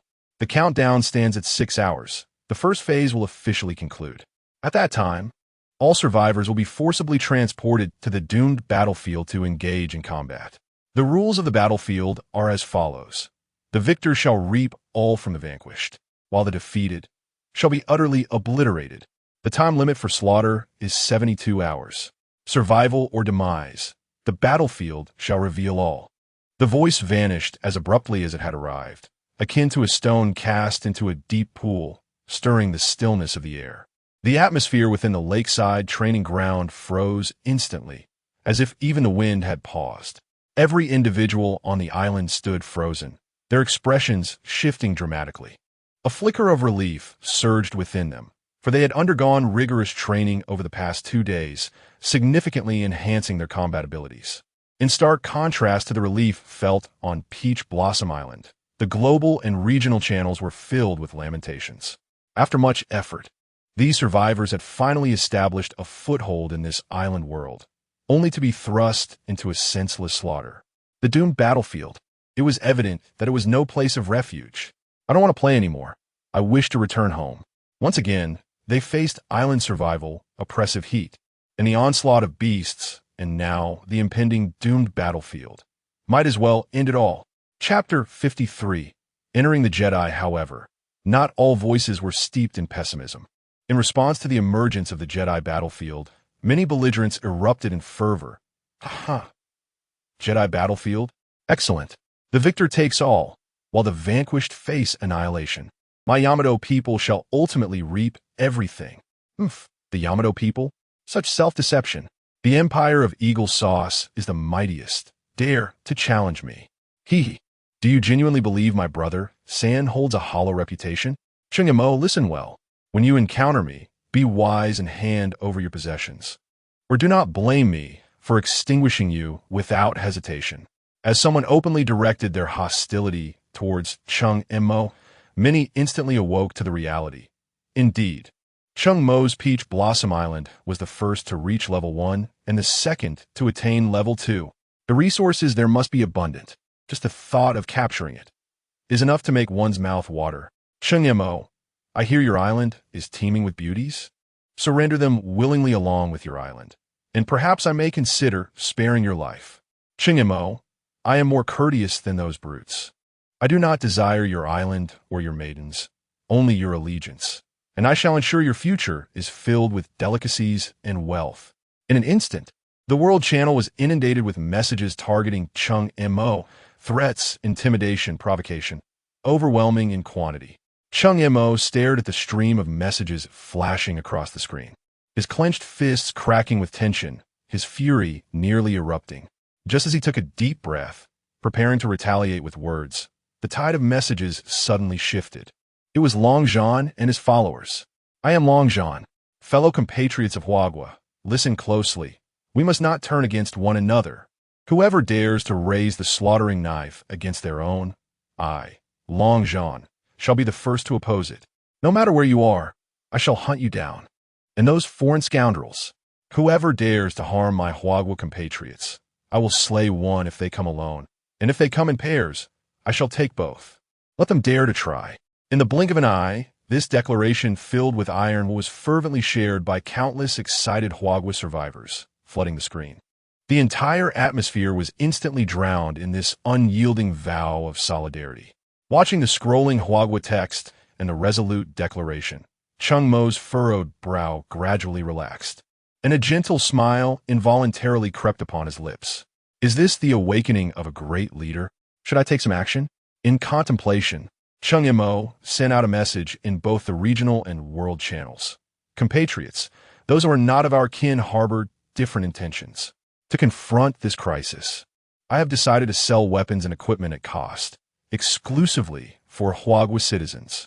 After dispatching the message, Cheng Mo nodded towards Han Yuyin and dashed towards the territory cabinet on the second floor of the villa. His speed was so swift that he left only a fleeting shadow in his wake. Upon reaching the cabinet, Cheng Mo began to fervently manufacture various weapons, bolt-action rifles, semi-automatic rifles, an array of ammunition, and fortifications. As he crafted, he traded the semi-automatic rifles, bolt-action rifles, ammunition, and fortifications to Jiang Yuling, who then sold them to other compatriots. As the countdown approached its final hour, Cheng Mo finally ceased his manufacturing and selling. In a lobby on the first floor, the members of Peach Blossom Island were fully armed and standing at the ready, prepared to welcome the impending teleportation. Clad in dark red lava battle armor, they bore the menacing scarlet blade on their backs, while a Crimson Storm submachine gun hung from their chests, and red-eye daggers were neatly fastened at their waists. Han Yin gripped her signature demon-slaying sniper rifle, while Shang Wanhan cradled a hefty Barrett in her arms. Huang Mei and He Yu each hefted a Bren machine gun, showcasing a lavish array of firepower that instilled a deep confidence in Cheng Mo, assuring him that they could easily overpower most survivors. As long as the Chinese did not provoke trouble, he would not instigate conflict. However, should anyone foolishly cross their path, he would not hesitate to eradicate them completely. Yuling. Cheng Mo's gaze swept over the group before settling on Jiang Yuling. Have the supplies for the alliance been arranged? He inquired. Jiang Yuling immediately stood at attention and replied, reporting to the island master. 10 semi-automatic rifles have been provided for each island, with ample ammunition, along with 3 sets of defensive bunkers. After the teleportation, they will converge towards us as quickly as distance allows. Good. Cheng Mo nodded in satisfaction. Everyone has mastered their abilities, correct? Mastered. No problem. Rest assured, Island Master. The hall resonated with confident affirmations. Remember my words. Cheng Mo's expression turned serious as he reiterated, our abilities are our last resort. We must not use them lightly unless it is a matter of life and death. His gaze swept across the group like a blade. Ensure that we eradicate any threats completely and leave no room for future problems. Understood. The 9 responded in unison, their voices resolute and powerful. The clock relentlessly ticked forward. With only half an hour remaining, Cheng Mo took a deep breath and commanded, everyone, conduct a final check of your equipment and supplies. Ensure everything is flawless. Amidst the agonizing wait, the cold mechanical voice of the survival world reverberated. Congratulations to all survivors for completing the first phase of the survival test. You will enter the battleground in 10 seconds. 10, 9, 8, 3, 2, 1. At the moment the countdown reached 0, all present experienced a fleeting blur before vanishing from their original location. When their vision cleared, Cheng Mo found himself atop a series of undulating sand dunes. He quickly surveyed his surroundings. Excellent. The other 9 members of Peach Blossom Island had appeared beside him without exception. Quick, check if the wristband functions are operational. Cheng Mo immediately ordered. Almost simultaneously, he activated his wristband to examine the mini-map. The screen clearly displayed his red indicator, surrounded by 9 other red dots. Meanwhile, 30 green indicators representing allies were evenly distributed into 10 groups, scattered in various directions, with the nearest group at a considerable distance. Island Master, the communication and trading functions are locked. Jiang Yuling's voice carried a hint of urgency. We cannot contact any allies.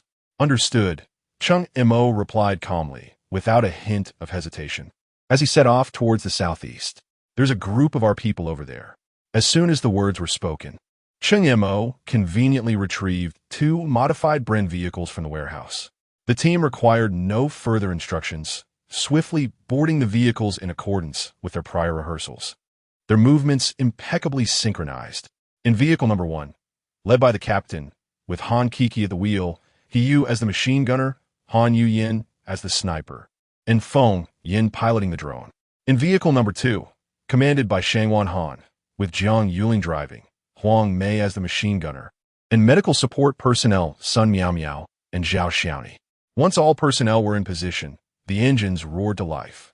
The 2 armored vehicles swiftly shattered the desert silence, heading directly towards their allies in the southeast. Having traveled less than 50 kilometers, Cheng Mo noticed a city emerging in the midst of the desert. Feng Yan, deploy the drone and assess the situation ahead. Upon receiving the command, a nimble drone ascended into the sky, swiftly transmitting images from within the city. Boss, the city has. As the images flooded in, Feng Yan's pupils constricted sharply, her body trembling uncontrollably. Chapter 54. Can you outdo Medusa? What's wrong, Xiaoyan? Facing Cheng Mo's inquiry, Feng Yan swallowed hard. Boss, there's so many snakes in the city. All sorts, big and small, thousands of them. Snakes? Splendid creatures. It's been ages since I tasted snake meat. As he spoke, Cheng Mo prepared to leap from the vehicle. Boss, no. We should run quickly. They're coming out. Feng Yan grasped Cheng Mo's arm, urging him. Run? Why should we retreat in the face of adversity? If we do, we will only be eliminated in the end. Everyone, prepare for battle. Cheng Mo leapt down from the top, a sharp dagger in his left hand and the crimson blade in his right, standing resolutely before the vehicle. Seeing this, Shangwan Han and Han Yuyin also approached Cheng Mo, raising their crimson blades in solidarity. Just as the others were about to join them, Han Yuyin stopped them. Stay back, provide fire support. Something big has emerged. At her words, the sound of gun bolts being drawn echoed from within the vehicle. In less than 5 minutes, Cheng Mo beheld the imposing creature Han Yuyin had mentioned. Before him, a massive python, over 50 meters in length and with a girth exceeding 3 meters, surged forward through the dense mass of snakes. Gazing at the beast, Cheng Mo's heart tightened, and he turned to Feng Yan. Is there anyone nearby? Boss, there's no one within 10 kilometers. Good. Shangwan, Yuyin, cover me with your fire. I shall confront this giant. Even as his voice resonated, Cheng Mo dashed forward, leaving a blur in his wake.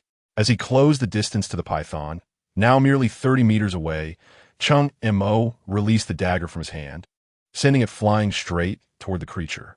Thud! The dagger embedded itself precisely beneath the python's raised head, creating a gaping wound. Yet, this was merely the beginning. The dagger's end was entwined with a nearly transparent chain of wind. With a lightning-quick motion, Cheng Mo yanked back the chain, tightening it as the dagger forcefully pulled along the snake's body. With a resounding rip, a gruesome wound over a meter long opened up, and the scalding blood of the snake splattered like rain. The excruciating pain elicited a silent scream from the python, its massive form thrashing violently on the ground. Now it was the moment. Cheng Mo bellowed, retracting the dagger with a flick of his wrist. His figure danced around the writhing snake, instantly appearing upon the exposed back of the giant python. Like a nimble monkey, he swiftly scaled the undulating back, reaching its vital spot in the blink of an eye. Then he leapt high. The crimson blade in his right hand descended with the force of thunder, tearing through the air as it plunged downward. Thud! The blade pierced with unerring precision above the python's skull, penetrating deep into its brain. Cheng Mo barely had time to assess the outcome before releasing his grip, pushing off, and sidestepping, all movements executed in fluid succession. In the very instant his silhouette vanished, a thunderous crash reverberated. The python, writhing in its death throes, lashed out with its tail, striking the ground with the force of a 1,000-pound whip, landing where Cheng Mo had just stood. The immense force drove the crimson blade, already embedded within the skull, deep into the head of the colossal python. Its massive cranium crashed to the ground, and its once vibrant, bloodshot eyes instantly dulled, as the gargantuan body fell with a thunderous thud, leaving only spasms of its nervous system to writhe in the rapidly pooling blood. Silence enveloped the direction of the convoy. Everyone, including Han Yuyan, who had witnessed Cheng Mo's prowess, stood wide-eyed and breathless. The entire process of Cheng Mo slaying the giant python was as swift as a flash of lightning, ruthless and fierce, far surpassing their comprehension. This was precisely the effect Cheng Mo sought. As the leader of the team, he could afford to delegate power to them, but they must understand that he possessed the capability to reclaim that authority at any moment. The onlookers from the convoy stared in stunned disbelief, utterly unaware of Cheng Mo's formidable strength. Wow, Brother Cheng Mo is incredible. He took down that massive python with just 2 moves, Han Kiki exclaimed, clapping her hands in excitement. As the most emotionally intelligent member of the team, she knew precisely when to rally support for Cheng Mo. Indeed, her words jolted everyone into realization that Cheng Mo had dispatched such a large serpent in merely 2 strikes. With the giant python slain, the swarm of snakes behind it surged towards Cheng Mo with increased ferocity. Come at me, he bellowed once more, his figure flashing as he stored the python's carcass in his wristband's repository. Simultaneously, the sharp dagger in his left hand vibrated ominously, once again ensnared by the transparent chains of wind. This time, instead of direct thrust, he executed a rapid, minuscule flick of his wrist. Whoosh, swish, swish, swish, swish, swish, swish. The dagger transformed into a whirlwind of chilling light, spinning with lethal precision, a grim reaper's scythe, under the flawless guidance of the wind chains. This tempest swirled around Cheng Mo, howling as it engulfed the advancing serpents from all directions. Upon contact with the luminous vortex, the smaller snakes were instantaneously shredded into segments, while their larger counterparts succumbed after only 2 or 3 slices. Cheng Mo moved through the throng of snakes like a wraith, each flicker of his form unleashing a torrent of blood and carnage. In that moment, he embodied a merciless meat grinder where he passed. Severed snake corpses were flung about like leaves caught in a tempest, creating a scene of utter horror. In mere moments, the thousands of snakes that had surged from the city lay still upon the ground, resembling a mass of spicy strips. Ha ha ha! Gazing at the scattered remains, Cheng Mo laughed heartily. It seems we shall feast on snake soup tonight. Although the speed at which he had dispatched the serpents was astonishing, the exertion had taken its toll. The simultaneous use of the wind chains and shadow techniques drained considerable energy. He felt as though something within him had been hollowed out. Extracting a cigarette from his wristband, he lit it and inhaled deeply, gradually sensing his stamina and abilities returning. As he enjoyed the smoke, he gestured towards the convoy, the meaning clear. It was time for them to come and clear the battlefield. Upon noticing Cheng Mo's signal, 2 armored vehicles roared into action. In just a few fleeting moments, the ground bore only the bloodstains left by the serpentine horde, with no other trace of their presence. Cheng Mo, what shall we do next? Inside the vehicle, Han Kiki affectionately kneaded Cheng Mo's shoulders, while Han Yuyan's voice resonated from the driver's seat. Since there are still serpents within the city, let's eradicate them all. Once this opportunity is lost, it may never return. Cheng Mo remarked nonchalantly. Very well, we shall. Han Yuyan's words were abruptly cut short as her gaze fell upon a legendary creature leading the serpent swarm, swiftly approaching.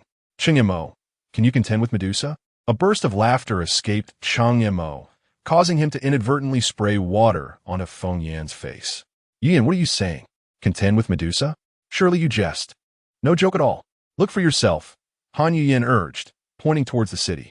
Following her direction, it became evident that a creature resembling Medusa was indeed slithering swiftly towards them.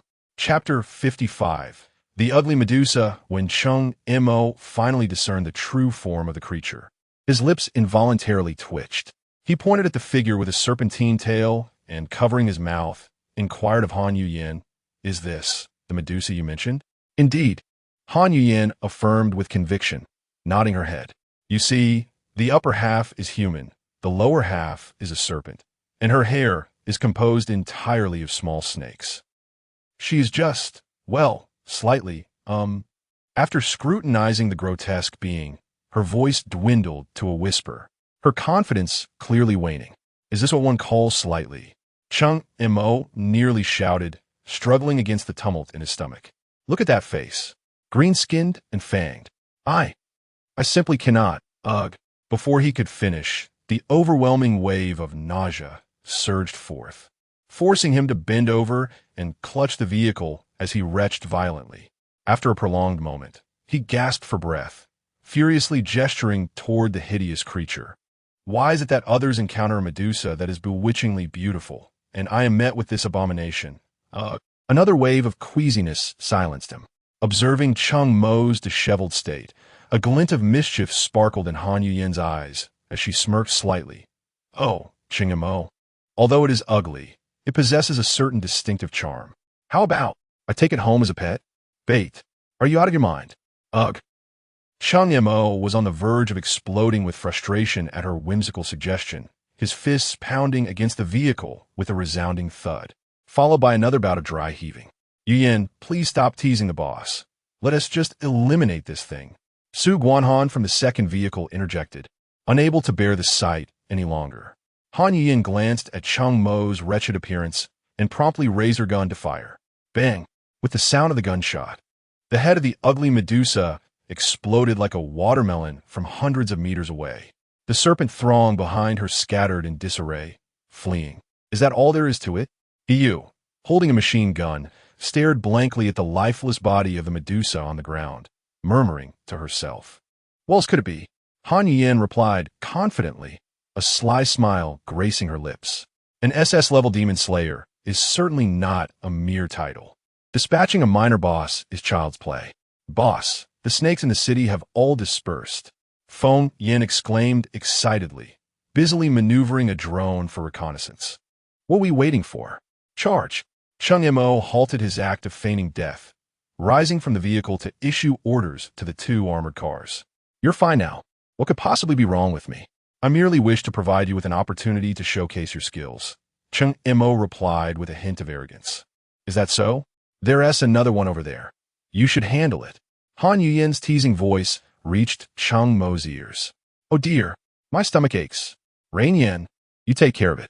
Amidst their playful banter, the two armored vehicles commenced their slow advance into the city.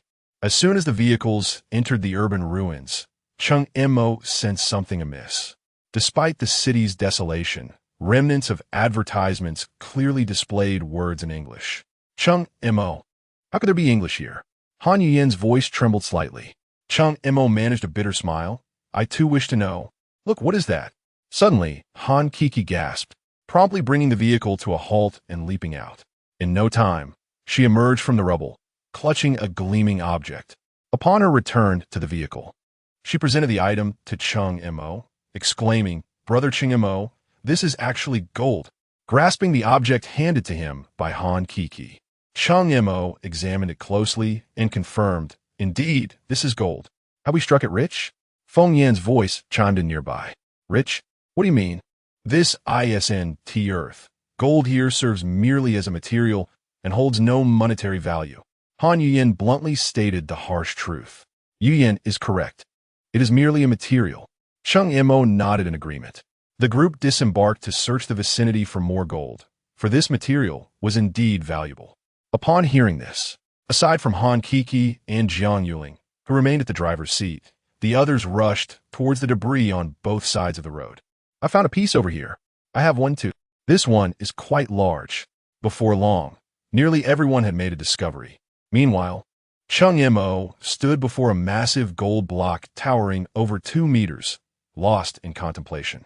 Since his arrival in this world, the mysteries had only multiplied. The languages of Chinese and English, the previous survivors, the war between gods and demons, the dragon tomb. Each thread pointed to one conclusion. The island world they inhabited seemed to amalgamate countless timelines, creating the current state of affairs. The emergence of legendary beings like Medusa further validated Cheng Mo's suspicions. Who is orchestrating all of this? What could their purpose be? Could there truly be deities in this world? A flurry of questions surged in Cheng Mo's mind. Bang! Bang! The sharp reports of gunfire jolted Cheng Mo back to reality. Who was firing? He scanned his surroundings, looking at his teammates. Boss, to the northeast, 600 meters away. Two factions are engaged in battle. Just then, Feng Yin and her drone operators rushed over. What? Didn't you say there was no one within a 10-kilometer radius? Cheng Mo expressed his displeasure. Boss, during the reconnaissance, we truly did not detect these individuals. They must have been hiding within the city structures. Feng Yin replied, somewhat aggrieved. Forget it. Everyone back in the vehicle. Let's go take a look. With a wave of his hand, Cheng Mo ordered the retrieval of the towering gold block into their storage. Following Cheng Mo's command, the team swiftly abandoned their search for gold and hastened back to the vehicle. Buzz! Buzz! The roar of the armored vehicle crescendoed, and the sounds of gunfire grew increasingly distinct. Ladies, if you know what's good for you, surrender quickly, or you'll have us to contend with. A group of men, sporting unkempt mustaches, launched an assault on a high vantage point from a ruin several hundred meters away from the convoy. Their rifles struck the ruins of the high ground time and again, suppressing the personnel behind them from retaliating. You devils, I shall not allow you to succeed, even if it costs me my life. A voice resonated from behind the high ground, and shortly after, a spherical object rolled through the air towards the taunting enemy. The enemy, upon seeing this, smirked disdainfully and swatted the incoming object with his katana, sending it flying several meters away. Boom! The moment the object landed, a brilliant flash of fire erupted. Baka, filthy wench! It's a grenade! The enemy's face contorted with terror as she immediately dove behind the ruins, exclaiming, how could they possess grenades? Jijia, Xiao AI is injured. In front of a concrete slab behind the high ground, a blood-soaked woman was applying pressure to another woman's abdomen, blood seeping persistently between her fingers. Hearing this, the leather-clad woman, who had been observing the situation below, turned to glance at the two. Xiao Xue, Xiao AI, we might not make it out of this one.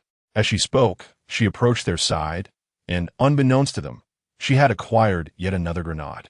This is our last grenade. When those beasts come up, we shall perish together. Chapter 56, Encountering a Glimpse of Life, just as Gu Hong and her two companions huddled together at the heights of the building, nearly surrendering to despair. The sudden roar of an engine erupted from below. Could it be? There are automobiles amidst these remnants of life? Gu Hong's heart leaped, suppressing the tide of hopelessness as she strained to peer downward. Amidst the ruins, the officer named Mei Chuan was being forcefully pinned against the crumbling wall by a dark red armored vehicle, utterly immobilized. The katana in his grasp was firmly held by a man, blood trickling from the corner of his mouth, yet he still bellowed fiercely, Baka, who do you think you are? Bang, bang, bang. Almost simultaneously with Mei Chuan's shout, a volley of precise and rapid gunfire rang out. Below, those who had initially surged forward to eliminate Gu Hong and her companions fell like wheat before the scythe, their lives extinguished in a pool of blood. From their vantage point, Gu Hong instinctively held her breath. Below, the man gripping the katana regarded the pinned Mei Chuan with a cold gaze, a smirk of derision curling at the corners of his mouth. So you little ones lurking about, what are you up to? His voice, though not loud, carried clearly upward. Mei Chuan coughed up a mouthful of blood, his bloodshot eyes wide with rage, yet still projecting a facade of bravado. Who are you? Why do you oppose the great Yamato nation? He evaded Cheng Mo's inquiry, attempting to exert pressure through his status. To hell with your Yamato nation. Cheng Mo scoffed, his tone sharpening abruptly. He raised the blade of the katana. Astonishingly, his hand seemed forged of iron, the sharp edge failing to inflict any harm. The hilt was raised high before it came crashing down. Bang! The hilt struck Mei Chuan's forehead with a resounding thud, instantly causing blood to pour forth. You, goof! Mei Chuan, taken aback by shock and fury, could no longer contain himself, spewing a spray of fresh blood. It splattered directly onto the face of the machine gunner. You, Despite her visage being shielded by dark red, lava-like armored material, the psychological repulsion surged within her, causing her to flare up. "Boss, he just sprayed me." Hiyu's voice was laced with disgust. "Take him out," Cheng Mo commanded without hesitation. As the words left his lips, a crisp burst of gunfire echoed. Hiyu's machine gun flashed momentarily, and Meichuan's head exploded, a gruesome mix of blood and brain matter splattering against the wall, silencing the once arrogant little man in an instant. With Meichuan dealt with, Feng Yin stepped forward beside Cheng Mo, whispering a report into his ear. Cheng Mo nodded, his gaze sweeping the surroundings to ensure safety before turning toward the heights where Gu Hong and her companions were concealed. He offered a reassuring smile and called out clearly, "Brothers up there, are you from Huahua? If so, bring your injured and come down. It's safe now." Upon hearing this, Gu Hong at the high point was first taken aback, then elated. Little AI is saved. With murmurs of urgency, they rushed towards the injured. Soon, the trio arrived at the armored vehicle where Cheng Mo lay. Lay her on the ground. Zhao Xiaoni, well prepared, directed her companions to gently place the wounded person down and began examining the injuries. The bullet has penetrated the abdominal cavity, but spared the organs. It can be extracted easily. As she spoke, Zhao Xiaoni retrieved her surgical instruments and commenced the treatment. After several minutes, the wound was skillfully sutured. Apart from some lingering weakness, the patient was largely unharmed. "Boss, the surgery is complete. She merely requires a period of rest." Zhao Xiaoni's words brought a momentary joy to Gu Hong and Chu Shui, quickly followed by bittersweet smiles. Rest. In this perilous realm rife with danger and violence, where could one find peace? Despite the grim circumstances, Gu Hong approached Cheng Mo with heartfelt gratitude. "Thank you all for your assistance. I have little of value to offer, so please take whatever you desire." As she spoke, Gu Hong laid out all the items from her storage bracelet, forming a towering pile on the ground. Cheng Mo merely cast a fleeting glance before averting her gaze. "Perhaps it would be better if you kept those. If you truly wish to express your gratitude, consider joining my alliance upon your return." "What alliance do you belong to?" Gu Hong queried, refusing to retract her belongings. "The Peach Blossom Alliance." "What? You are Cheng Mo from Peach Blossom Island?" Gu Hong exclaimed, her mouth agape in astonishment. "Is there a problem?" Cheng Mo asked with a subtle smile. "From now on, our Red Leaf Island shall become a member of the Peach Blossom Alliance. May the leader accept us." After recovering from her shock, Gu Hong spoke with fervor. "Enough. Enough. Put away your trinkets. It is time to depart." "Yes, leader." Cheng Mo nodded to Jiang Yuling, who understood the cue. She retrieved an armored vehicle from storage and called out, "You three can ride in this vehicle." A few minutes later, 3 armored vehicles departed the desert city, which was abundant with gold. "I am Jiang Yuling, the leader's assistant. May I inquire your names?" she asked as she drove the vehicle. "Hello, Assistant Jiang. I am Gu Hong, and these are my teammates, Chu Shui and Feng Ai." Gu Hong introduced from the front passenger seat. Gu Island Master, how did you find yourselves entangled with those little rascals?" Jiang Yuling inquired, nodding in acknowledgement. "Alas," Gu Hong sighed deeply. "We had just teleported to this desert city when we encountered those miscreants. We did not remain active for long before they began pursuing us. If it weren't for the sudden appearance of a swarm of snakes in the city, we would have been captured. For reasons unknown, the snakes dispersed, allowing those rascals to resume their pursuit. Just when we were in despair, you appeared." After listening to Gu Hong's account, Jiang Yuling awkwardly confessed, "Actually, we were the ones who dealt with those snakes. This cannot be true. In this city, there exist at least tens of thousands of various serpents, among which there is a being reminiscent of Medusa herself.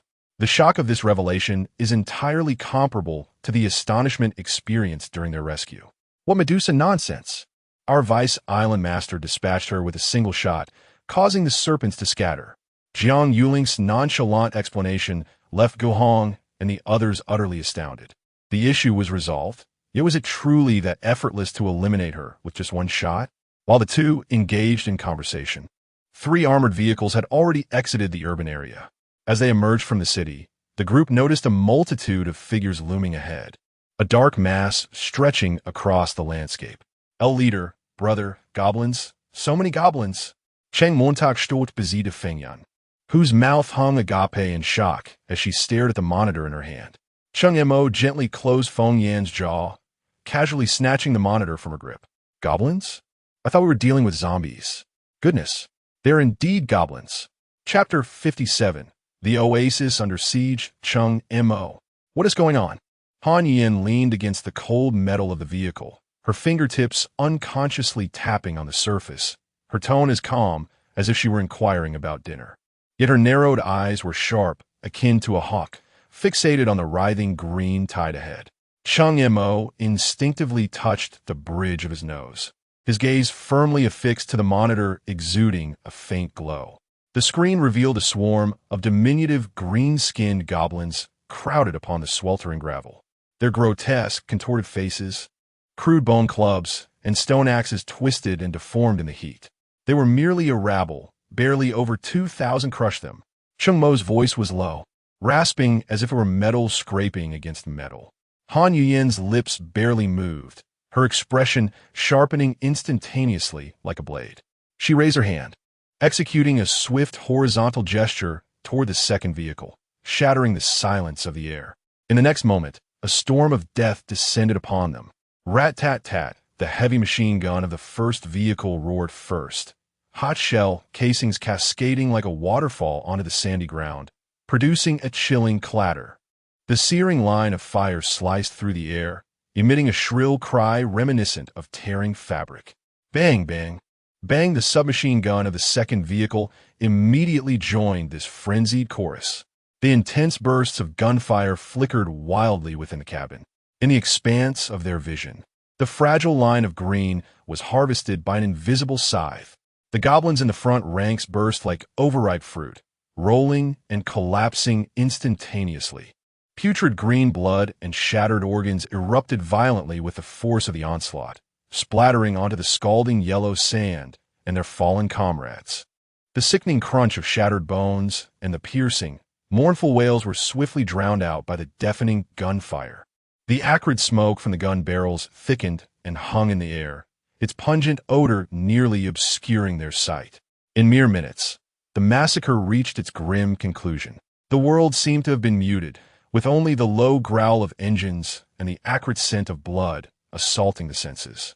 The yellow sand transformed into a muddy carpet of dark green interspersed with blackish brown, layered with twisted green corpses, some still twitching in their unconsciousness. The armored vehicle emitted a grating crunch as its cold, heavy treads mercilessly rolled over the blood-soaked ground. Occasionally, the sickening crack of crushed bones and the visceral sensation of flesh being squashed could be heard.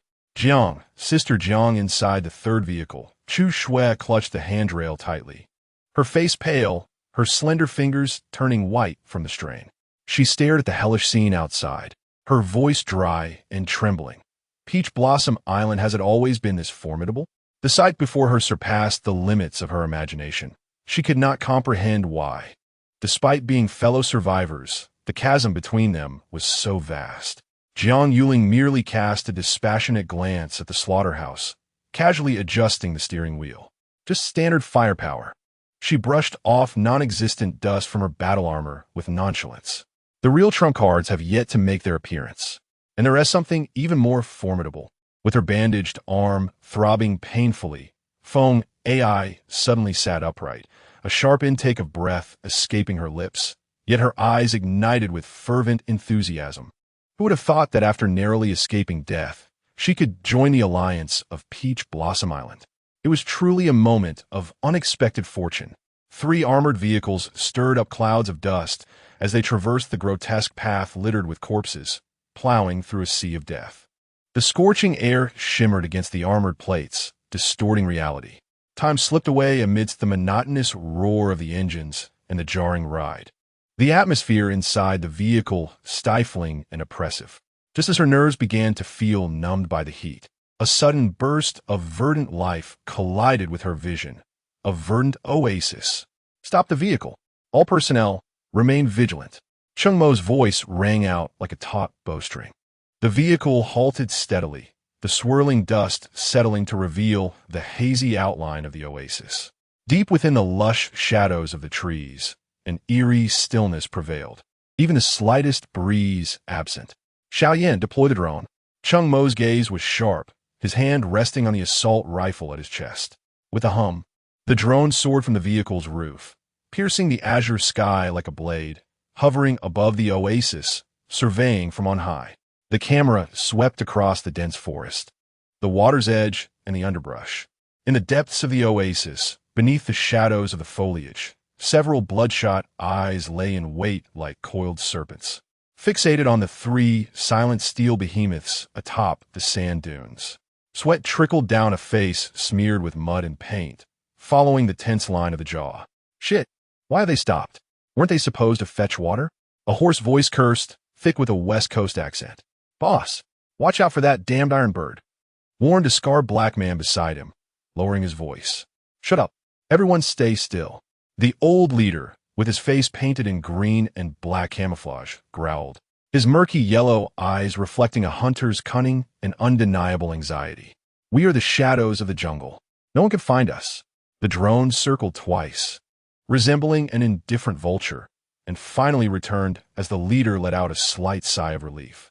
Boss, there are no anomalous targets within the oasis, Feng Yin reported after retracting the drone. No anomalies? Cheng Mo's brow furrowed. What about the insects? The birds? Not even a lizard? Indeed, it is exceptionally quiet. Feng Yan's voice mirrored his uncertainty. Oh, a glimmer of sharpness flickered in Cheng Mo's eyes, a cold smirk playing at the corners of his mouth as he turned to Han Yuyin, seated opposite him. Yuyin, what is your assessment?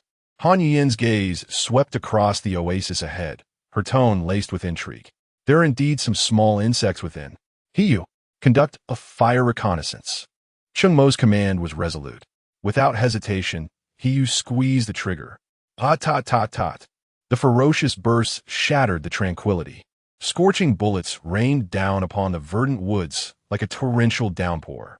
Broken branches and splintered wood cascaded like snowflakes. Fuck. My leg. Damn it. Return fire. Counterattack. As the bullets whizzed past, a cacophony of anguished wails and furious roars erupted from the dense forest, akin to a hive of disturbed hornets. Suddenly, several tongues of flame, varying in length, shot forth from various corners. The metallic clattering of bullets relentlessly struck the heavy armor plating, producing a chilling cacophony. The sparks that flew were reminiscent of perilous fireworks during a festival. Damn it, there was indeed an ambush. Leave none alive. Cheng Mo spat, realizing that this place was fraught with peril. Bang, bang, bang. The three armored vehicles unleashed a more ferocious roar from all their fire points in an instant. The retaliatory barrage formed a tempest of steel, forcefully sweeping toward the concealed positions. Tree trunks, as thick as a fist, were severed like mere toothpicks, and the splintered wood scattered like raindrops. The gunfire gradually subsided, and the depths of the oasis were once again shrouded in eerie silence. Save for the crackling of burning leaves and the acrid scent of gunpowder, mingled with the metallic tang of blood in the air. Cheng Mo fixed his gaze on the desolate woodland, snorted coldly, and jumped down from the vehicle, clutching the dark crimson-scarlet storm submachine gun with one hand. The heat, combined with the unique humidity of the forest and the scent of blood, assailed his senses. Yin, Shangwan, follow me in to confront these scoundrels. The rest of you, stay put. Chapter 58. Effortlessly crushing as the words fell, Han Yuyin and Shangwan Han leapt from the vehicle. Han Yuyin held her submachine gun steadily, her gaze as sharp as a scanner. Shangwan Han resembled a javelin, with the gun barrel slightly lowered but his steps radiating a panther's vigilance and swiftness. The trio formed a triangular formation, devoid of any flamboyance, as they advanced step by step into the death-laden thicket. The soles of their boots crunched upon decaying leaves and broken branches, the sound strikingly clear. Bang, bang, bang. A series of muffled gunshots erupted. The concealed enemies could no longer contain themselves, bullets whistling in from the left and right. Cheng Mo and his companions barely flickered an eyelid. The bullets viciously collided with their volcanic armor, There was no metallic clatter, only a peculiar sound, akin to a heavy fist striking an ancient tree root.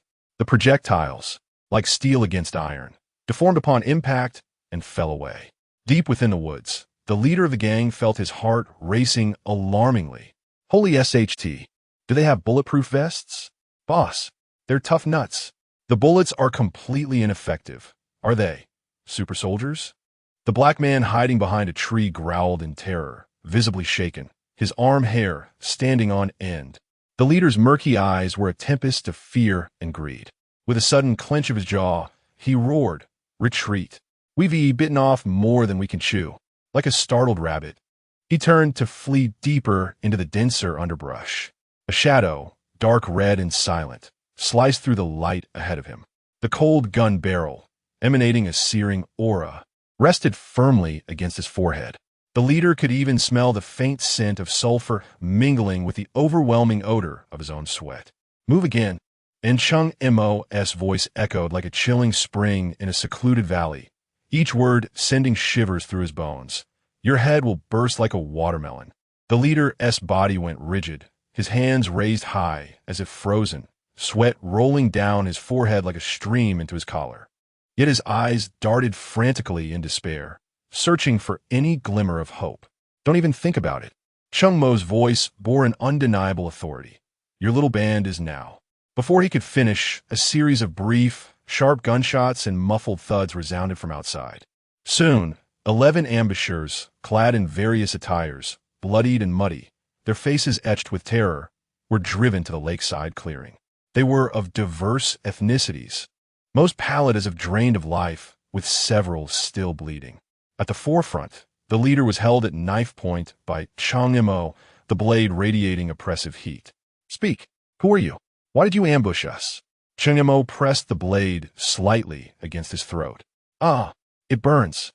The searing pain caused the leader to tremble violently, sweat pouring forth, a charred scent wafting from his collar. "No, I'll talk. We're from the Eagle side, fortuitously transported near the oasis. I encountered several groups of individuals, intent on seizing resources, yet I dispatched them all with ease.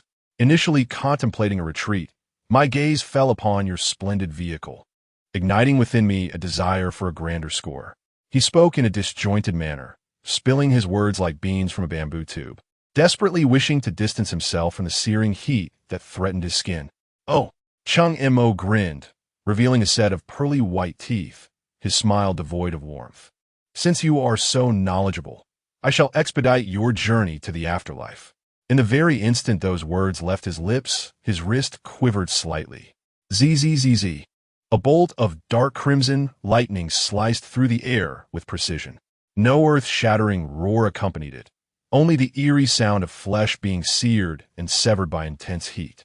The fear on the face of the old leader solidified into shock and bewilderment, his head tilting an unnatural angle as a plume of smoke and the acrid scent of charred flesh ascended. He scarcely had time to emit a final scream before his body lurched forward heavily, the charred wound devoid of blood. Simultaneously, Han Yuyin and Shangwan Han's firearms erupted without warning, emitting short, precise whistles. Their stances remained largely unchanged, as though the guns had merely swayed casually. In the following moment, the 10 captives froze like wheat stalks felled by a scythe, each sporting a small, singed blood hole in the center of their foreheads. A wisp of smoke curled upward. There was no struggle, no cries of anguish. The terror in their eyes was swiftly replaced by astonishment, as the flame of life was snuffed out with chilling accuracy. Their lifeless bodies thudded heavily onto the damp sand by the lakeside. Observing the fallen survivors, Cheng Mo furrowed his brow, instructing, "Have someone come to clean up the battlefield." Shangwan Han nodded slightly and proceeded to walk out towards the oasis. Minutes later, 3 armored vehicles came to a steady halt beside the lake, and Cheng Mo's group gathered around them. "Boss, in this skirmish, we acquired 16 wristbands and 7 firearms. Adding to the 5 wristbands and 5 firearms seized from Little Days, we now possess a total of 21 wristbands and 12 firearms," Shangwan Han reported, laying the spoils on the ground before them. Cheng Mo acknowledged, casually picking up the wristband that belonged to the old leader, twirling it between his fingers. The remaining wristbands, Yuyin, Shangwan, you may fuse them. Upon hearing this, the two exchanged glances, each taking 10 wristbands to commence the fusion. Without hesitation, Cheng Mo integrated the old leader's wristband into his own. As the fusion completed and he opened his wristband repository, he was struck by the astonishing expansion of space within, grasping the true essence of the victors reaping all. At that moment, his wristband repository had astonishingly expanded to 213 slots. Beyond the original supplies, a plethora of spoils had materialized. Among them, 6 territorial cabinets, not to mention over 2,000 portions of essence soil stored within. After a brief inventory of the supplies at hand, Cheng Mo instructed the group, "The conditions here seem quite favorable. Shall we take a moment to rest? We have been traveling since the transmission for quite some time now. A brief respite would be beneficial." Han Yuyin nodded in agreement. Noticing that no one else voiced any objections, Cheng Mo promptly arranged several fortifications to encircle their location. Having completed this task, he then positioned a mobile dwelling in the center of the fortified area. "Kiki, Yuling, please prepare some food." With that, Cheng Mo made his way to the top of one of the fortifications, leaned against the parapet, and began to rest. Before long, he succumbed to a deep slumber. When he awoke again, the surroundings were filled with a cacophony of noise. What was happening? Cheng Mo rubbed his bleary, crimson eyes and glanced down from the fortification.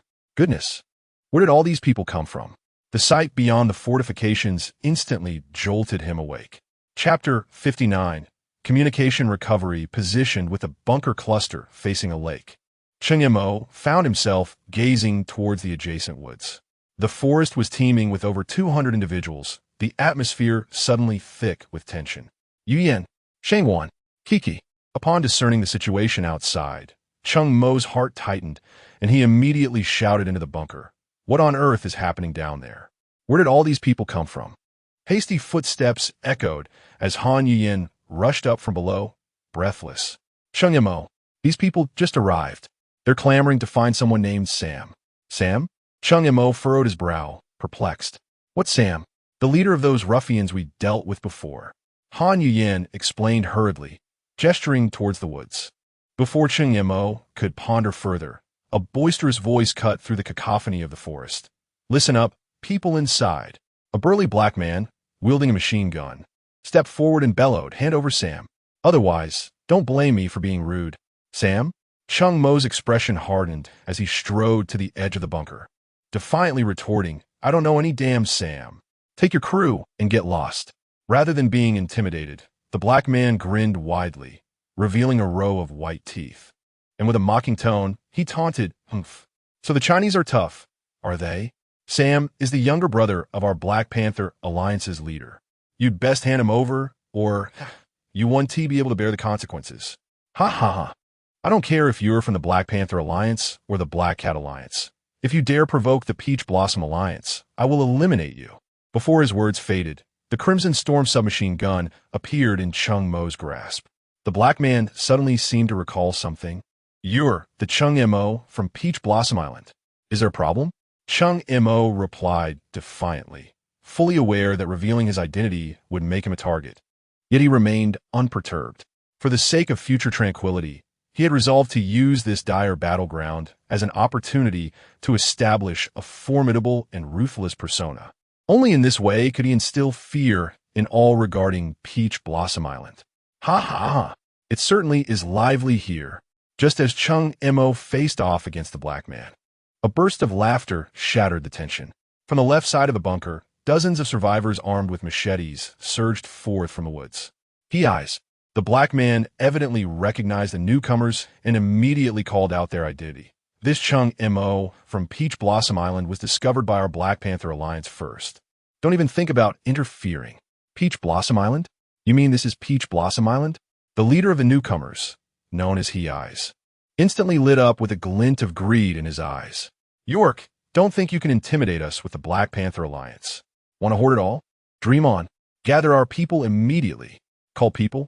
Cheng Mo's heart sank at the realization that the adversaries could summon reinforcements. "Brother Cheng Mo." The hurried footsteps of Han, Kiki echoed alongside shouts from below. The wristband. The communication function has been restored. Indeed, this was troubling. With communication revived, Cheng Mo immediately attempted to access the world channel. As soon as it connected, a torrent of frenzied messages surged forth like a tempest. The channel already in a state of uproar. Particularly notable were the remarks from Xiao Rizi, each word laced with a ravenous malice. Coordinates 3589 for 1726. Cheng Mo has blocked Taohua Island. Those seeking benefits, hurry up and come. Where's that brat Cheng Mo? Just wait. Our Shanghai Alliance is coming for you. Don't let him escape. Members of the British Alliance, assemble within the hour. Bounty for the location of Taohua Island. Eliminate him, and we'll share the spoils. Each message struck Cheng Mo like a death knell, his expression darkening, as if shrouded in a layer of ice. So they wish to take me down, do they? Very well. I shall show you the taste of shattered teeth. Cheng Mo's tightly clenched fists emitted a chilling crack. Let us go. Downstairs. Everyone, assemble immediately. Before his words had fully left his lips, he was already charging toward the ground floor. The others quickly gathered. The first floor of the bunker filled with a palpable tension of impending battle. Cheng Mo's keen gaze swept over each person, ultimately landing on Gu Hong and her companions. Gu Hong, you have heard the situation outside. This is my final inquiry. Do you wish to join the Taohua Alliance? Alliance leader. Gu Hong met his gaze, her voice resonating powerfully. We are already members of the Taohua Alliance.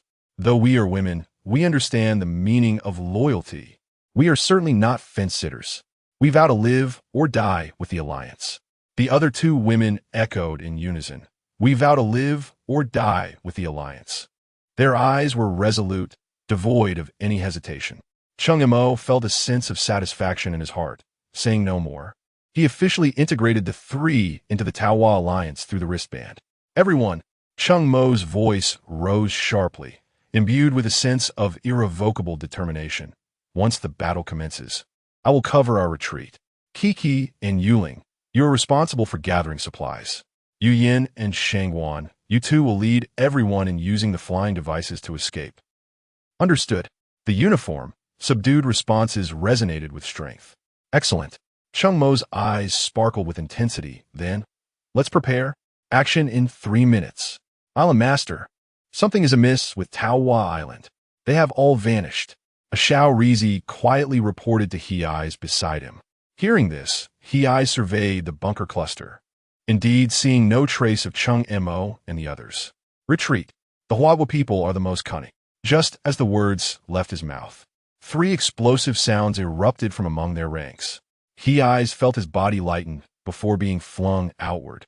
Moments ago, Cheng Mo had unleashed his most formidable weapon, the 3 Italian cannons. As the 3 shells detonated among the crowd, a vast cloud of smoke and shrapnel filled the air. In an instant, dozens fell among both factions.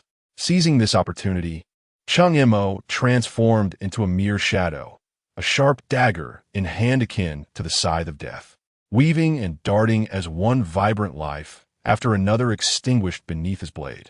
Bang, bang, bang. Meanwhile, Han Yuyin and Shangwan Han unleashed a torrent of fire from their formidable rifles. The bewildered crowd was caught off guard, succumbing to the ground in swift demise.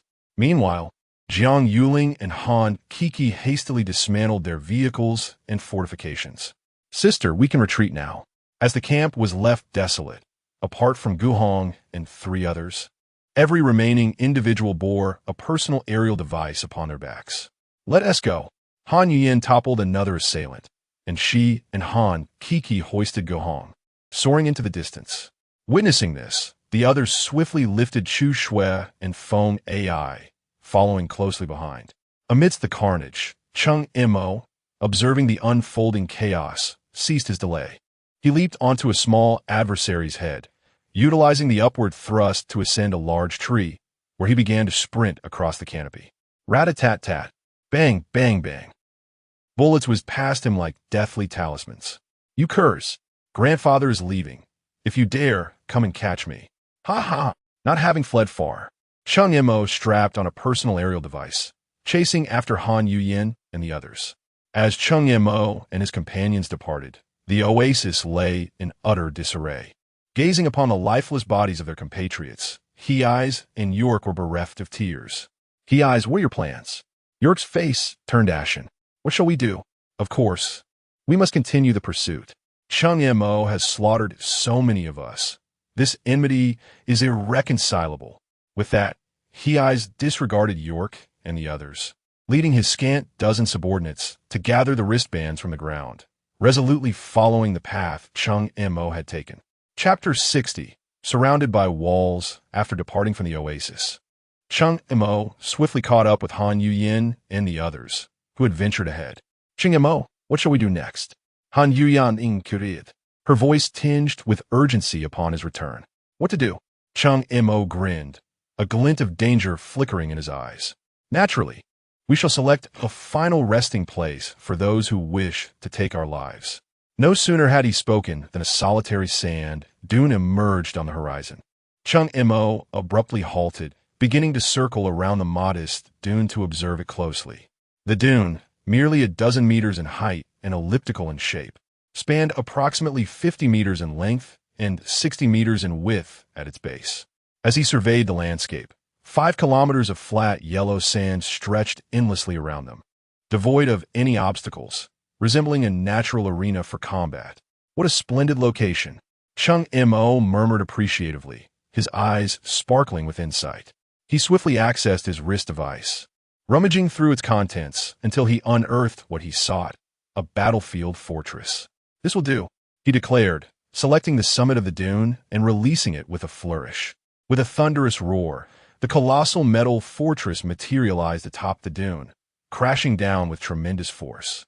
In an instant, a cloud of sand surged into the air, resembling a cascading yellow waterfall, obscuring the sky.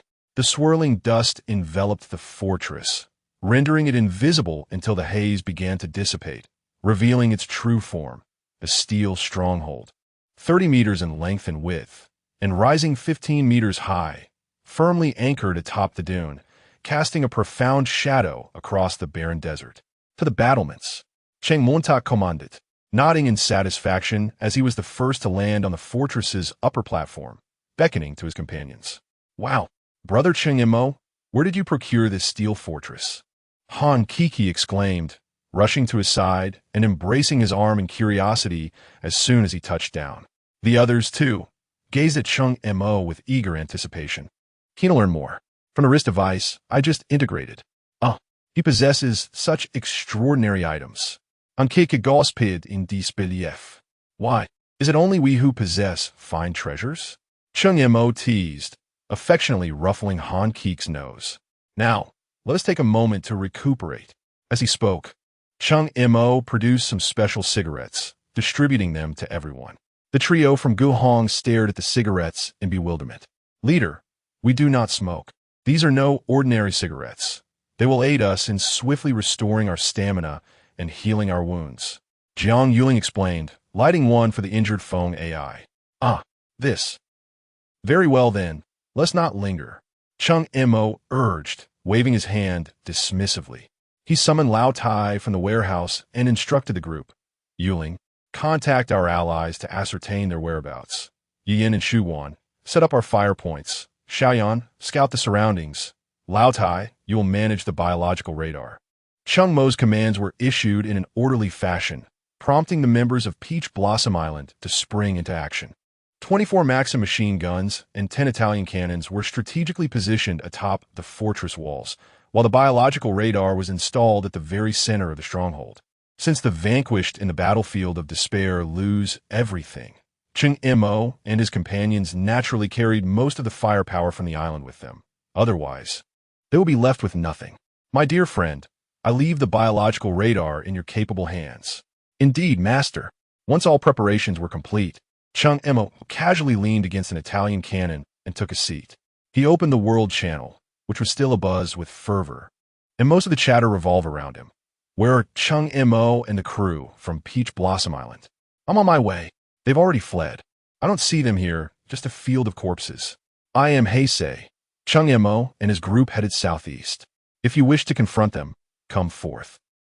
Ha ha ha. Cheng Mo, you finally met your match. It's me, Chien Sanhu. Charge, brothers. Kill Cheng Mo and seize the beauties. Observing the comments on the public screen, Cheng Mo smirked disdainfully, a glint of menace flickering at the corner of his mouth. He then typed on the virtual keyboard, I am Cheng Mo from Peach Blossom Island. Current coordinates, 8,527-6420. If you're an enemy, come take a swing at me. As soon as the message was dispatched, his audacity incited a chorus of outrage. How dare you, Cheng Mo? Instead of lying low, you audaciously reveal your coordinates. It's tantamount to courting death. Well, Cheng Mo may be Chinese, but he certainly exhibits a warrior spirit. Wait for me. Oh, this young man is quite bold. I rather like that. Don't run away. I'm coming for you. Those who are arrogant shall inevitably face retribution. Brothers, let's get him. Watching the incessant uproar on the public screen, Cheng Mo chuckled. Come on, the more the merrier. Today, I shall unleash a slaughter that will ensure no one dares to provoke me again. Originally, Cheng Mo was enjoying a peaceful vacation, but these individuals seemed determined to target him. Unless he eliminated them, they would remain oblivious to their own insignificance. Just as he closed the World Channel, he noticed a private message. It was from Long Zhan, containing a simple yet heartwarming message. What you up to? Why reveal your coordinates? Wait for me. Those few words revealed to Cheng Mo a different facet of this perilous world. It was indeed comforting to have compatriots. Just as he finished reflecting, he heard the shrill sound of radar alarms. Master, there are individuals entering the radar detection range from the northwest, a total of 93 people. Immediately, his companion's mechanical voice chimed in. Understood. Continue monitoring. Beep, beep, beep. From the moment the radar first sounded, it was as if Pandora's box had been opened. Every few minutes the radar would emit another alert. The number of individuals outside the sand dunes surged from the initial 93 to over 1,000. Due to the positioning of the dunes, these individuals halted 3 kilometers away. They certainly remembered that the weaponry on Cheng Mo's side had a range extending to 3 kilometers.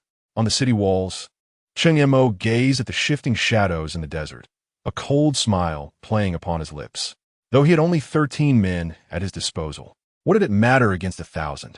Since the advent of the Maxim gun, the number of personnel was no longer the determining factor in the outcome of war. He held 24 Maxim guns and 10 Italian cannons in his possession.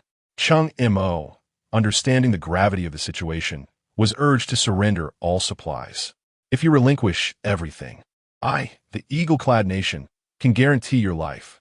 Just as Cheng Mo pondered this, a voice emanated from the iron loudspeaker, speaking in Mandarin.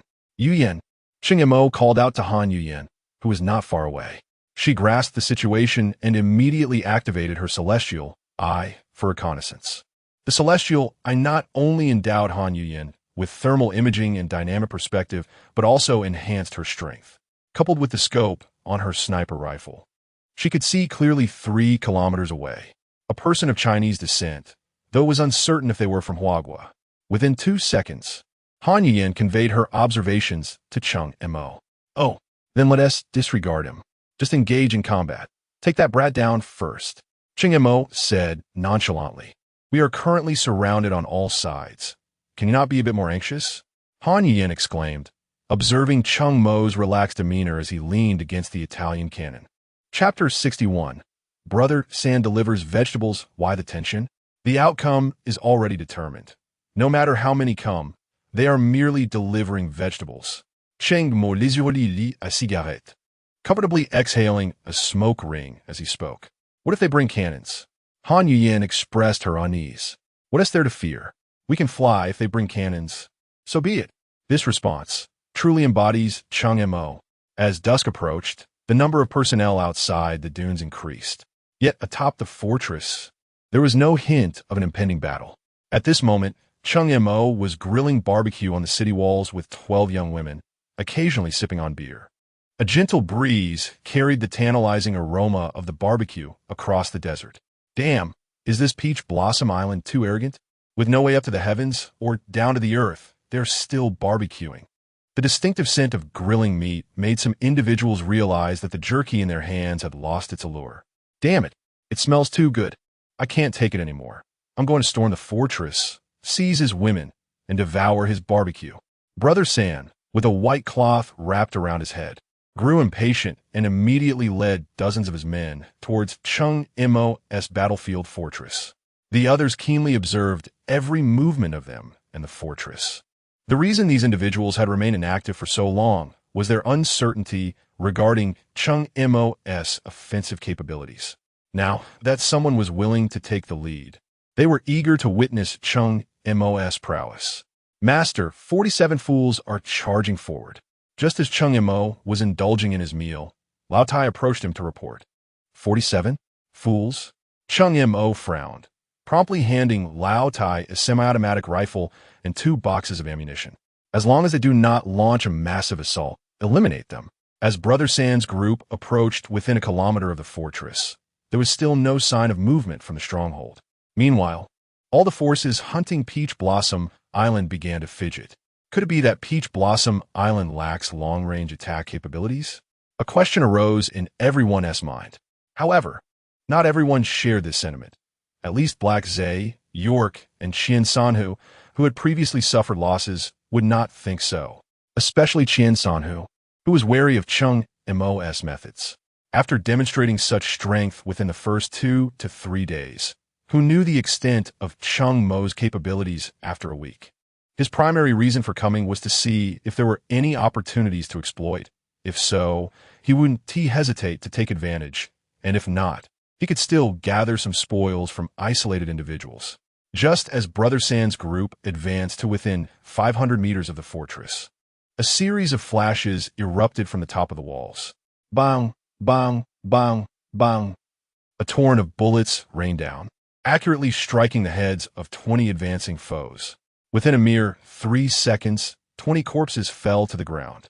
1 magazine emptied, and in less than 5 seconds, gunfire erupted once more. Bang, bang, bang. Another 20 bodies fell. At this moment, the remaining members of the team, now reduced to 7, panicked, screaming and scattering in all directions. Alas, their flight was destined to be futile. The outcome had been sealed the moment they entered the kilometer radius. Under the formidable computational power of Lao Tai, a distance of 1,000 meters could be precisely targeted. Could they escape? Well, the last 3 collapsed to the ground. A profound silence enveloped everyone outside the dunes. Was this truly the might of Peach Blossom Island? In less than 20 seconds, 47 lives were extinguished, and only 1 opponent had engaged. This simply could not stand. If individual teams advanced one by one, it would undoubtedly be akin to delivering their heads on a platter. The optimal strategy was to unite and employ a human wave tactic. Amidst the crowd, someone voiced this thought, igniting the atmosphere. This brother's insight was astute. I have another plan. We possess ample supplies, do we not? If we place stones, wood, or other materials along our path, their firepower would be neutralized. Indeed. We could even dig tunnels beneath the sand to launch a surprise assault, potentially reaching directly beneath their fortress. Yes, let us proceed with this. In an instant, the entire assembly formed to hunt Peach Blossom Island began to mobilize, intent on leveraging the cover of night to deliver a devastating blow to Cheng Mo. Within the throng, several individuals exchanged glances and huddled together, promptly sending a message to the leader, reporting the situation at hand. Boss, Han Dong has sent word that these fellows are preparing to dig tunnels. As Jiang Yuling, gnawing on a piece of spoiled meat, felt her wristband vibrate, she relayed the news to Cheng Mo. Upon hearing this, Cheng Mo wore a peculiar expression. Digging tunnels? My fortress is made of metal. Master, the outsiders are all on the move. They're constructing obstacles, attempting to approach our fortress through this method. Just then, Lao Tai's voice echoed again as Cheng Mo momentarily lost his focus. All right, everyone, the shooting contest begins now. With that, Cheng Mo drew a semi-automatic rifle and took position on a section of the wall, commencing fire. Bang! In that instant, a bullet pierced the forehead of an individual hiding behind a rock.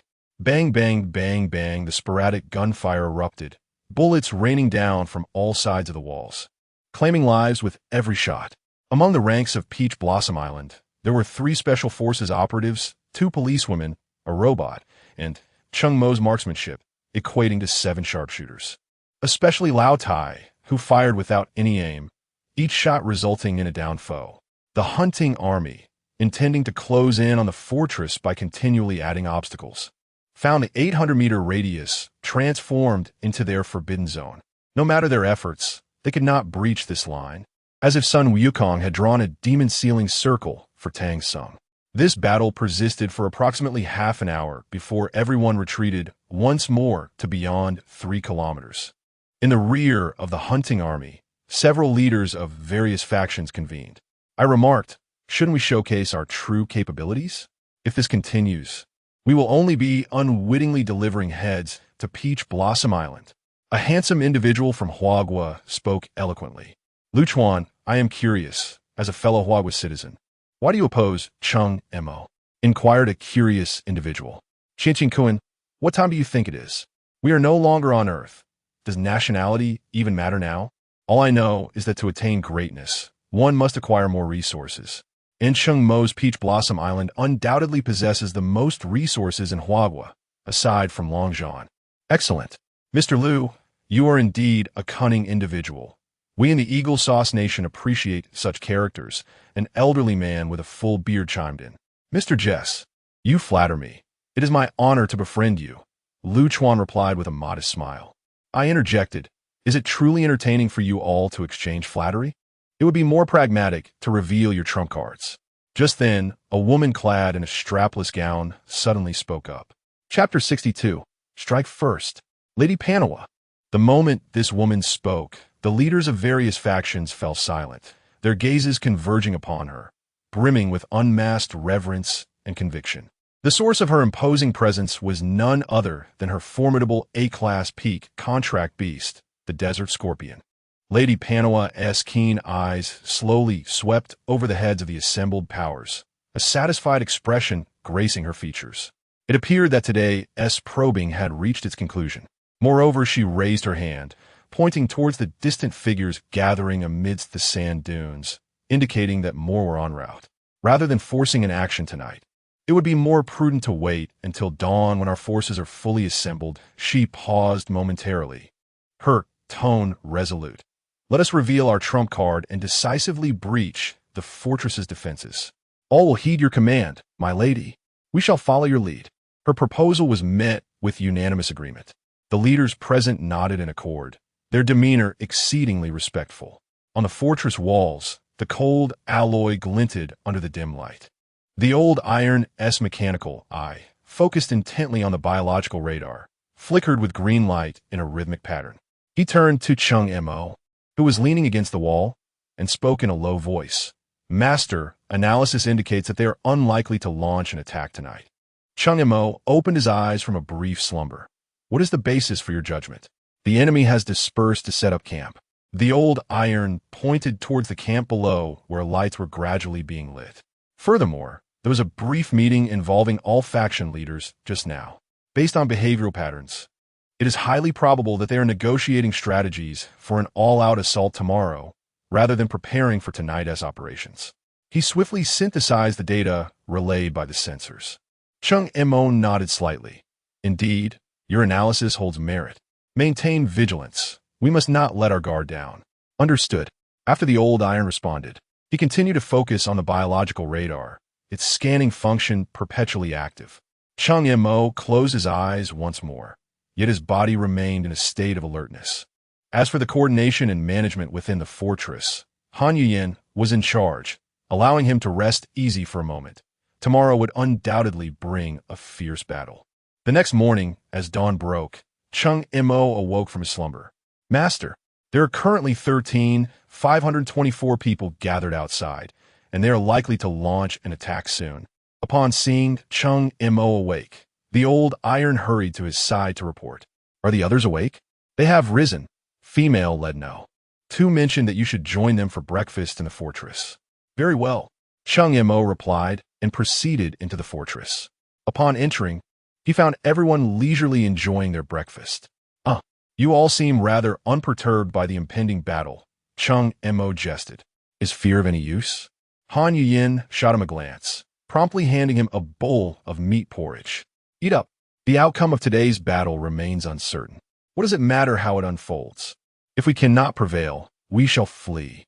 Cheng Mo remained indifferent, confident in their ability to soar through the skies. But what if the enemy possesses the same power? At that moment, the usually taciturn Shang Han suddenly spoke. If they can also fly, then I shall eliminate those who dare to take to the skies. Faced with the palpable killing intent emanating from Cheng Mo, no one dared utter a word.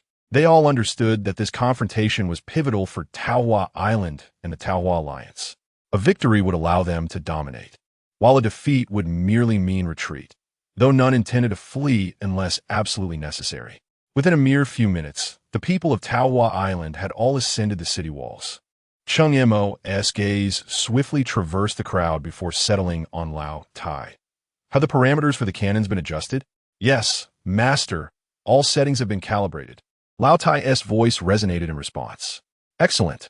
A glint of cold light flashed in Cheng Mo's eyes as he commanded, all personnel, fire.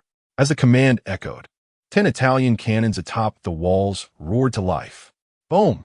Boom! Boom! The deafening sound of cannon fire split the air. The pre-calibrated parameters executed their purpose beautifully. The gunners merely needed to pull the bolt and reload.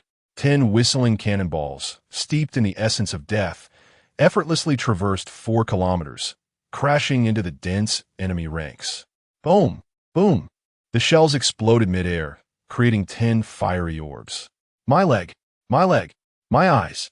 I cannot see. Help me! For mercy's sake! Countless sharp shrapnel transformed into the scythe of death, mercilessly harvesting lives. In an instant, blood and flesh flew as screams melded into a horrifying chorus, with hundreds of enemy soldiers collapsing like wheat before the scythe. Yet, more devastating than the immediate casualties was the eruption of fear and chaos within the enemy's hearts. What the hell is happening? A figure resembling a leader among the ranks howled, his eyes nearly bulging from their sockets. Wasn't he had said that Taohua Island used the redcoat cannons? That they could only reach 3 kilometers?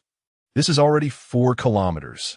Who the hell misreported the situation? Get out here. Another voice trembled in terror. The physical destruction wrought by the 10 shells was merely the first step. The revelation of their true range struck like a hammer upon the hearts of all the hunters, shattering their psychological defenses in an instant. The cannon fire atop the walls showed no signs of abating. Boom! Boom! Boom! The relentless explosions became the most terrifying harbingers of death. Run! Quickly retreat! Don't block the way! The once formidable hunters were now paralyzed with fear. They scrambled backward, trampling one another in their frantic escape. The situation spiraled completely out of control. Amidst the chaos, countless were pushed down, trampled, and injured. By the time over 10,000 hunters had retreated beyond the plains, the flat desert bore witness to more than 2,000 corpses left in their wake. Indeed, among them, many are not yet corpses, but in a short while, that may no longer be the case. Mrs. Paneva, what shall we do now? Just as we have withdrawn from the artillery's range. A dozen leaders from various factions have once again gathered, all eyes fixated on the alluring woman clad in a strapless gown. What shall we do? Was it not previously stated? All factions must reveal their trump cards and launch a decisive assault. I never anticipated that Cheng Mo would dare to strike us first. Mrs. Paneva surveyed the assembly, her gaze drifting towards the distant fortress, a flicker of unexpected intrigue crossing her features. Upon hearing her words, the expressions of the faction leaders were predominantly complex. They surely held trump cards, yet none were eager to reveal them prematurely, if victory were to be theirs. It would be reasonable to claim a share. However, should their trump cards be exhausted, the loss would be substantial. Despite the presence of over 10,000 individuals, most had merely come to fish in troubled waters. Engaging in battle against Peach Blossom Island would undoubtedly lead to casualties, and seizing even a couple of corpses would yield a modest profit. Observing the apprehensive faces among them, Mrs. Paneva sneered contemptuously. What? Are you afraid? If fear has gripped you, then be gone. Madam, how can you say such a thing? Should your desert scorpion be willing to take action, we would certainly comply. One leader articulated the unspoken thoughts of the assembly.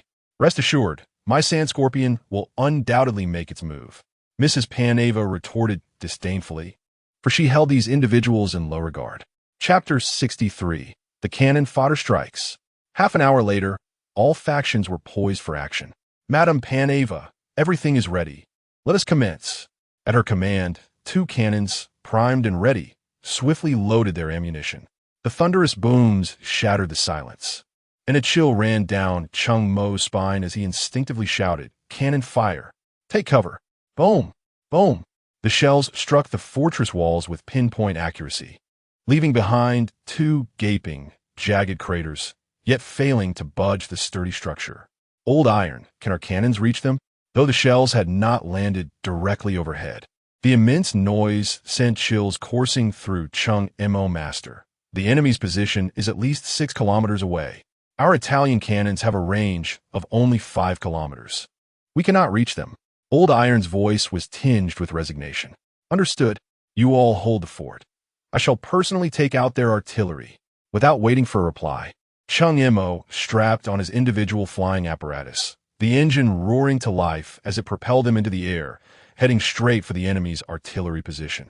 However, as he ascended, he was startled to see a dozen figures with double wings rise into the air, hovering like colossal birds. Can the demi-humans be transported here? This fleeting thought crossed Cheng Mo's mind, only to be swiftly dismissed. Whatever they are, I shall eliminate them.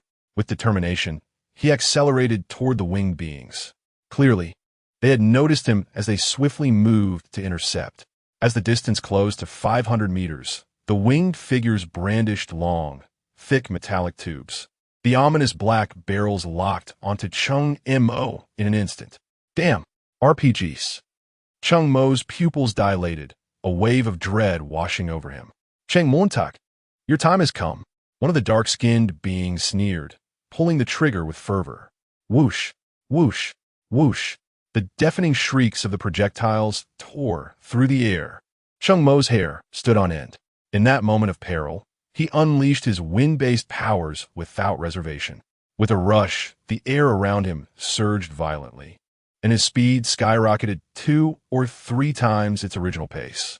Faced with the impending threat of death, Cheng Mo surged forward instead of retreating, his form becoming a blurred azure streak as he charged against the trajectory of the incoming shells. "Think you can kill me?" Boom! Boom! Boom! The shells detonated behind him. The distance of 500 meters vanished in the blink of an eye under his explosive speed. He appeared like a specter before the group of winged beings.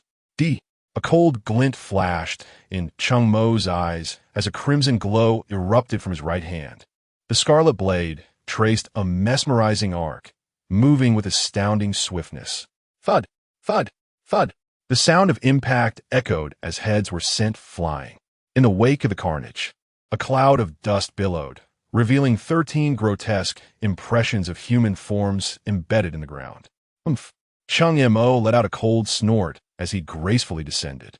With an expressionless visage, he bent down and swiftly retrieved the hand rings of the 13 individuals before soaring into the sky. As he ascended, the ground beneath him erupted violently, and a colossal scorpion, exceeding 5 meters in length, emerged from beneath the sand. Instantly, a dark beam shot toward his face. In a moment of dire peril, Cheng Mo deftly blocked the dark light with the crimson blade in his hand. The clash of metal rang out sharply, and he felt a jolt in his arm as he was hurled backward. What in the world is this? Regaining his composure, Cheng Mo gazed in confusion at the direction from which the attack had originated. Damn, it's a gigantic scorpion. At that moment, the creature's tail flickered with an ominous black glow. "I'm done playing with you." Realizing that the plan to assault the artillery position had failed, Cheng Mo made a beeline for the fortress without a second thought. As soon as he set foot on the fortress platform, the sight before him made his pupils constrict. Beyond the sand dunes, countless foes charged forward with reckless abandon, all wielding swords, their appearances and postures eerily identical, as if crafted from the same mold. "What is happening?" Cheng Mo inquired in a low voice. "It's an illusion," replied Han Yuyan, her tone resolute. Almost immediately, she raised her gun and fired a bullet that whistled through the air, striking one of the indistinct figures. However, the bullet passed through as if it had struck a mere phantom, leaving the target unscathed. TSK. Hon Yuyon Fudovid Harbro. This is for Lao Tai to handle. Cheng Mo firmly grasped her hand, which was poised to shoot again, and decisively commanded, Lao Tai, eliminate the one casting the illusion.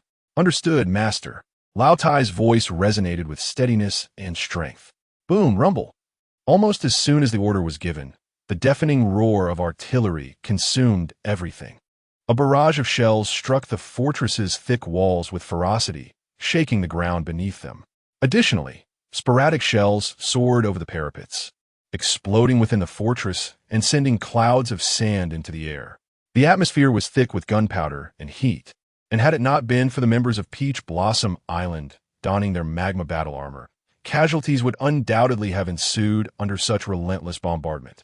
Yet, the true mortal threat at that moment was not the artillery, but rather the enemy's tactic of overwhelming numbers.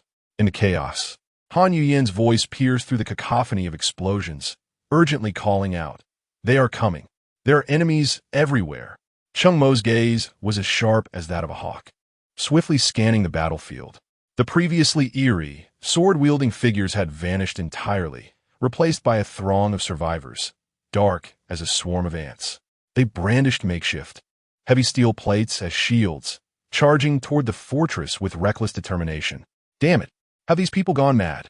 Witnessing the frenzied surge of thousands of survivors, Cheng Mo felt a tremor in his heart, yet he hesitated not for a moment, immediately barking orders. Everyone, pay attention. Ian is responsible for half of the artillery, while Shangwan oversees the heavy machine guns. Upon entering the 3-kilometer mark, indiscriminate firepower shall be unleashed.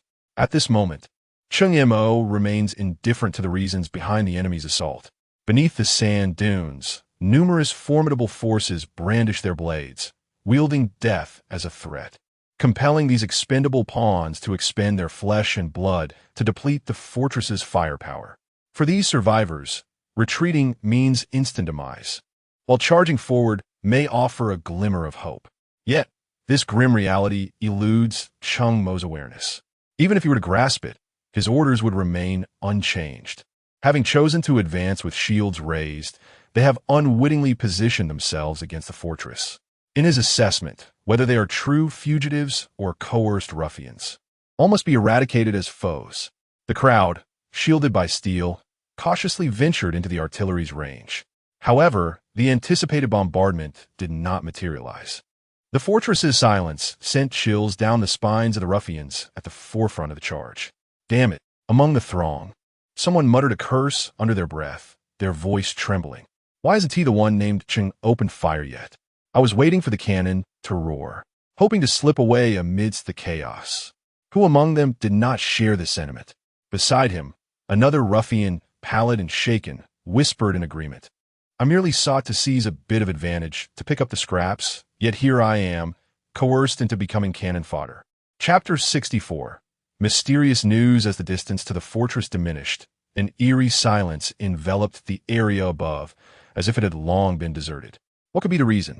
Had the people of Peach Blossom Island fled? It was uncertain. Surely, they couldn't be afraid, could they? It would be natural to be fearful. I heard there were only a handful of them, while we numbered in the thousands. A mere spit from each of us could drown them. Indeed, if I were Cheng Mo, I would have devised a way to escape long ago. Behind the heavy shields, the expendable troops thrust into the front lines were suffocated by the oppressive stillness of the battlefield.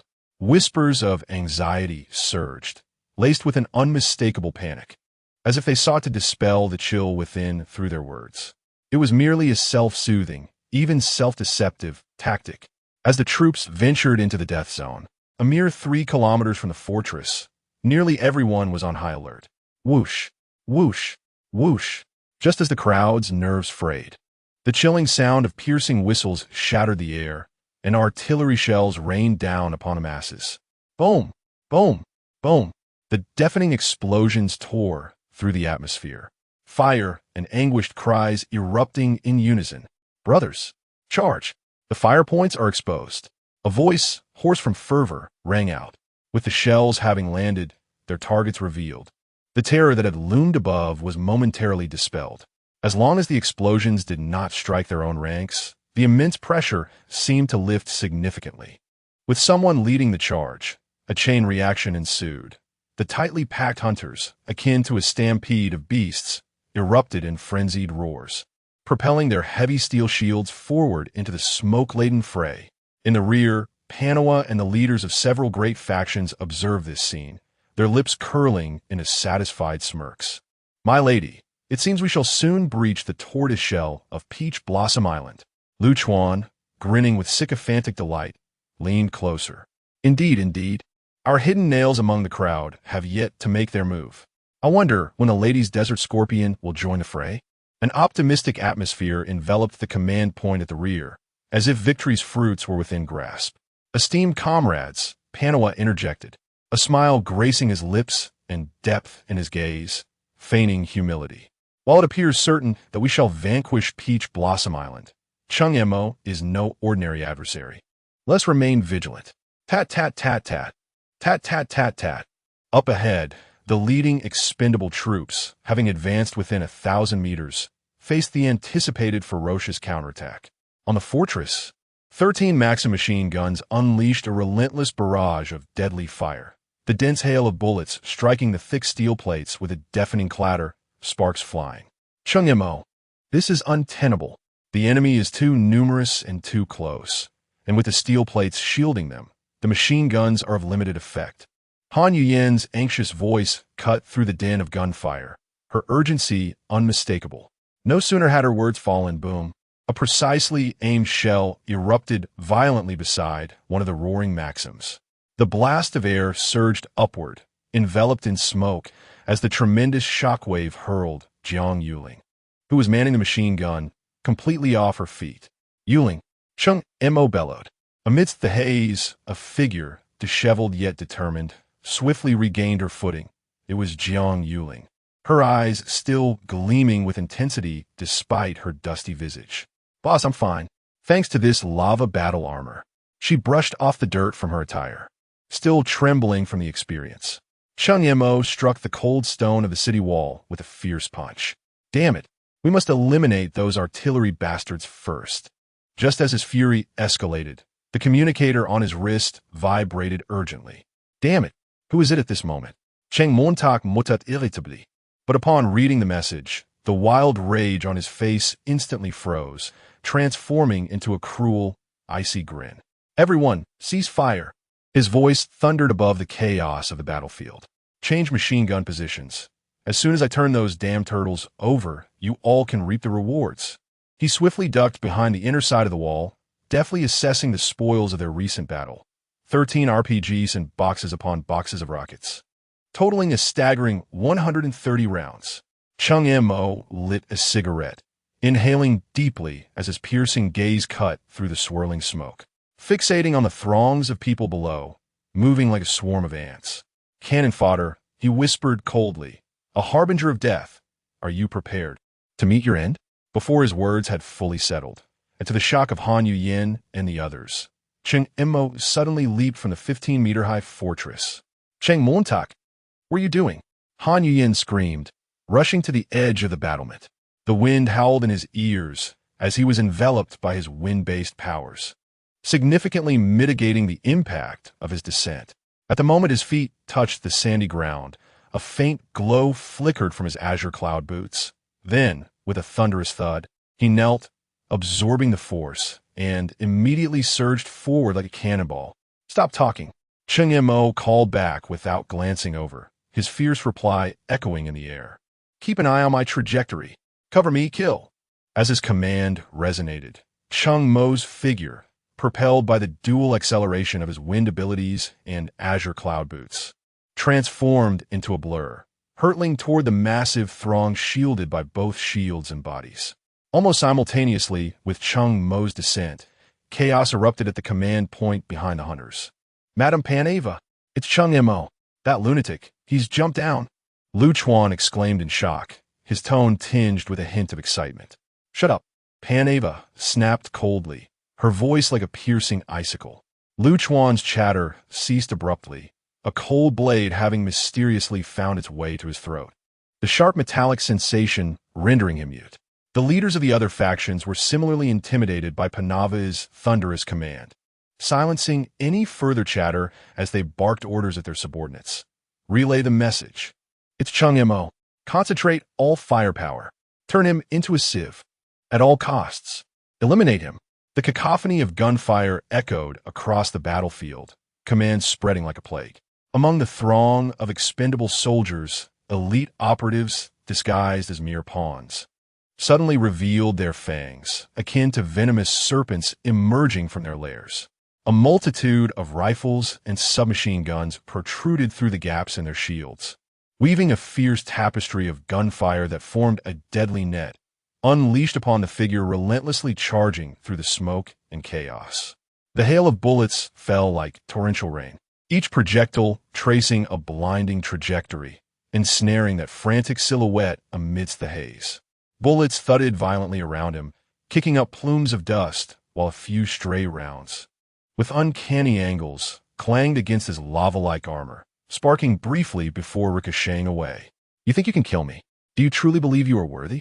Cheng Mo's roar reverberated through the storm of fire, his form moving with an uncanny swiftness and agility, dancing perilously at the edge of the deadly net, much like a stubborn leaf caught in a tempest. 200 meters. This distance, before the overwhelming swiftness, was almost instantaneously consumed. Now it's my turn.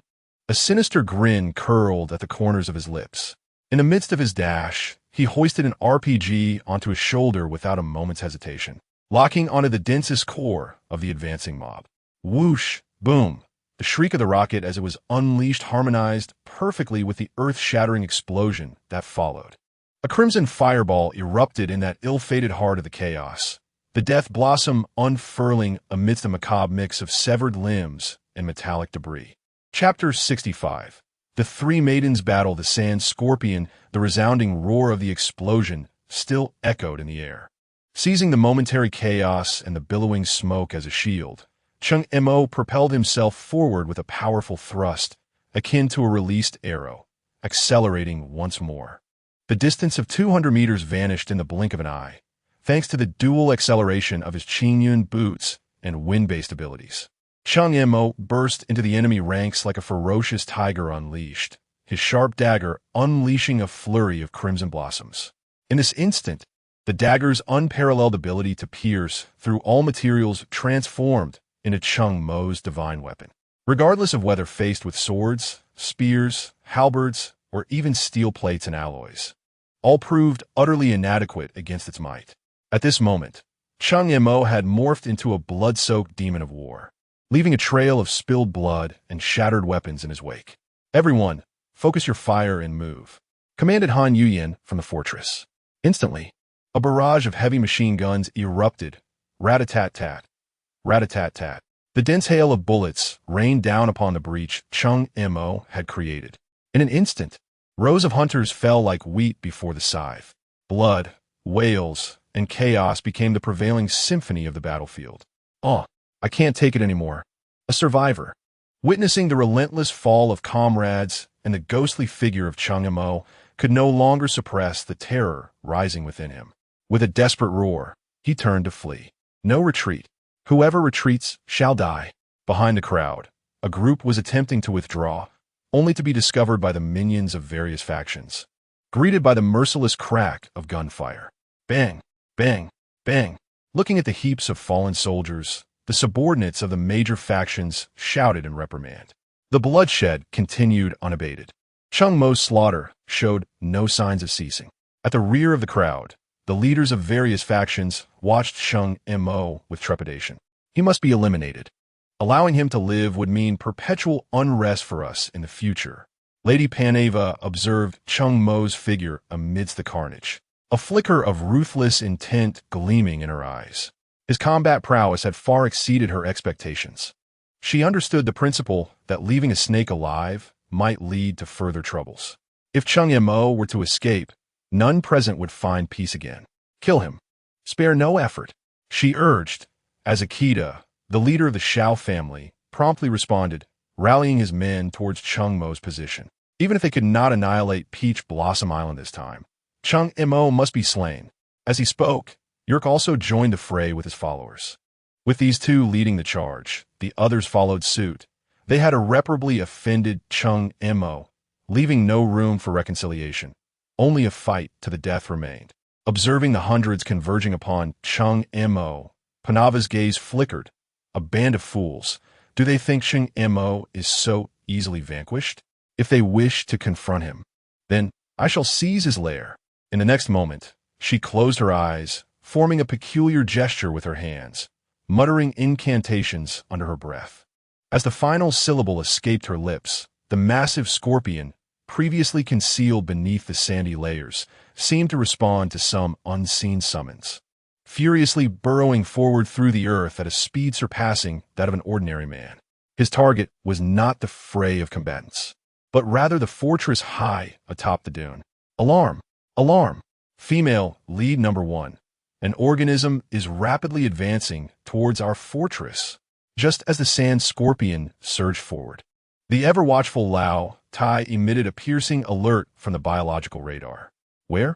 As Han Yuyen inquired, the ground trembled beneath their feet. Suddenly, a cacophony of screeching metal erupted from the metallic floor at the center of the fortress. Before the words could fully escape, a massive crack split the metal floor. A colossal claw emerged from the fissure, swiftly carving out a 2-meter-wide aperture. Shangguan with me. Witnessing this scene, Han Yuyen called to Shangguan, who was firing outward, and readied her Demon Slayer sniper rifle.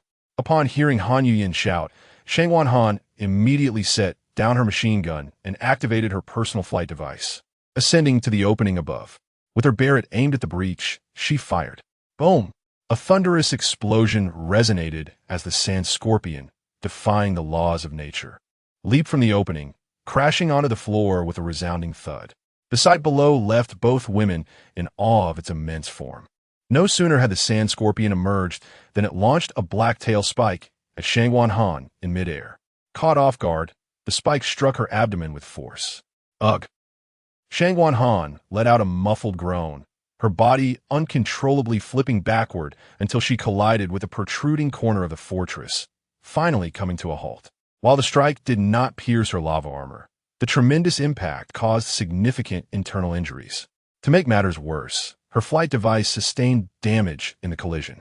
One of the thrusters, blazing with blue flames, had extinguished, while the other flickered erratically. With one thruster incapacitated, Shangguan Han began to plummet toward the ground. Shangguan! Just as she was about to crash onto the floor, Han Yuyen shouted out. In a critical moment, a figure leaped through the air and caught Shangguan Han. It was Huang Mei, who had been monitoring the situation closely. As a special forces operative, she was always vigilant in the midst of battle. Sensing the danger the moment the sand scorpion appeared, she was able to react with remarkable swiftness. Seeing Shangguan Han saved, Han Yuyen felt a wave of relief, and her sniper rifle erupted in flames. Bang, bang, bang, bang, several shots rang out, yet the bullets seemed ineffective against the sand scorpion, as if it were an indestructible armored vehicle. What? Lao Tai quickly analyzed this creature's weaknesses. Yes, female, lead number 1. In response, Lao Tai's eyes shimmered, and a green light shot forth, scanning the sand scorpion's body. 2 seconds later, the glow in his eyes faded. Female, lead number 1. Target the sand scorpion's flank. Upon hearing the analysis from her companion, Han Yuyen did not hesitate in the slightest. She aimed at the side of the sand scorpion and fired several shots in rapid succession. The sound that echoed was not the clash of metal, but rather the sickening noise of metal piercing flesh. The armor-piercing, explosive rounds detonated within the body of the sand scorpion, producing a series of muffled explosions. The intense pain drove the creature into a frenzy. It raised its pincers high and let out a piercing screech directed at Han Yuyen. The sound was profoundly penetrating, drowning out her senses as she prepared to launch her next attack, leaving her feeling disoriented. In that brief moment of distraction, the scorpion's tail glimmered ominously with a dark light, indicating an imminent strike. Just as it was about to unleash its tail spike, the rapid sound of gunfire erupted. Huang Mei, wielding a Bren gun, unleashed a torrent of bullets that accurately struck the scorpion's tail. The impact of the bullets caused the scorpion's tail spike to veer off course. With a sharp clang, the black-tail spike embedded itself into the metallic wall. Simultaneously, the alert Cheng Han fired a shot at the rear of the sand scorpion. The creature emitted a sound uncharacteristic of a scorpion, responding to the attack from behind. Chapter 66. The humanoid meteor hammer. In the next moment, the scorpion's tail flickered with a sinister black light, unleashing a barrage of black spikes that shot towards the three women like bullets from a machine gun. This is bad. It seems that beast has gone berserk. What have you done, Cheng Wan? In response to Han Yuyan's inquiry, Cheng Han's face flushed as she dodged in a panic. I didn't do anything. I merely shot it on the backside. The chrysanthemum? Han Yuyan's expression darkened, realizing that she had struck a critical point. Keep attacking. Sister, do you even hear what you're saying? A black-tail spike whizzed past Cheng Han's nose, sending her into a cold sweat. She had just endured a hit, and her abdomen still ached painfully. At that moment, the three women resembled moles, frantically evading the flying blades. Below, the sand scorpion spun in the center of the fortress, continuously launching its attacks, much like a whack-a-mole game. Whenever they dared to show themselves, spikes would come flying. Sister Yin, this strategy won't work. Huang Mei shouted to Han Yuyan while dodging. If that's the case, then let us not hide any longer. Unleash your abilities. Han Yuyan assessed the surroundings and noted that the enemy had yet to discover their position within the fortress, decisively commanding her team. I've been waiting for you to say that. Upon hearing this, Cheng Han raised her hand, and a fist-sized ice ball materialized in her palm. As her words fell, the ice ball flew towards the sand scorpion below. Bang! Although the ice ball struck the scorpion accurately, its size rendered it incapable of inflicting significant damage. However, Cheng Han had no intention of killing the scorpion with ice magic. A closer look would reveal that upon impact, the ice ball shattered into fragments, adhering to the scorpion's exoskeleton. Bang! Bang! Bang! One after another, ice balls detonated against the scorpion, gradually slowing its movements. I'll join in. At that moment, Huang Mei, who had been waiting for the right opportunity, conjured a basketball-sized green orb of light. With a swift, dunking motion, the green sphere accurately struck the scorpion's head. The instant the orb exploded, countless vines erupted, wrapping tightly around the scorpion's head within a few breaths. A great opportunity, Han Yuyan shouted, leaping towards a cannon. With a flick of her palm, the cannon was stored in her spatial ring. In the next moment, the cannon reappeared, this time aimed directly at the scorpion's body. Boom! Rumble! As the sound echoed, Han Yuyan pulled the cannon's trigger, and a shell accurately struck the scorpion's exoskeleton. Even the formidable scorpion found its back shell blasted open, spewing forth a torrent of dark green fluid and shredded flesh, resembling a rain of gore. Hiss! This assault drove the scorpion into an even greater frenzy. The searing pain elicited a piercing shriek. Its massive pincers slammed against the ground with a resounding crash.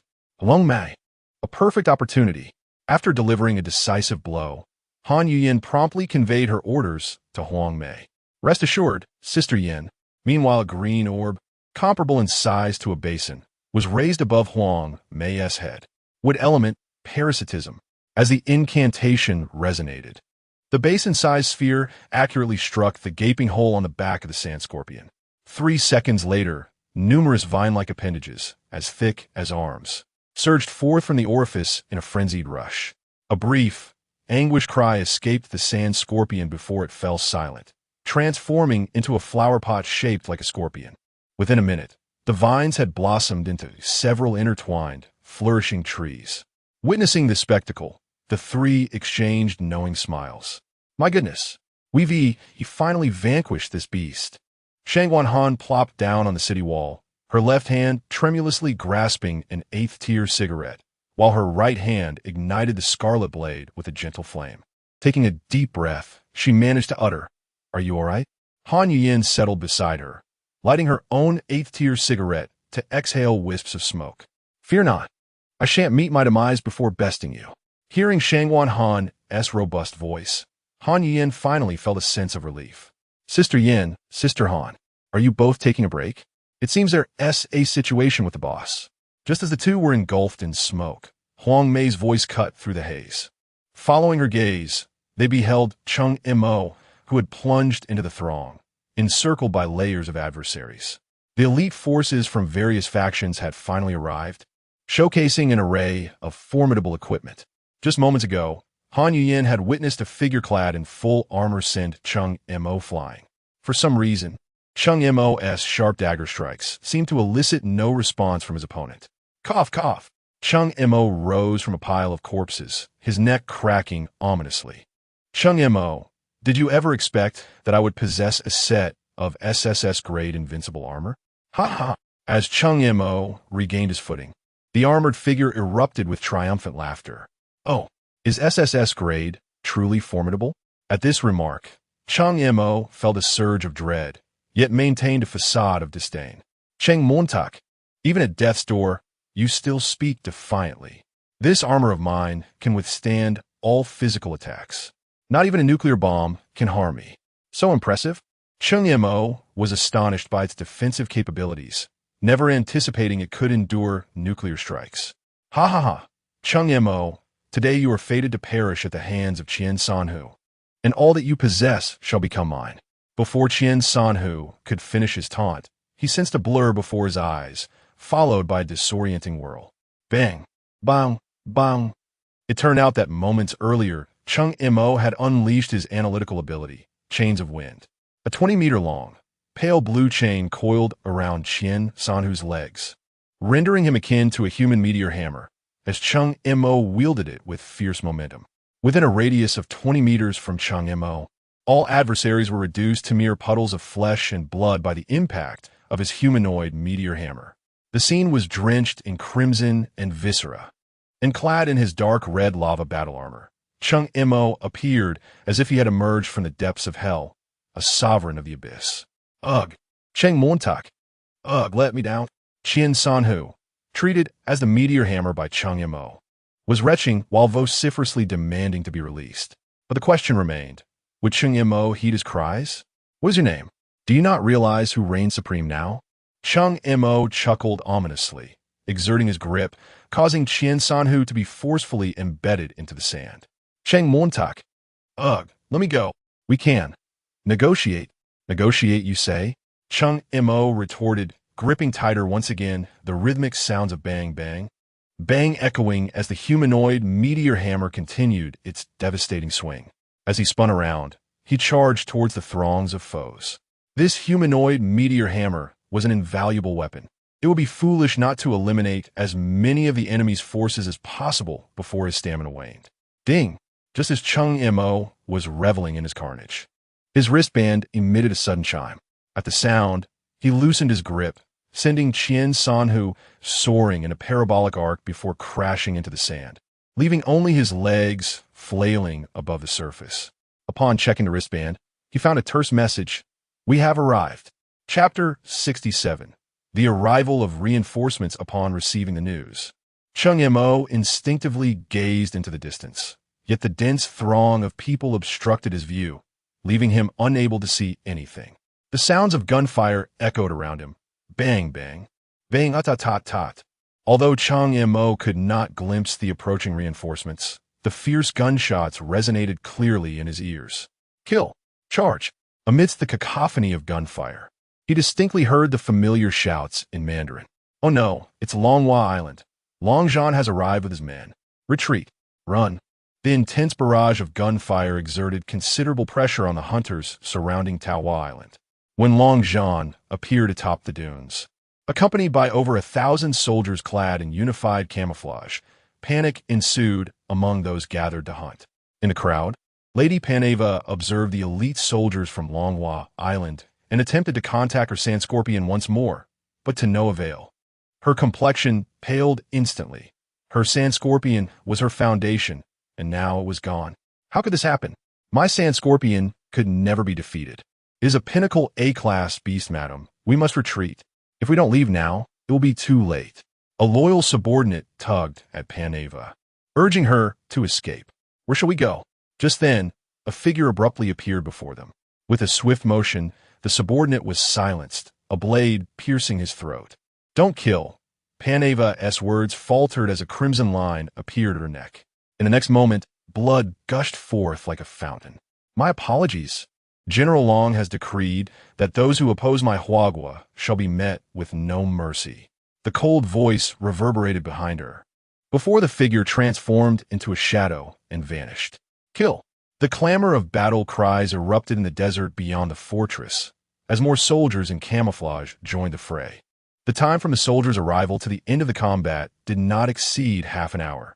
The smoke of gunpowder was torn into wisps by the wind. Cheng Mo kicked aside a broken curved blade at his feet, and with a swift pull of the wind chain, Qian Sanhu tumbled into a sandbank. He raised his gaze toward the edge of the dune. Long Zhan was half kneeling, tending to an injured soldier. As he lifted his wrist, the cuff stained with blood. His fierce demeanor remained unyielded. Noticing Cheng Mo approaching, Long Zhan handed the injured man to his subordinate and walked toward Cheng Mo. Cheng Mo, my brother. What brings you here? Long Zhan scrutinized Cheng Mo and the man he was leading, Qian Sanhu, with curiosity. General Long? Cheng Mo inquired tentatively. Indeed, I am Long Zhan. Upon hearing this, Cheng Mo could not help but appraise Long Zhan. He stood tall and composed, with a square face and a spirited buzz cut. General, I'm Cheng Montak. I extend my heartfelt gratitude for your assistance. Cheng Mo clasped his fists in respect. Ha ha ha, my young friend, even if I had not come, you would likely have been just fine. Long Zhan remarked, his interest piqued by the lava battle armor Cheng Mo donned, clearly a remarkable piece of equipment. You flatter me. General, without your intervention, we would have undoubtedly been unable to eradicate these foes. Upon hearing this, Long Zhan was momentarily taken aback. You can't possibly have intended to annihilate them from the very beginning, could you? He exclaimed. Of course, isn't that quite normal? Cheng Mo replied, perplexed and unaware of any flaws in his reasoning. If I may be so bold, how many of you are there? Long Zhan inquired with curiosity. There are 13 inside the fortress and 3 outside. Cheng Mo gestured towards the trio, indicating they were members of his Peach Blossom Alliance. He had instructed them to depart at the onset of the battle, returning only once it concluded. You think 16 of you can eliminate over 10,000? Long Zhan's mouth fell agape, seemingly incredulous at his own words. 16 is no small number, and prior to your arrival, had we not already dispatched several thousand ourselves? Cheng Mo retorted, not boasting but rather stating facts. During the preceding conflict, through bombardments, trampling, and his own surprise attacks, they had directly or indirectly accounted for over 5,000 casualties. Upon hearing Cheng Mo's reported achievements, Long Zhan fell into contemplation, and after a considerable pause, he spoke.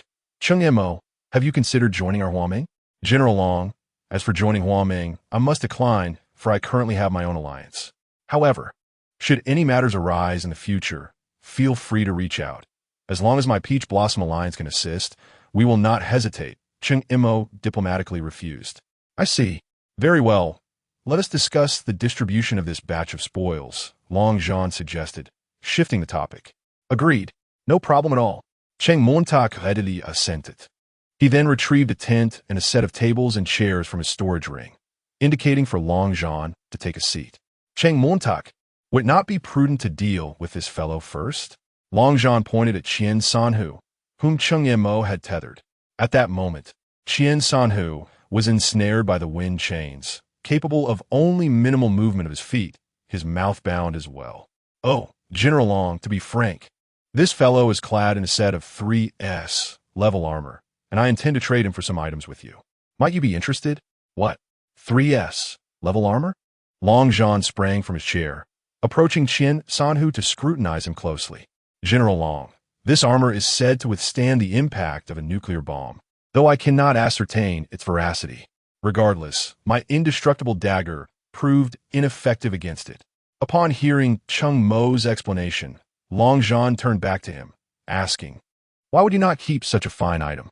Indeed, it is a remarkable piece, yet it is merely that.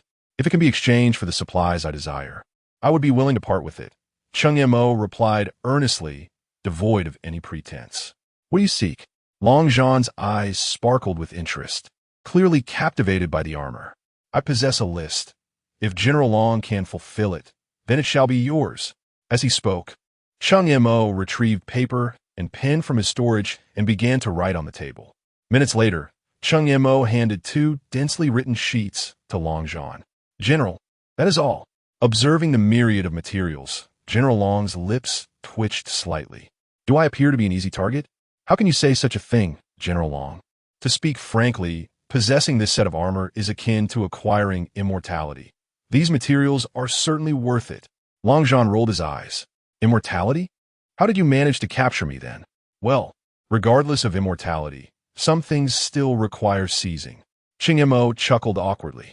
Long Zhan paid little heed to Cheng Mo's inner calculations and turned his attention to the list in hand. Young man, none of these materials are straightforward. Are you certain you're not jesting? Ha ha ha. General, while these items may pose a challenge for others, they should be a piece of cake for you. Cheng Montak laukit hatili, showing no hint of embarrassment. 60%. These resources are worth no more than that. Unacceptable. 90%. Anything less is non-negotiable. We are all from Huagua. 70%.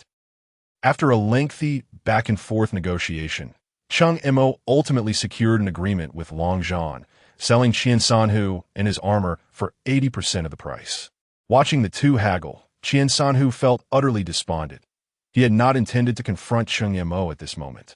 However, upon witnessing the influx of players on the global channel, he thought to seek some advantage. In his perception, as long as he donned this armor, Cheng Mo would be unable to harm him.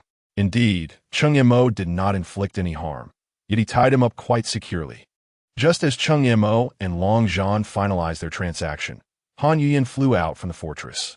Cheng Mo, trouble is brewing. Her voice arrived before her presence did. Chapter 68. Dragon Battle. General Long Zhan, I apologize. I have some matters to attend to. Cheng Mo clasped his fist respectfully towards Long Zhan. No worries. You may attend to your affairs. Long Zhan replied with a hearty smile. Understood.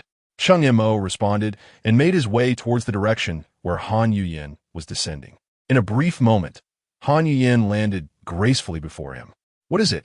Cheng Mo inquired, his brow furrowed in confusion. It is about one of our alliance's islands. Han Yuyan stepped closer and whispered the details into Cheng Mo's ear. Is that so?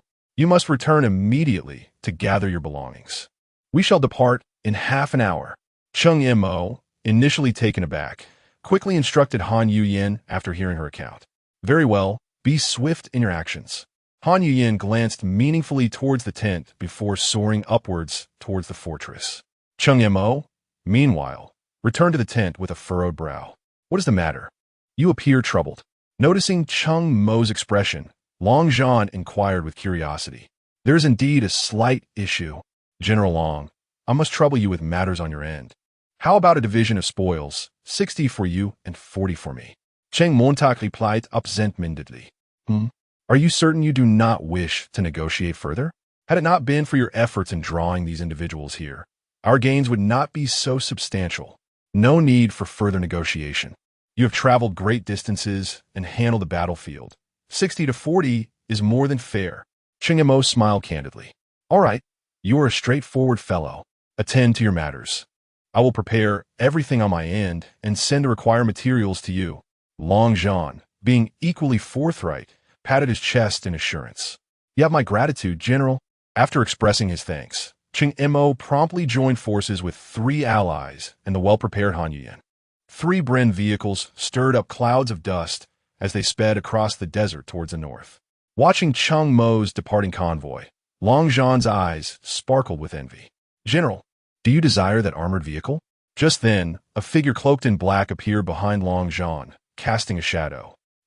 Our Huameng is not short on individual weapons, but we have yet to secure any armored vehicles. Long Zhan sighed in response. In that case, why not purchase one from Cheng Mo? The woman's voice rang out melodiously. There is no rush. We must proceed with caution, as our relationship with him remains precarious. Long Zhan replied sagely. Understood. As they spoke, the woman handed him 2 wristbands. General, one of these is from Panava, and the other belonged to that Qian Sanhu.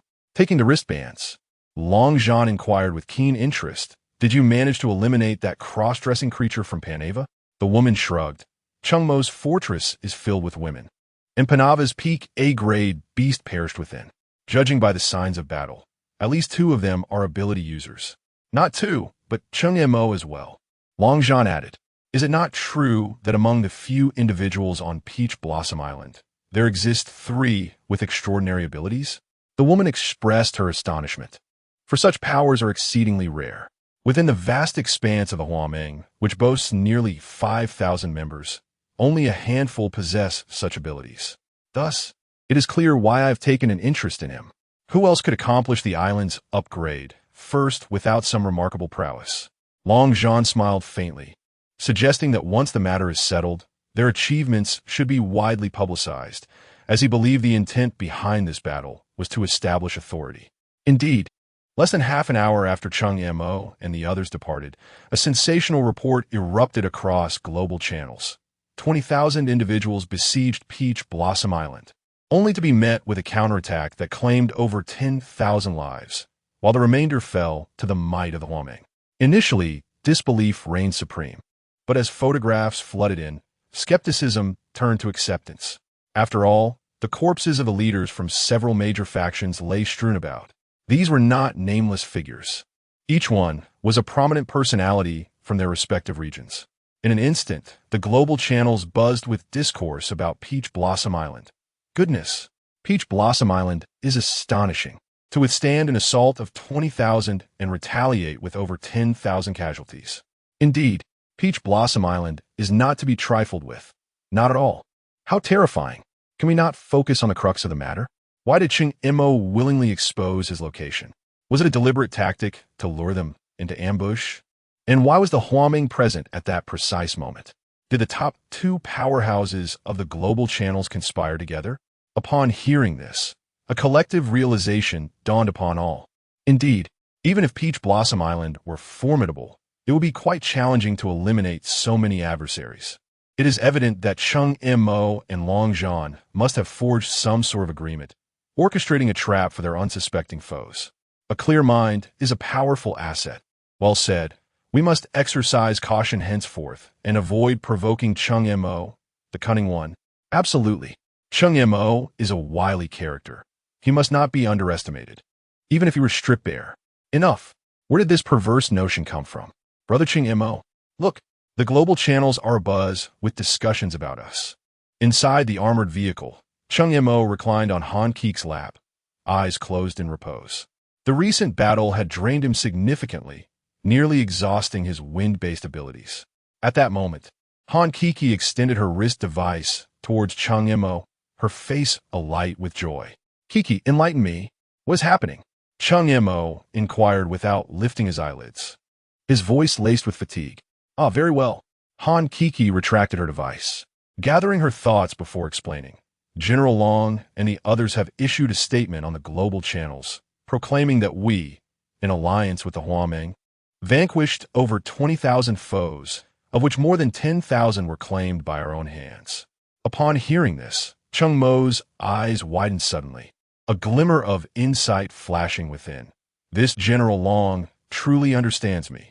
I must express my gratitude to them later." The convoy traversed the boundless desert for another half-day, until the voice of Han Yin finally beckoned in the evening. "Attention, everyone. We are about to arrive at our destination." "So soon?" Cheng Mo pouted, reluctantly rising from Han Keek's lap. As he sat up, he realized that the surroundings had long ceased to be a desert. They were now navigating atop a stony plain. "We've arrived." With the engines silenced, the 3 vehicles came to a halt before a vast chasm. "Goodness, how can there be such a large pit here? It must be at least 100 meters in diameter." Cheng Mo leaped from the vehicle, approaching the edge of the abyss and peering down into the inky darkness below, where depths seemed unfathomable. "This is our destination, right below us," Han Yin stated calmly as she joined him at the edge. Chapter 69. The Dungeon? "Are you certain Tang, Xin, and the others are down there?" Cheng Mo gazed skeptically into the abyss before him, struggling to fathom how they managed to descend into such depths. "They are indeed below." Without waiting for Han Yin to respond, Jiang Yuling approached, presenting her wristband to Cheng Mo. The virtual screen vividly displayed Tang Xin and her companions traversing through a bizarre and enchanting cavernous space. Wow, so this is what lies beneath. Han Kiki leaned closer to the screen, her eyes wide with curiosity. Cheng Mo, what are our next steps? Han Yuyan inquired. There's no rush. Let me ponder for a moment. Cheng Mo retrieved a cigarette, igniting it and inhaling deeply, the rich smoke filling his lungs, enveloping him in a pleasant, intoxicating sensation. Give a set of flying gear to Lao Tai. Let him descend first to scout the way. He exhaled a smoke ring, making a decisive proclamation. Lao Tai soon donned his equipment. Lao Tai, when you go down, turn on the light above your head. Cheng Mo patted his sturdy metal shoulder, issuing the command. Master, my optical sensors possess night vision capabilities. I can see without the light. Lao Tai voiced his confusion in a mechanical tone. Smack! Cheng Mo playfully thumped his large head, saying, I know you can see. Turning on the light is for me to gauge the depth of this pit. Oh, Lao Tai replied in a programmed manner, the overhead light flickering to life before he leaped into the shadowy entrance. TSK, that Lao Tai. Cheng Mo observed the receding light, shaking his head at Han Yuyin and Han Kiki. I feel the optimization of his program is lacking. He seems rather rigid and not very bright. Does he? Indeed. Quite foolish. Han Kiki hid behind her sister, sticking her tongue out at Cheng Mo, undoubtedly a trait she inherited from you. Brother Cheng Mo, enough of that. Han Yuyin gently tugged her sister. Cheng Mo leaned over the edge of the pit. Lao Tai's form had long vanished, with only a distant speck of light shrinking rapidly from view, eventually disappearing. After a minute, the size of the light stabilized. 3 minutes later, the shadows at the pit's bottom flickered, and Lao Tai returned with pinpoint accuracy, landing firmly before Cheng Mo Master. There are no anomalies below. The pit's depth is 1237. 84 meters. No sources of danger detected. Lao Tai reported. Good. Cheng Mo nodded. Yin, you and Kiki prepare. I will descend first to clear the path. With that, he strapped on a flying apparatus and without hesitation leaped into the abyss. The rush of wind roared in his ears. Cheng Montauk plummeted rapidly, soon making contact with the solid ground. The moment he landed, he immediately scanned the surroundings with vigilance. Just as Lao Tai had indicated, this was an extraordinary cavernous realm, adorned with an array of stalactites, and so far, he detected no signs of peril. Cheng Mo stowed away the flying gear and, through the trading system, sent a set to the absent Shangwan Han, whose equipment had been damaged. Including the gear on Lao Tai, there were only 9 sets available for use. Ultimately, a group of 15 individuals was divided into 2 factions, and they all safely descended to the depths of the cave. Which way shall we proceed? Cheng Montauk inquired, casting a glance towards Jiang Yuling. Swiftly confirming the position on her wristband, Jiang Yuling pointed in a certain direction. This way. As they delved deeper in accordance with her guidance, the cave's scenery underwent a subtle transformation. The once ordinary rock walls began to adorn themselves with mysterious flora and luminescent minerals. The space opened up, becoming increasingly expansive. After traversing for approximately 2 hours, the path ahead suddenly broadened. A vibrant scene of modern streets, alive with the glimmer of neon and the clamor of bustling crowds, unexpectedly emerged at the cave's end. The flashing advertisements, the throngs of people, and the cacophony of diverse languages created an intoxicating urban atmosphere, making one feel as though they had been transported back to a contemporary city. However, at that moment, Jiang Yuling abruptly let out a muffled groan, her body going limp as she collapsed towards the ground. Fortunately, Cheng Mo was nearby, and with quick reflexes, he caught her. In the fleeting moment, their eyes met. Jiang Yuling, though struggling, nodded with undeniable certainty. Sister Yuling, what's wrong? Han Kiki rushed forward to support Jiang Yuling from the other side, her voice tinged with concern. I'm fine, let us go. Let us take a look. Jiang Yuling's voice was somewhat weak. Just then, a man and 2 women hastily emerged from the lively streets. Leader, upon seeing Cheng Mo, their faces lit up with excitement. They were indeed members of the Peach Blossom Alliance, who had been separated here. Dang Xin, Cheng Mo addressed the girl in a school uniform with a high ponytail. Quickly tell me what is going on here. Leader, I've gathered information. This place is called Peace City. Dang Xin spoke BD. The inhabitants are survivors from previous trials. Fed up with the anxiety of the outside world, they gathered to establish this town in hopes of leading a more stable life. Oh, a place like this actually exists, Cheng Mo mused in astonishment, ready to probe further. Just then, a languid yet enchanting voice, imbued with just the right amount of surprise, resonated amidst the din, clearly reaching everyone's ears. Oh, what a delightful day it is, with so many new friends visiting our Peace City. As the voice faded, a captivating woman clad in a striking red high-slit cheapao sauntered forth from the neon depths, her figure graceful and a smile that exuded charm adorning her face. Following her were 10 equally exquisite women, each adorned in beautifully crafted kipeos. They represented a mosaic of different ethnicities, each with their unique allure, yet sharing the common thread of breathtaking beauty and poise, forming a strikingly enchanting vista. This spectacle left several men in the group utterly mesmerized. May I ask how to address this beautiful sister? Cheng Mo, with an unmistakable air of infatuation, stepped forward and grasped the delicate hand of the cheapao-clad woman. Sister, look at how Cheng Mo is behaving. Han Kiki, witnessing Cheng Mo's unusual demeanor, was on the verge of tears from frustration. Just as Han Yuyin was about to say something, Jiang Yuling seized her hand, gently tapping on the back of it. After a moment, Han Yuyin spoke. He is the island master. He can do as he pleases. How can we control him? He. The woman in the cheapao, whose small hand was captured by Cheng Mo, chuckled. Where did this charming young man come from? He truly knows how to speak. I like it.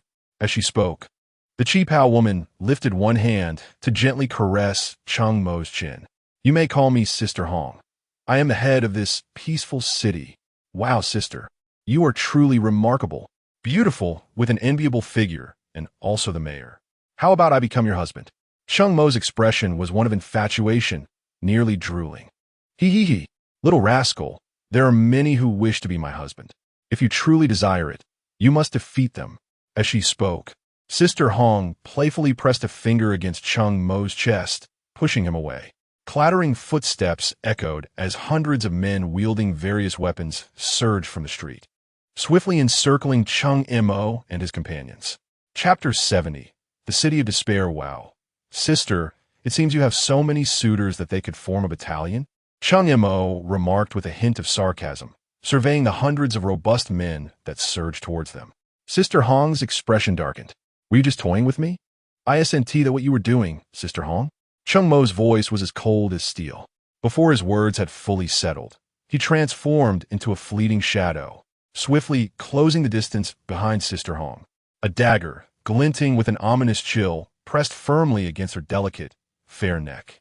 Do not move. Cheng Mo's voice was devoid of warmth.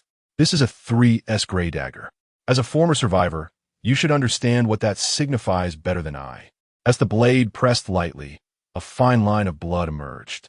You are an ability user? Sister Hong's voice trembled, disbelief evident in her tone. Is that so surprising? A frigid smirk crossed Cheng Mo's lips. Not just me. Every member of my team possesses abilities. He keenly detected the unusual cadence in her tone and deliberately intensified his leverage. Impossible, Sister Hong exclaimed. In our generation, it was considered fortunate if 1 out of 10,000 could awaken an ability. Where could such a multitude come from? Then let us wager, Cheng Mo replied nonchalantly. If all my team members are ability users, you will divulge everything about this place to me. Agreed. I will tell you everything, as long as at least half of them are. Sister Hong clenched her teeth in agreement. Ladies, let us demonstrate to Sister Hong. Cheng Mo called out. No sooner had he spoken than the atmosphere transformed dramatically. The team members conjured various forms of energy, ice orbs radiating frost, vines that danced with life, and crackling arcs of electricity. An array of extraordinary phenomena unfolded before them. Now, do you believe? Cheng Mo slightly shifted his wrist, retracting the dagger. With the pressure released, Sister Hong abruptly seized Cheng Mo's arms, her eyes sparkling with excitement. How did you accomplish this? The one asking questions now is me, Cheng Mo said coolly, brushing off her hands. It is time for you to fulfill your promise. Sister Hong, disheartened, withdrew her hands with a bitter smile. It's not convenient to speak here. Let us find a quieter place. Noticing Cheng Mo's scrutinizing gaze, she added reassuringly, rest assured, we are counting on you for our salvation. With your strength, you could easily crush us. Cheng Mo nodded slightly. Lead the way. Under Sister Hong's guidance, they soon entered a quaint, traditional tea house. As fragrant tea was served, the swirling steam seemed to soothe their taut nerves. After sipping the refreshing brew, Sister Hong finally spoke, revealing the truth about this place known as the City of Peace. This was originally named the City of Despair. Once survivors step inside, it is as if they have entered an invisible cage with no possibility of escape. Initially, it was vast, covering an area of nearly 100 square kilometers. However, as time passed, this city began to shrink in an uncanny manner. No one knows how long it has been, until it solidified into its current scale. Yet, the most dire predicament is that every day, residents inexplicably perish, not leaving behind ordinary corpses, but rather transforming into a bizarre, scarlet mist that swiftly dissipates into the air. Those who strive to survive have ultimately discerned their sole hope. Each day, they must offer 10 pieces of soil at the ancient altar in the heart of the city to secure a day of tranquility. Should the offerings fall short, the absence of even a few pieces leads to a random selection of individuals who will turn into blood mist that very day. Cheng Mo listened intently, keenly grasping several pivotal questions. You mentioned that this place is filled with survivors, yet people die daily. How many remain alive? 534. Were they all part of the same cohort? No. Since my arrival in this city, there have been 13 cycles during which newcomers have entered, totaling 1,862 people. How long is a cycle? Approximately 10 years. 10 years? Cheng Mo's gaze sharpened suddenly, his fingers nearly pressing against his waist once more. How do you explain your age? By your account, you will be over 100 years old. Do not act rashly. Hong Jie quickly explained that upon entering the city, one ceases to age and does not fall ill. If it were not for that damned threat of death, this place would be a paradise of immortality. Her narrative left the crowd breathless. One final question. Cheng Mo pressed on. With so many surviving long-term, where do water, food, and energy come from? Deep within the city lies an inexhaustible spring that nourishes a wondrous land. Any plant sown can yield a harvest within a day. There is also a perpetually operating power station. So, if we can resolve the issues of soil and death, this place could be deemed an idyllic utopia. Cheng Mo still harbored doubts. Yet, Hong Jie shook her head bitterly. No, there exists one insurmountable limitation. Here, no matter our efforts, we cannot conceive new life. Upon hearing this, Cheng Mo was taken aback. Such a place exists? Handsome, I implore you, find a way to rescue us. Hong Jie's voice quivered with desperation, raw and hoarse. Before her words had fully escaped her lips, she collapsed to her knees before Cheng Mo, her body trembling from intense emotion. Cheng Mo furrowed his brow, refraining from immediately offering assistance, instead scrutinizing her with a gaze sharp as a blade. Are you concealing something from us? If what you previously stated were true, there would have been no need for you to brandish weapons from the outset, nor would you now be forsaking your dignity to plead with me. Hong Jie's face drained of color in an instant, her lips quivering. Yes, I deceived you. In truth, as long as one remains here for no more than 24 hours, all is well, but once that threshold is crossed, there is no escape. Her words emerged as though choked, each syllable a struggle. Cheng Mo's expression deepened, and he immediately shifted his gaze to Jiang Yuling. Jiang Yuling had been silently standing by, possessing the ability of psychic perception, always attuned to the thoughts and malice of others. She met Cheng Mo's inquiring gaze, nodding ever so slightly yet with unwavering certainty. Receiving confirmation, Cheng Mo took a deep breath, his expression grave as he slowly spoke. Very well. We shall endeavor to assist you, though I cannot guarantee success. His voice bore an undeniable weight. Upon finishing, he immediately turned to Han Kiki. Kiki, it is your turn now. Activate your source-seeking ability to discern the core of this city. Understood. Brother Cheng Mo, leave it to me. Anche che vim da suites mai. She nodded resolutely, closing her eyes to initiate her ability. An invisible yet palpable wave of psychic energy emanated from her, rippling outward as it cautiously yet persistently sought in all directions, permeating every nook and cranny of the enigmatic city. 1 minute, 2 minutes, 3 minutes. 10 minutes slipped by in silence, punctuated only by the restrained breaths of the onlookers. Found it. Above, in the sky. Han Kiki suddenly opened her eyes, her face pale as parchment, beads of sweat forming on her brow, revealing her immense fatigue. With a weakened, yet resolute gesture, she pointed towards a direction. Good. Cheng Mo felt a tightness in his chest as he quickly supported the swaying Han Kiki. You've done well, Kiki. He promptly requested a flying apparatus from Han Yuyan. The group swiftly exited the private room and entered the open street. A chilly breeze swept by, ruffling their anxious faces. Brother Cheng Mo, it's over there. Even with Han Yuyan and Jiang Yuling supporting her, Han Kiki stubbornly raised her arm, precisely indicating a pitch-black expanse high above. A place that appeared void of anything but darkness to the naked eye. That, there? Hong Jia followed the direction of her fingertip, her eyes widening in astonishment as her body jolted as if struck by lightning. It's in the sky.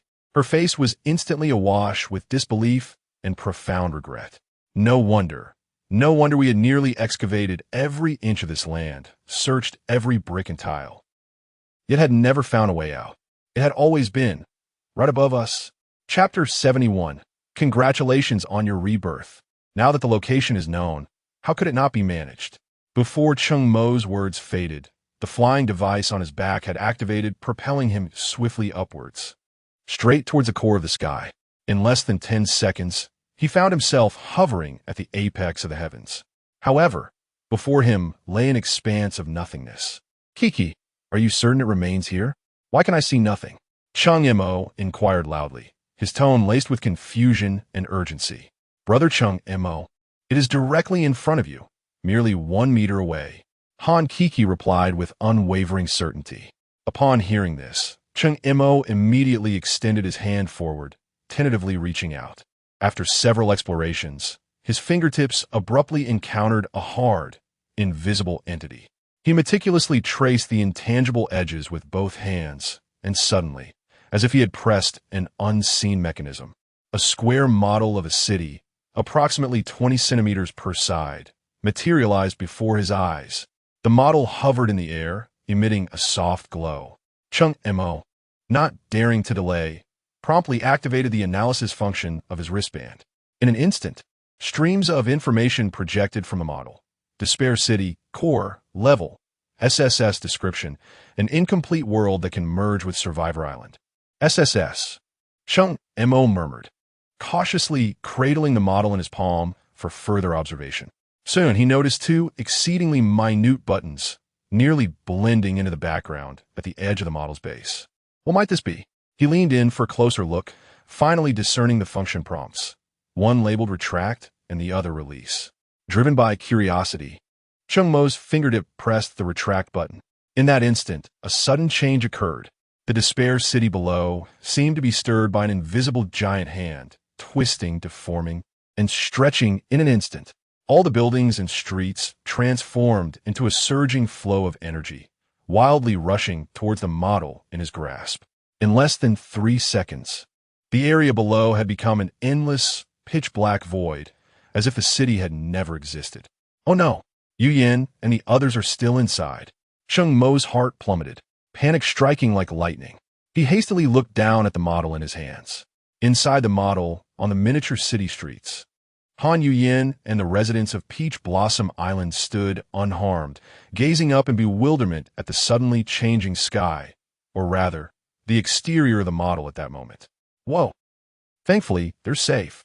Cheng Mo breathed a sigh of relief, heavily patting his chest, muttering to himself.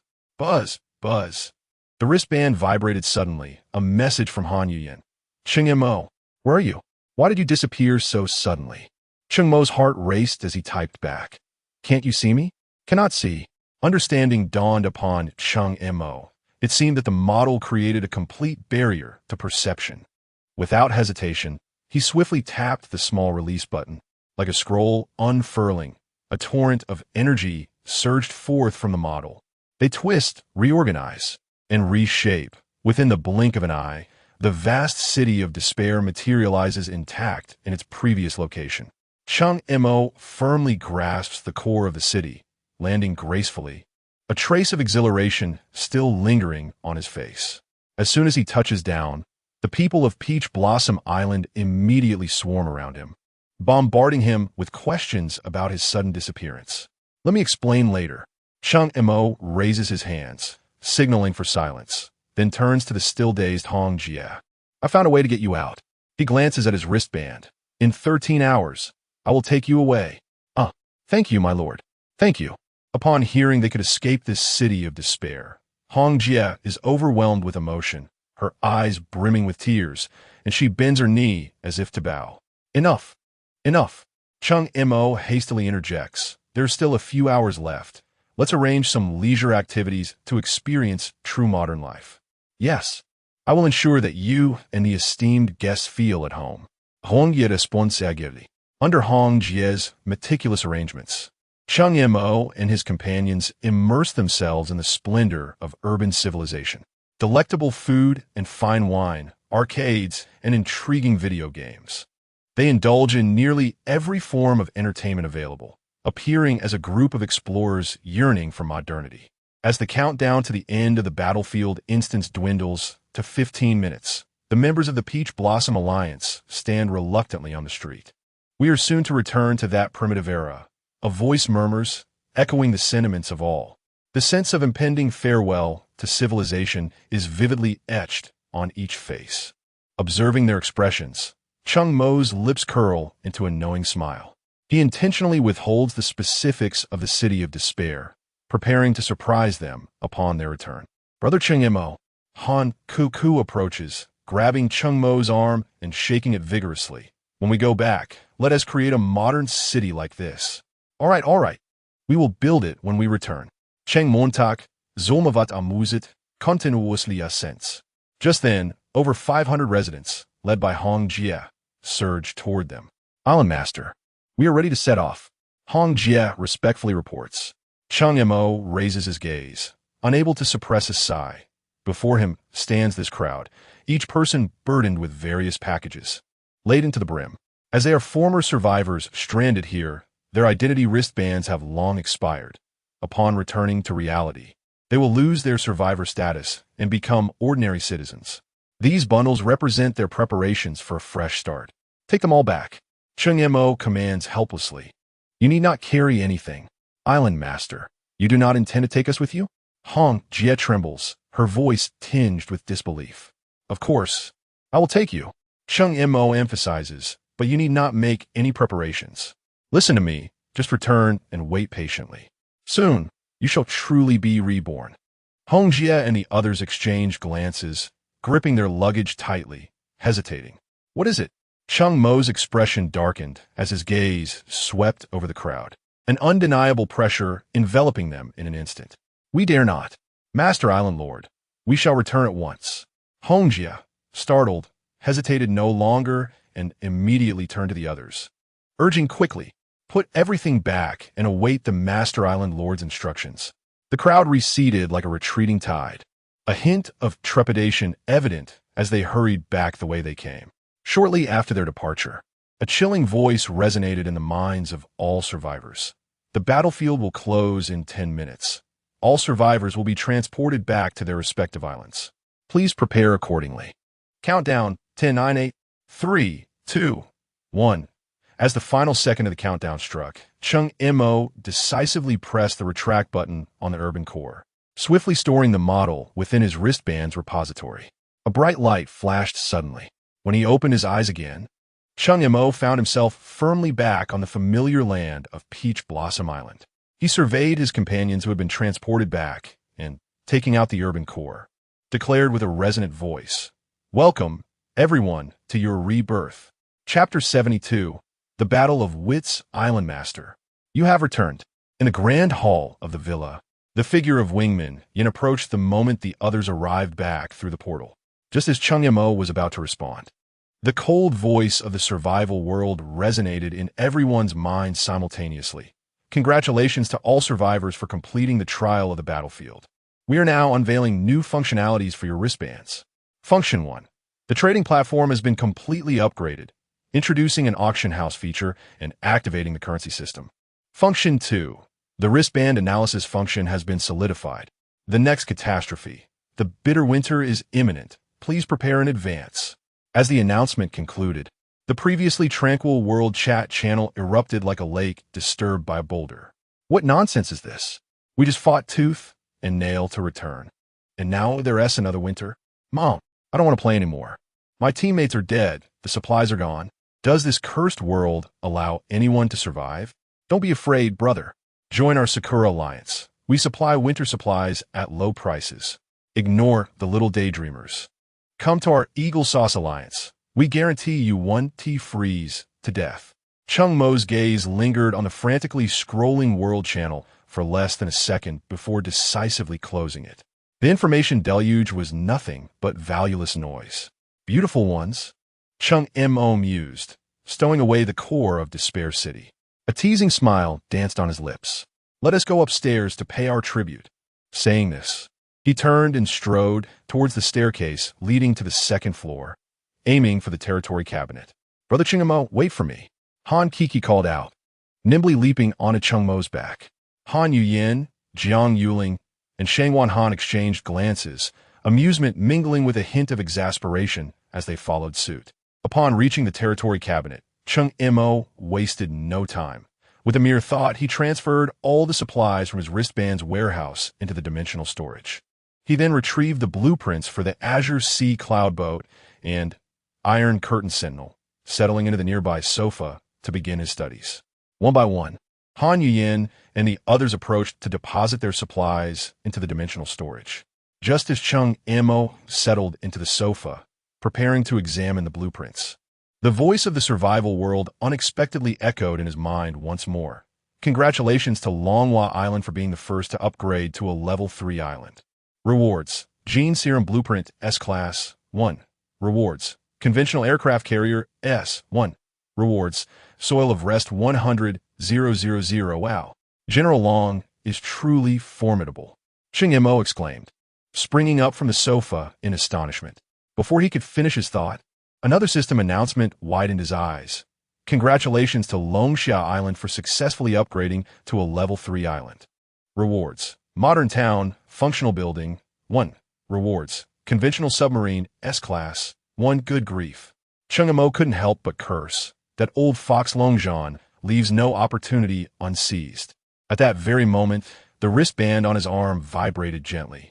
Cheng Mo lowered his gaze, and on the screen, an unexpected message from Longzhan appeared. Little brother, are you cursing? Look, the third position has been reserved just for you.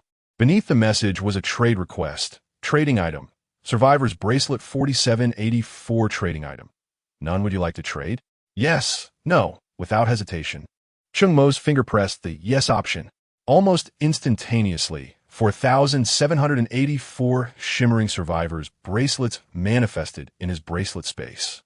Ladies, Cheng Mo wasted no time and swiftly distributed the bracelets evenly among himself and the 9 companions present, urging immediate fusion. Then, he stored all resources into the dimensional space. This third position must be secured.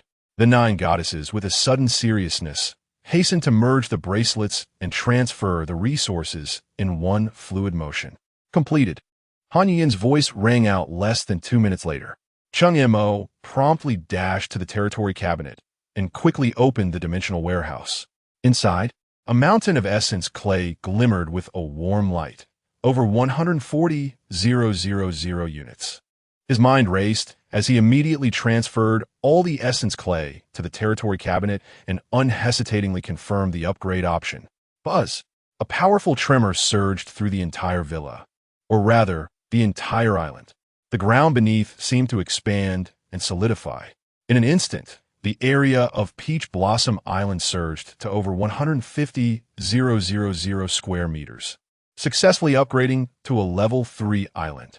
The subsequent system announcement felt like a reassuring balm. Congratulations! Peach Blossom Island has successfully upgraded to a Level 3 island. Reward: Village Functional Building 1. Hearing this proclamation, Cheng Mo finally felt a weight lift off his shoulders. Exhaling deeply as he sank back into the sofa, rubbing his brow, his tone carried a subtle hint of disappointment and reluctance. TSK, I truly did not expect this. We made such a ruckus, toiling for so long, only for Long Zhan's side to snag a free ride. Han Yuyin sat beside him, gently placing her hand on his, offering a soft consolation. Don't dwell on it too much, Cheng Mo. We have exerted our utmost effort. The key factor enabling General Long and his team to seize the initiative is their ample manpower, even without interfering with our gains. Their ability to consolidate resources and their sheer numbers make their early accumulation speed hard to surpass. 3 upgrade notification sounds reverberated in the minds of all survivors simultaneously. The world channel erupted in a frenzy, messages flooding in like a deluge. A conspiracy. It is undoubtedly a conspiracy. Why are the top 3 islands all from Huagua? What's up with the Huagua people? So formidable? Upgrading so quickly, they must be cheating. Perhaps it's just their own people robbing each other of resources. Countless sharp criticisms spewed forth from foreign survivors, drowning the channel in a tide of insults. Nonsense. Quick, isn't it just you bunch of useless fools lining up to hand over your heads? The fury of the Huagua survivors ignited instantly. A group of envious good-for-nothings. This is survival of the fittest, not a mere game. What nonsense about conspiracies. Useless beings, envious of our esteemed General Long and the illustrious Cheng Mo. Why don't you all muster someone worthy to compete? Countless survivors from the Huagua nation boldly joined the fray. In the realm of verbal dueling, Huagua is equally formidable. The channel instantaneously erupted into a fierce exchange of barbs, as Huagua players, emboldened by an indomitable spirit, forged a bloody path through a deluge of mockery and vitriol, standing resolutely against the global detractors. Cheng Mo's wristband continued to vibrate, with Long Zhan relentlessly sending a multitude of supplies. The pulsations persisted for a full 5 minutes before ceasing. Ultimately, Long Zhan sent a final message. Young brother Cheng Mo, I sincerely apologize. Here are the supplies from our previous equipment exchange, and I have added an additional 50% as a token of compensation. Gazing at the assortment of resources sent by Long Zhan, Cheng Mo could not help but smile broadly. The materials he required had all been meticulously gathered by Long Zhan. Casting aside his earlier disappointment, he cheerfully replied, No worries at all. Should such fortunate occurrences arise in the future, do remember to come by more often. Closing the chat interface, Cheng Mo chuckled to himself. Song Haiyan Zhou, Iron Curtain Sentinel, I am on my way. Chapter 73. The Azure Sea Cloud vessel completed, Cheng Mo deftly transferred all the materials from the hand-ring warehouse to the dimensional warehouse. Without hesitation, he extracted the necessary components for the creation of the Azure Sea Cloud vessel and Iron Curtain Sentinel. As soon as the materials were in his possession, he promptly opened the virtual interface of the workbench. A quick glance at the inventory revealed sufficient resources to construct 3 cloud vessels and 55 sentinels, instilling a sense of certainty within him. After a brief moment of contemplation, Cheng Mo's fingers swiftly navigated the screen. He resolved to initially fabricate 1 Azure Sea Cloud vessel and all 55 Iron Curtain Sentinels. Merely a few minutes later, accompanied by the notification sound of the workbench's completion, a brand new Azure Sea Cloud vessel was announced to have been forged. Cheng Mo immediately accessed its detailed information panel. Azure Sea Cloud Vessel Level. S description: amphibious, multi-functional vehicle with potential for enhancement and upgrades. Specifications: length 118 meters, width 42 meters, height 27 meters. A profound sense of elation surged through Cheng Mo, nearly taking his breath away. Just as he was immersed in the awe-inspiring grandeur of the cloud vessel, a crisp chime echoed from the hand ring. Simultaneously, the Iron Curtain Sentinel was completed. His attention was instantly captivated by the newly created entity. Cheng Mo quickly accessed the information on the Iron Curtain Sentinel.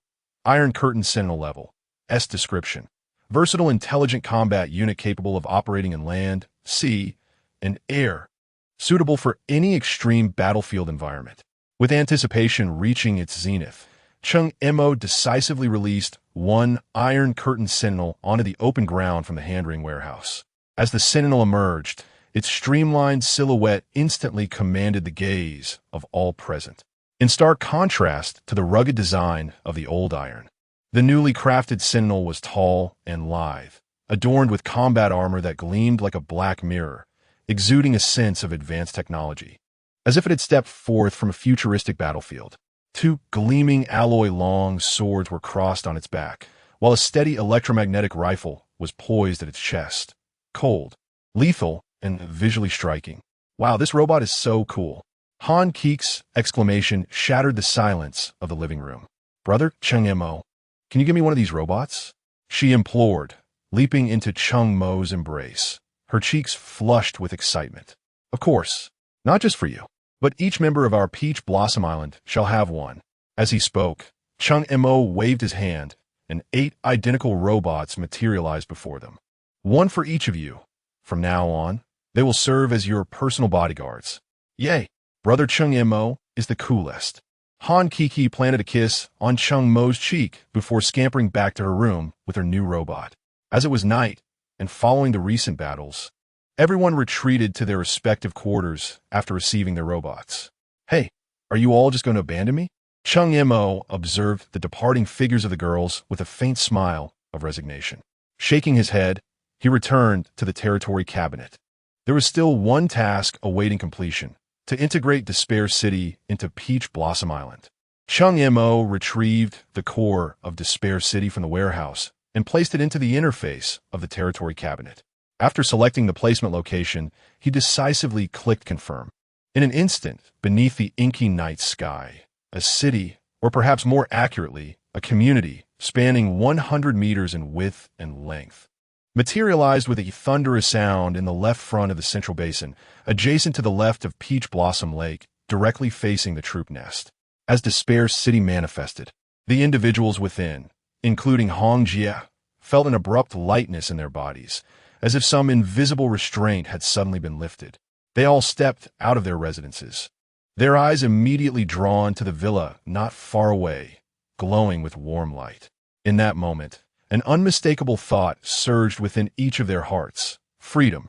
With the successful integration of Despair City, the Island S area expanded by 10,000 square meters, now exceeding 160,000 square meters.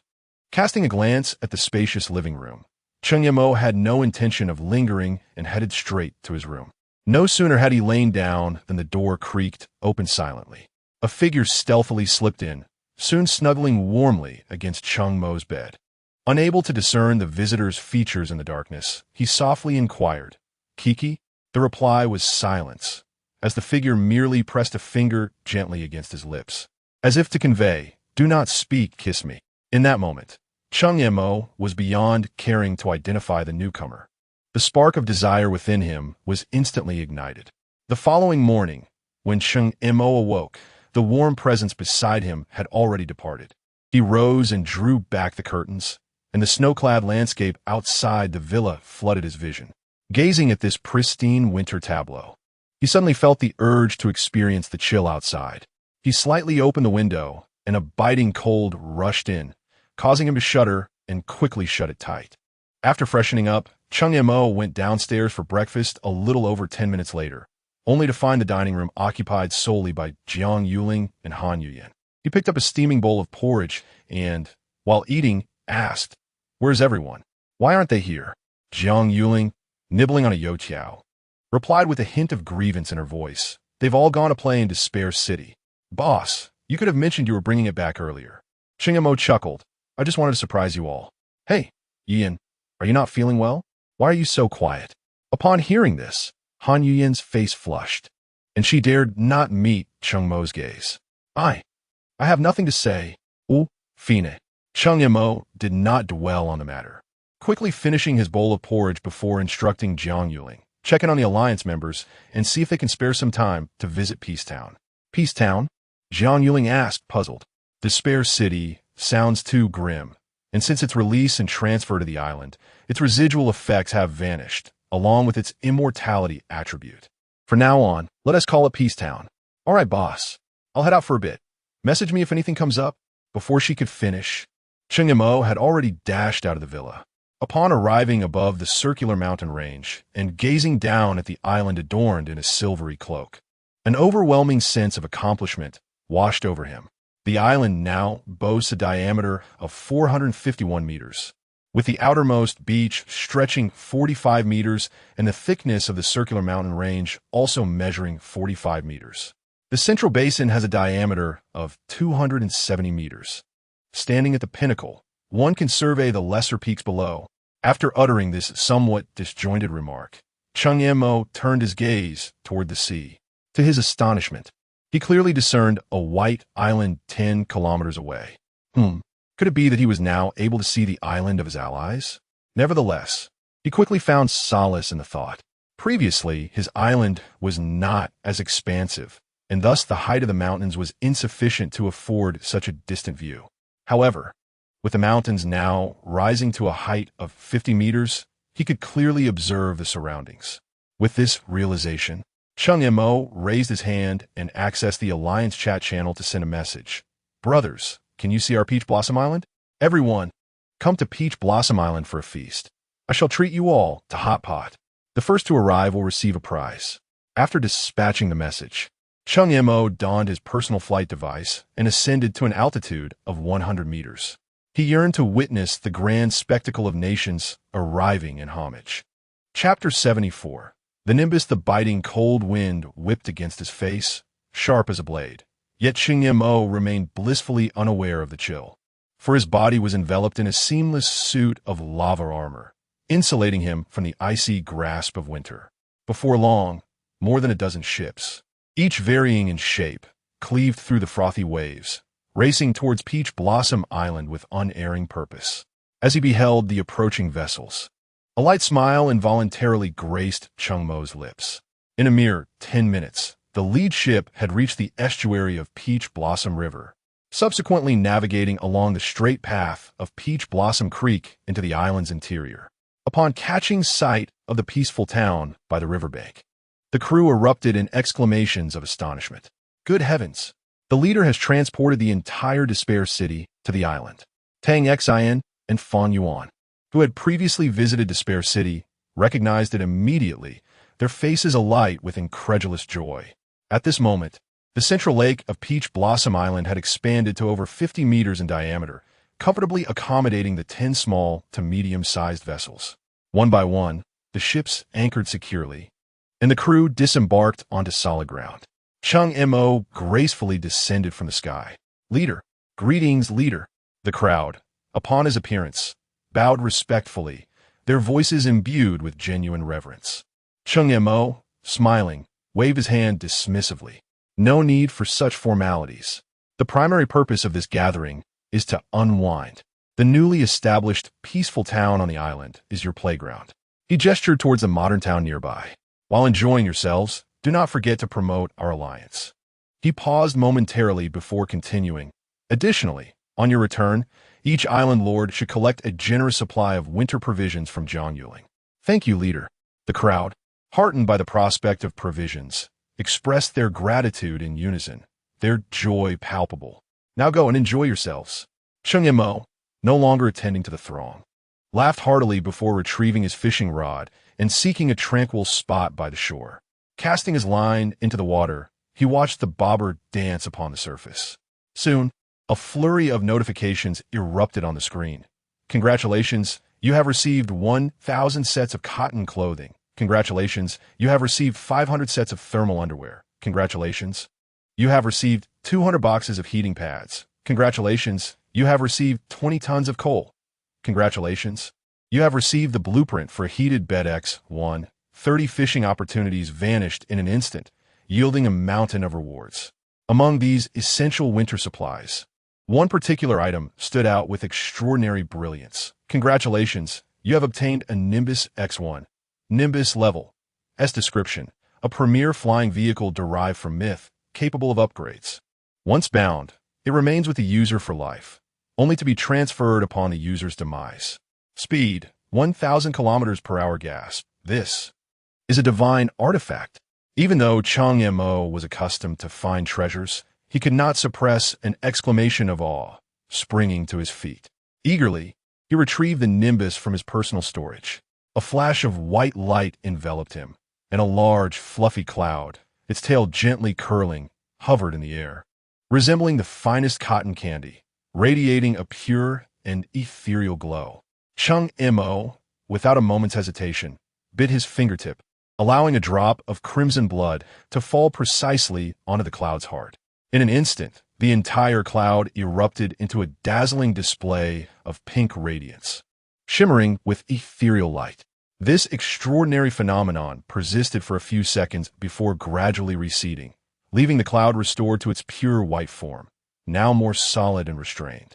As the radiant light faded, Cheng Mo sensed a newfound clarity and a warm, gentle connection deep within his consciousness. "Gulme," he thought, and the nimble cloud seemed to comprehend his intent, gracefully drifting to his side. Cheng Mo stepped onto its surface, discovering it was not the imagined ephemeral softness, but rather as firm and steady as solid ground, instilling a sense of reassurance. "Rise," he commanded softly. With a whoosh, the cloud surged upward, soaring into the sky. Laughter, unrestrained and invigorating, mingled with the rush of wind, echoing through the azure skies of Peach Blossom Island. Cheng Mo navigated the legendary vessel, a stream of white light, weaving effortlessly among the island's peaks and the azure waves below. After a leisurely exploration, he chose a vast expanse of sea to come to a gentle halt. Having missed the chance to examine the magnificent sea cloud vessel the previous night, now was the perfect opportunity. Cheng Mo scanned his surroundings, ensuring safety. Then, with a flick of his wrist, the colossal craft appeared on the water surface. With a thunderous splash, the sea cloud vessel plunged into the water, creating towering waves. Amidst the frothy spray, a sleek, strikingly blue and white, yet revealed itself in all its glory. It resembled a newly forged sword of the deep, its broad hull tapering sharply at both ends, while its sturdy wings, short yet robust, anchored it like a divine artifact. Most captivating were the uniquely shaped engines at the wing tips, their mere glimpse forever etched in memory. Above the vessel, a vast transparent dome enveloped much of the area, transforming it into a mobile observation deck, capturing the sky and sea in one view. The orderly windows along the side illuminated the intricate internal structure with artificial light. Gazing upon it, an unmistakable thought crystallized. This vessel could conquer the boundless sky and navigate the profound depths of the ocean with the grace of a fish. The imposing characters Sea Cloud Vessel were emblazoned on its cold metallic flank, silently declaring its dominion over these waters. Both sky and sea were its realm. Cheng Mo circled the massive ship at a low altitude, absorbing its unparalleled grandeur before soaring gracefully towards the entrance of the vessel's forward peak. Descending through the internal passage, he soon found himself in a spacious, well-lit cockpit. The interior exuded an atmosphere of opulence and grandeur, with a 270-degree panoramic window framing the azure sea and sky in complete view. Before this window, a uniquely designed captain's chair radiated comfort and authority. The moment Cheng Mo settled into the chair, humming softly, the wall before him gently slid open, revealing an operational display screen. Yes, no to occupy flickered clearly on the screen. No wonder a territory cabinet was to be included in the manufacturing list. Cheng Mo suddenly realized, his fingertips decisively tapping on it, understanding its purpose now: to occupy. Almost simultaneously, the information on the screen refreshed like a cascading waterfall. Songhai Yunzhou, unnamed level. S-Class Captain. Cheng Mo specifications. Length 118 meters, width 42 meters. Height 27 meters, cruising speed. Underwater, 120 nautical miles hour surface. 360 nautical miles hour air. 560 kilometers hour upgradable aspects. Strength, scale, weaponry, speed, functionality. Henceforth, this vessel shall be called Jiaolong. As he murmured to himself, Cheng Mo swiftly manipulated the screen. Songhai Yunzhou has been named Jiaolong. The mechanical prompt sounded abruptly, and the lettering on the side of the ship was replaced with Jiaolong. How exhilarating! Cheng Mo repeatedly thrust his fists into the air, his excitement palpable. I wonder what the people on Peach Blossom Island will think when they behold this colossal creation. As Cheng Mo chuckled to himself, he began to explore the operational methods of the Jiao Long Ding. Captain Cheng Mo, you may issue voice commands. The Jiao Long is fully capable of autonomous navigation. Just as Cheng Mo was experimenting, a mechanical voice echoed in the cockpit. Ha ha! Excellent. Destination ahead. Peach Blossom Island. Homeward bound. Chapter 75. The dragon emerges from the sea as the ethereal blue flames of the Jiaolong's engine ignited. A spark of inspiration flickered in Cheng Mo's mind. He still possessed the raw materials for 2 Shanghai Yunjiao vessels. Rather than expending energy to construct 2 vessels of equal caliber, it would be far more prudent to concentrate resources on enhancing the existing one. Jiaolong, mission terminated. Commence upgrade procedures immediately. With this thought, Cheng Mo issued his command with determination. Command confirmed, Captain. The Jiaolong responded with a steady tone as the energy fluctuations it had just gathered instantly stabilized, and the massive hull came to a halt. Please select upgrade direction. Comprehensive upgrade. Maximize enhancements. Cheng Mo declared without hesitation. Please input upgrade materials. He acted swiftly, depositing the entirety of the remaining Shanghai Yunjiao materials. Upgrade procedure initiated. Estimated time, 3 minutes. The brief 3 minutes seemed to stretch indefinitely until the vessel suddenly shuddered and a revitalizing aura permeated the air. Upgrade complete. Before Cheng Mo, the holographic display pulsated, revealing new data. Shanghai Yunjiao, Jiaolong level. S Captain. Cheng Mo specifications. Length 250 meters with 50 meters. Height 32 meters, cruising speed. Underwater, 90 knots surface, 230 knots airborne, 770 kilometers per hour possible upgrade directions. Armor strength, scale expansion, weapon systems, propulsion systems, functional modules. Gazing at the revamped Jiaolong's data, Cheng Mo's eyes sparkled with brilliance, and he felt an overwhelming sense of exhilaration. The goal, to return home. At the moment the command was issued, he felt a powerful thrust beneath him, and the scene outside the cabin transformed into a blur of light. He scarcely had time to fasten his seatbelt before the colossal ship hovered above the central basin of Taohua Island.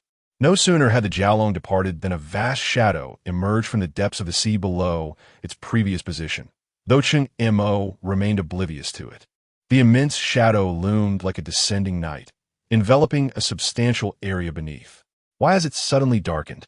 Feng Yuan, engaged in an intense basketball game in the peaceful town, noticed the dimming light and looked up, his pupils constricting in shock.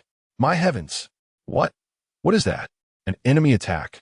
His exclamation ignited a wave of astonishment among the players on the court, as a dozen men and women paused mid-motion to gaze skyward, awestruck by the iron behemoth hovering above. Goodness! A battleship in the sky? Is the Dragon General's aircraft carrier here? What are you thinking? That's a conventional powered naval carrier. It can't float in the air. It's undoubtedly more advanced. Indeed. But what exactly is it? Could it be a new toy created by our leader? Quick, take a picture. At that moment, Cheng Mo's resonant voice boomed through the high-definition loudspeakers outside the bridge, echoing like thunder. Photographing is permitted, but be mindful of the angles. Do not reveal any details of my Jiaolong. This proclamation reverberated throughout the island, stirring the residents from their homes as they gazed up in awe at the flying fortress that obscured the sunlight. Hongjia leaned against the railing of a small building's balcony, gazing at the sky, her eyes filled with admiration. The island master is truly extraordinary. He has actually created such a miracle. Just think, our cohort of survivors couldn't even touch the edge of such a colossal flying machine a year after the trials. Whoosh, whoosh, whoosh, whoosh. 4 agile figures simultaneously soared into the sky, precisely hovering in front of the cockpit, led by Yin and his team of winged warriors. Yin, what is the matter? Cheng Mo's voice resonated through the external speakers nearby, the powerful sound waves causing the 4 to sway slightly before regaining their balance. As if summoned, whoosh, whoosh, whoosh, another 8 figures ascended from ground, Han Yuyin, Han Kiki, and others activated their individual flying devices, converging at the cockpit. Han Kiki approached the enormous, crystal-clear window that seemed almost non-existent and gently tapped on it. "Brother, Cheng Mo, are you inside? Sister Shangwan doesn't have a flying device. Quickly give yours to her." The advanced acoustic collection system of the Jiaolong captured the sounds from outside with clarity. Cheng Mo smiled slightly and immediately transferred his flying device to Shangwan Han. Shortly thereafter, she gracefully soared up to join the aerial assembly. With everyone gathered, Cheng Mo opened the hatch and stepped outside with a casual gait. A smile played on his lips as he raised his hand to snap his fingers. A pristine white cloud descended in response. Indeed, it was a nimbus. He lightly stepped upon it, and with a mere thought, the cloud carried him leisurely to the rear of the group. "Hello, ladies. Were you looking for me?" he inquired with a grin. "Ah." The sudden voice from behind startled the women, prompting them to gasp in unison. Han Kiki reacted swiftly. Turning to see Cheng Mo standing atop the cloud, her face instantly lighting up with delight. "Brother Cheng Mo, what is beneath your feet? It's so adorable, like a cotton candy cloud." Curiously, she edged closer, cautiously landing at the edge of the nimbus. Confirming its safety, she pouted and playfully punched Cheng Mo's chest. "You naughty brother Cheng Mo, you scared us. Just wait till I get you back." Cheng Mo laughed heartily, wrapping his arm around her slender waist. All right, let me take you all inside to explore our flying fortress." As he spoke, he maneuvered the nimbus towards the entrance of the bridge. The group exchanged smiles and promptly followed. Upon entering, they were immediately captivated by the futuristic design and formidable capabilities of the ship. The interior of the Jiaolong was remarkably spacious, divided into 6 layers. Living quarters, workspaces, and recreation areas were all present, containing hundreds of independent cabins, each with distinct functions. At the rear of the ship, a vast space opened up, an expansive central park measuring 80 meters in length and 30 meters in width. The ground was laid with materials that seemed to pulse with vitality. Though currently empty, the deliberately crafted undulations and reserve channels clearly indicated that this space would one day blossom into a lush and vibrant recreational paradise. Above the park, a magnificent, arch-transparent dome stretches across the sky, offering a vivid imagination of lying on a bench beneath a canopy of stars at night. How splendid! It would be utterly perfect if adorned with blooming flowers, lush grasses, and towering trees. Look, a fountain base has been designed here. What is the layout of this room? Is it a command center? A medical facility? Goodness, there is even a sizable swimming pool. The water is crystal clear. 13 ladies, including Yin and 3 other winged beings, traverse the expansive interior space like curious children, their excited chatter and gasps of admiration echoing in every corner.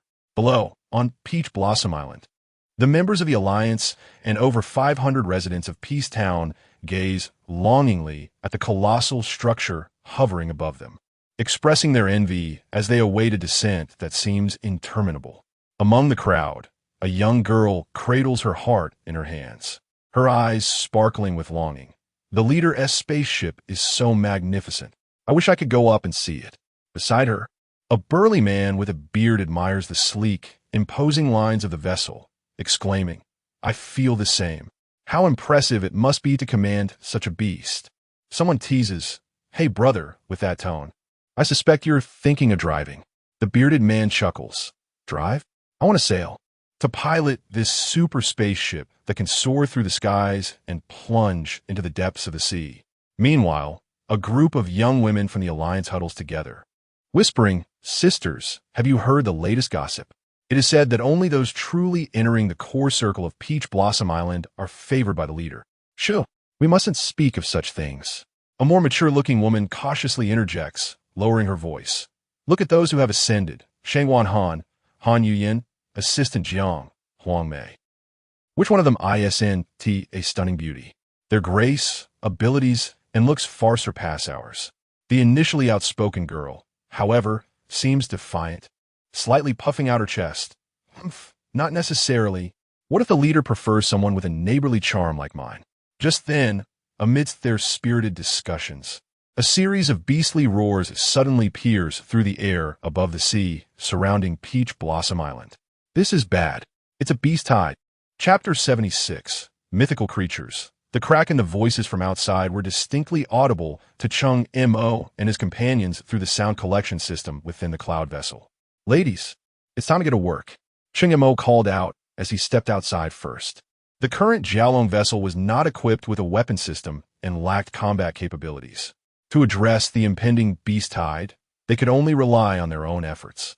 The group swiftly exited the Jiaolong, and Cheng Mo promptly stored it in his wristband's repository, quickly issuing commands. "Yuyan, return to the villa for 1,000 magic crystals and summon the subhuman warriors from the troop's nest. Shangwan, lead all combat-capable members of the Alliance to coordinate defenses with Yin and the others. Yuling, Yu, and Kiki gather the townsfolk of Peaceful Town to prepare logistics. And as soon as the battle concludes, commence the cleanup." Cheng Mo's orders were clear and concise, and soon, the entire Peach Blossom Island operated at a rapid pace. In no time, personnel and deployments were ready. Cheng Mo himself piloted the Nimbus, ascending to a vantage point to closely observe the battlefield. A thunderous roar echoed as a throng of marine beasts surged toward the beach from all directions. What on earth? How could the leader's Peach Blossom Island attract so many sea monsters? Exclaimed an Alliance member, his pupils dilating in shock while gazing at the ominous horde. Before he could finish his words, bang, bang, bang, the deafening gunfire erupted along the coastline. The nearby subhuman warriors and combat personnel unleashed a relentless barrage. Dozens of fiery tongues erupted like whips of death, striking fiercely into the sea beast horde. In an instant, the roars of beasts mingled with the splattering of blood, transforming the beach into a scene of carnage. Wow, is this the firepower of the leader's island? It's utterly breathtaking. Another Alliance member stared wide-eyed at the fallen sea monsters littering the beach, utterly astonished.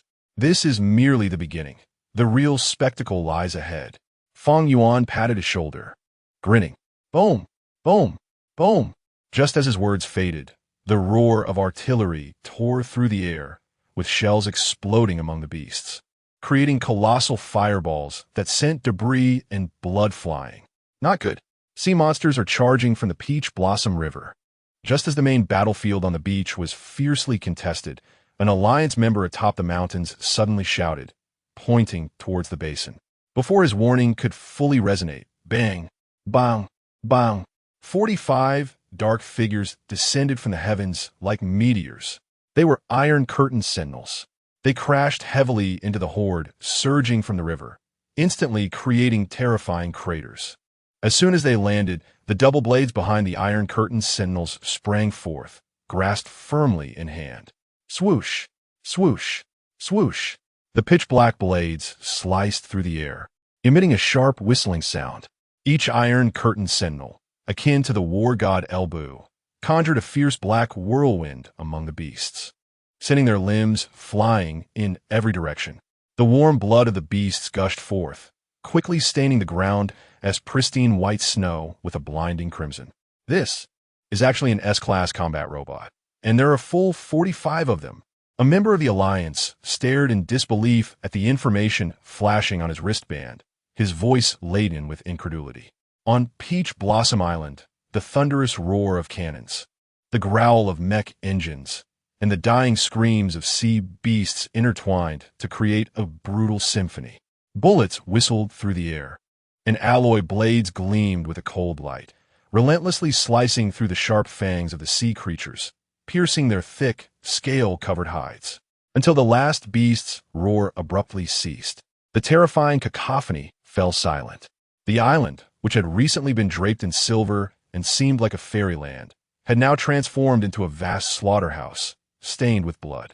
The pungent scent of blood wafted through the cold wind. Everyone was panting wearily, believing the calamity had passed. However, a deafening, earth-shaking roar erupted suddenly from the depths of the sea. The entire ocean trembled violently, an indescribable, tangible pressure emanating from the source of the sound, sweeping outward like an invisible tsunami, instantly enveloping the entire island. On Peach Blossom Island, the crowd was caught off guard, feeling as though their hearts were gripped tightly by an invisible giant hand. Breaths halted instantly. Their limbs felt as if weighed down by heavy lead, and their will struggled against the suppressive force emanating from the very essence of life itself. Knees trembled uncontrollably, bodies compelled to kneel. As everyone grappled with this overwhelming sensation, splash, boom! A massive water column, astonishing in diameter, erupted from the boiling sea, soaring skyward like a towering skyscraper. Amidst the mist, a colossal shadow emerged from the depths, sending shivers down their spines. It was a giant octopus, measuring well over 100 meters in length, with dozens of thick, serpent-like tentacles coiling around it like ancient forest pythons. Each tentacle exceeded several hundred meters in length. Its smooth, dark skin glistened with a cold, hard sheen. Its blue, wheel-sized eyes, deep as the icy ocean depths, emerged from the water's surface, revealing unmasked mockery and cruelty as they locked onto the small, beleaguered humans on the island. Cheng Mo bit down on his tongue, the sharp pain finally breaking the terrifying grip of pressure. He looked up, his pupils constricting in shock. Is that the ancestor of the octopus? Almost simultaneously, the wristband vibrated urgently. Cheng Mo quickly opened it to find a message from Shangwan Han. Target identified. Kraken level. SS introduction. A colossal creature from Norse mythology. Its tentacles are embedded with densely packed, sharp, keratinous teeth, capable of effortlessly crushing and tearing apart steel warships. A chill shot up Cheng Mo's spine. An SS-level legendary creature? He had thought it was merely a larger octopus. This was a dire predicament. Cold sweat instantly soaked Cheng Mo's back. His gaze sharpened, and with a thought, he propelled himself into the air above the Kraken, riding on Nimbus. It must be intercepted at sea. Otherwise, everyone on the island would perish. Just then, hundreds of radiant figures took to the skies, flapping their wings as they ascended from the island, carrying a personal flying apparatus. Han Yuyan hovered before a multitude of winged warriors. In the next instant, Shangwan Han and Huang Mei, accompanied by Yan's wing squad, swiftly ascended from the summit of the circular mountain range, rapidly arriving before Han Yuyan. How could so many winged warriors be summoned so suddenly? Shangwan Han inquired urgently as he drew nearer. Is it unreasonable to have 100 winged among 1,000 subhuman warriors? Before Han Yuyan could respond, nearly 900 subhuman warriors surged forth from the circular mountains below, brandishing an array of weaponry as they charged towards the peak. Shangwan, you shall command the ground forces. Han Yuyan swiftly allocated tasks, her gaze drifting towards the distance, exasperatedly slapping her forehead. Leave the skies to me. TSK. That fellow Cheng Mo is undoubtedly about to act recklessly again in the distance. Cheng Mo was seen piloting a Nimbus, soaring perilously at an altitude of merely 500 meters above the Kraken, engaging in audacious provocations. He would occasionally dart closer, brandishing a handheld machine gun, unleashing a barrage upon the colossal beast below. Although such firepower was but a mere tickle against the Kraken's formidable shell, the blatant insult ignited the creature's fury in full measure. A thunderous roar reverberated across the sky and sea, as dozens of gigantic tentacles, reminiscent of ancient serpents, lashed out violently towards the diminutive figure of the Nimbus, tearing through the air with a piercing shriek. Chapter 77. The Great Battle Against the Kraken Faced with the Oncoming. Howling tentacles. Cheng Mo did not flinch or evade. Instead, he boldly advanced. What could he possibly be thinking? Han Yuyan's heart tightened with astonishment. Just as the massive, serpent-like tentacle was about to strike him, a miraculous scene unfolded. The tentacle passed right through Cheng Mo, severing itself as if by magic. The break resembled a colossal fountain erupting, with azure blood gushing forth, instantly dyeing half the sky a brilliant blue. With one successful strike, Cheng Mo pressed on relentlessly. Utilizing the utmost speed of his Nimbus, he transformed into a streak of light, weaving through the tumultuous mass of tentacles. The sharp dagger in his hand shimmered with a cold glint. Each precise incision was accompanied by the severance of a tentacle and the splattering of blue blood across the expanse. Roar! 8 tentacles were swiftly severed, the excruciating pain eliciting a mournful howl from the kraken. It withdrew all its attacking appendages in terror, its enormous vertical pupil fixating on the airborne adversary, filled with rage and trepidation. Oh, still daring to glare at me? Cheng Mo, taunted from the clouds, weighing the dagger in his hand, dared to glare again. And I'll turn you into sashimi. His audacity incited the kraken's fury. 2 of the thickest tentacles suddenly lifted, their ends aimed directly at him. Ah! Are you begging for mercy and a hug? Cheng Mo scoffed. Too bad you're too ugly. If only you were a lady.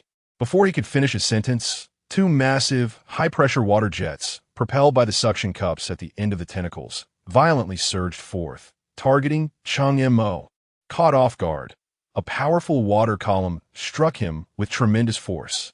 The impact sent him hurtling away from his nimbus, resembling a cannonball being shot backward. Damn it, you little pest. Can't you play fair? Sneak attacking, are we? Cheng Mo's curses echoed through the air. Below, the kraken quivered with excitement, its tentacles flailing wildly, producing eerie clicking sounds. I will definitely return.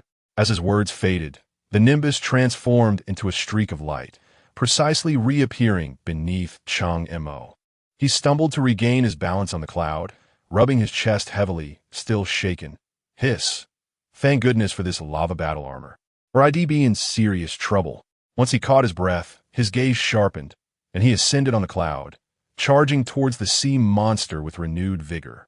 Cheng Mo's revival abruptly halted the kraken's frantic movements, a glimmer of human-like confusion flashing in its enormous vertical pupil. Great octopus, grandfather said I would return. Cheng Mo placed one hand on his hip and pointed his dagger with the other. Are you ready to meet your demise? This blatant provocation ignited the kraken's wrath.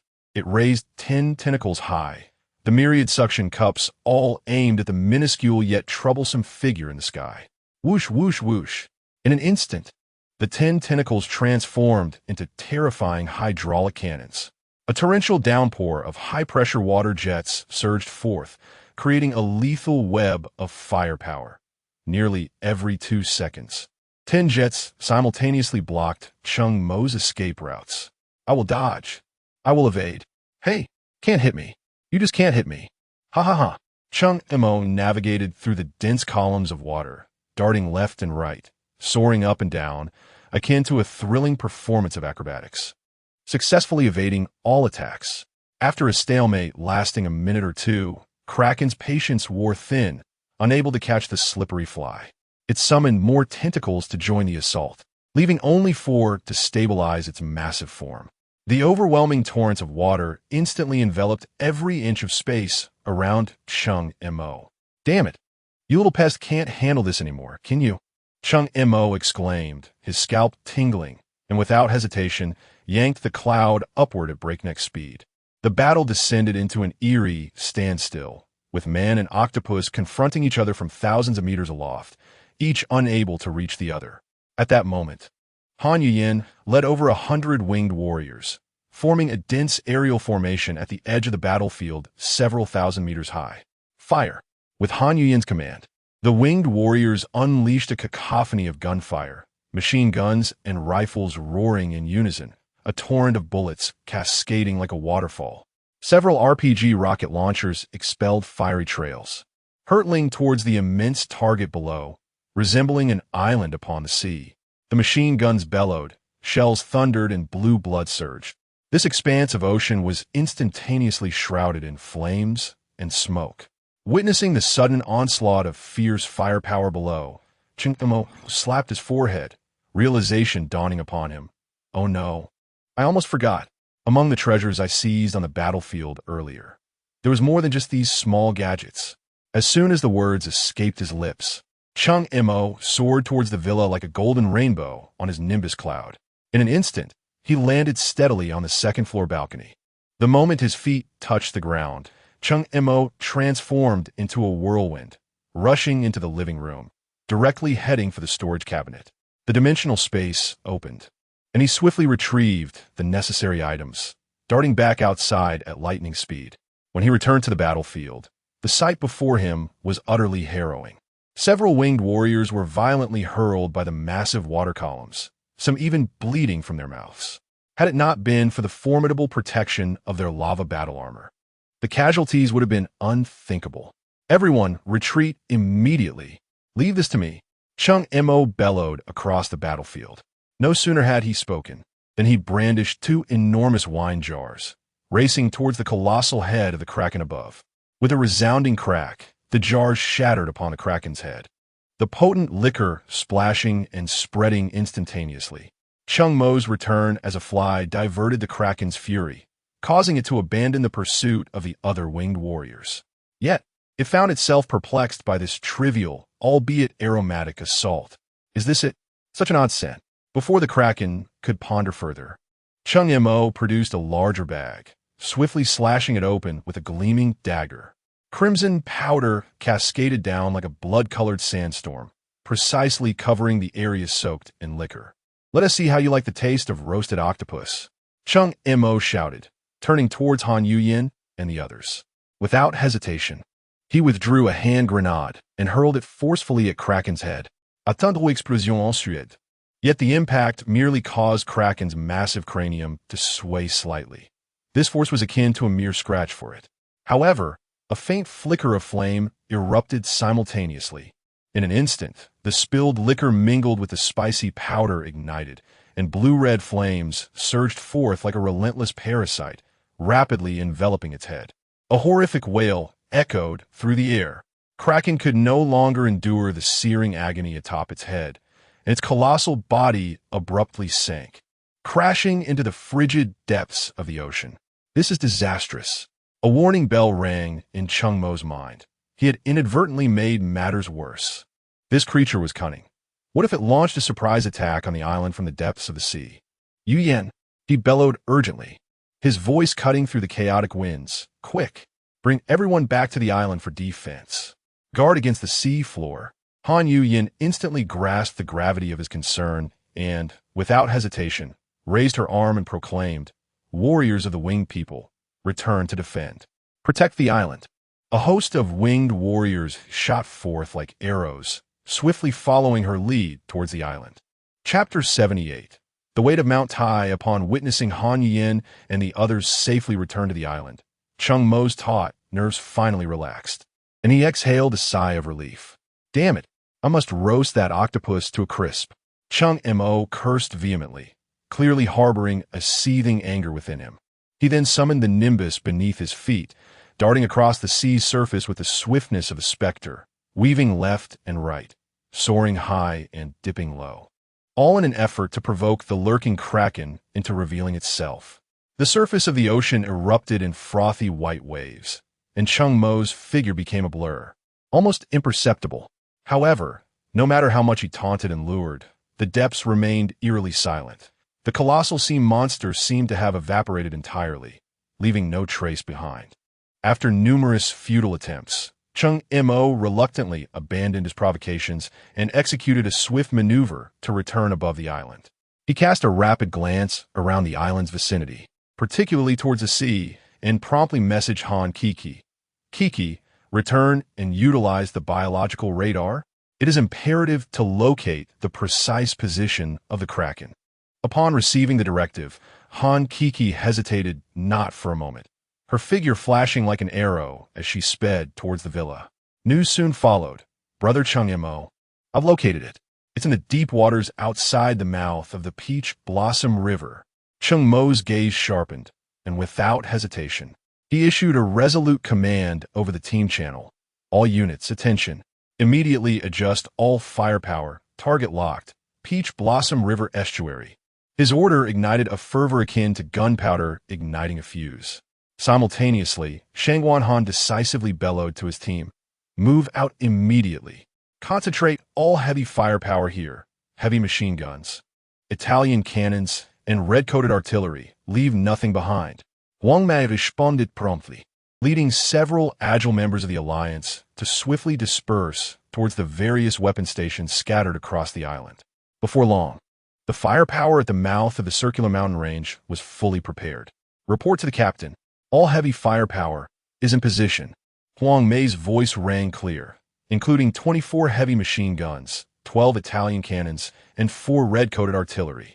Shang Wanhan's gaze was as sharp as an eagle's, sweeping across the battle-ready array of firepower as he coldly issued the final directive, combat ready, awaiting the order to fire.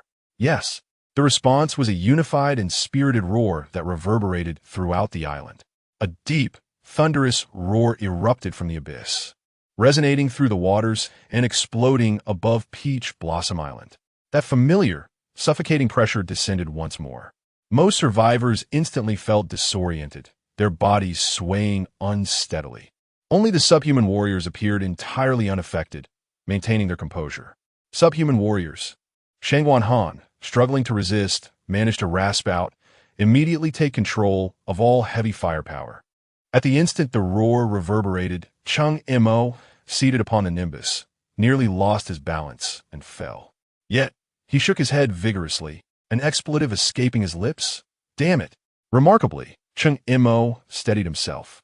At this moment, he was completely unaware of his own agility in the face of the Kraken's mental assault.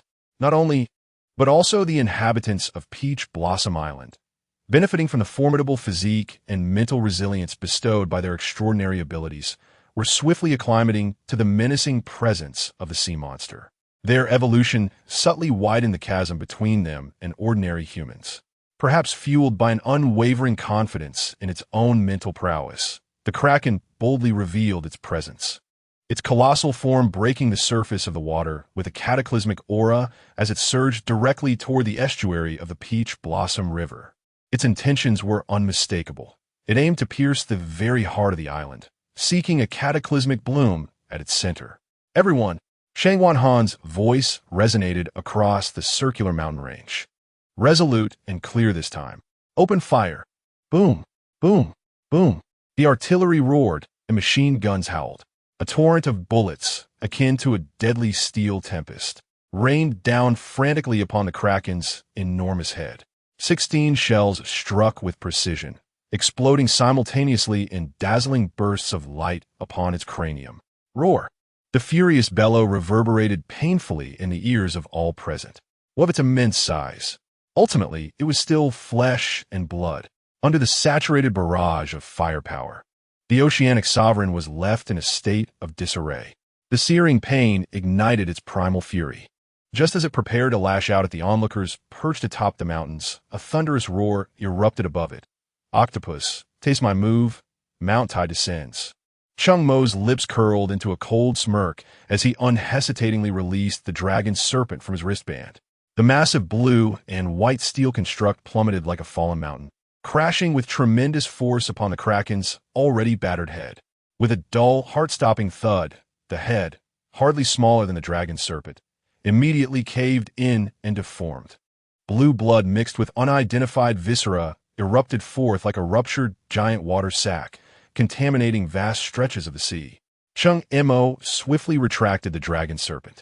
He then retrieved dozens of heavy iron chains, as thick as a child's arm, from his wristband and charged toward the Kraken's still twitching colossal tentacles. Minotaurs! Harpy clan! The voices of Shang Wanhan and Han Yuyin rang out almost in unison across the battlefield. Forward! Assist the island master in reining in the behemoth. The circular mountain range trembled as hundreds of robust Minotaur warriors surged forth like a burst dam, roaring toward the beach. Concurrently, over 100 Harpy warriors flapped their wings, soaring over the waves to aid Cheng Mo in wrapping the heavy chains around the Kraken's gigantic appendages. In no time, dozens of chains were tightly ensnared around the majority of the Kraken's tentacles. Several Minotaur warriors shouted as they tugged on a thick chain from the shore, while 3 or 4 Harpy warriors combined their strength to lift the chain into the air. One side pulled with might from the land, while the other tugged from the skies, working together to drag the dying mass of flesh toward the shore. Prepare all firepower. Fang Onhan, with a grave expression on the circular mountain range, called out, "This monster is not yet finished." The sounds of survival bear witness. No sooner had he spoken than the immense creature, about to be dragged ashore, suddenly convulsed violently. Several unbound tentacles thrashed wildly in the sea, conjuring towering waves, an ultimate struggle, instinctively resisting the inexorable pull toward its demise. Cheng Mo, reclining on the nimbus and gasping for breath, narrowed his eyes with resolve. Without a moment's respite, he urged the nimbus forward, darting like a streak of light toward the tumultuous tentacles. 100 meters away, a brilliant azure light erupted from his hand, coalescing instantaneously into a fierce chain of wind. At the chain's end, his sharp dagger was ensnared. With rapid motions, he swung his arm, transforming the dagger and chain into a whirling azure vortex, slicing through the air with a piercing shriek. The figure danced past the tentacles, with a series of resounding thuds. Thud, thud, thud, thud. The glimmering blade severed the defiant tentacles, which fell helplessly to the ocean's surface like severed vines, sending massive splashes of water into the air. A feeble roar escaped from the kraken's maw. Chapter 79. A bountiful reward, brothers. Let us exert ourselves. Tonight we feast on teppanyaki and char-grilled octopus. After severing several tentacles, he soared above the colossal head of the kraken. While rallying the A-race warriors with fervent shouts, he wielded the mighty windmill to ruthlessly slice at the kraken's crown. Through their collective efforts, the massive form of the kraken was finally dragged ashore. However, upon reaching land, it became a formidable obstacle. Deprived of the buoyancy of water, this behemoth, weighing over 300 tons, seemed to take root on the ground, remaining immovable despite the desperate efforts of hundreds of warriors straining against iron chains. The battlefield fell into a stalemate. A fierce glint flashed in Cheng Mo's eyes as he made an extremely perilous decision. With a flicker of thought, the nimbus beneath his feet suddenly dissipated. As he plummeted rapidly, the chains of wind in his hands contracted swiftly, and with a resounding hum, the razor-sharp dagger was instantaneously drawn back into his grasp. Bang! Cheng Mo crashed heavily onto the kraken's enormous cranium, producing a profound thud. Before the monstrous creature could react, his right arm swung down like lightning. The dagger, accompanied by a piercing sound, plunged deep into its resilient scalp with a sickening squelch. Without a moment's pause, he swung his arm in a wide arc, cutting fiercely. Blue-violet blood erupted like a high-pressure fountain, instantly drenching him from head to toe. At this moment, Cheng Mo paid no heed to such matters. Gritting his teeth, the dagger shimmered with cold brilliance as he furiously excavated the struggling beast's crown, carving out a terrifying gaping wound over a meter in diameter. Roar! The kraken let out a heart-wrenching wail, its countless tentacles thrashing violently in a frenzy.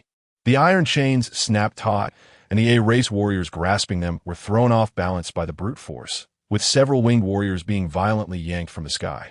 The kraken's anguished cries resonated like the drums of battle. Within the gory cavity, Cheng Mo's eyes blazed crimson, digging with even greater ferocity. He leaped into the profound blue wound, positioning himself at the pit's base, fervently wielding the dagger as though he were a burrowing pangolin. Die? Dig in a tiny garden. No, that's not right. I dig atop the great octopus's head, within the narrow blood hole. Cheng Mo was splattered with viscous blue blood and bits of flesh, tirelessly slicing through some hidden organ within the cranium. The mechanical downward strikes continued for what felt like an eternity, as if time had elongated in that moment, until survival announcement thundered in the minds of all survivors. Congratulations to Peach Blossom Island for successfully preemptively slaying the regional overlord, the North Sea giant kraken. Regional rewards: all 302 Essence Soil 10,000 Island, Speedboat 1 Island, Peach Blossom Island rewards, Electromagnetic Railgun 50, Essence Soil 300,000, Alloy or Vein 1, Core Slayer Cheng Mo additional rewards, Closed Defense Cannon 20, Machine Gun Blueprint 1, Siren Assault Rifle Blueprint 1. Upon hearing the alert sound, Cheng Mo abruptly opened his eyes, and the wind-based ability within him erupted suddenly. A powerful current lifted his body, propelling him upwards from the depths of the vast pit like an arrow released from its bow. He traced an arc through the air, landing steadily on the edge of the pit, and then, without a care for his image, collapsed at the pit's edge, bursting into laughter. I did it. I finally took down this behemoth. Almost simultaneously with his laughter, the regional and global channels of the survival world erupted as if a boulder had been cast into a lake, causing a tremendous uproar. Regional channel, shocked, wow. Cheng Mo is absolutely phenomenal. An SS-level regional overlord. He really took it down. Worship, I bow to you, esteemed one. These rewards are astonishing. How I desire them. Don't dream, everyone. The overlord belongs to us all. No, the overlord is mine. I seek to cling to your greatness. Overwhelmed with joy, woo-woo. Thank you, Great One, for your guidance. My island can finally level up to 2. Thank you, Great One. Thank you. Great One 10,086. The regional channel was instantly flooded with fervent praise and profound gratitude for Cheng Mo and Peach Blossom Island. However, the atmosphere in the global channel was starkly different, resembling a swirling vortex of shock, jealousy, and conspiracy. This Chinese individual, Cheng Mo, is too formidable. An SS-level creature can be slain just like that? Wait, what is a regional overlord? Can someone enlighten me? It sounds impressive. Did you see that? The power of China is expanding too rapidly. It must be contained. To all alliances seeking to curb the power of China, I, Eagle Sauce, propose that we first band together to eliminate Cheng Mo, the greatest threat. Then we can deal with Long Zhan. I Fusang second this. Count me in. For the glory of K-pop, add our Appa idol group as well. As the Eagle Sauce Alliance rallied, players from dozens of countries quickly gathered in the global channel, echoing in unison. Just as this alliance's momentum surged, a message was sent out. Do you have the strength to move against us? Or have you forgotten how over 10,000 of your kind vanished last time? The moment Long Zhan's information appeared, the explosive pace of the global channel's messages momentarily halted, as if an invisible pressure had descended. In the next second, an even larger number of Chinese survivors surged into the channel like a torrential flood. Oh, little Eagle Sauce is bouncing again? Was the last beating from General Long not painful enough? Now we have General Long and the esteemed Cheng Mo standing guard. What do you intend to fight us with? Your keyboards? Electromagnetic cannons. How about 50 electromagnetic cannons? Just ask what you can withstand. Above, they look down upon them, likely unaware of what an electromagnetic cannon truly entails. A monumental verbal battle of unprecedented scale has erupted on the global channel. Countless survivors from the Huagua region have transformed into the sharpest of linguistic weapons, with every word piercing the heart and every sentence drawing blood, striking at the very vulnerabilities of each provocateur in a manner quintessentially representative of the Chinese language. Yet, the instigator of this worldwide uproar, Cheng Mo, remains utterly indifferent. At the edge of the deep pit, he steadied his breath as the tumultuous energy within him gradually subsided. His gaze swept over the colossal carcass of the kraken beside him, and he deftly descended from its head. With a mere thought, the brilliance of his wristband flickered, and the massive body vanished instantaneously, absorbed into his storage space. Without hesitation, he activated the disassembly function of the wristband, methodically breaking down the terrifying SS-level behemoth into piles of materials, executing the task with the ease of handling everyday supplies. Just as he completed the disassembly, 2 familiar figures descended from the sky, their concerned voices resonating almost in unison. Cheng Mo, are you all right? Han Yuyen's tone carried a hint of urgency. Boss, are you okay? Shangwan Han's voice was considerably steadier, yet his eyes reflected the same worry. Chapter 80. Post-war conference. Before Cheng Mo could respond, the members of the alliance had already surged towards the beach. The crowd hurried forward, with Tang Xian squeezing to the front, her voice urgent. Leader, we cannot delay. We must return to the island at once. The tide of sea beasts attacking the island. All right, you all go ahead. Cheng Mo decisively interrupted Tang Xian with a wave of his hand, turning to Han Yuyen beside him. Yuyen, send the Iron Curtain Sentinels over to assist our brothers in clearing up. Yes, boss. In front of outsiders, Han Yuyen always fervently upheld Cheng Mo's authority, responding without hesitation. Minutes later, the leaders of each island, along with their teams and 4 Iron Curtain sentinels from Peach Blossom Island, set off to return to their respective islands. With the addition of these 4 formidable sentinels, the invading tide of sea beasts was swiftly obliterated with little effort. Meanwhile, on Peach Blossom Island, the scene transformed into a tense and busy battlefield cleanup phase. This time, the scale of the beast tide was unprecedented, with at least tens of thousands of sea beast corpses piled upon the island, rendering the cleanup task exceptionally arduous. Over 1,000 subhuman warriors, along with more than 500 residents of Peacetown, toiled for 2 full hours before the battlefield was finally cleared. After a belated lunch, which had nearly reached afternoon, Cheng Mo gathered all the core members of Peach Blossom Island and Hong Jia in the living room on the 2nd floor of the villa. Everyone, Cheng Mo surveyed the room and spoke plainly. Our population on Peach Blossom Island has surged, and our material reserves are gradually becoming sufficient. It is time to establish a more robust management structure. Indeed, it is necessary. Many nodded in agreement, with Han Yuyin adding her insights as well. Good. Since there are no objections, Yuyin, please report on the current personnel situation on the island. Cheng Mo directed his gaze towards Han Yuyin. Understood, Han Yuyin replied, her data flowing forth clearly and smoothly.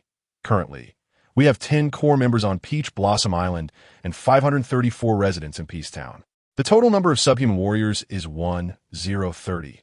120 winged warriors, 210 canine warriors, 300 feline warriors, and 400 bovine warriors. Our population is nearing 2,000. Cheng Mo nodded. I plan to establish 3 major systems. 1. Logistics system, led by Hong Jia as the Minister of Logistics, concurrently serving as the Mayor of Peacetown, to guide the town's members primarily in industrial production and agricultural development. 2. Combat Department, divided into 3 forces. Jiaolong Guard, the main offensive force composed of winged warriors, commanded by Han Yuyin, with deputies Han Kiki and Zhao Xiaoni. Xuanwu Guard, the defensive troop, a mixed unit of canine, feline, and bovine warriors, commanded by Shangwan Han, with Deputy Feng Yan. Chilling Guard, the rapid response unit, composed of 45 Iron Sentinels, commanded by Huang Mei, with Deputy He Yu. 3. Foreign Affairs Department, responsible for external communication and resource trade, headed by Minister Jiang Yuling, with Deputy Sun Yamiao. Cheng Mo finished his exposition in one breath, grabbing a cup from the coffee table and taking a hearty drink. Are there any questions regarding the aforementioned arrangements? The leader, He Yu, spoke first, his tone somewhat hesitant. I study agriculture, while directly joining the combat unit B. Listening intently, Cheng Mo's expression turned serious. Everyone present possesses extraordinary abilities. We exist in a world where survival is paramount. In times of peace, you may assist Hong Jia with agricultural matters. However, once a mission arises, all must take to the field. Understood, leader, he replied solemnly. Does anyone else have questions? If not, let us proceed as stated. Cheng Mo's gaze swept the room. At this moment, Shangwan Han interjected. Leader, our current weaponry is still rather limited. Limited? Cheng Mo raised an eyebrow, considering it a minor issue. Once I finish my current tasks, I will address all weaponry concerns. That is reassuring. I have no further issues. Shangwan Han nodded in agreement. Yu Ling and Hong Jia, please stay. Everyone else is dismissed. Cheng Mo lit a cigarette, waving his hand in a gesture of dismissal. The others rose and departed, leaving only 3 individuals in the living room. Leader, do you have any further instructions? Jiang Yuling inquired. Yuling, please organize and assess our current surplus supplies. Dispose of what needs to be handled promptly. Additionally, keep an eye on market trends. Acquire any valuable resources or materials as necessary. Cheng Mo instructed. Yes, leader. I will attend to it immediately, Jiang Yuling responded, hurrying away. Cheng Mo turned his attention to Hong Jia. Hong Jia, what are your thoughts on the division of labor just discussed? With gratitude, Hong Jia replied. The island master has saved us from crisis. Now is the time for us to give back. I am very satisfied with this arrangement. That is good to hear, Cheng Mo said, producing a bright red fruit from thin air and handing it to her. Here, take this. Hong Jia was momentarily taken aback. Island master, what is this? It is a Hunyuan fruit Cheng Mo replied casually, yet his tone carried weight. Consume it, and you will awaken a unique ability. This is far too precious, Hong Jie exclaimed, feeling somewhat anxious. I'm no longer a mere survivor. You. Take it without hesitation, Cheng Mo insisted, waving his hand decisively, signaling the end of their conversation. Focus on your tasks. I will not shortchange those who follow me. Now, please, go about your business. Once everyone had departed, Cheng Mo approached the territory cabinet, resolutely investing the recently rewarded 300,000 essence stones. His fingers flew across the screen, confirming the upgrade with determination. A low, resonant hum filled the air as the island vibrated in response. After a moment, the tremors ceased, and the view expanded dramatically. The island's area had increased to 467,000 square meters. Cheng Mo continued his work, promptly accessing the resource list to allocate the newly acquired alloy veins, as well as previously stockpiled village resources and various constructions. With remarkable precision and efficiency, in no time, he had completed all arrangements. He designated the location of the newly established village in the front right section of the central basin, perfectly encircling the military nest. The village rapidly took shape, solidly safeguarding the nest at its core. In this manner, not only can the accommodation and livelihood issues of the demi-human warriors be resolved, but it also provides the most direct form of protection.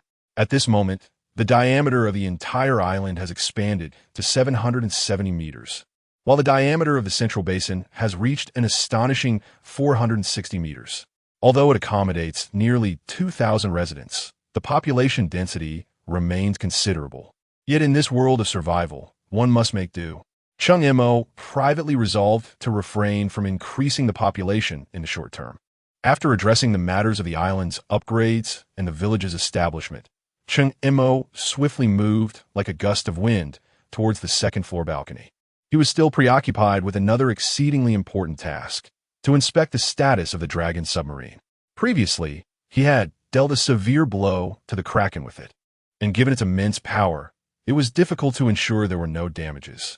Upon reaching the balcony, Cheng Mo snapped his fingers, and the nimbus cloud instantly coalesced beneath his feet, propelling him skyward, directly towards the sea's surface.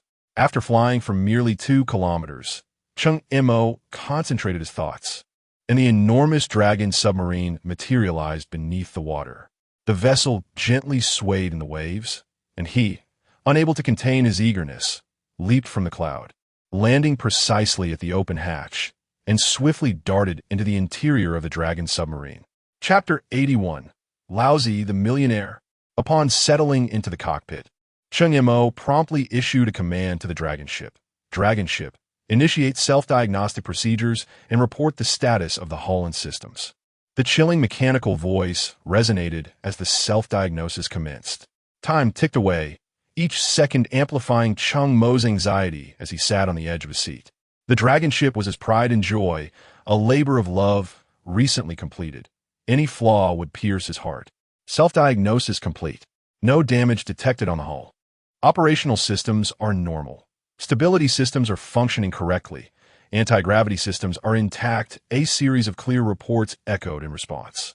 Cheng Mo's heart, which had been suspended in trepidation, finally relaxed, and he exhaled a long breath of relief. With his taut nerves loosening, he swiftly retrieved the electromagnetic railgun from the storage compartment. A holographic display presented the details. Electromagnetic railgun level.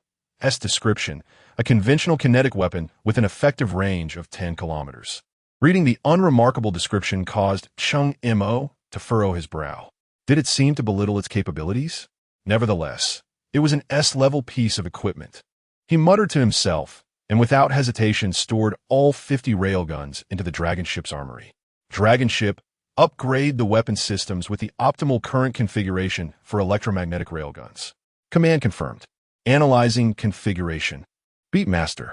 The analysis reveals that the optimal configuration for the Dragon ship consists of 24 railguns, 4 on the front, back, and upper deck, 2 on each side wing, and 8 on the lower deck. Execute the upgrade immediately, Cheng Mo declared resolutely. Affirmative, initiating weapon system upgrade.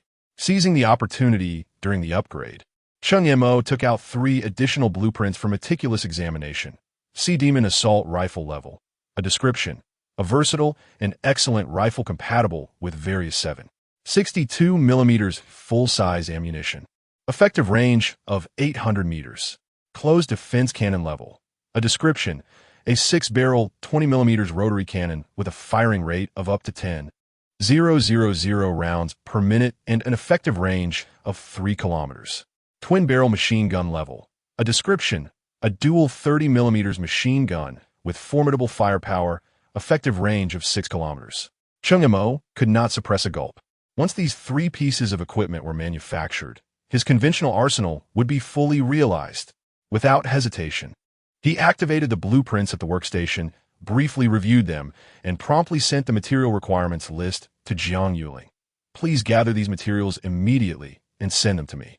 After a moment's thought, he also messaged Han Yuyan. Bring your dragon guards and report to the dragon ship. This will be your new base of operations. He believed in showcasing good resources, as was his style. While waiting for the materials, it suddenly occurred to him that the trading platform on his wristband had opened an auction house and currency system. With a flick of his finger, the interface of the trading platform unfolded before him. Prominently displayed in the upper right corner was his account balance, an imposing 0. With keen interest, he browsed the wares in the trading hall. A plethora of items, mostly of mediocre quality, now traded through a unified currency, gold coins and silver coins, with the exchange rate established at 1 gold coin equaling 10 silver coins. A bottle of mineral water is priced at 0.1 silver coins, while a warm winter coat astonishingly commands 10 gold coins, and a bolt-action rifle is available for merely 5 gold coins.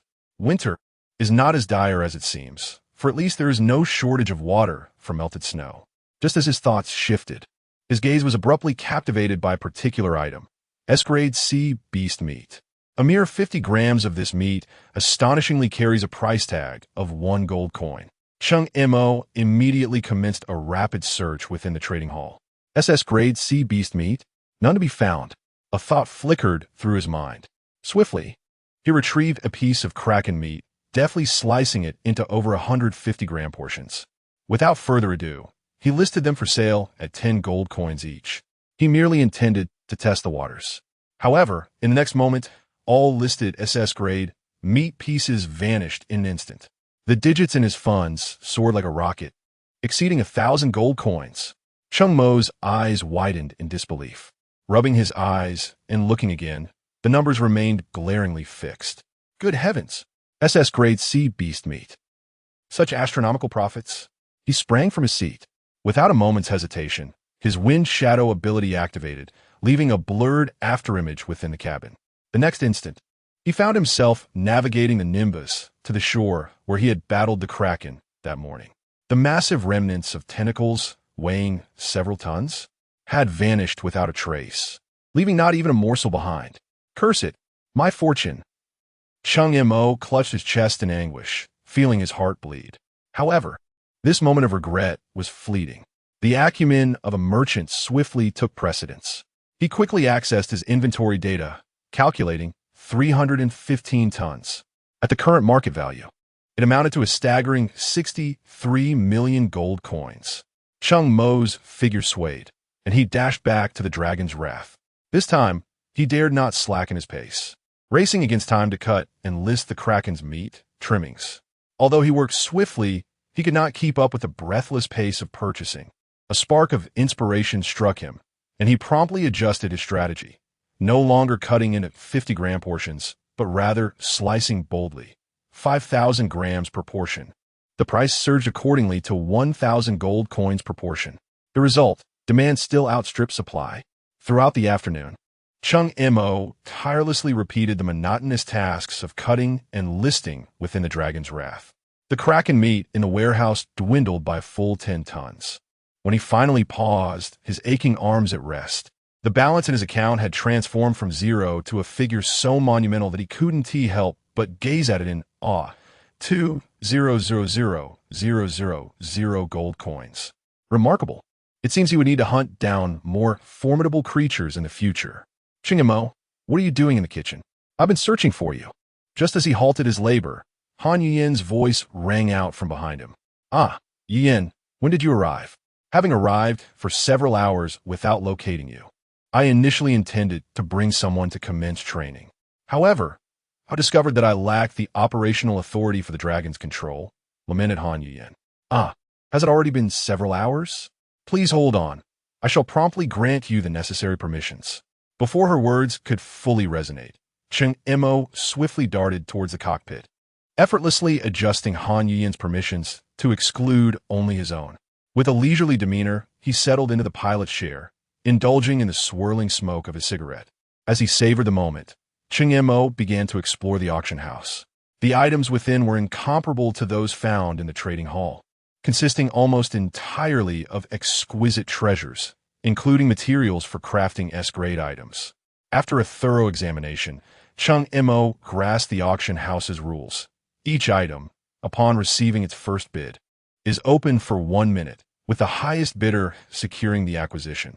In the case of sales, the auction house would retain a commission of 10%. As he beheld the enticing array of goods, excitement surged through Cheng Mo, prompting him to rub his hands together in anticipation. Haha, I am now a millionaire. All these marvelous treasures are mine.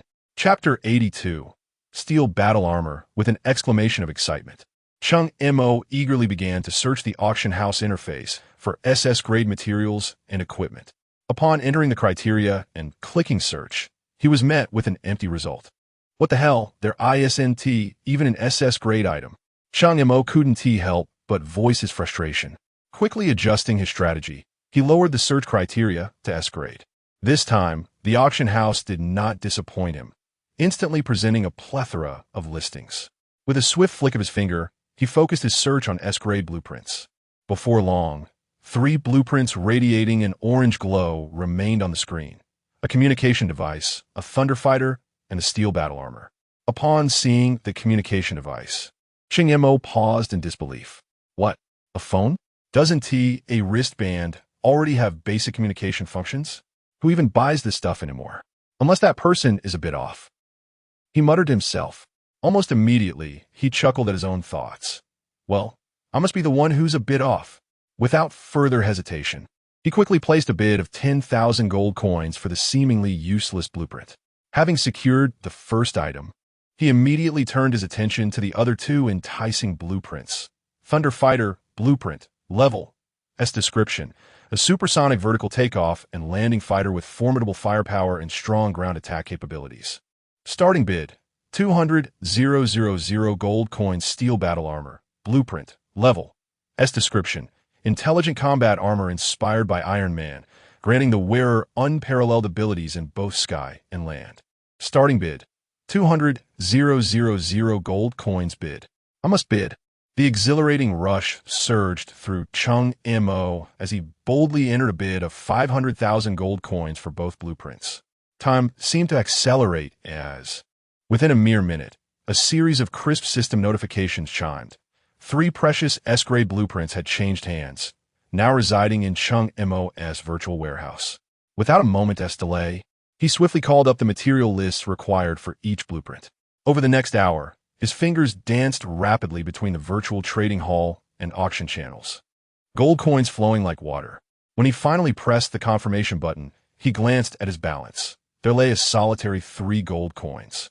He smacked his lips, a peculiar sense of satisfaction swelling within him. Is this what it feels like to spend lavishly? Refreshing. Cheng Mo promptly entered the cockpit of the dragon. He activated the 3 blueprints on the workbench and poured in the costly materials he had procured. A brief hum resonated, and the brilliance of creation flickered momentarily. A sleek, intelligent smartphone and a powerful, angular humanoid mech, steel battle armor, materialized within the cockpit. As for the Thunderfighter, there was clearly no room for it here. Cheng Mo first picked up the seemingly unremarkable communication device and activated its analytical function. Smartphone level. S. Description: a high-tech smartphone equipped with a high-performance signal transmitter, boasting an effective communication range of up to 1 million kilometers, seamlessly bindable and expandable with the Survivor bracelet features. Have I struck gold? Cheng Mo's grin was uncontrollable. Following the operational instructions, He swiftly completed the binding with the survivor bracelet on his wrist. After a thorough exploration, delightful surprises followed. This S-level phone was far more than a mere communication tool. It perfectly replicated all the core functionalities of the bracelet: chat channels, trading platform, workstation, bracelet warehouse, and operated with even greater smoothness, achieving truly instantaneous information synchronization. Of course, these functionalities were fundamentally reliant on the bracelet. Once unbound, the phone would lose these permissions. Nevertheless, even by its inherent signal strength and convenience, its value far exceeded expectations. After a brief acquaintance, Cheng Mo tucked the phone into his pocket and turned his gaze toward the adjacent set of steel armor, glimmering with a chilling metallic sheen. The craftsmanship and texture were impeccable. Cheng Mo strolled around the armor, nodding in approval. When he returned to face the armor, curiosity surged within him as he gently tapped the miniature reactor at the center of the chest, emitting a faint bluish glow. Beep! The helmet's eye lenses instantly ignited with two sharp green beams, and simultaneously, a cold electronic synthesized voice resonated within the chamber. Armor system has been activated. Please face the armor and maintain a standing posture for identity binding verification. Very well. Cheng Mo complied, positioning himself as directed in front of the armor.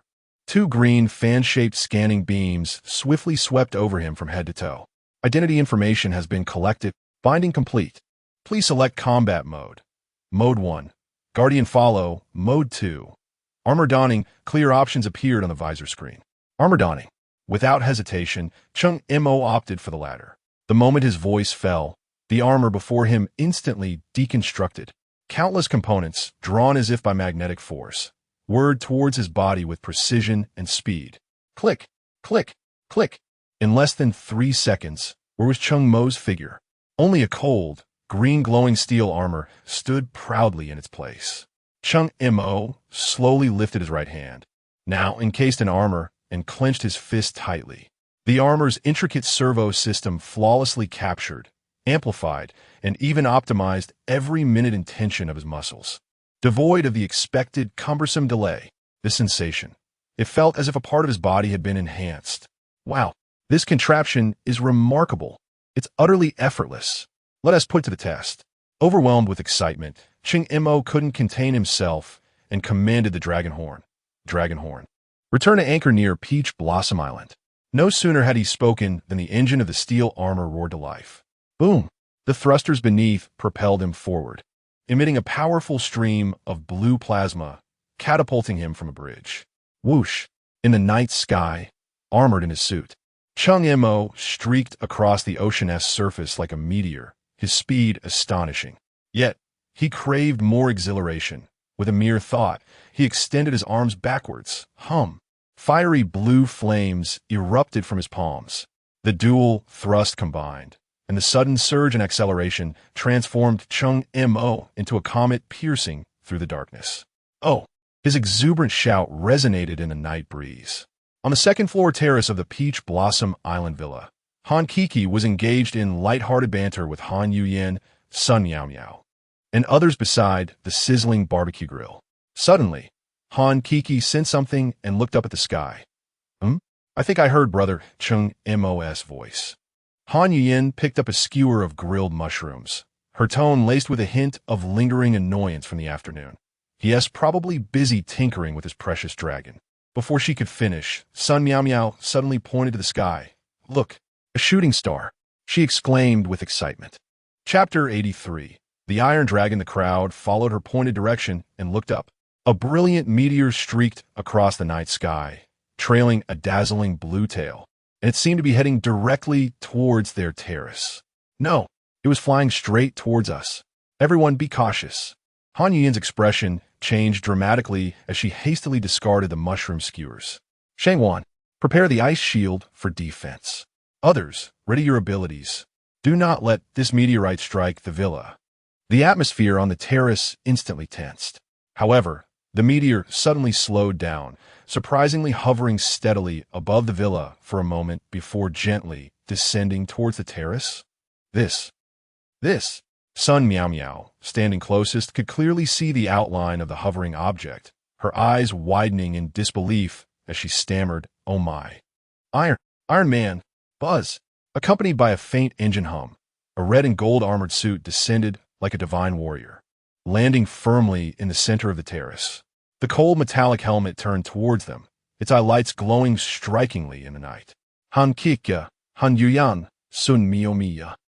Everyone stared in astonishment at this unexpected visitor, brimming with science fiction allure. The Iron Man seemed to be a bit awkward. It even raised its armored arm and somewhat clumsily scratched the back of its helmet.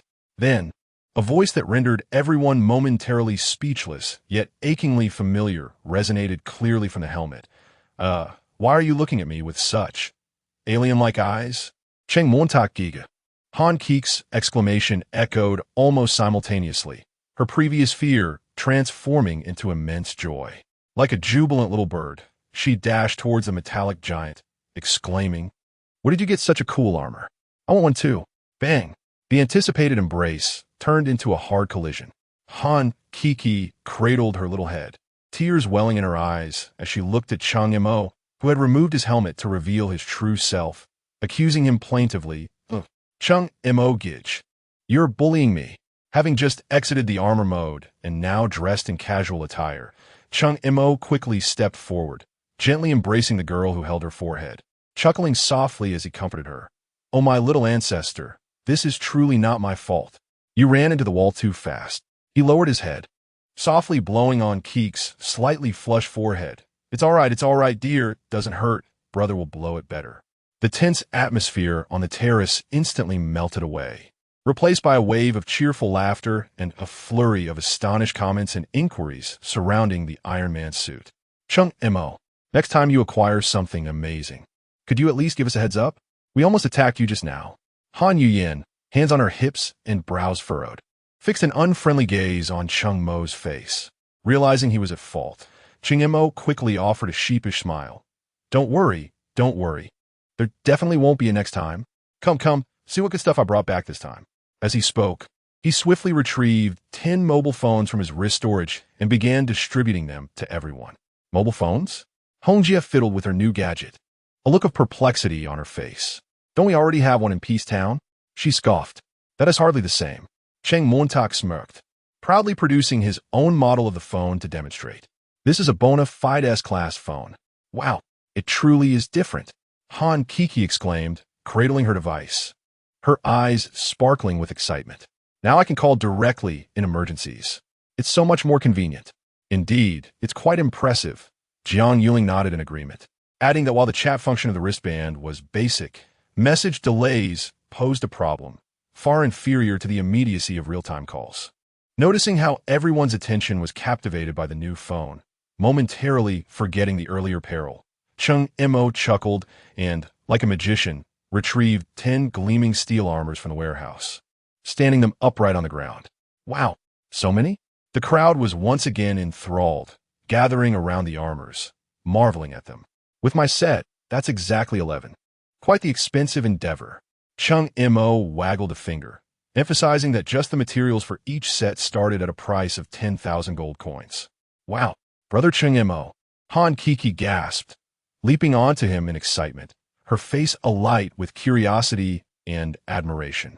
"How did you suddenly become so wealthy? Where did you get all that gold?" "Well," Cheng Mo scratched his nose, deliberately elongating his tone to appear nonchalant. "I sell meat. You wouldn't believe how quickly money comes in this line of work. I easily made 2 million in just one afternoon." As soon as he finished speaking, Cheng Mo noticed the peculiar expressions on everyone's faces. What is wrong? He looked around, bewildered by their gazes. Ahem. Jiang Yuling cleared her throat, attempting to delicately inquire. Boss, if I may be curious, what exactly are you selling?" "Kraken meat. Need I say more?" Cheng Mo sighed with relief, his tone even tinged with excitement. "Let me tell you, the price for SS-class deep-sea monster meat is simply..." Before he could finish, a sharp crack of a whip-like sound echoed as Han Yuyan, in a fit of rage, struck out with lightning speed, sending Cheng Mo flying backward. Aside from the unfazed Han Kiki, the others were left in stunned silence, watching Han Yuyan's sudden assault. "What are you dawdling for?" Han Yuyan glared at them, fuming. Come with me. Let's take him down. With that, she rolled up her sleeves and charged forward. Kiki, should we really go? Jiang Yuling edged closer to Han Kiki, seeking confirmation in a hushed tone. Of course. My sister has given the order. Han Kiki waved her tiny fists, unhesitatingly joining the fray. Hongjia, Xinguan Han, and the others exchanged glances. And after a brief moment of silent communication, they too decided to join in, adhering to the principle that the law does not punish the crowd. The scene quickly descended into chaos. Suddenly, a particularly loud slap resounded, cutting through the clamor. The crowd abruptly halted their actions, all eyes drawn to the source of the sound. There stood Hongjia, bewildered, while Cheng Mo covered his face, half reclined on the ground, his expression more perplexed than anyone else's. Hongjia, why did you hit me? He exclaimed. Hongjia gazed at her flushed palm, then at the red mark on Cheng Mo's face, her cheeks turning a deeper shade than his. Stammering, she offered an explanation. I saw them hitting you, and I just followed along. Cheng Mo looked utterly speechless. Oh dear, their hits were just playful banter. There's no harm among teammates. But your slap was undeniably painful. Hongjia was instantly flustered, her delicate face almost crimson with embarrassment, standing there frozen, unsure of what to do. Just as her awkwardness reached its peak, Han Yuyin swiftly pulled her behind her for protection, then confronted Cheng Mo with fierce determination, her slender finger nearly poking his nose. Do you realize now where you went wrong? Cheng Mo remained utterly confused, covering his burning cheeks as he mumbled. What have I done? I just wanted to bring some benefits to everyone. Besides, I'm the island master. Han Yuyin was nearly exasperated to the point of laughter, stepping forward to grasp Cheng Mo's ear firmly.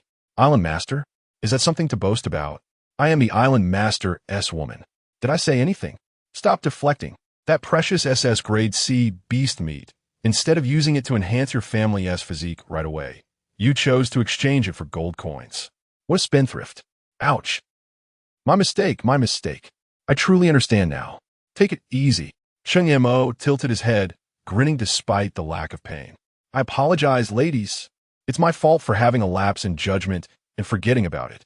I'll bring it out right away and start grilling. Tonight, we'll feast on teppanyaki squid, and there will be plenty. Before he could finish speaking, Cheng Mo deftly retrieved a large, translucent piece of kraken meat from the warehouse, placing it with a clang on the table beside the grill. Suddenly, his eyes brightened as if he had recalled some treasure, and he dashed towards the territory cabinet. When he returned, he held a substantial chunk of pink meat in his hands. What is this? It doesn't look like kraken meat. Han Yuyan inquired, putzlid. It's dragon meat from the Dragon Valley expedition we brought back earlier. I never got around to tasting it. Aren't you curious about what it's like? Cheng Mo murmured softly, yet his mind began to concoct mischievous thoughts. I've heard dragons are inherently. I wonder what will happen if we consume it. Chapter 84. The deadly barbecue. The sizzling sound of meat grilling resonated on the villa's balcony. Whether it was due to the quality of the ingredients or merely a psychological effect, the rich and enticing aroma of the meat wafted through the air, so potent it felt almost aggressive, even before any seasoning had been added. Han Kiki, like a small creature eagerly awaiting its meal, remained closely by Cheng Mo's side, her delicate nose twitching as she greedily inhaled the intoxicating scent. Brother Cheng Mo, is it ready yet? I'm almost starving. She tugged at Cheng Mo's sleeve, her large eyes brimming with urgency, her voice soft and pleading. Juste un moment, juste un moment. I just need to sprinkle on the seasoning, Cheng Mo replied, swiftly grabbing chili powder and salt from the nearby table, evenly distributing them over the glistening skewers of meat. Here, but take it slow. Be careful not to burn yourself. He handed the first perfectly grilled skewer to Han Kiki, unable to resist offering a gentle warning. Han Kiki did iogally, snatching it up and hastily putting the steaming skewer into her mouth. After only a couple of chews, her eyes widened in astonishment.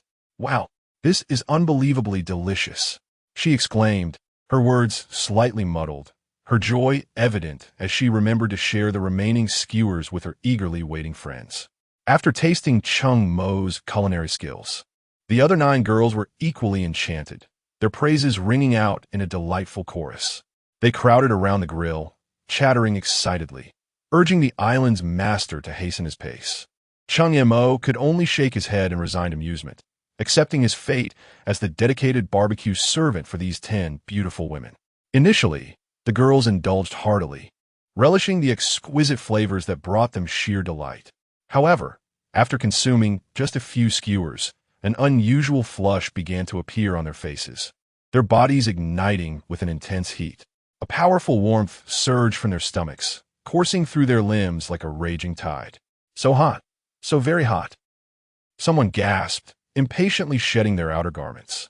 Despite the outdoor temperature being only a few degrees, they felt as if they were in a furnace, struggling to remain composed in their light short sleeves on the balcony, with several even rising to bounce restlessly. As the enchanting spring scenery unfolded before him, Cheng Mo found himself momentarily entranced. Could it be? The SS-grade sea beast meat combined with dragon meat has such a potent effect? He mused to himself, also grabbing a couple of skewers to taste. As he consumed the 2 skewers, the remarkable potency manifested instantly. He could distinctly feel a pure and domineering energy surging within him, each pulse akin to a gentle yet forceful hammering, gradually refining his muscles and organs, subtly enhancing his physical prowess. Brother Cheng Mo, I feel so uncomfortable. It's so hot. Han Kiki had somehow nestled closer to him, her tone unusually soft and hurried. She slid into his embrace, her scorching arms wrapping around his neck. At that moment, her eyes were bloodshot, and her skin felt searing to the touch. Cheng Mo's heart raced with alarm, realizing the gravity of the situation. Oh no, they lacked the physical conditioning to handle such high-tier beast meat. The accumulated energy was so immense that it could not be absorbed. It had to be released immediately. He abruptly slapped his forehead, his expression grave. If this continued to burn, his mind might very well be scorched. Without a moment's hesitation, he hoisted the delirious Han Kiki into his arms and strode into the nearest bedroom, unceremoniously tossing her into the spacious bathtub. He then turned on the shower. Icy water cascading down upon her. The steam instantly rose, enveloping the air. At the moment the frigid water made contact with her searing skin, it emitted a sharp hissing sound. Alas, it was still heating up. Observing Han Kiki's flushed skin amidst the mist, Cheng Mo's heart sank further. Fortunately, the relentless flow of water finally began to gradually lower her temperature. Once he confirmed that Han Kiki was temporarily out of danger, Cheng Mo wiped his face and dashed towards the balcony. There were still 9 other scalding human torches to attend to.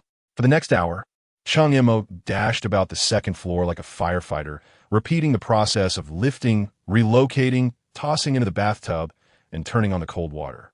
By the time he secured the last individual, he was thoroughly drenched, strands of hair sticking to his forehead. Exhausted, he leaned against the balcony railing and lit a cigarette. Through the swirling smoke, he glanced towards the bathroom, envisioning the faucets in each room gushing cold water. Amidst the rising steam, shadowy figures painted a breathtaking yet harrowing scene. Cheng Mo quickly withdrew his gaze and took a deep drag of his cigarette. Suddenly, from the direction of the living room, he heard Han Yin's slightly hoarse call, imbued with an unusual warmth and intimacy. Just as he extinguished the cigarette and stepped into the living room, a similarly damp and heated body lunged into his embrace. Cheng Mo Gidge, the voice dripped with allure. Boss, came the indistinct murmur. Island Master. Another call swiftly followed. The next morning, Cheng Mo lay sprawled on the living room sofa, as if all his strength had been drained away. His shoulders heavy and unable to rise, dark circles glaring under his eyes. The previous night felt like a descent into hell. With calls and strange sounds echoing from various corners of the second floor, he had flitted about like a firefighter, his body seemingly hollowed out. Who could fathom the inhuman torment he had endured throughout that night? The villa was enveloped in silence that day, save for the rhythmic sounds of even snoring. In this tranquility, Cheng Mo sank into a deep slumber. When he opened his eyes again, dusk had settled outside. Ah, the big lazy pig finally awakens? Almost simultaneously, Han Kiki bounced into his view, her face alight with a smile as she placed a cup of warm water into his hands. Thank you for your hard work yesterday. she said, her voice soft and delicate, a faint blush blooming on her cheeks. Cheng Mo accepted the cup, slowly sipping the warm liquid as it coursed down his throat like a soothing stream. With a look of affection in his eyes, he reached out and gently ruffled her hair, saying, "What is there to worry about? You are all the most important people in my life. How could I possibly stand by and watch you face trouble?" Just then, Han Yuyin, who happened to emerge from the door, clearly heard his words, and a rosy hue crept onto her cheeks. She forced herself to appear composed, turning her head away and pretending nothing was amiss, though her discomfort was unmistakable. "Brother Cheng Mo, let me tell you," Han Kiki exclaimed, her attention swiftly diverted as she excitedly reported her discovery. "I've noticed a significant improvement in my physical abilities. I feel at least twice as strong now. I can effortlessly lift 200 pounds. Is that so?" "That's wonderful," Cheng Mo replied with an almost instinctive smile. "It seems we'll need to provide you with some high-quality beast meat to replenish your strength." "Oh, Brother Cheng Mo, you naughty one." Han Keek's face flushed deeper as she playfully punched his chest before turning and darting away like a startled fawn. Chapter 85. The Challenge. As Han Kiki departed, Jiang Yuling, clad in her nightwear, gracefully approached and seated herself beside Cheng Mo. "Boss, I have something to report." She adjusted her bangs and quickly organized her thoughts. "The World Channel has just revealed that a foreigner has obtained a challenge card, and they are plotting against you." "A challenge card?"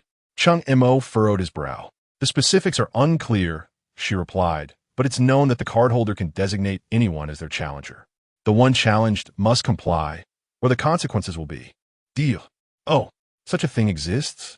Cheng Mo's tone remained languid and dismissive. Before she could finish, the chilling notification echoed in the minds of all survivors. The island master of Fushan, Haimu, has issued a challenge to the island master of Taohua, Cheng Mo. Please choose whether to accept. Challenge rules. A single challenge card allows the challenger to designate their opponent and select the venue. The victor gains everything, while the loser forfeits all. If the challenge refuses, they will lose half of their island's resources, including the island itself. All weapons and equipment are prohibited during the challenge. Upon hearing the name Haimu, a sharp grin spread across Cheng Mo's face. "A little devil? Huh. I relish the thought of vanquishing devils," he swiftly responded. "Cheng Mo, Island Master of Taohua, accept the challenge. Live broadcast commencing in 3 minutes." The announcement sent the World Channel into an uproar. The Fusan camp erupted. "Huh, that fool Cheng Mo. Kinta is our top sumo wrestler, with arms thicker than Cheng Mo's thighs. Without weapons, he's doomed. Yes, defeating Cheng Mo will make us the strongest island." The Eagle Sauce Nation stoked the flames. "Excellent. If you defeat Cheng Mo and share the spoils, we, the Eagle Sauce, will protect you." The third brother camp cried out, "Kill him. Avenge our last battle." The Hua Nation camp seethed with indignation. "Despicable. Dare to challenge me. As a proud disciple of Jeet Kune Do, I shall beat you to a pulp." "This is bad. Cheng Mo is our second largest island. His strength lies in his equipment. We're finished. That little devil is so treacherous. He actually arranged a weapon-free challenge." The comments flew in thick and fast, emotions running high. 3 minutes passed in the blink of an eye. In a flash of white light, Cheng Mo vanished from the sofa. When he opened his eyes again, he found himself in a cold, hard, octagonal cage. Directly opposite him stood a towering mountain of muscle. Haimu, the top sumo wrestler of Fusang, standing too. 2 meters tall and weighing nearly 200 kilograms. Seeing the mass of flesh that nearly filled his view, Cheng Mo squinted uncomfortably. "Are you Cheng Mo?" Haimu's voice boomed, dripping with contempt. "If you wish to avoid suffering, kneel and beg for mercy. Perhaps if you present yourself properly, I shall grant you a swift end." This arrogant proclamation echoed through the live broadcast, spreading across the globe. The comments in the live stream flooded in. The Fusang camp mocked. "Ha ha, that little body of Cheng Mo's. Kenna could crush him with a single punch. Kill him. I'll send you rockets. For the glory of Fusang. Crush him." In a fervent display of encouragement, the crowd rallied behind Cheng Mo, urging him to withstand the challenge ahead. "Stay calm. Don't engage directly. Exploit his weaknesses," they cried. Yet, in the face of blatant humiliation, Cheng Mo merely nonchalantly cleaned his ear with his pinky and flicked his fingers at Kuroki. You think this greasy mass can compel me to kneel? Kuroki Kenta was utterly enraged, his palms crashing against his ample belly and chest, resonating with a dull thud, as his mountainous form trembled with fury. Cheng Mo remained steadfast, unyielding as a mountain, his gaze as frigid as ice. The online commentary erupted once more. Ha, look, Cheng Mo is petrified. Can't move his legs now, can he? Fools above. This is composure. Do you not recognize the aura of a master? Cheng Ye's stance is unfathomable. I wager he will resolve this within 10 moves. Oomph. What pretense? What do you see as prowess? At last, Cheng Mo spoke, his tone tinged with impatience. If you persist in standing there, I shall have to make the first move. How dare you? This isn't fat, it's power. Kuroki Kenta's eyes bulged with rage. I will eliminate you. With a thunderous roar, the colossal figure surged forward, accompanied by the ominous sound of heavy footsteps, akin to a battering ram on a rampage, hurtling towards Cheng Mo. Just as this tidal wave of fury was about to engulf him, Cheng Mo sprang into action. With his left hand casually tucked in his pocket, his right hand formed a lethal blade, slicing through the air with unprecedented precision. The floor beneath seemed to groan under the pressure as Cheng Mo transformed into a fleeting shadow, charging directly at the oncoming behemoth. In a heartbeat, they were mere inches apart. Cheng Mo propelled himself off the ground. In midair, he resembled a hawk swooping down on its prey, his arm cutting through the atmosphere with a piercing sound, his hand knife aimed with deadly accuracy at the unguarded side of Kuroki Kenta's thick neck, plunging in fiercely. A sickening squelch echoed as his palm broke through layers of fat. Time appeared to freeze at that moment. Kuroki Kenta's ferocious momentum came to an abrupt halt, his immense body collapsing as if all support had been stripped away, staggering forward a few steps before crashing to the ground with a resounding thud. He fell heavily onto the cold floor of the octagon, producing a dull, echoing sound. His face, swollen with flesh, contorted in disbelief. Eyes bulging as blood poured uncontrollably from his mouth and nose, leaving only the desperate gasps of a dying man.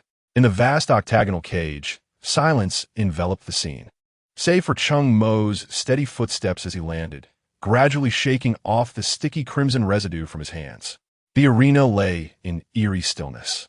Cheng Mo stood firm, methodically flicking his wrist, warm, thick blood splattering from his fingers, leaving glaring splashes of scarlet on the cold metallic floor. In the live stream, the previously frenetic barrage of comments abruptly froze. The terrifying online viewer count, representing millions, stood still on the screen, resembling a chilling gravestone.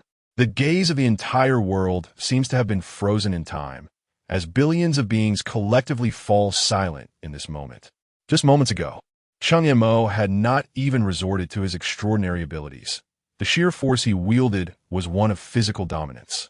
Whether it was the result of his arduous training the previous night or the astonishing transformation brought about by the blood and flesh of high-tier beasts, every metric of his being now surpassed that of an ordinary person by more than tenfold. The eerie silence was abruptly shattered. The global channels were instantaneously inundated with a tidal wave of comments.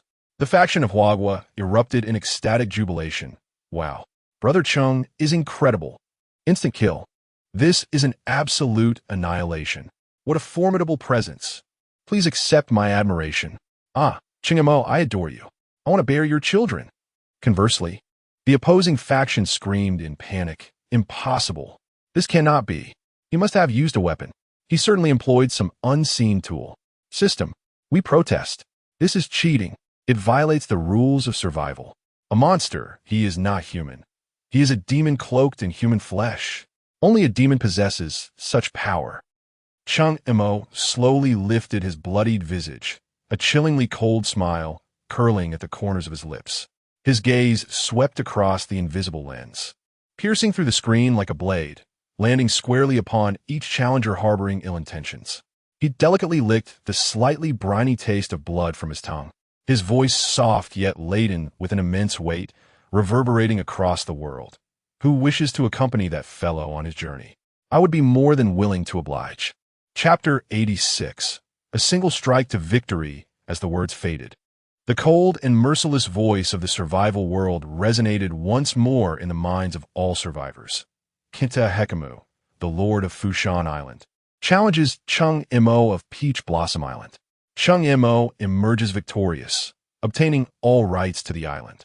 Members of Fushan Island are to vacate immediately, and the island's resources will be reset and transferred to Cheng Mo of Peach Blossom Island.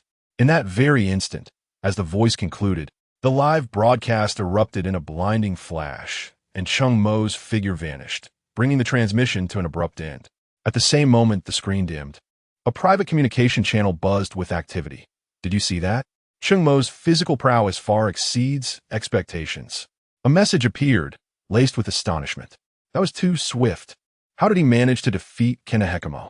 I barely caught a glimpse. Another message rushed forth. The so-called number 1 sumo wrestler of Fusang was utterly pathetic. He was merely a delivery boy. A third message dripped with disdain. Alas, I intended to use him as a stepping stone to draw out some of Cheng Mo's hidden cards, but the fourth message expressed disappointment. One cannot place all the blame on Ten-thousand-acre. A fifth message maintained a level-headed tone. Cheng Mo's strength is undeniably extraordinary. This is not the time for reflection. The sixth message interjected. The pressing question is, shall we continue to challenge Cheng Mo? We must challenge him. The seventh message asserted decisively, otherwise, all our previous investments will merely serve to adorn his victory. Agreed. Let's challenge him at once. The eighth message echoed in consensus. What of his superior physical qualities? Can he truly withstand an ability user? A ninth message brimming with ferocity demanded. Let the fireman take action. Huh. Has the eagle finally decided to dispatch your fireman? Minin? The 10th message dripped with sarcasm. Almost as soon as Cheng Mo was teleported back to the villa on Peach Blossom Island, the familiar cold voice of the survival world erupted again. Minin of Abek Island has initiated a solo challenge against Cheng Mo of Peach Blossom Island. Do you accept? Yes, no? Alongside this challenge prompt, the world channel buzzed with outrage. Despicable. This is nothing short of a wheel battle. Cheng Mo has just finished one fight. Bastards. Have the courage to challenge me directly.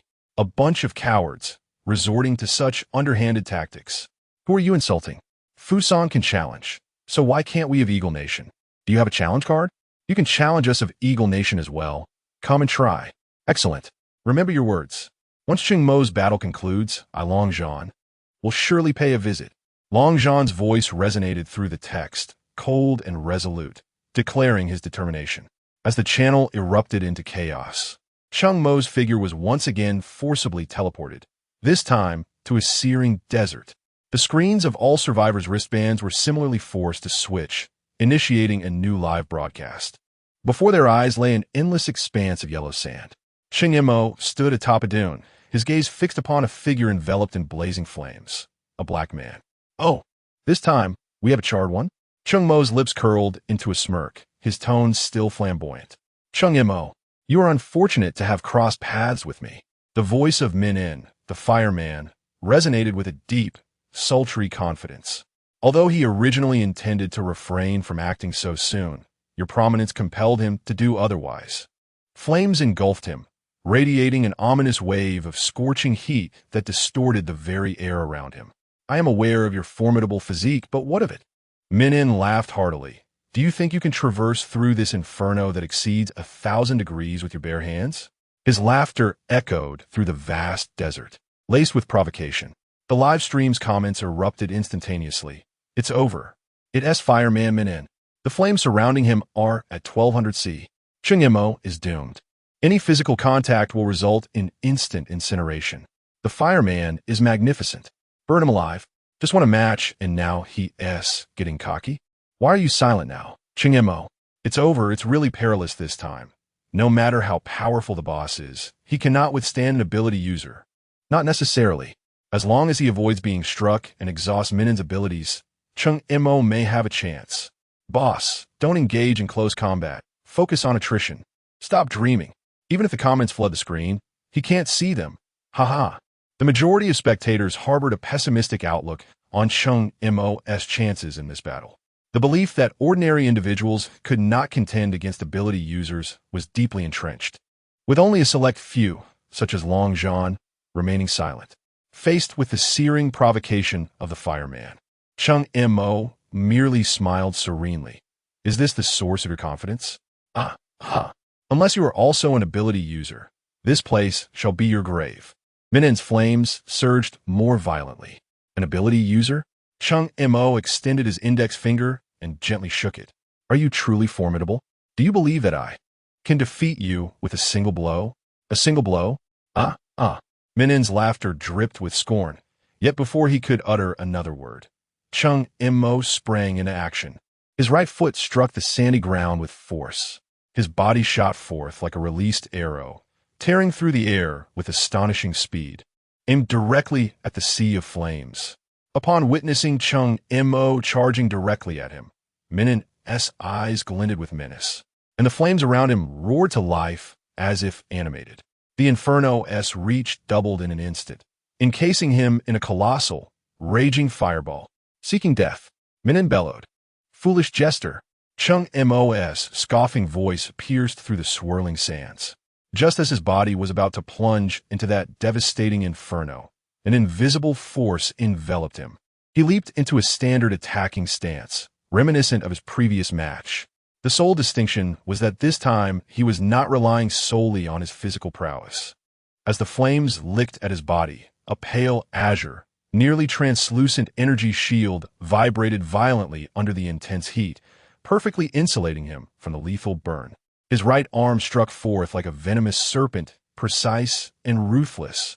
It penetrated the core of the flames in an instant. With a soft hiss, he withdrew immediately. Cheng Mo's figure moved with ghostly swiftness, retreating the moment he pierced the target's vital point. Just as he was about to escape the fiery domain, the azure energy dissipated instantaneously. The high temperature swiftly ignited his clothing. Flames erupted.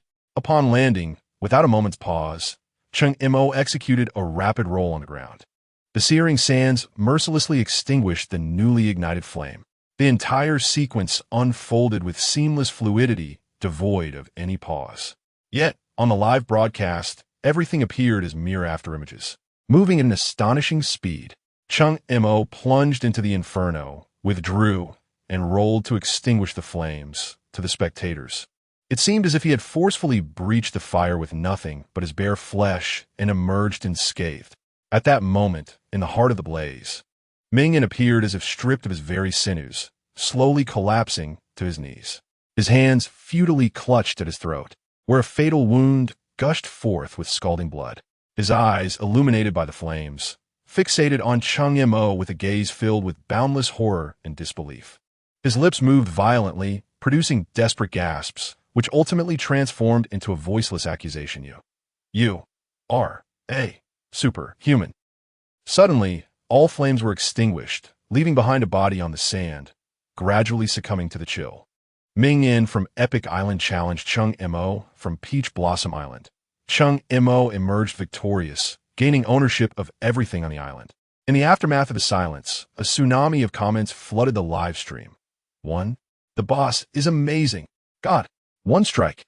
He really defeated the fireman in one move. The boss is formidable. I want to marry you.